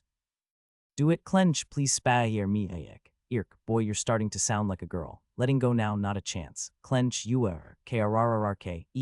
just let out some really weird voice. I was getting goosebumps now too. Take your friends and get out, I muttered grimly. You can come beat me up whenever, but if you do it, I'll really break your stuff here until it can't be fixed, so be prepared. Oh, and next time I'll really twist it all the way around. I let go of him and then looked down at the man now collapsed on the ground. Kick, take this thing away, you bastards. As the finishing touch, I peppered a kick into his face. Two of the seniors rushed to take him and then disappeared, perhaps because getting that bubble-blowing bastard treated was more urgent. You crazy psycho pervert, keep the praise coming. That little girl named Redina followed behind that kid who got taken away while crying. She seemed incredibly shocked. However, there was still one senior left in the gym. Although she looked like she had just seen something absurd and terrible, she was a relatively calm-looking woman. Aren't you going? Junior, don't make the situation worse. Then do you want to beat me up? Will you twist my thing off? Junior, I just want to have a good conversation. Since there is no one else here, why don't you show me the least bit of respect? I felt a certain sense of crisis from that invitation in this kind of situation. I don't know what it was about her, but she seemed strange. She looked like an adult, and I guess she just told me to stop this. I talked nice to the people who talked nice to me, and the others seemed to have given up on thinking about this development. Yes, well, sure, so what's the matter? I'm Adriana, a sophomore at Royal Class at 2. You said you were Reinhardt, right? Ah, yes, she gave me her name. Did she really only want to have a good conversation with me? We don't want to do this either. It's been done for generations, so the upperclassmen put pressure on us too, to do it quickly. It was the classic hereditary system. How absurd. They forced them to do it, even if they didn't want to do it. Redina is a weak-hearted girl. She wouldn't be able to harm anyone. She would rather hurt herself than having to talk harshly to you guys. Her seniors nominated her and forced her to do it. You could just not do it. Why do it if you'll only get hurt in the process? Because it's been done like this for so long. I know it sounds weird. But if one would want to just stop a tradition that had been going on for such a long time for no good reason, things would become troublesome. Adriana certainly didn't seem like she enjoyed doing this. However, with pressure coming from the higher grades, it was eventually decided for the small Redina to do it, and she wasn't even that type of person. If we say that we didn't do it, maybe the third graders will come. At that time, will you be able to manage? She asked me if I would kick out the third graders by doing some unspeakable, shameful thing again like just now. The higher the grade, the harder it is for them to hold back. You might actually get hurt. Yeah, the more time one spent at temple, the stronger one would get. I was beaten like a dog by a second grader, but I took advantage of his carelessness and got hold of his weak spot. There wouldn't be such a chance if the older students started coming. Do the teachers just watch this stuff? They acquiesce to it. It would actually be quite comfortable for the teachers if the troublesome guys got straightened out like this. They could use the seniors to rail in the ones that danced out of line and rehabilitate them. Let's just do things in moderation, Junior. If things get blown even bigger, we'd get scolded by our seniors, but you would be in even greater trouble. In conclusion, can't you just bow down like it usually goes? She certainly seemed like a communicative person, as she was even trying to gently advise me. Still, she didn't seem to want to take on the hassle to break this circle of absurdity. Don't make a fuss and be nice. Can't you just endure it for a bit and pretend that you've been convinced? That's what she had been suggesting and requesting. Well, that was possible. I could see that she really was a communicative person. Tell the third years to come. Weren't they the ones who made you seniors do this? If those bastards want it to be done, they should do it themselves. What? Adriana expressed her astonishment as she didn't expect me to go down that route. Second years, third years, just come at me. Instead, they shouldn't come today or tomorrow. I chuckled. Tell them to come on Monday. Monday night to be exact. I knew why they chose the weekend. Adriana bit her lips as she immediately understood what I was saying. Let's see whether those third years can tell Imperial Prince Bertus de Guardias to bend down. Wouldn't it be better to have all of us present?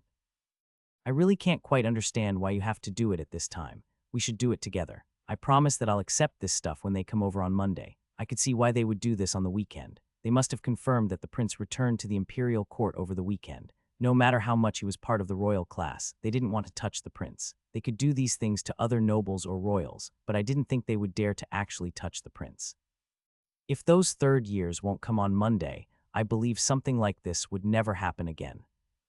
Everyone was astonished that I dared to mention the prince. Adriana just sighed briefly with her eyes closed. You're really one great kid. The senior with the calm demeanor left the gym with these words. She didn't think I was crazy enough to mention the prince. I turned around and talked to Harriet de St. Owen. I took responsibility, all right, you idiot. Hey, don't call me an idiot. I'm smarter than you. Yeah, a high-quality idiot. This, she shouted with her face red, but she seemed relieved that this situation had been resolved somehow. The looks they gave me seemed a bit different from before as they slowly dispersed one by one. They felt like they just found a bizarre use for this psycho, a beast that should be avoided. First, I obviously didn't want to stand out much, but that had become a thing of the past. I've already caused too many incidents to just get rid of this attention. Yeah, well, it would work out somehow. It was true that the looks my classmates gave me changed after I fought with the seniors. Of course, it wasn't even close to goodwill. I mean, the fact that I was still a wild animal in their eyes didn't change. I just told those guys that they should come back when the prince is around after all. I somehow got into the position of a madman who was a bit better than they expected, I guess. You sold my name? Yeah, I told Bertus, who returned to the dormitory on Sunday, the truth. I thought it would be better if I told him with my own mouth rather than him, finding out in a different way later. I talked to Bertus on the terrace from last time. There were few people around, so it was easy to have a good talk. Bertus seemed speechless when he heard that I sold his name and forced our seniors to step down. I knew there was such a tradition in the royal class, but when I was wondering why they didn't come, they just looked at me.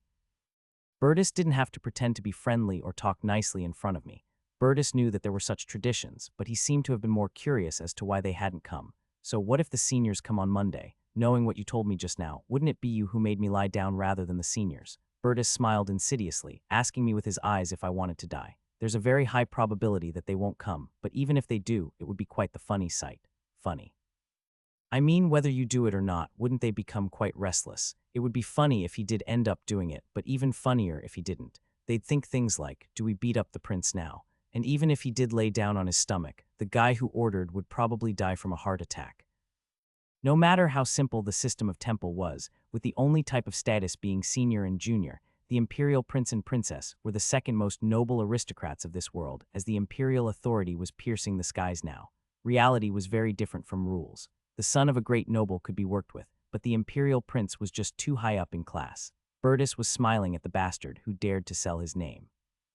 Fine, but still, selling the name of the imperial prince is a serious crime. You didn't refer to your classmate Burtis, but to Prince Burtis de Guardias. You obviously didn't refer to me as a friend, now did you? I suppose that is what I did. He was right though, as I didn't refer to him as my friend Burtis, but as the prince. Was this guy mad? Should I use the ring to run away? Usually it would make sense to kill your whole family for that sin, but I don't want to do that. You've used me once, so wouldn't it be fair if I got to use you once as well? Would there even be anything I could do for him? In any case, Burtis did offer me a rather fair deal. Speaking the prince's name was certainly possible within the walls of temple, but it would be a rather shocking thing to do on the outside. I know you take some classes with my half-sister. He probably meant Charlotte. It's nothing much I'm asking of you. Just let me know if you notice anything unusual. I should keep an eye on Charlotte and report to him if I see anything unusual. He didn't want me to be friends with him or do anything behind the scenes. But in the end, wasn't I gradually becoming Burtis' pawn? It felt rather annoying. Sure thing. All right. There was nothing special about it. We didn't talk much in the first place. In my current state, I didn't have any leverage at all. He didn't seem to care much about me. Did he even know who I really was? And get along with the other kids. Burtis sighed, pretending to be angry. By my standard, I'm trying to get along quite well here, though. What? Didn't I save the kids from being harassed today in a way? At my absurd remark, Burtis burst out laughing. I don't think it's considered nice to call Princess St. Owen an idiot, though. Did she whine to you about that? It wasn't really a secret that Burtis and I were speaking to each other. As a result, the way my classmates looked at me became quite strange. I didn't think we'd ever get along, but we did talk to each other for a bit, and from a distance, it would seem that we were quite friendly with each other. I revealed myself to be a beggar, but Burtis didn't seem to be particularly mad with me, who actually dared to sell his name. My classmates didn't seem to quite understand this. Burtis. Erich seemed to have contemplated for a while and then ran to Burtis from across the terrace.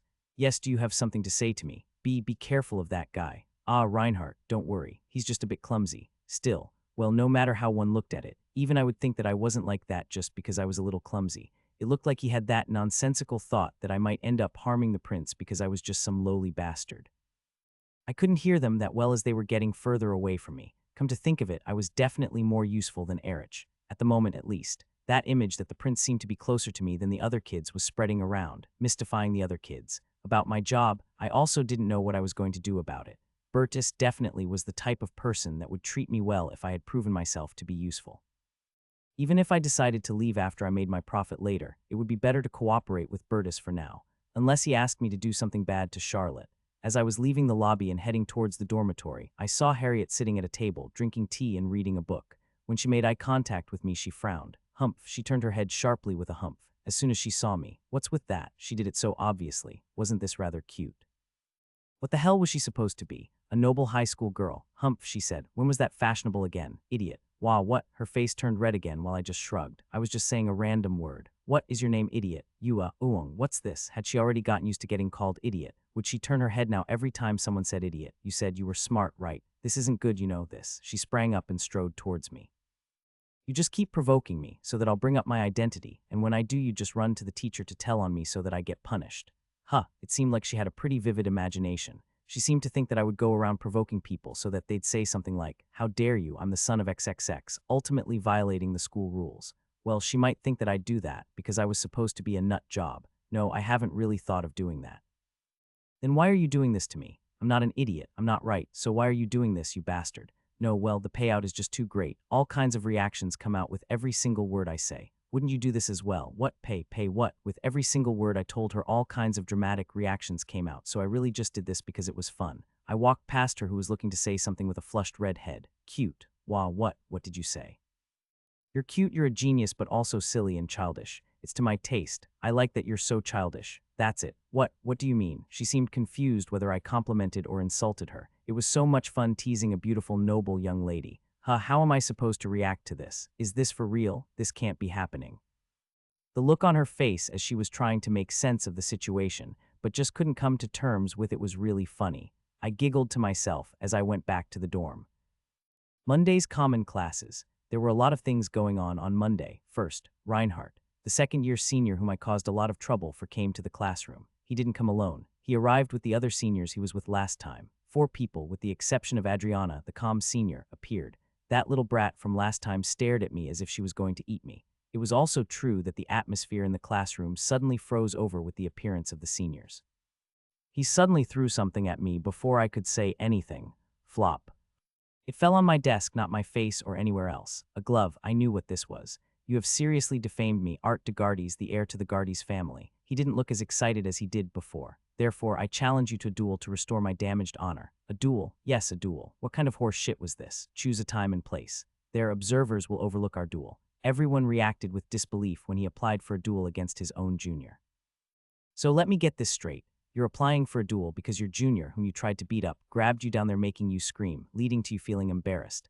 At those words, everyone who witnessed this scene tried to hold back their laughter. The seniors looked around and told everyone not to laugh, but I could see the corners of their mouths trembling. It was funny regardless on which side one stood. That was foul, bad, pervert. Little Redina only pointed at me and shouted. Look like a mess. You have to use everything you can, you know. Should have just quietly gotten beat up. Is that it? If I can break your head, I'll break your head, and if I can grab onto something, I sure as hell will grab it. Is that wrong? Should the weak only get beat up? How long-winded. If you intend to refuse the duel and embrace that dishonor, then do it. That would mean that you're just a man of such caliber. That's all. Admit that you would only be able to win a fight through dirty methods. Art de Gardes seemed unmoved by my words. I knew because he beat me up the other day. If I fought that guy, I'd definitely get crushed. No, not only crushed, I would probably get seriously injured. A duel. I did include some duel scenes. Duels within the temple can take place on the premise that the students do not use real swords. One might get hurt badly. However, one won't die. Yes, I accept. Maybe because they didn't expect me to accept it. Not only the person who applied for the duel, but also the other seniors and my classmates seemed to be astonished. Keep in mind, I won't fall for the same dirty trick as last time. I required extreme psychological pressure. That was the reason why I accepted it, even though I knew it would be too much for me. I didn't know if that duel would do it for me, but I had to try. It was only natural that the atmosphere in the classroom became strange after the seniors left. Hey you, could I talk to you for a second? What is there to talk about? Even though everyone went back, the little senior, Redina, stayed behind and called out to me. She wasn't aggressive in the least when she asked to talk with me. She actually looked very scared even though she had been sending me death glares to up until now. She took me out and dragged me to the stair landing so that no one could hear us. What is it? Are you crazy? What do you mean crazy? Art is second ER Class A's number 3. Don't you know what that means? Do you want to die? They naturally thought I'd just embrace the disgrace and refuse the duel. I only won by taking advantage of his weak spot last time, so that guy knew I wasn't good at fighting. He won't kill me. You said you don't have any skill or talent, so what makes you so confident? Are you an idiot? Adriana told me yesterday that this little brat was actually forced to do this and that she was a really weak-hearted girl. She actually looked pretty fidgety now. She was excited at the thought of throwing insults at me if I were to refuse the duel, but when I chose the other option, which was crazy, she was rather frightened. Duels aren't a joke. There were kids who got really badly injured in them. Go to Art quickly, apologize, and beg him for forgiveness. Things are just getting too weird, you idiot.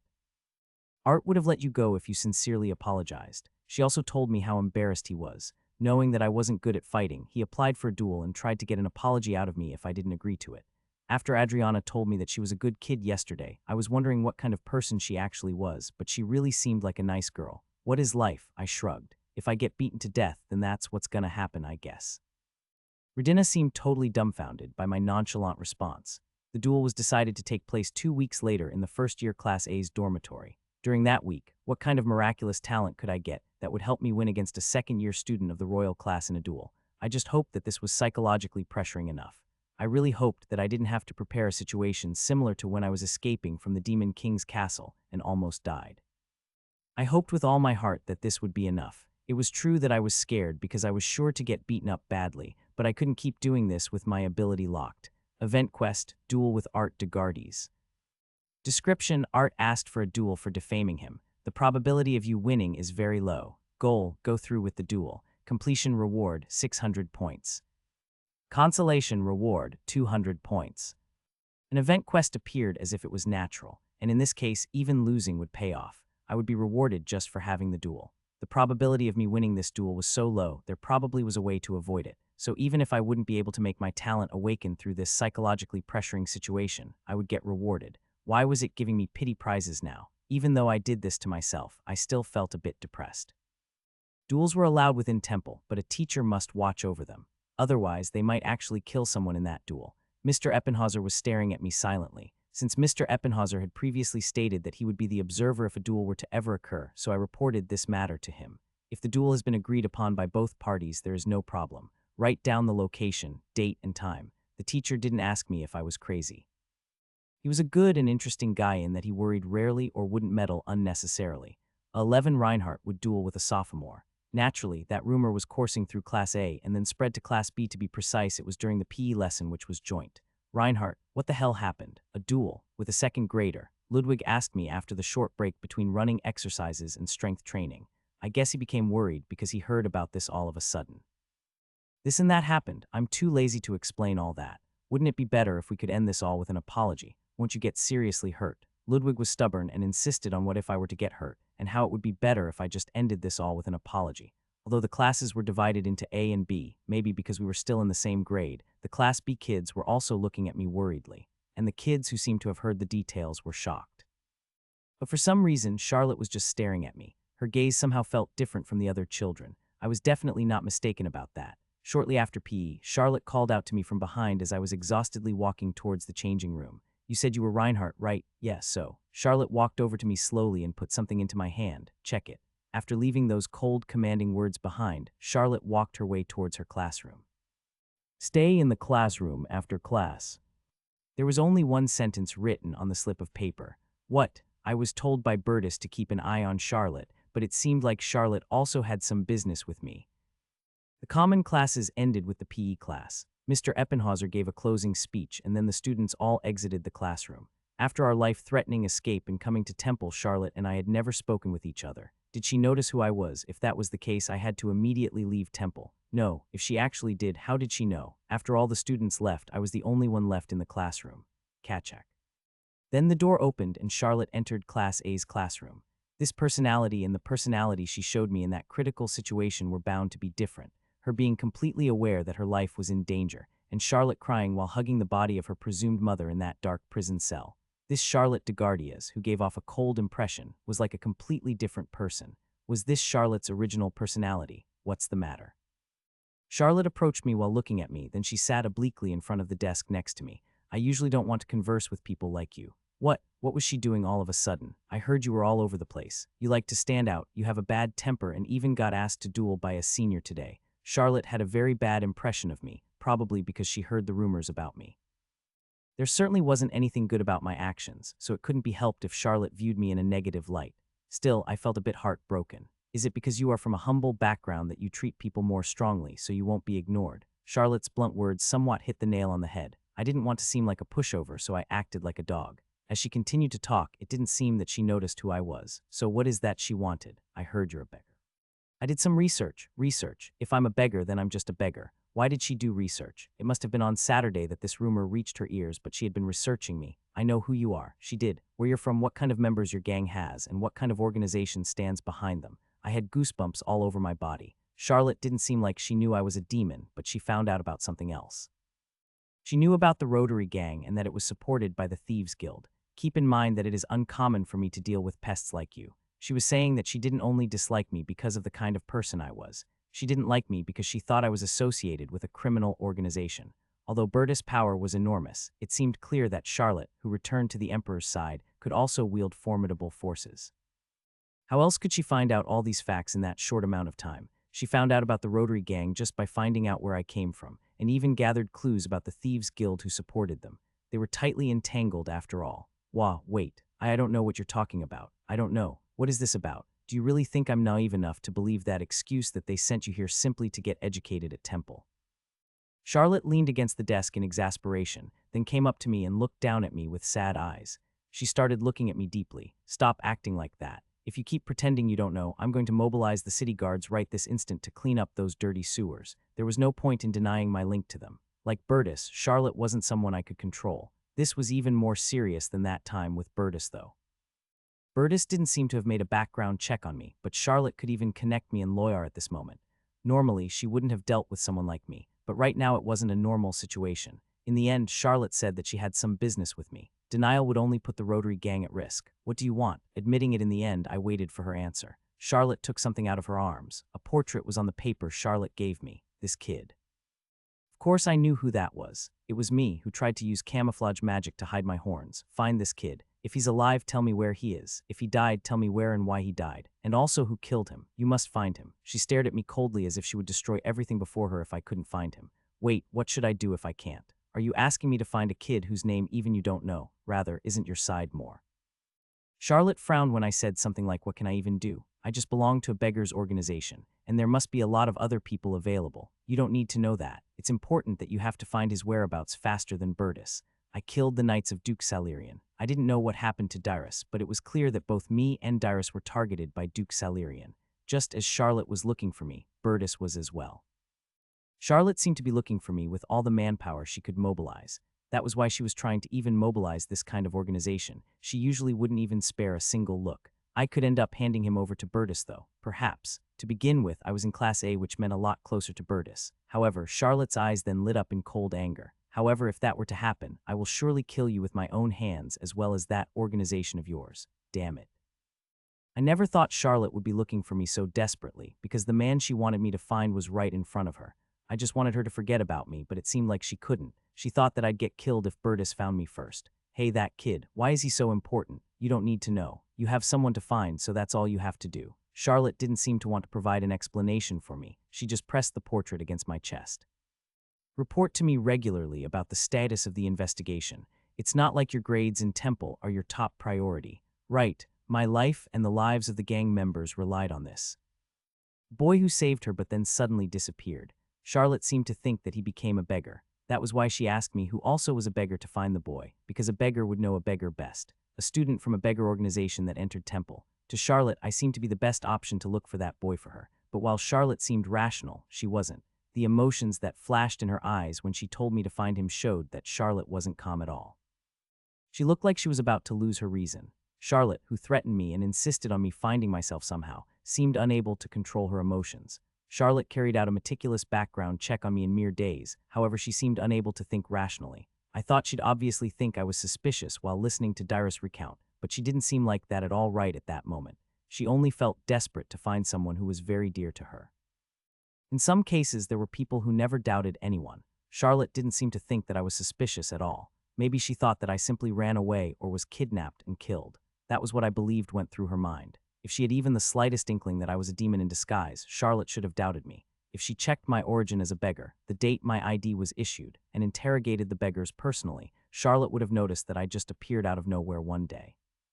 However, Charlotte was so obsessed with finding Valier that she just wanted to use me as a tool to find him for her, but didn't go around asking about me herself.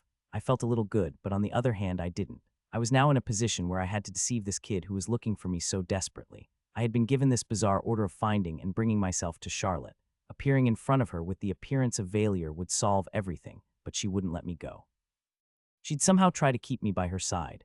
What should I do? One of my assistants, Sarkagar, was the one who kidnapped the Imperial Princess. It would be absurd to reveal my true identity to her, and standing in front of her in the form of Valier would be very dangerous. This was never a matter I could simply decide on my own. I had to discuss this matter with Loyar, Elaris, and Sarkagar. Anyway, I was now completely trapped between Burtis and Charlotte. Depending on my actions, it would be decided if the decision to come to Temple was the worst possible one we could have made. The one closest to my body was Burtis, and the one closest to my heart was Charlotte. To be honest, I felt very sorry. I wasn't in a situation where I could just show up in front of her who was so desperately looking for me, and I actually had to help Charlotte's sworn enemy, and the gang was now on the princess radar. I didn't know about Burtis, but the princess would absolutely wipe out the Rotary gang if I were to pull some crap. She'd probably bring up my connection to the Thieves Guild to the teachers and might even get me kicked out of Temple. It was useless feigning ignorance as well. Charlotte had everything figured out already. She didn't know the most important details, but she did know all the facts that would be bothersome to me. I couldn't tell Burtis what Charlotte instructed me to do. Just telling him would leave me with a severed head. If he asked me later what I talked about with Charlotte, what should I tell him? Both Burtis and Charlotte were looking for me. Burtis for retaliation and Charlotte for protection. Things had become twisted. Anyway, what happened to Dyrus? I couldn't even ask Charlotte, but I was curious. If Duke Salerian retaliated against him, he wouldn't be in this world anymore. I could only hope that Charlotte was protecting him well. Who was I worried about now? Both heirs to the imperial throne wanted me to do something for them. It would have been better if I only had something to do with one side, but I was vaguely intertwined with both of them. What a dog-like situation, that's what it was. Charlotte's matter needed to be discussed separately, and it wasn't just that. I also had to prepare for the duel with Art later this week. It was clear that he would beat me into a bloody pulp when that time came, but after that, he wouldn't be able to do it so easily anymore. I went back to the dorm when someone called out to me. "Hey, you beggar." What? It was Harriet de St. Owen. When I reacted, she covered her mouth and laughed. I didn't call you though, I just said a word. Are you a beggar? Was she trying to get back at me using the same method I used on her? I am right. When I said yes, that girl's expression turned into a puzzled one as if this wasn't the reaction she was looking for. I never set her up as that kind of character, so why was she so cute? She was like a little kid that thought she was smart. She was so damn cute, I couldn't even get mad at her. I'm a beggar, you're right, so what is it? What she expected me to say was, don't call me a beggar. However, what she got was a you're right, so when I asked her what she wanted, she seemed flustered, as she probably didn't have anything to say to me. I heard you're going to have a duel. Why was she pretending to have heard it from somewhere when she was right there when it happened? No matter how one looked at it, this was just a question she came up with on the spot. Yeah, that senior is a very scary person. You're going to be beaten up pretty badly, you know. Where you're right. I wonder if he'll kill me. She seemed taken aback by my nonchalant response. Aren't you scared? Am I scared? To the point where I'm about to pee myself. She seemed even more confused when I casually told her that I was, in fact, scared. She knew I was a troublemaker, but it seemed like my evaluation was being revised as a completely incomprehensible person. Then why did you accept the challenge if you're scared? I know, right. Maybe I'll just happen to turn it around somehow. I didn't say anything like, I'm trying to awaken my supernatural abilities by putting myself into extremely psychologically pressuring situations. Harriet stared at me as if I was crazy. Eventually, she shook her head. She even had a wicked smile on her lips. Then I guess I'll have to watch if you really get beat up. Yeah, humph, I headed to the gym. And it seemed like our conversation was surprisingly calm just now. My physical abilities weren't that far behind my classmates. They weren't comparable to those with combat talents, obviously. Of course, people like Erich Laffery, who had a combat talent but didn't put in any effort, was out of that equation. The Class A dormitory's gym, there were 2 students holding training swords and beating scarecrows alone or practicing their posture. A 2, Ellen Artorius, and a 5, Cliffman, only those 2. Those 2 practiced every day according to their own routine. They didn't go out to play on the weekends and just practiced all day long. However, the 2 of them were training separately while still being in the same space, and there was a 100 chance that they haven't even held a single conversation with each other up until now. For now, I just picked up a training sword. But how was I supposed to practice swordsmanship? They were just swinging around their sword by themselves. I usually described it as they did swordsmanship training in my novel without going into detail.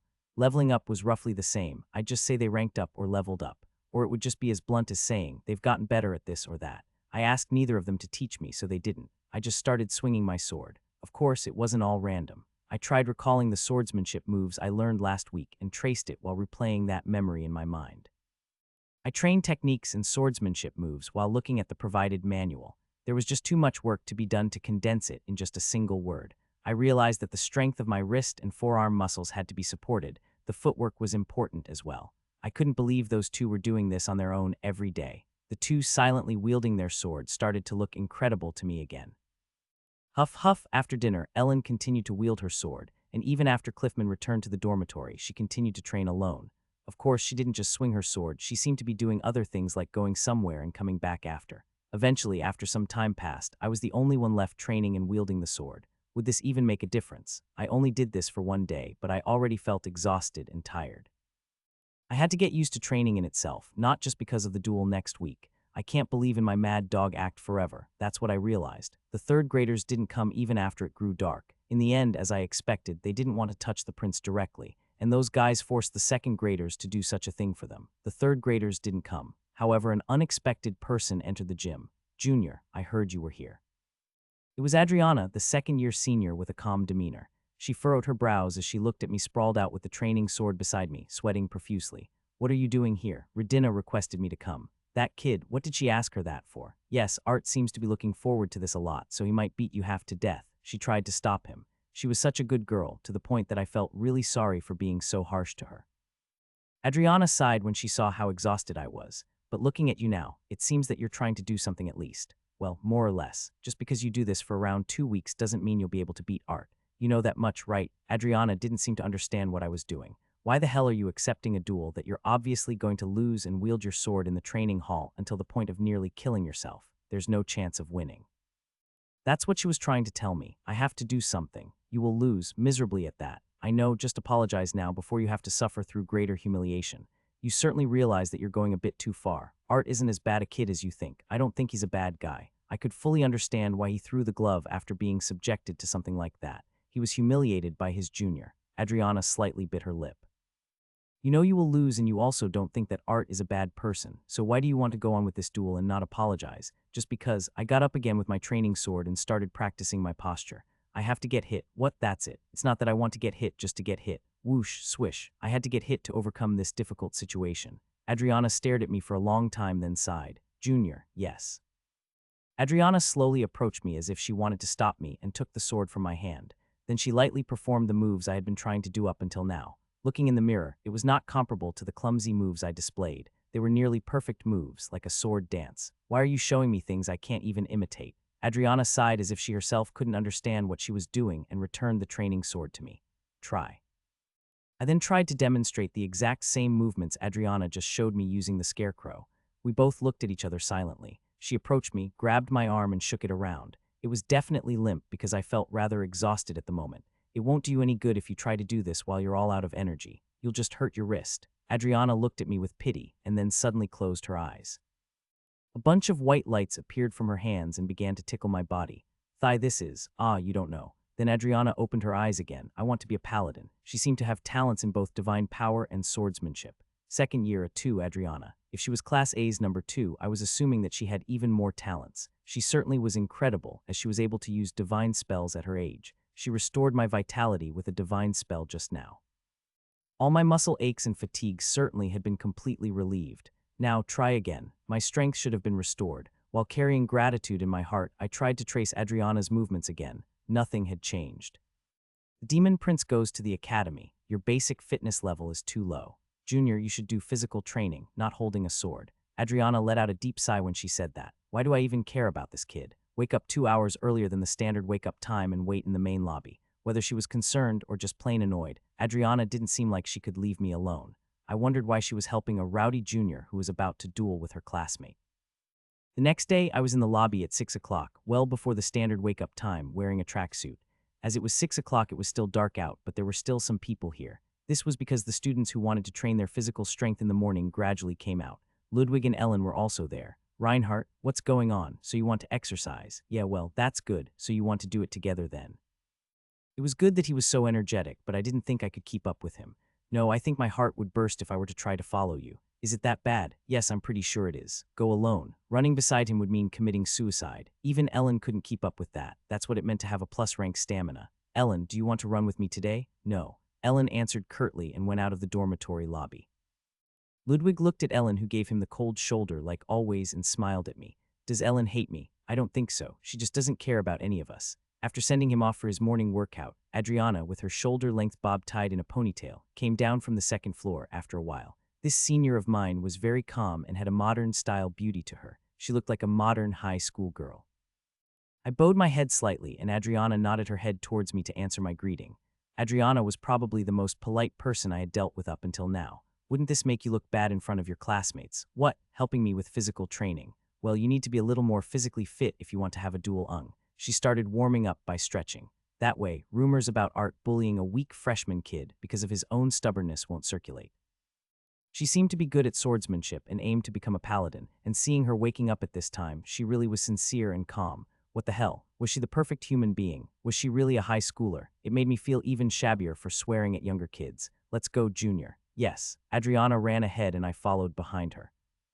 This is serious, ha ha, huff. I ran to the point that I had a sweet taste in my mouth, but Adriana wasn't tired at all. She restored my strength by injecting divine power into me. My wildly beating heart gradually calmed down and my breathing stabilized. What's this? I felt like I was running while taking a doping potion. My mind was exhausted, but my body felt fine. This was a really strange feeling. Run faster.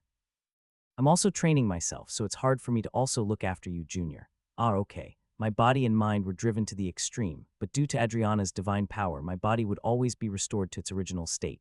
Rather, this almost drove me mad. My mind was worn out, but my body continued to be active. This was the first time in my life that I ever felt that way. I could continue to run, but my mind was in an even more extreme state. I feel really strange.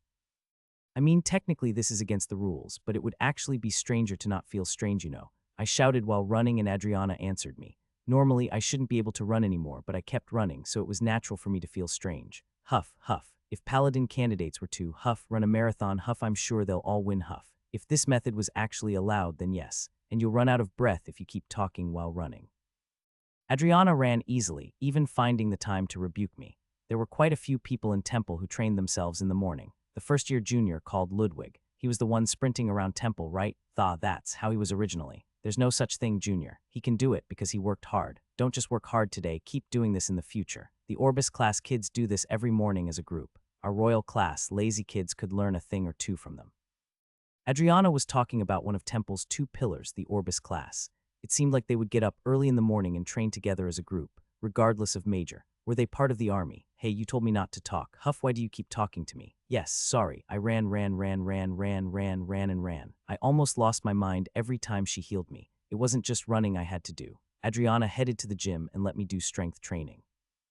At that moment, I could truly feel how demonic her divine power was. When my muscles started to ache, she would heal them with her divine power, then send me to do more training, and when the pain grew worse again, she'd heal me. However, if she went on like that, my muscle growth would be no joke. What would one call these kinds of steroids? Divine steroids. I'm doing this because you just lack too much strength. You should do some strength training on your own, but don't overdo it or you could ruin your body. Adriana told me that I should think about carefully growing my strength and kept on checking on me even though she had her own training to do. If you exercise while forcibly recovering using divine powers, there's one thing you have to do no matter what. What? Eat a lot. I was more or less forced to maintain my physical abilities even after I completely exhausted my energy. That was why Adriana advised me to eat a lot more and more often than usual, because I would suffer serious nutritional losses. Special protein, that's the only thing I'm confident of doing today. Ha, I suppose so. Adriana smirked as if I said something funny. I had never seen her smile before. Even while completing her strength training, she poured divine power into me and went back to it. She didn't use it on herself. Somehow, this seriously felt like I had a heal pack stuck next to me when she started her workout. If she were to travel to modern times, I was sure she would have great success as a personal trainer. People who would sell their souls for muscle growth would absolutely love her. Though my body was fine, my mind was completely exhausted when I returned to the dormitory. I took a shower, changed my clothes, and headed straight to the dining room. It wasn't mealtime yet, but I was so hungry that the world felt like it was spinning around me. No, I didn't think I really had that big of an appetite because the workout was just too intense, but I felt this strong compulsion to eat something, a feeling much stronger than just feeling hungry. When it was time, the chefs would bring the food they prepared into the hall, but that didn't mean there wasn't a kitchen here. It didn't only include simple meals, but also late-night snacks that could be eaten at any time one wanted, as well as a kitchen equipped with all kinds of ingredients. One could call upon the chefs to prepare some food for you, and sometimes the students even cooked themselves. But how many of them would even be able to make their own meal? They had to try and maybe grill an egg, and there was this setup I didn't know about. Ellen, who had already finished with her physical training, was carrying a bunch of beef jerky. She went out every morning to exercise, so she wanted to have something to eat before having breakfast. That's understandable, but I remembered that she also ate a lot more at breakfast than others. What kind of metabolism did she have? When I looked into the storage that held the snacks, I saw that it was empty. When I turned around, I saw Ellen eating the beef jerky little by little. Is that all there is? Yes. Was there only beef jerky in there? No. Originally, there was bread and some other things. Originally, they had prepared a lot of things, but it seemed like they didn't replenish it often as there weren't many people who ate those snacks. So it seemed like after eating this and that every morning, the only thing left was beef jerky. Is it good? Not really. Ellen shook her head. It seemed like she ate it only because it was available, not because she liked it particularly. No, how hungry was she? I didn't want to steal her food, so I ended up going into the kitchen. Fortunately, there were quite a few ingredients in the storage, so I didn't have to eat raw meat as is. I had no intentions of making anything amazing. I was about to die from mental exhaustion after all. I just took some eggs and bacon and fried them in a frying pan. The fragrant smell of bacon spread throughout the kitchen. Then I just threw some asparagus in there to fry. Since I was told to eat a lot, I used a lot of bacon and 5 eggs. I also wanted to eat some carbs, but I didn't feel like cooking noodles or rice. That was just too much work. After I was done, I placed the mountain of eggs and bacon, accompanied by asparagus on a large plate and brought it to a table in the dining room. Ellen was still chewing on her beef jerky. However, she could apparently not help herself, twitching her nose when she saw me coming. Hey, yes, don't eat that shabby food. Eat this instead. I had a bad temper, but I wasn't a heartless person, you know. When I handed her the fork, Ellen accepted it and sat across from me. I sighed when I saw Ellen eat some of the fried eggs. Hey, the storage is full of meat and eggs. Why don't you fry some instead of eating that tasteless stuff? Is it that hard? I've never done that. Why haven't you done this before, though? Isn't that essential? Ellen stared at me, smirking suddenly. I didn't know why, but she looked somewhat sullen, like, why are you talking to me? Are we in the same situation? If you don't know how to, you should learn it. Kids these days. Anyway, eat up. Yes, what am I doing when one doesn't even touch a dog when it eats? I was going to eat too. Nom nom nom. No, why was she eating so fast? Hey, don't cross the line. Eat at a human pace. Yes, it didn't seem like words would get through to her, so I picked up my fork as well. But that punk ate half of it already, even though it was me who made it. Are you kidding me? You eat more than a beggar who hasn't eaten for days. I'm hungry. After she said that, Ellen curiously avoided my gaze. She ate more than half of what I made in a single bite. This had crossed the line, honestly. You know that you have classes with me today, right? Yes. Today was Tuesday. I was taking the 2 consecutive swordsmanship lessons with Ellen. To my words, she nodded. She was quite insensitive, although she wasn't stupid. Be prepared for lunch then. We were going for 2 rounds of Chingukjang. It was a bit much to expect dramatic changes after just one day. Nevertheless, current stats: Strength 4F plus Agility 4F plus Dexterity 5.2D, Magic 10C, Stamina 6.5D. My strength increased by 0.5, agility by 0.3, and stamina by 0.6. I didn't exactly know why, but I also confirmed that magic also increased by 0.1. Of course, as I explained before, the lower the level, the quicker one could see developments. Obviously, this might also be the effect of going through Temple's curriculum, in addition to that one day of training, but it was clear to see that the effects of that training while being influenced by divine power were enormous. However, Adriana seemed to think that this wasn't a very good method, so there had to be a reason why it wasn't. In addition, the fatigue this caused was actually just as enormous as its effects, as it felt like my body and mind acted separately. Honestly, I wasn't quite sure if I would continue with swordsmanship in the future, but right now I could only learn things that were related to the body. I tackled the swordsmanship theory and practical training with a different mindset from last week. There were no major improvements. Ellen was an honors student, and I was more on the inferior side of things, even though I was also part of the royal class. I didn't care about the general class people's looks. If I cared about something like that, I wouldn't be doing this. In the first place, there were a lot of talents found in the royal class. I wasn't the weird one here. This had nothing to do with hard work. That's what I wanted to plead, but I couldn't do that because they weren't looking at me anymore. Of course, there were some guys who seemed to gossip about me because even though Ellen and I were both in the royal class, we were completely different. However, there were just too many things I had to worry about to even graciously give them true education. To be honest, I didn't even know those guys' names. I had to be strong-minded. There would always be people wanting to pick a fight with me, and those who would want to repay the humiliation they suffered after they realized that I was just a weak-ass or after their skills had improved. The duel in 2 weeks was only one incident. I had to continue my physical training. From swordsmanship to martial arts. I couldn't learn magic properly here to begin with. My supernatural power hadn't awakened yet, and I didn't have a talent for divine power yet, so I had to start from a completely bare ground. The only thing I could believe in at this point was my body that would grow as I trained. I couldn't end up as just a bad-tempered guy. I had to have real power, and I had to get out of Bertus and Charlotte's hands eventually. I didn't have any time to waste. It's not as strange as last time. Regardless of how it went last time, Ellen challenged the Chingukjang again and ate it unexpectedly calmly. As this was her second time eating it, she got used to it, didn't she? That doesn't mean that it's delicious. As if she tried to avoid any misunderstandings, Ellen added that. Did I set her up to like free meals? Still, she ate more than last time and even burped. She was quite the legend after all. Hey, aren't you more of a beggar than me for always eating the food I buy? When I took a stab at her after we left the store, Ellen just looked at me. Rather than staring at me, it felt more like she was lost in thought. Then I'll pay next time. What's this? She just smoothly answered with a promise to eat together again next time. Did she maybe think I was actually a pretty good guy? Ellen, of course, left without saying goodbye this time. Such an ungrateful kid. Since I didn't have a specific skill, yet I didn't have much to learn in class. I dropped the magic classes with the permission of Mr. Eppenhauser, and horseback riding was added in its stead. I thought that I might end up having to ride a horse one day. I was so scared, I almost peed myself. I was supposed to ride on some wild beast and entrust my life to it. Were they crazy? I should have made the setting that Mana cars or something existed. I also realized once again that the horse riding skills of Dyrus, who let me ride with him when we escaped the Demon King's castle, were top class. I had already exhausted all my mental strength in the morning training, but I couldn't take a break. After class, I reviewed what I had learned today until evening at the gym, as well as some physical training. When I was completely exhausted and couldn't move anymore, I kind of missed Adriana's divine power. I wondered if she would also come in the evening, but she didn't. Honestly, though, my conscience wouldn't allow me, making her help me out more than she already did. However, I didn't forget what Adriana told me. I had a big dinner, and after a short digestive break, I went for a run, followed by some strength training. I thought I was overdoing it, and this would have originally been enough to hurt my body. However, thinking that Adriana would somehow be able to handle this, I kept on pushing myself harder. Gasp, gasp. The sweat on my hands made the training sword slip out of my hand. Did I really have to do it like this? I was far from a person who enjoyed exercising after all. I didn't really have the willpower to do something like that, and I just kept on writing stories in the corner of my room. I neither liked nor had a talent for putting that kind of effort in things. I had that thought a dozen more times when I felt out of breath and my fingers trembled in exhaustion. I was bound to lose that duel anyway. This was something I should worry about in the future, so I should just take it easy. Even if I do my best, I wouldn't be able to beat a guy who was a year older than me with just 2 weeks of training.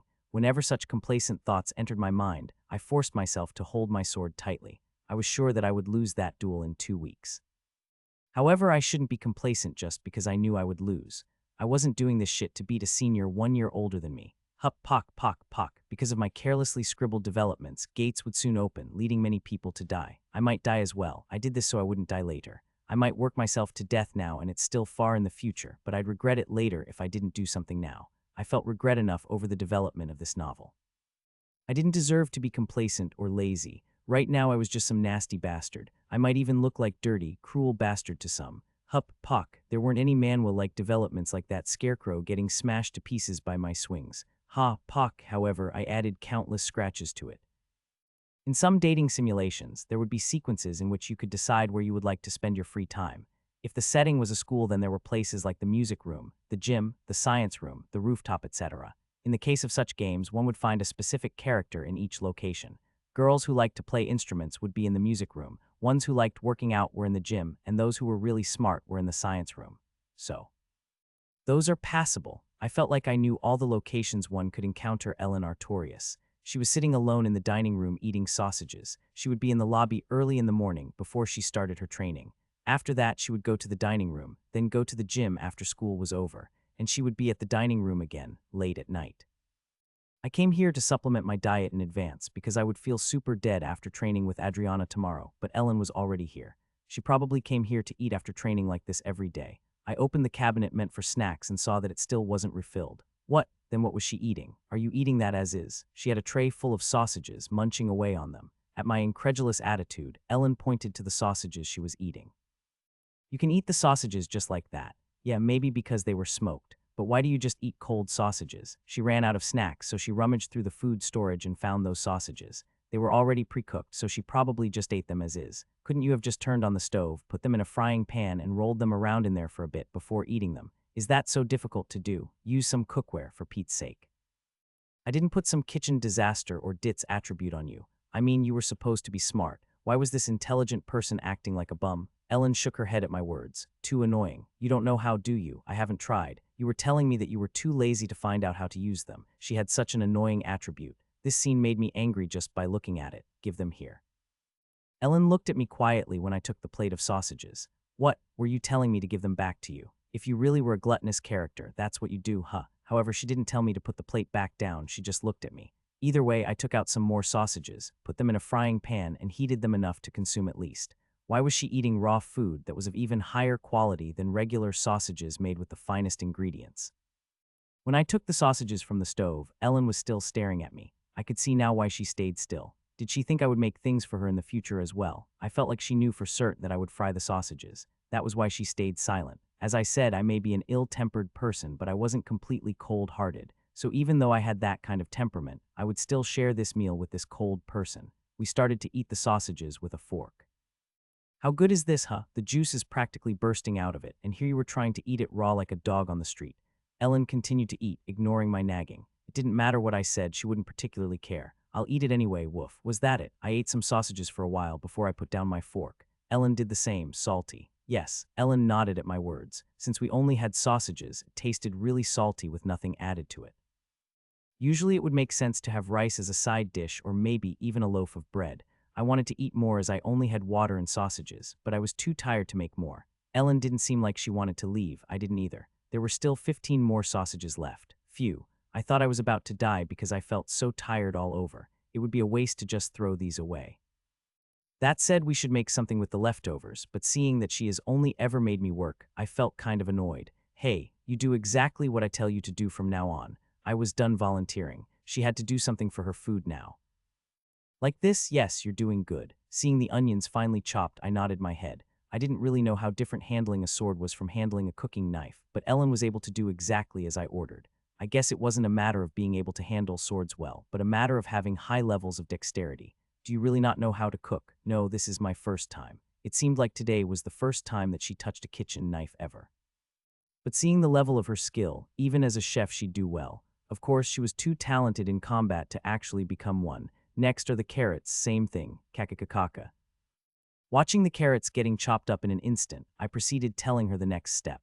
It felt like I was controlling a virtual avatar. I could do that as well, but I couldn't at the moment. I was so exhausted that I was rather confident that I would cut my fingers if I were to take up the kitchen knife. I had no intention of doing anything too complicated. There were a lot of different cooking utensils and ingredients in the kitchen, but it was night time. It was just too annoying. They had rice, but I was too tired to actually cook it. Of course, I didn't want to make new bread out of the flour as well. So what I was going to do was stir-fry vegetables along with rice in a pan with oil, then add water, put the sausages in, and boil it like porridge. Its visuals didn't really matter to me. So what if it was a sham version of a honey porridge, as long as it was edible? It could maybe be called a risotto. Didn't really matter to me and Ellen, who successfully managed to finish my introductory class to Chunggukjang. To begin with, by my standards, she seemed to have the taste buds of a wild dog as she was eating the sausages raw. She'd eat anything as long as it was edible, or so it seemed.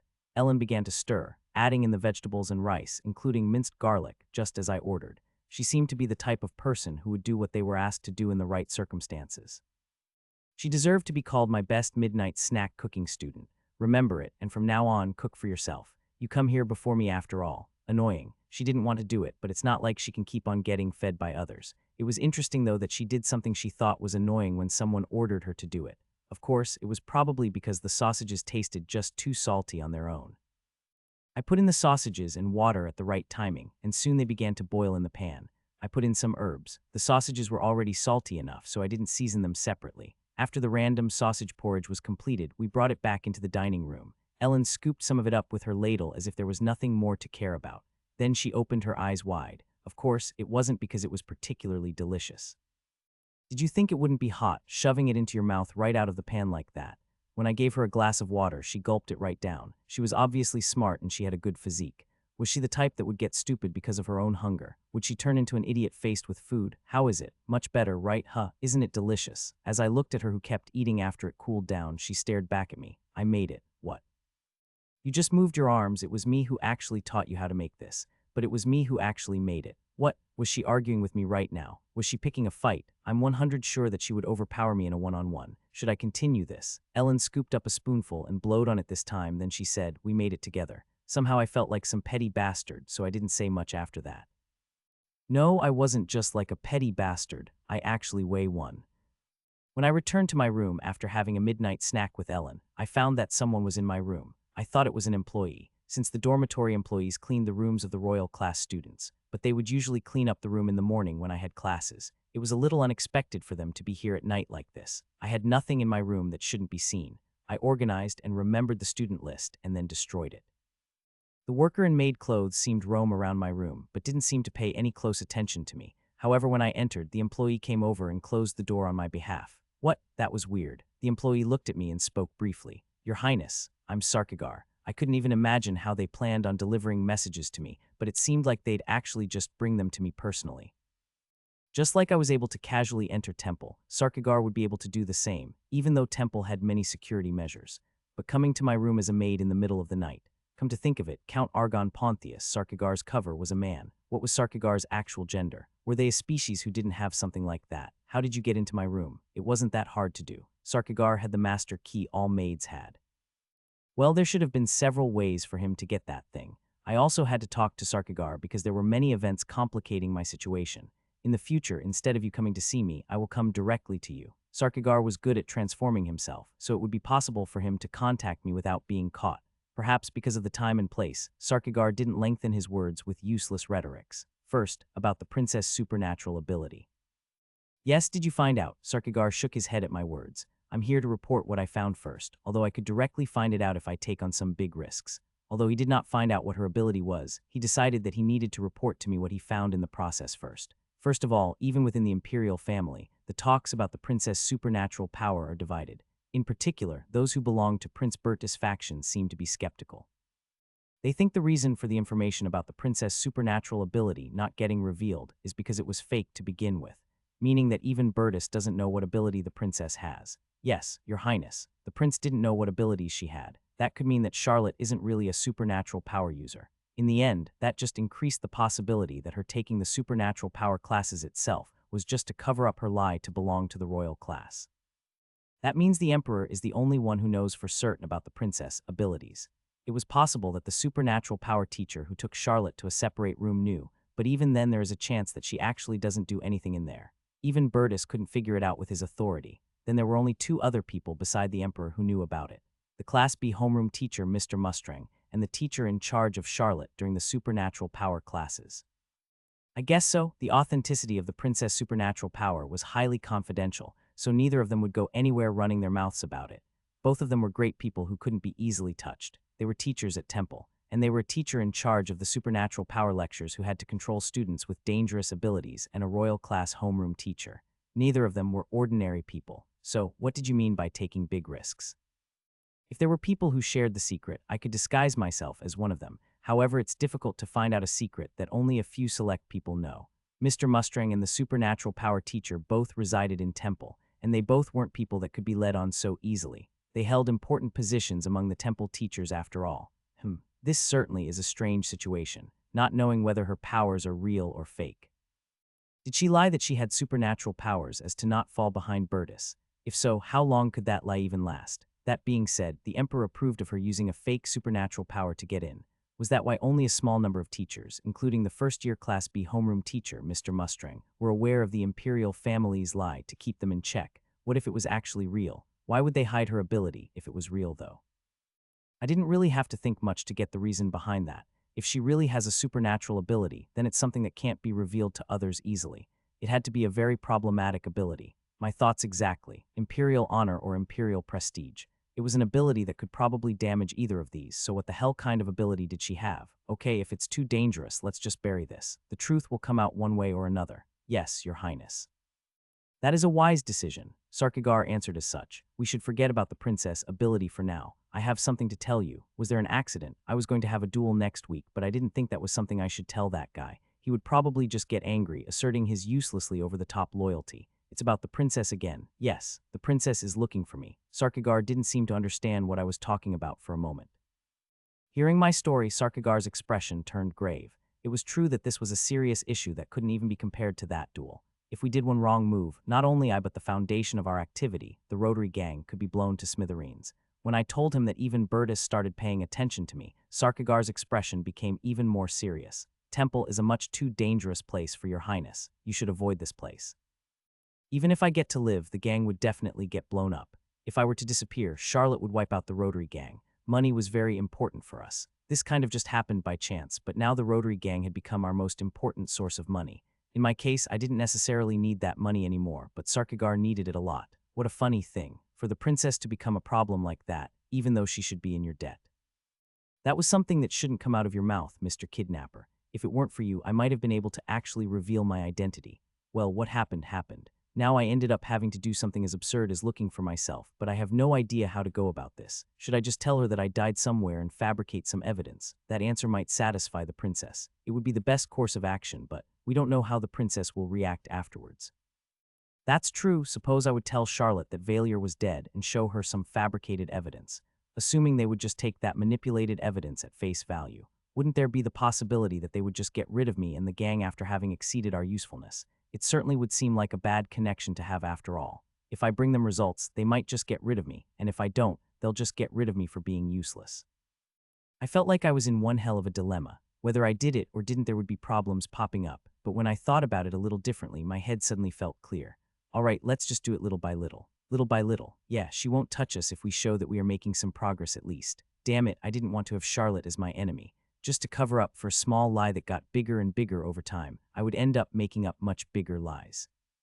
Rather, if they feel like we are seriously working on this, they would have to protect us, far from wanting to get rid of us.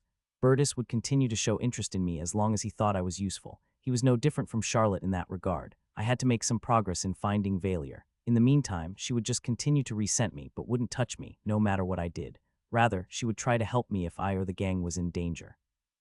Both Charlotte and Burtis hid their true selves from the ordinary students. That was something they had in common. Charlotte pretended to be a bit of a shy person in Class B, but the way she acted and spoke to me that day wasn't the least bit kind or shy. It was as if they were made out of the same mold, so it would be the same no matter who of them became emperor. Anyway, this wasn't a good situation at all, but let's think positively. I didn't have to choose between Burtis and Charlotte anymore. Like this, I'd be in a position where I could use both of them. Sarkagar smiled at my bold words. I'm amazed by your insight. Could you stop smiling so creepily with that elegant face? It's giving me goosebumps. My short-term goal was surviving that duel next week. My long-term goal was to prove my usefulness to Charlotte and keep my activities from Burtis. And my very long-term goal, gasp, gasp, gasp. I didn't expect you to just magically improve after just one day, but this is really serious, Junior. Physical training. Adriana made me recover my physical strength by injecting me with divine power after I was on the verge of exhaustion. Paladin was training the potential next Demon King with all her heart. Actually, wasn't Adriana constantly sinning by doing that? If Adriana went to hell, wouldn't that be entirely my fault? So even if I thought that I was about to lose my mind, I had no choice but to clench my fists again, while feeling that strange sensation of my exhausted body normalizing again. Following the morning training with Adriana and her advising me to eat a lot, I ate something before breakfast.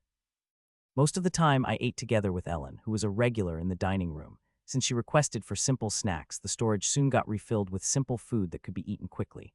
After listening to the lectures, I resumed my training until dinner. Then after dinner, I'd train and eat something again before I went to bed. Thursday morning. Why don't you train using divine power? It was easy and quick growing with it, so why did she not use it? I asked her if there was a specific reason behind that. Divine power restored stamina, but it didn't replenish the nutrients spent, so one could really call it a form of doping. So that was why she kept reminding me to eat a lot. Was that Stimpack? This is just temporary, you hear. If you want to reach a certain level, you have to do it on your own, Junior. Yes, yes. As if she wanted to clarify something, Adriana more or less told me that she won't keep on being my Stimpack forever. I knew very little about what was going on Class B's and Ludwig's side, but they should be doing fine. Originally, there would have been a scene where they were conflicting with the students from Class A who were trying to pick a fight over each and every little thing. I attracted all of Class A's aggro, so they didn't even have time to care about Class BI. A big villain took on all of the early villains' hatred and malice, so there was no aggro left for the main character. What the hell? I didn't mean for that to happen. Anyway, I continued to train and train some more, so naturally I ran into Ellen a lot. Our daily routine was almost identical. We mostly ran into each other in the dining room and the gym. That's how it was for the most part. You're really lucky that you came to Temple. Why, with the amount of food you eat daily, you could ruin a whole household. Looking at Ellen, who had just swallowed a huge amount of pasta that I just made me feel like dying. I really wondered if there was perhaps a black hole in her stomach. At my words, Ellen looked at me with a sour look on her face, spitting out, I didn't want to come here. Temple told me to come. I see. Was she arguing with me now because I said that she could destroy a household like that? Wait, she was talking about herself, right? She didn't tell anyone about herself, so no one knew that she was that warrior's sister except the prince. But here she was telling me that she was told to come here because I scolded her for eating like a black hole. She didn't want to come here. That was what she had said. Of course, I knew about her personal matters, but it was surprising that she told me a bit about herself like that. She was right. As soon as they found out that Artorias had a sister, they begged her to come to Temple. Are you mad? No, that made it clear. I was the first who ever succeeded in making Ellen sulk. The training was harder on the weekends. Rather, it felt like I could rest during the lectures on weekdays. On the contrary, I worked a lot more intensely in my free time, so the weekends were a hell of my own creation to me. Adriana stayed longer than usual on those days, making me remember a lot of theoretical knowledge, trained me and made me eat a lot. Sunday. That's not how you do it. The menu was presumed to be beef stew with a lot of tenderloin. When I asked her if she knew how to make that, she said that she ate it a lot at home. Hey, Jay, just do it like that. I just told you. Is there any salt in there? Ah, this is overcooked. Your teeth will hurt if you try to eat this, you know. Is this supposed to train your jaw? Something's clearly missing in there. I'm not sure. Add in the herbs with this timing.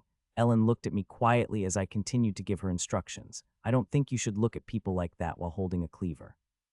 She continued to stare at me anyway. Rather, she seemed angry. She just quietly looked at me while holding a kitchen knife. That was hella scary. Ellen looked at me a moment longer, then continued to concentrate on cooking again. Look at your temper. Ready to put a knife into me if I just say one more word, huh? Of course, my mouth never went into silent mode. She had a different kind of flavor from cute little Harriet. She didn't seem to react at all.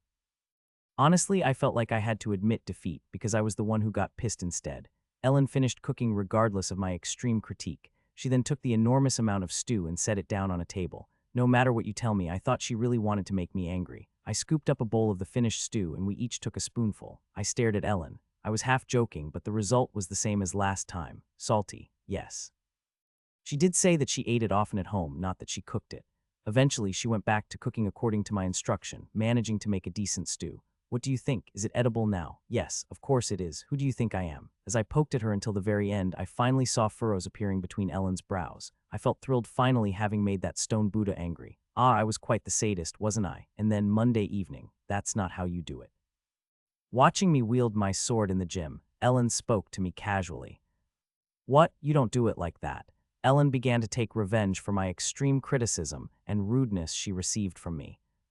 The price for upsetting the stone Buddha was great. No, even weirder than before. Ellen pointed out that all the sword techniques I displayed were wrong. Then she demonstrated the right way to do the technique in front of me. This is how you do it. Try it, damn it. This was like getting hit by a boomerang. I was paying the price for poking at this kid to make fun of her. It really pissed me off. As I clumsily followed her movements, she shook her head. No, that's completely different. Ellen showed me the correct movements again step by step and told me to repeat them again. Of course, whatever I did, my moves were bound to look strange to her. I'm totally unskilled after all. As a result, in exchange for making Ellen Artorias, who was like a stone Buddha, angry, she gave me specific training in swordsmanship. The strongest person in my class was teaching me, so in the end, this was a good outcome. She was someone that wouldn't have helped me even if I personally asked her. However, she didn't do this to help me. Ellen, who got angry after my server criticism and teasing, gave me lessons to do the same to me. The result was good, but the process was strange. I didn't mean for this to happen, so I got more annoyed. Not like that. Ellen repeatedly told me not like this, not like that, as if to retaliate for the lesson I gave her. Wow, what? In fact, I should feel thankful right now, as the girl with the strongest talents in the world who was also busy with her own training went out of her way to help me with my swordsmanship training. That was how I should feel. Why not? I was angry. I was even more angry because I didn't deserve to be angry. I was so mad, I had to change this up and get back at her. I was the total incarnation of a hypocrite. I found it funny to tease others, but got annoyed as soon as someone did it to me. A child was a child, so there was no excuse for that. However, I was a somewhat screwed up adult, so I was a bit twisted. Hey, I know you're good at it. So if you're giving me lessons, why won't you teach me properly, huh? Facing my own ugly nature head on, I became a little passive. So like this. Ellen demonstrated moves that were close to picturesque. When she looked at me with curious eyes, wondering why I couldn't do it, it felt like she was poking at me thoroughly. Yes, I was the perfect incarnation of a hypocrite. See you later in the dining room. I'll get you later. After that day, whenever we made something in the kitchen and Ellen cooked, I would criticize her and nag while giving her instructions. And when I was in the gym, Ellen would give me extremely strict lessons while I was practicing my swordsmanship. It was like we were instructing each other. If one were just to hear these words, one might think what we shared was a beautiful friendship. However, I didn't think what grew between us was friendship by instructing each other, but malice. Frickin' hell, why don't you know something as simple as that? Don't you know what a measuring cup is, or how to read a cookbook? Annoying. In the kitchen, you have to move your arms by this much to that degree like this. Why can't you do it? Because I'm exhausted. It's been a few hours. If I were able to move like that in this condition, that would be hella weird, man. What about earlier? Oh, of course, I did better then. I was in better shape after all, if you thought that was better. Maybe you need to suffer a bit more. You're oh so great, huh? In the gym. Like this, we were building up that chain of malice caused by our extreme instructions. By the way, even though she always said it was annoying, she definitely had fun cooking. She seemed tired of snacks. I could see that she was doing what I taught here even though she wasn't that good at it. Technically, she genuinely seemed to want to learn how to cook for herself even after listening to my instructions, rather than just wanting to show off what she cooked to me. I had to learn swordsmanship to increase my physical abilities anyway, so I did what Ellen told me to. It wasn't just swordsmanship training. I also sparred with Ellen. When I rushed and stabbed my sword towards her, Ellen put her sword against mine and slid it outwards and hit my solar plexus with her right shoulder. Puck, cack, as soon as I fell, Ellen put her sword against my neck. You're dead. This couldn't even be called sword play anymore, it was just a one-sided beating. Whatever I did, she just sent me flying in an instant. Wasn't that a body blow? That's a foul, isn't it? At my cheeky words, Ellen just tilted her head. There are no such things in a real battle. Those were some cruel words for a child to say, but she was right, so I couldn't refute.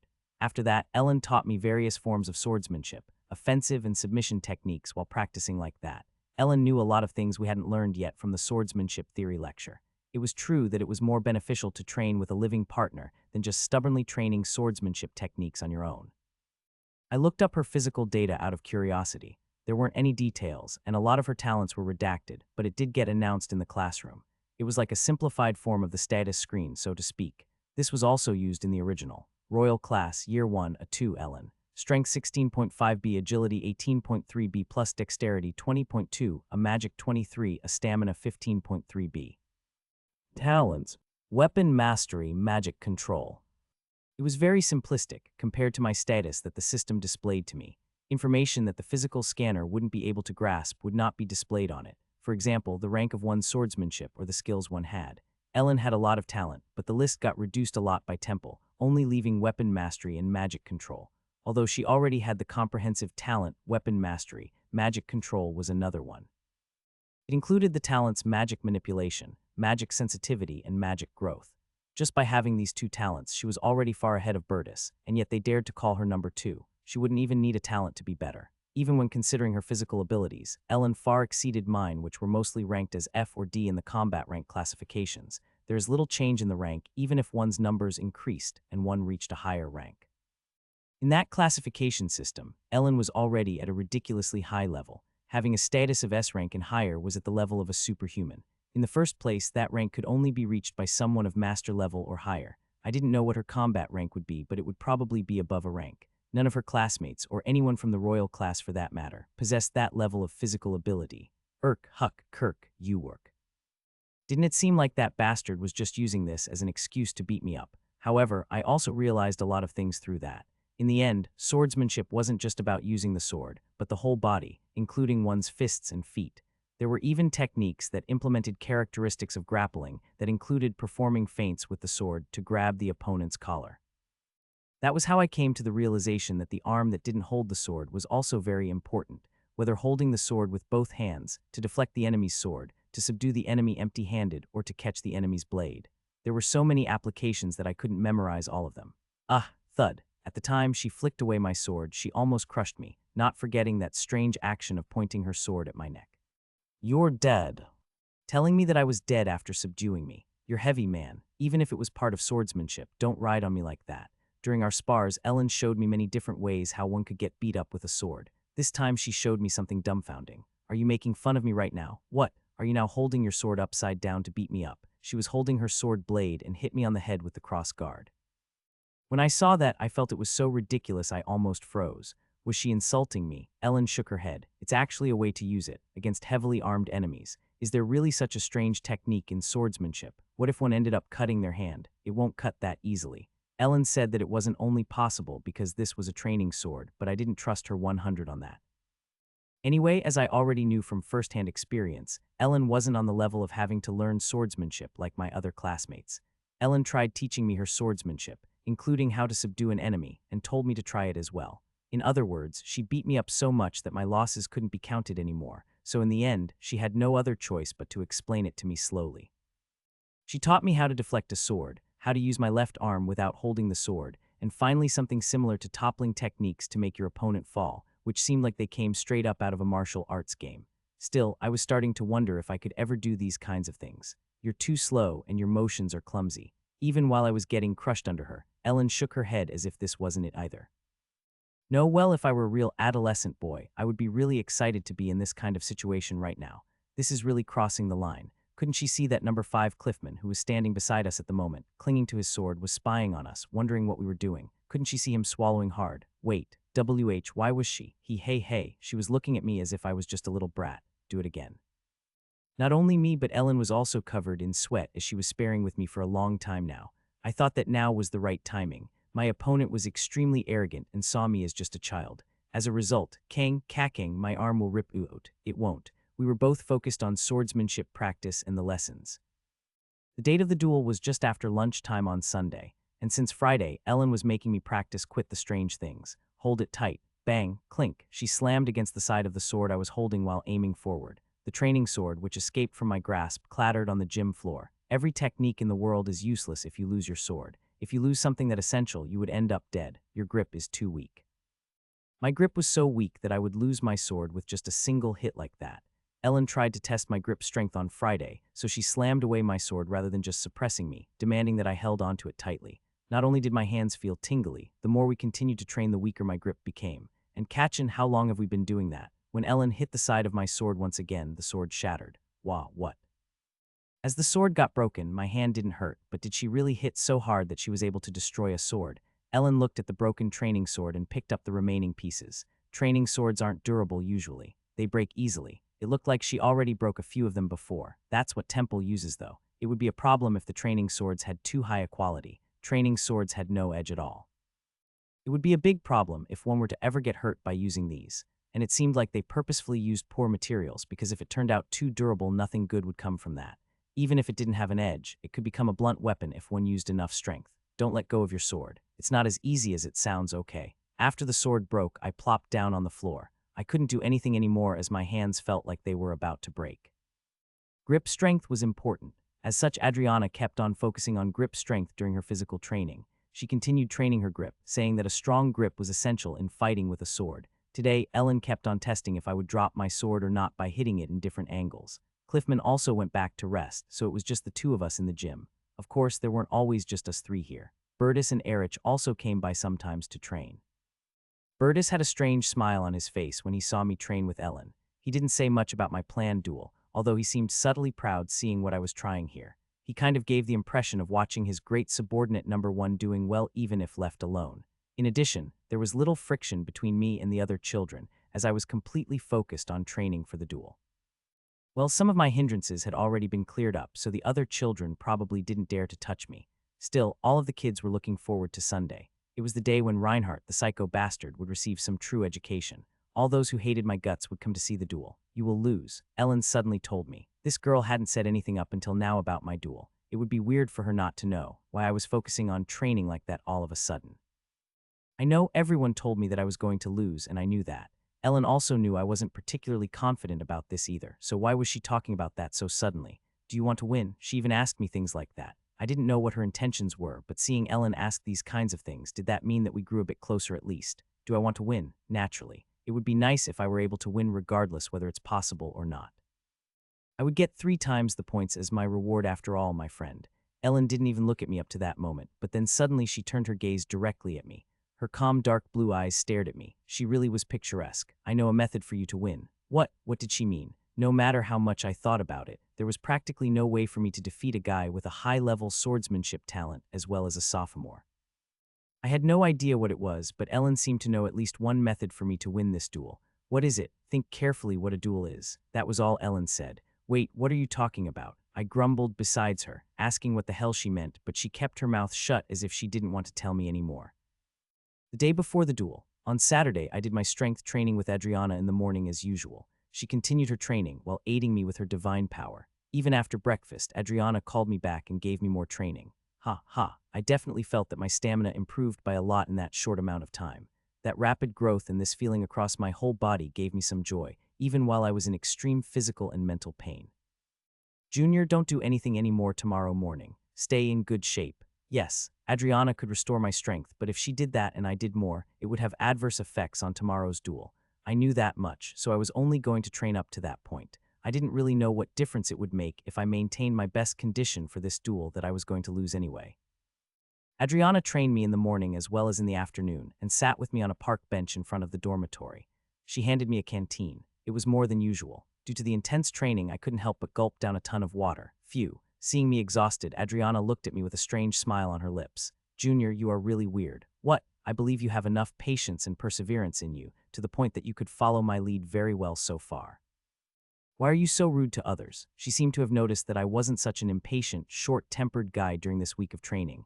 However, she didn't understand why I was being so rude to others, in fights and outside of them, to the point that I would disgrace my opponent like that. I don't want to be ignored. Even if I put up with it once, there would be another guy picking a fight. Should I just endure it twice then? I'd just get hit again and again. That's when you're already caught in this vicious circle. Adriana sighed deeply at my words. Isn't that tiring? Getting angry, fighting someone, bumping into them because you felt a little upset. It's just like that. After I drank all the water from the canteen, I stared blankly at the lush park. I think it's better to get exhausted as a shitty bastard than a pushover. Really, I can't understand you at all. Adriana shook her head as if she didn't understand a thing I said. By the way, there's something I wanted to ask you. What? Adriana stared at me as if she was willing to answer if it was within her capability. A classmate of mine said that there was only one way for me to win this duel. Do you maybe know what she meant, senior? Adriana thought for a moment, as if what I said was rather bizarre. The only way I could win. What was it that Ellen thought that? I honestly don't know. Adriana shook her head as if to show that she really didn't know. Okay, Ellen wouldn't tell me even if I grabbed her collar and shook her. Rather, I should just give it my best shot. If I lose, I lose. The time of the decisive battle had come. Current stats: Strength 4.8F plus Agility 5D, Dexterity 5.9D, Magic 10.1C, Stamina 8.1C. My strength increased by 0.8, my agility by 0.3, my dexterity by 0.7, and my stamina by 1.6. I trained with Adriana to increase my strength and stamina, and I presumed that my dexterity went up because of the spars I had with Ellen. So why did my magic stat go up again? There were some changes in the sub-menus as well. Skills. Demon Domination, the unique skill of Archdemons, cannot be used in current state. Self-suggestion locked. Pseudo-swordsmanship. Comprehensive Ability Assessment, lowest level demon. Combat level assessment, F+. What's with that? What was pseudo-swordsmanship supposed to be? It wasn't even rank F, it was just pseudo-swordsmanship. What was that? Were they telling me that I couldn't even do F rank swordsmanship yet? Was I even unable to use the lowest level of swordsmanship or something like that? The fact that my combat level went from F to F+ was also truly breathtaking. They should have just left it, as FF+ makes me seem even lamer. That pseudo-swordsmanship I barely obtained after such hard work was nearly crushing my heart. In any case, there was a dramatic improvement to my physical fitness. My abilities seemed to have improved evenly, and if I continue to practice, I'd hit my limit someday anyway. At that time, I would have to use achievement points or something, but first, I had to achieve whatever I could with my own body. Afternoon. First-year Class A's dormitory gym.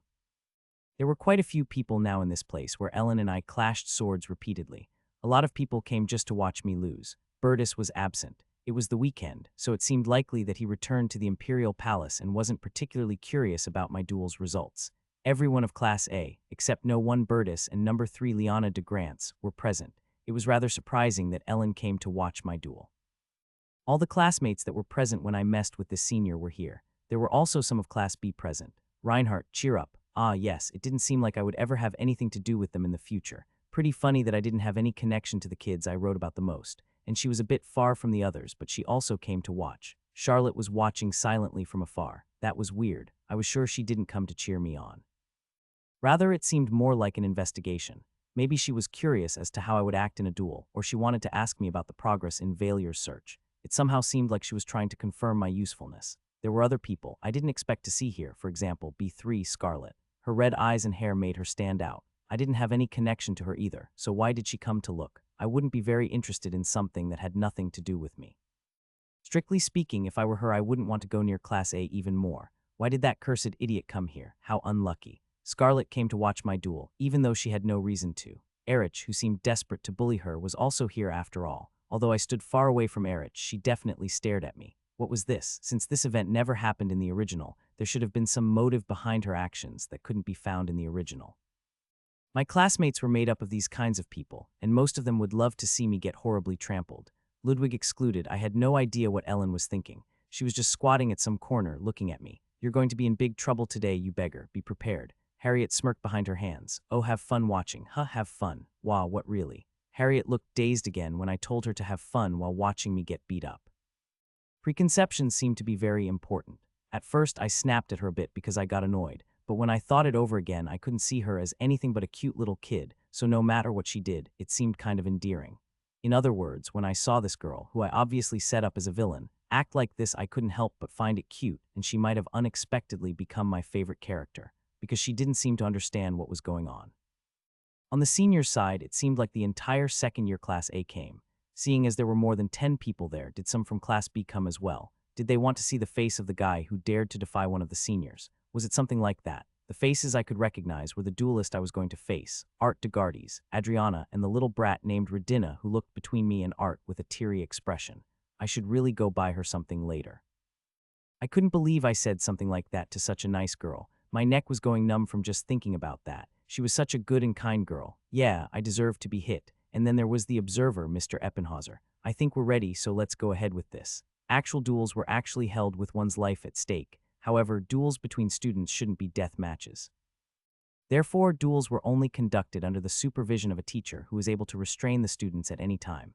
Mr. Eppenhauser didn't question why we were fighting. He was just doing what the regulations stipulated him to do, so he allowed us to do this. If it were Mr. Mustang, he would have told us not to do this. Their personalities were polar opposites. Art DeGardes, who had his honor sullied by Reinhardt. I'll just read it as it was written in the report. Mr. Eppenhauser began to read the report done on the circumstances of our duel. On Saturday, 2 weeks ago, first year 11 Reinhardt grabbed the crotch of second year 3 Art DeGardes and squeezed it hard. PFFFT. QFUFM. Oh my god. Mr. Eppenhauser read that part so seriously that everyone around, no matter on what side they stood, began to laugh. Either way, the teacher just read it all to the end. I also found this quite funny and Art's expression became quite weird, but I gotta say, Mr. Eppenhauser was one hell of a guy. He claimed that he suffered from extreme mental and physical pain as well as incredible humiliation, which consequently damaged his reputation. Therefore, he requested a duel, demanding an apology from Reinhardt. No. 11 who accepted this duel. Am I correct? Yes, yees. Art didn't laugh, but I barely managed to answer in a slurred voice, because this was just too funny. State what you want in return for victory. Art replied to Eppenhauser's words. I want Reinhardt to kneel before his seniors and apologize for his disrespect, and I want him to swear to always respect his seniors from that point on. What he wanted for his victory was an apology and respect. What he meant was that whatever they decide in the future, I should kneel before them and just nod my head. This time Mr. Eppenhauser looked at me. My reward for gaining victory in this duel, I had a slim chance of winning. I hope that these absurd acts that the seniors were trying to impose on us so far will not be forced either on me nor my classmates anymore. Of course, they should apologize as well. At my words, the children's expressions became strange.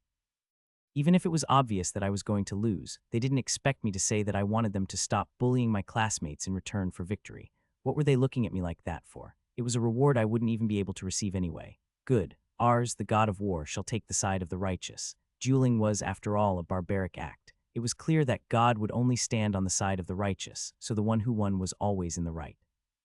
Whoever was chosen by Ars, god of war, would win. That just sounded like bullshit. And then, right when Mr. Eppenhauser was about to announce the start of the duel, teacher, Art, unable to hide his displeasure, raised his hand. I will nominate a champion as my right as a duelist. What the hell was he talking about? A champion? Name him. My champion is third year 7 Mayarton. Art, with a distorted expression on his face, retreated, and someone else took his place in front of me, receiving his training sword. The one who accepted it was laughing as if the situation was just too funny to bear. Only then did I realize, even if all the second years, including people from Class B, were here, the number just wouldn't add up. That meant the guys from year 3 Class A came here as well. So you were the guy who told us to come when the prince was around, yeah. The third years were offended by what I said and took Art's dual seat. I dared them to try and come at us when the prince was around, but they couldn't do it, so their pride was hurt, hence they wanted to take care of me themselves. Art also seemed to have gotten forced into this rather than this actually being his will, and Adriana looked at this scene wide-eyed. I guess she didn't know that this would happen. The guy in front of me looked down at me with a fishy smile. Let's see if you're just as skilled as your dog mouth, Junior. At that moment, I finally realized what the only way I could win was, choosing a great warrior as my champion. A duelist could choose someone to fight on their behalf with their right. Then I looked towards Ellen Artorius, who was squatting in the corner, staring at me quietly. Nod. She looked at me and nodded her head. That was the only way I could win. At that moment, Ellen signaled to me that she could be my champion. Things were going differently from what I expected. I didn't think I would win this duel to begin with, but I never expected the third years to make their appearance. How cheap could these guys even get? You didn't want to mess with us when the prince was around, but now you were trying to bully your juniors like this. The odds of winning, which were already slim, now became slimmer, though this probably wouldn't change much. However, that guy in front of me, Mayarton, kept staring at me as if he was thinking about how to truly educate me. My classmates were equally surprised by the sudden appearance of this third-year champion. If I named Ellen as my champion, she would be willing to come up. But no matter how good she was, would she be able to beat a third year? He had been at Temple for 2 years longer than her after all. Maybe she would win. I had no idea what Mayarton was like, but she should be more than enough to win. If one wanted to beat Ellen, one had to be a superhuman or someone who had reached the limit of what a human is capable of. I didn't think that this guy was someone like that. Someone as strong as that was very rarely found in Temple, so they wouldn't do something meaningless like this. Perhaps because of this sudden change in circumstances, there was one more person whose mood changed slightly, besides Ellen. It was Adriana. She seemed angry beyond perplexity, confronted with this situation. That calm senior was looking at me quietly. I could tell just by looking at her eyes. Her eyes seemed to tell me that she would fight for me. Adriana originally hated this absurd hereditary tradition anyway. She even told me that she didn't like her seniors all that much. However, now that there was a third year standing before me, seeing that guy butt in a duel against a first year, it seemed like she couldn't stand by anymore. Adriana spoke to me with her eyes. "Make me your champion." I thought I was going around freaking up my Temple life, but there were actually 2 people willing to fight for me. Had I actually been doing well? If there is no disagreement, the duel will begin immediately. If the outcome seems clear or if one side surrenders, the duel will end. "Teacher, I have something I would like to suggest." Mayarton looked at Mr. Eppenhauser and said, "Can't we just make it a rule that the duel will end if either side surrenders? And what would be the reason for that?" The result is already pretty clear after all. However, I want to teach some manners to this rash junior here, so unless I explicitly said I surrender, the duel wouldn't end. He would definitely win with the normal rules, but he didn't want the duel to end as soon as his sword touched me. His purpose wasn't to defeat me, but crush me. "Reinhardt, do you agree to these terms?" "I've been hoping for that, you bastard." "Yes, but instead I have a condition." "Which would be?" Ellen and Adriana would both be willing to fight for me. Circumstances had changed, and I had been caught by a hell of a lot worse bastard than Art. Art probably would have wanted to fight me fairly. However, that guy definitely would treat me a lot worse than him. The situation changed, and so did my judgment. Mayarton is a third year, and I'm just a first year. There's a clear difference in ability in not just a single area. Mr. Eppenhauser nodded his head as if agreeing with me. "I want to use my right as a duelist, and who should I call? Ask the opponent for a handicap." I didn't call for anyone. When Ellen talked to me the other day, she meant that if one thought about what kind of duel this was, one would think of choosing a champion. However, when Art nominated his champion, I thought of something else. A handicap. If there was just too much strength difference between you and your opponent, you could give the opponent a handicap. That was the kind of situation I was in right now. Neither Ellen nor Adriana seemed to have expected that I would use the handicap instead of nominating a champion. Yeah, I wouldn't have thought to use the handicap either if this champion didn't suddenly appear. Mayarton burst out in laughter at my words. "Junior, are you seriously planning on beating me?" He was smiling, but seemed to be really angry. It was like he thought that I believed that I would be able to beat him if I just gave him a handicap. Mr. Eppenhauser, the observer of the duel, nodded. "Good. During the duel, Mayarton is forbidden from using his left hand." It wasn't Mayarton who gave himself that handicap, but Mr. Eppenhauser. Mayarton snorted at him and hid his left arm behind his back, as if that handicap didn't matter at all. Before, I wouldn't have thought that to be a big handicap either, but I had learned what an important role the hand which didn't hold the sword played while sparring with Ellen. Having one arm sealed away was a huge handicap. Of course, it would be very unlikely for me to surpass this power difference with just that. Then, before everyone's eyes, Mr. Eppenhauser declared, "Start the duel." Mayarton didn't immediately rush at me. He held his training sword in his right hand and slowly approached me with his left arm hidden behind his back. I didn't have a single strategy in my mind. Would the countless skills I learned from Ellen really work on someone like him? If I had some good skills, I might have been able to overcome this gap, but I only learned some things by sparring. I didn't even know proper swordsmanship yet. It would be arrogant to think that I learned it properly when I only just learned a few techniques. That guy approached me as if he just went out for a walk. He wasn't feeling wary of me at all. "Did you freeze up?" When the man approached me with his sword pointed forward and tried to enter my range, I pushed his sword to the side and tried to push in. Kang, Kirk. However, as if he saw through all my movements, he powerfully slashed at the sword I was holding with both of my hands, while he held his with one hand. That shock forced me to take a few steps back. Even though I was holding my sword with 2 hands, it felt like my palms were going to tear apart. "You're weak." Mayarton stared at me, having been pushed a few steps back. I was very confident that he'd be able to subdue me right at this moment, but he was trying to play with me. He was trying to trample my pride and make me realize that I was nothing in front of him. Mayarton leaned over his body and ran straight at me. Kang, then he started attacking me. Kang, cuck, Kang, he attacked the sword I was holding to be exact. Intentionally. Kang, clink. As soon as I let go of my sword, he kicked me in the stomach. Pow, cough, I realized something as soon as I collapsed to the floor together with my sword. Until I surrendered, until I bent my pride and surrendered. That guy would continue this. "What are you doing, Junior? Letting go of your sword like that?" He kicked the sword I dropped towards me. "Pick it up." Clang. As soon as I picked up the sword, Mayarton rushed at me and hit the side of my training sword once again. The sword slipped out of my grasp and rolled to the floor again. Mayarton smiled at me. Pick it up. I could see now why Ellen trained me to properly hold my sword and not let go of it. She knew that they would do this to me. Kong, the power of my grip was gradually getting drained away. I really don't get it. Thud, erg. Every time I let go of my sword, he would hit me with his elbow, kick me and knee me as if I was being punished for it. Someone like you who has no skill or credibility. Puck, KRRK, why did you decide to mess with us? He had no intention of subduing me. He saw me on the floor and kicked the training sword towards me. He blew away my sword and gleefully watched me pick it up again. The humiliation given by the act of having one's sword hit out of one's hand and made to pick it up over and over again was no joke. I felt miserable and ashamed at the thought that I was only on the level of a toy for my opponent. Nothing had changed about that, even if he was just a piece of trash that found joy in beating up his juniors who were 2 years younger than him. I knew I would lose, and I knew I would get humiliated like this. In addition to the humiliation I felt, the pain all over my body was enormous, as what he was subjecting me to was more like corporal punishment than an actual fight. I held my sword again, and it got slammed out of my hand yet again. Kong, my palms were torn and bleeding. This was no longer a duel. It wasn't a duel to begin with. He didn't treat this as a duel from the start. He just casually walked towards me, swung his sword lightly, and made my sword bounce off. Then he kicked and slapped me when I was defenseless, treating me like a joke. He looked down at me as if I was pathetic as I was continuously falling down and getting up. You're nothing before a swordmaster. Pow, erg. Stay down, you bastard. Pow, how good things would have been if you acted nicely. Bang, ugh, you lost. Come on, say you surrender. That would be more comfortable for you, right? Pow, do it. Pow, erg, you won't. Pow, well, fine by me. He kept insulting me, not showing the slightest bit of sympathy as I kept trying to get up. I was a filthy bastard, but that guy was a little different. That guy wasn't just dirty, he was cruel. As I was trying to cover up my lack of ability with acting dirty, that guy did it by acting cruel. And he was clearly incomparably stronger than me. The more I got up and tried to resist, the more he seemed to be pleased rather than showing admiration for my endurance. It looked like that guy felt delight at his victim's futile struggle. I felt the atmosphere around me as I grabbed my training sword again. There were no emotions in Mr. Eppenhauser's expression and eyes. However, most of my classmates' expressions were distorted. There were cases like that. In any kind of event, if one side was starting to lose miserably, there would be some who would unwittingly start to cheer for that team. They don't want the other team to be so helplessly crushed, so they want them to do a little better. Now I was on that miserably losing side. Harriet de St. Owen, who showed delight at first at me receiving some true education, was also at a loss.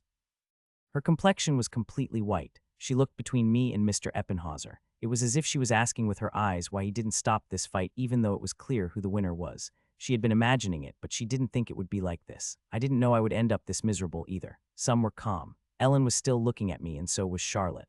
Rather, the people who loathed and hated me were the ones who got terrified. It seemed like they thought that I would end up dying like this. Even though duels at Temple could be called child's play compared to actual duels, it was still a duel after all. It wasn't at the level of a simple match. The duel wouldn't end unless someone surrendered. Even Mr. Eppenhauser wouldn't intervene unless my life was at risk. I didn't even want that kind of intervention. Watching me crawl back up again, the other kids' faces distorted, not Mayarton's though. It seemed like he wanted me to surrender. He wanted me to admit defeat and back off. I didn't know why I was doing this. In a complete mess, I looked at Mayarton with my whole body aching as well as my hands. I wouldn't be able to win. However, the wind seemed to be picking up, although I wouldn't be able to win. That wretched, cruel, freaking bastard. I'll get one in. What? Even if I got crushed and trampled over, I would definitely get in a single punch. I'll freaking get you at least once, you son of an idiot. I would at least get one hit in. The reality of my coming defeat or any plans I had about developing my supernatural power by putting me in an extreme mental state, all of that was forgotten in my seething anger. I got hit too many times. I was hit so hard that all the heat rushed up straight to my head. If I didn't get even a single bite out of that freaking bastard, I wouldn't be able to sleep for the next month or so. I rushed at him with all the strength I still had left and prepared to use something. If I would hesitate, he would either kick me or hit me with his sword. I never planned on using this for something like that, but I was so freaking annoyed that I couldn't take it anymore. Used the revise function. 20 achievement points are required to trigger this event. I hit the sword that blocked my eyes and made something that originally shouldn't happen right at that moment. His sword. It shattered the moment my sword hit it. Kong, the sword that blocked mine broke, dying Mayarton's expression in surprise. Pow, gah. At the same time as my training sword struck his head, I rammed my knee into the place that started this whole duel.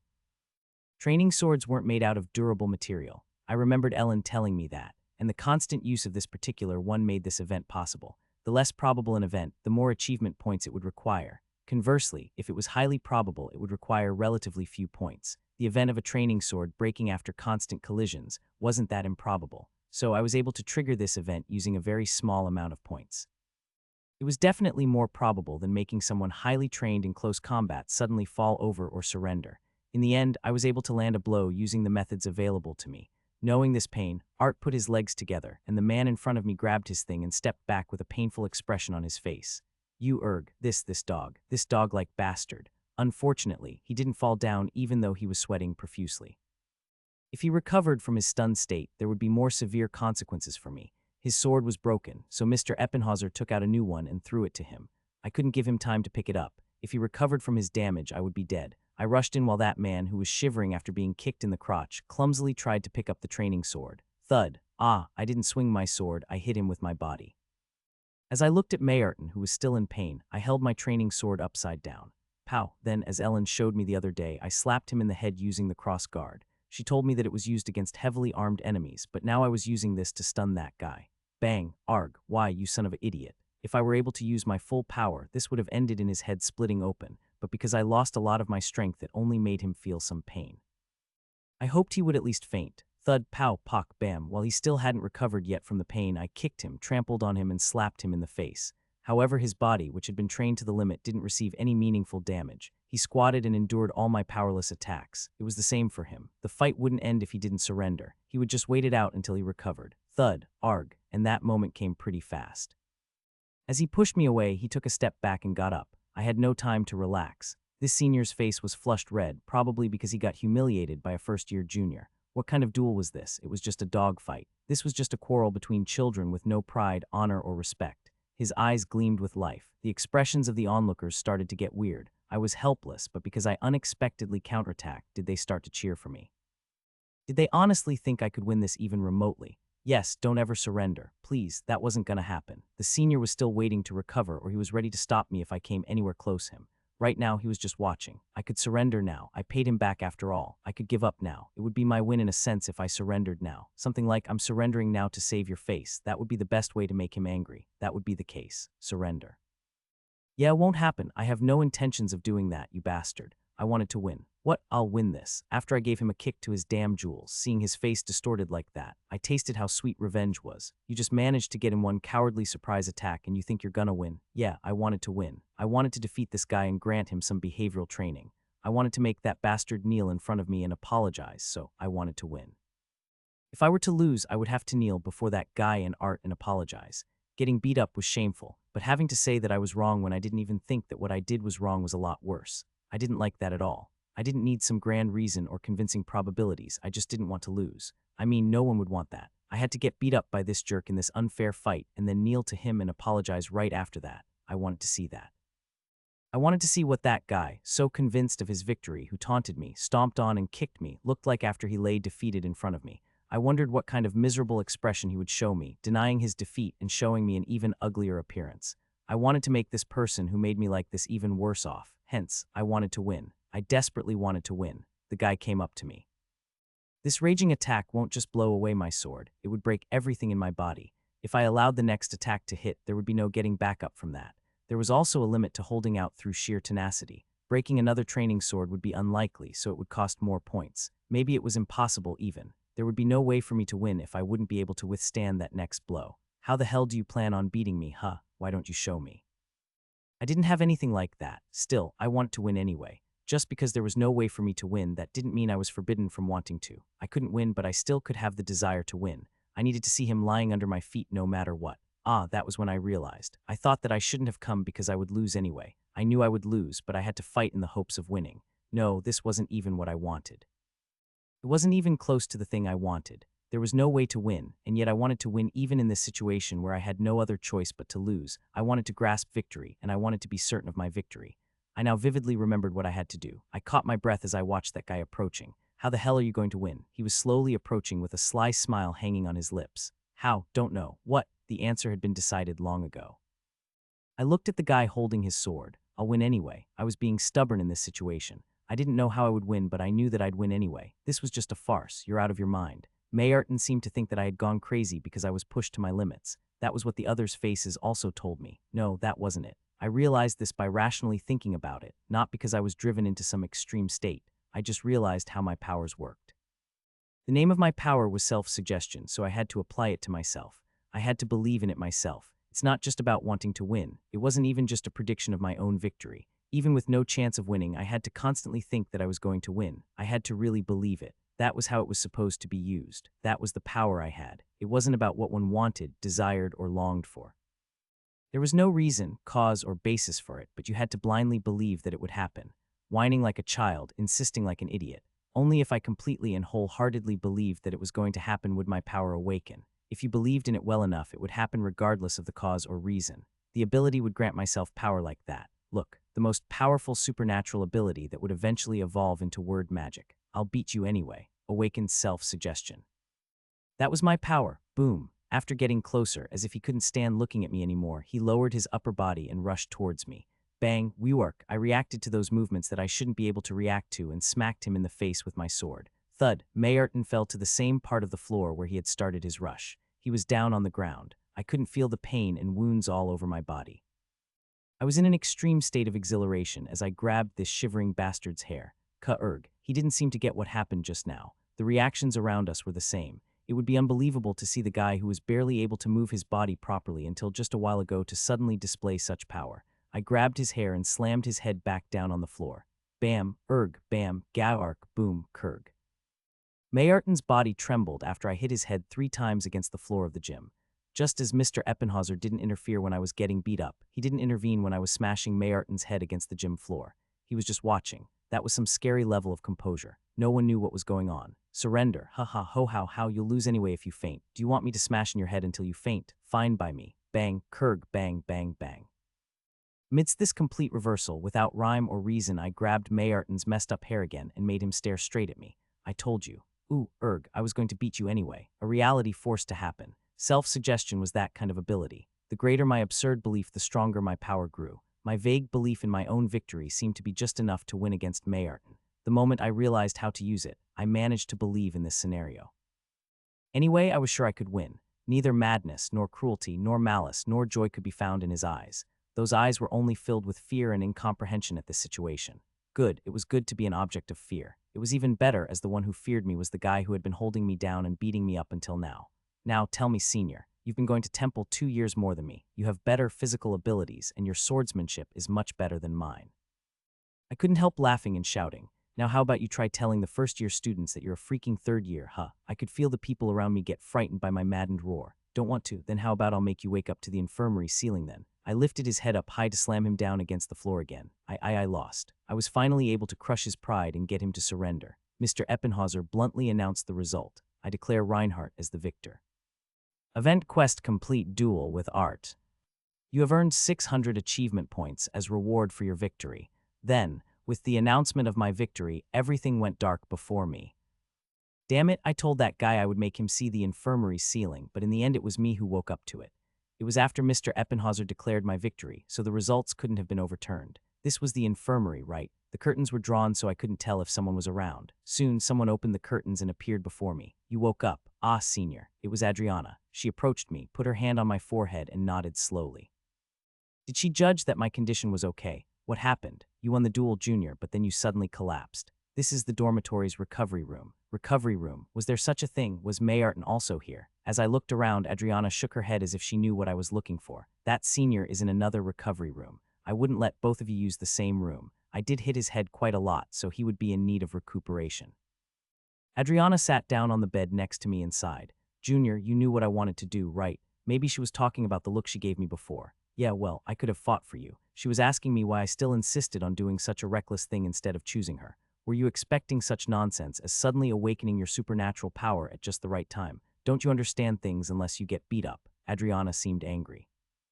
By the way, they must have already scanned my body once while I was fainted, so they should already know the reason why I became so strangely powerful was because of my supernatural ability. Isn't it fine as long as the results are good? Nonsense. Of course, I heard about your strange aptitudes, Junior, but you did something very reckless. I knew I had a latent supernatural power and realized how to awaken it just then. However, to others this might have seemed like I was hitting my head against the floor to break it. If it didn't go well, wouldn't it have been even worse than losing? Adriana didn't seem to know what to say in response to my reaction, as if there was something wrong with that. Junior, you still have 6 years to live in Temple. You just started your first year. You were able to awaken a supernatural power through great coincidence this time, but will you continue to do these kinds of reckless things in the future just to turn your other aptitudes into talents? No, not really. Supernatural powers were just special cases, and the rest of the talents I wanted I could buy with achievement points, so there wouldn't be a reason to do these kinds of things anymore. Anyway, don't do such reckless things anymore. Also, don't be rude to your seniors just because you won that duel. It will probably happen again in the not-so-far future, though. I was sure that everyone was wondering if my damn temper would lead me to be cut down this time. Unfortunately for them, I realized how to use my supernatural ability and grabbed the third-year senior by his hair and slammed him into the gym floor. So that would mean for them that Reinhardt has only become more insane. Really now. Then I seriously have to scold this junior of mine. Got that? Adriana was staring at me terrifyingly. What would happen if this senior scolded me? I didn't know if that scolding would be in the form of words or in the form of a beating. Okay, I'll try to restrain myself. Anyway, I didn't want to be scolded by someone who was so worried about me to the point that she got angry. Just because she got angry with me about something like this didn't necessarily mean that she hated me. Of course, if I really were to fight the seniors, I probably wouldn't get away with it so easily. Mayarton was off guard as well. If that were a real fight, it would have ended in less than 5 seconds. Even if you're thought to be crazy by everyone else, you should be nice to the people who would actually stand up for you. Adriana sighed at my words. I really don't like juniors who go around fighting all the time. I'd rather have a junior that gets along with everyone than there's that guy in class be called Ludwig.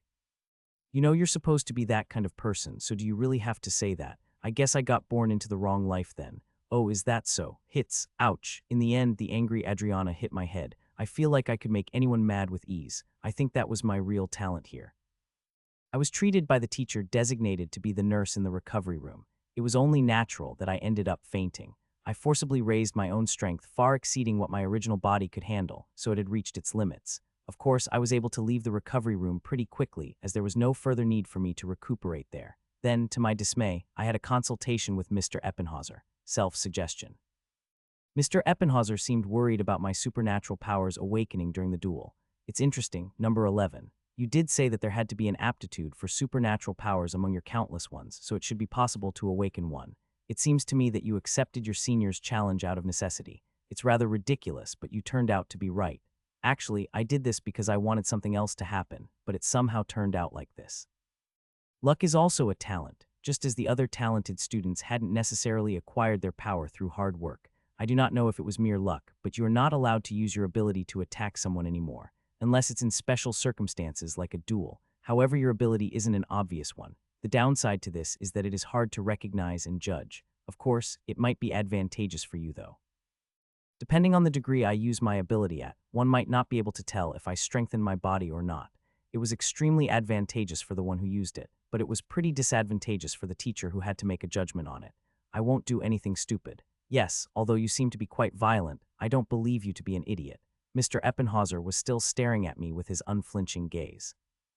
Whenever I met his eyes, I always felt like this person's gaze was utterly terrifying. When he showed me this cold attitude, I felt a similar type of fear I felt from Bertus. Ms. Rolandria will be quite surprised to hear about you. You can go. Ms. Rolandira was referring to the teacher in charge of the supernatural power class. She'd definitely be surprised, as the one who casually said he'd somehow get a supernatural ability actually got one. Reinhardt awakened his supernatural powers during his duel with his senior. That rumor seemed to have already spread throughout the class as well as among the seniors. When a first year and a third year fought against each other in a duel, the first year actually awakened their supernatural ability and beat up his senior. The duel itself probably became the hot topic around the entire royal class before it even started, but now it came out that the first year actually won. It would have been strange if there weren't any rumors. Still, I didn't know it would turn out like this. Are you Reinhardt? I heard that duel was no joke. Mayarton, that bastard, should have been beaten some more. Oh my god, you're such a little baby. Cute, can I hug you? No, I wasn't a baby. I was still 17. And no matter how I looked at it, I wasn't really the cute type, or was I? Should this sister buy you something delicious? Do you like macaroons? The first-year Class A dormitory was currently crowded with seniors who came down after hearing the rumors about me. In a way, this might have been a natural conclusion. In order to defeat a single first year, a third year forced himself into the fight of a second year as his champion. At this point, Mayarton would have already been imprinted as trash in the minds of those who weren't all that interested in disciplining the juniors. Not all Class A students were strict about traditions and such. As soon as they reached their 4th year, many students turned their attention away from such things. So many of them were already dissatisfied with Mayarton for trying to beat up a first year, but he even lost. Therefore, those seniors were bound to develop a certain degree of curiosity and favor towards me, to the same degree they disliked Mayarton. Also, although I didn't make Reinhardt look super handsome, he was still good-looking enough. It was understandable that those sisters would go, "You're such a cute little baby. How can he be so young and already so righteous? You told your seniors not to bully you and your friends anymore if you won, right?" As the rumor spread around that I participated in duel, I was bound to lose anyway to make the seniors stop harassing my class. It seemed that I now got known as a righteous guy who fought for his friends. I did say that. You're so nice. Of course, my actual classmates who heard the seniors fussing seemed to doubt their ears. The seniors were praising Reinhardt, the crazy dog bastard, as a good and nice guy after all. Their expressions showed that some of them seemed to want to fiercely shout, "No, he isn't that kind of guy at all. If anyone comes to bother you again after this, tell me. I'll scold them for you. See, if you have any problem, come straight to the 5th year class A, okay? Rumble, rumble." If she was in the 5th year then, she was 21 years old. She was a college student sister. Of course, I didn't actually see her as an older sister. She was still just a child as well. She was trying to show off and made a small storm appear in her right hand. What? Why was she doing that? Since they were seniors, their supernatural abilities couldn't be compared to those of a first year. They told me I should be proud of myself and that there should be more children like me. My classmates, of course, would never agree to anything they said. If there were any more children like me, Temple would get destroyed. Still, if one were to take the rumors at face value, I did seem like just a good little kid. There were also times when some male seniors would pat my head, saying I did a good job, but there were also some female seniors who simply crossed the line. "What do I do? I heard you had such a hard life." Yeah, well. She seemed to have heard about my origins, so a certain senior girl suddenly hugged me tightly, giving me a headache. And no, hey, don't do this. Although my mind was still the same as it was before, my body was currently a healthy 17-year-old. Oh my, good that you were able to get into Temple. Don't do this. This wasn't how this was supposed to go. When they found out that I was actually just a beggar from the streets, they couldn't help but marvel at how I was able to grow up to be so upright in that kind of environment. The seniors had that huge misunderstanding about me, to the point where I couldn't do anything about it anymore. Tired. I was really tired. I ended up becoming a star at Temple just because of one duel. Regardless of the misunderstandings the seniors had about me, the looks the others gave me after they returned were a little different from before. Probably because they knew I awakened my supernatural ability. They might have also felt something from my actions, fighting so hard even though I was put into such a helpless situation by that senior. The people who hated me, Kair, Erich and Kono Lint, looked at me then went past me with their eyes tightly closed. They felt like they were no match for me, not only in terms of skills, but also in terms of mental strength. It wasn't because I fought so well, it was because of my mental strength that didn't allow me to give up no matter how badly I got beaten up. Eventually, they would get more skilled and mentally strong, but right now they were just kids. No wonder I looked weird to them. And Harriet de St. Owen was looking at me, turned her head and passed by me without giving me a single glance. Well, that certainly wasn't what I expected. Wouldn't this have been the perfect time to tell me something like, "You should have gotten beat up more, hey, wah, what?" When I called out to her, she stopped as if she was waiting for that and looked at me angrily. I could see that she was blushing. "Don't you have anything to say to me?" Harriet frowned when I asked her that. "There's no such thing though. What would I have to say to a bastard like you? Oh yes, you should have been hit a bunch more, but then you ended up using that supernatural power of yours like a coward just to win." I got the exact response I wanted to hear. Really. "Weren't you rather restless when you watched me get beat up though?" "Wah, what?" Her face got even redder because she didn't think I was looking at her before. "I saw you stamping your feet with a pale face, you know," I told her with a grim smile. In fact, she kept looking towards me and Mr. Eppenhauser in the hopes that he might stop this fight. I was able to see all that, even while I was getting beat up. To be exact, that was the only thing I could do at that moment. Anyway, I saw her getting more and more restless, wanting Mr. Eppenhauser to bring an end to all that, but he didn't, so there was just one conclusion. "Were you worried about me? How cute." "Absolutely not. Never ever, nope. Why would I be whoa worried about the likes of you?" Ha ha, it was so refreshing. Judging by her red-hot face, it seemed like she was absolutely worrying about me. In the end, there was not a single person who wouldn't feel sympathy if someone got beat up so pitifully. I went up to her and put my hands on her cheeks, squeezing them. The cheeks of that high and mighty princess of a grand duchy felt like two steamed buns. She wasn't even able to scream, that was how dumbfounded she was. She didn't even imagine someone would dare do this to her. Lee, go, SHTO. It was really cute that she got surprised by me doing something as ridiculous as this. When I let go, this completely red-faced girl started trembling all over her body in total bewilderment. "Ho, how dare you touch my body, someone like you?"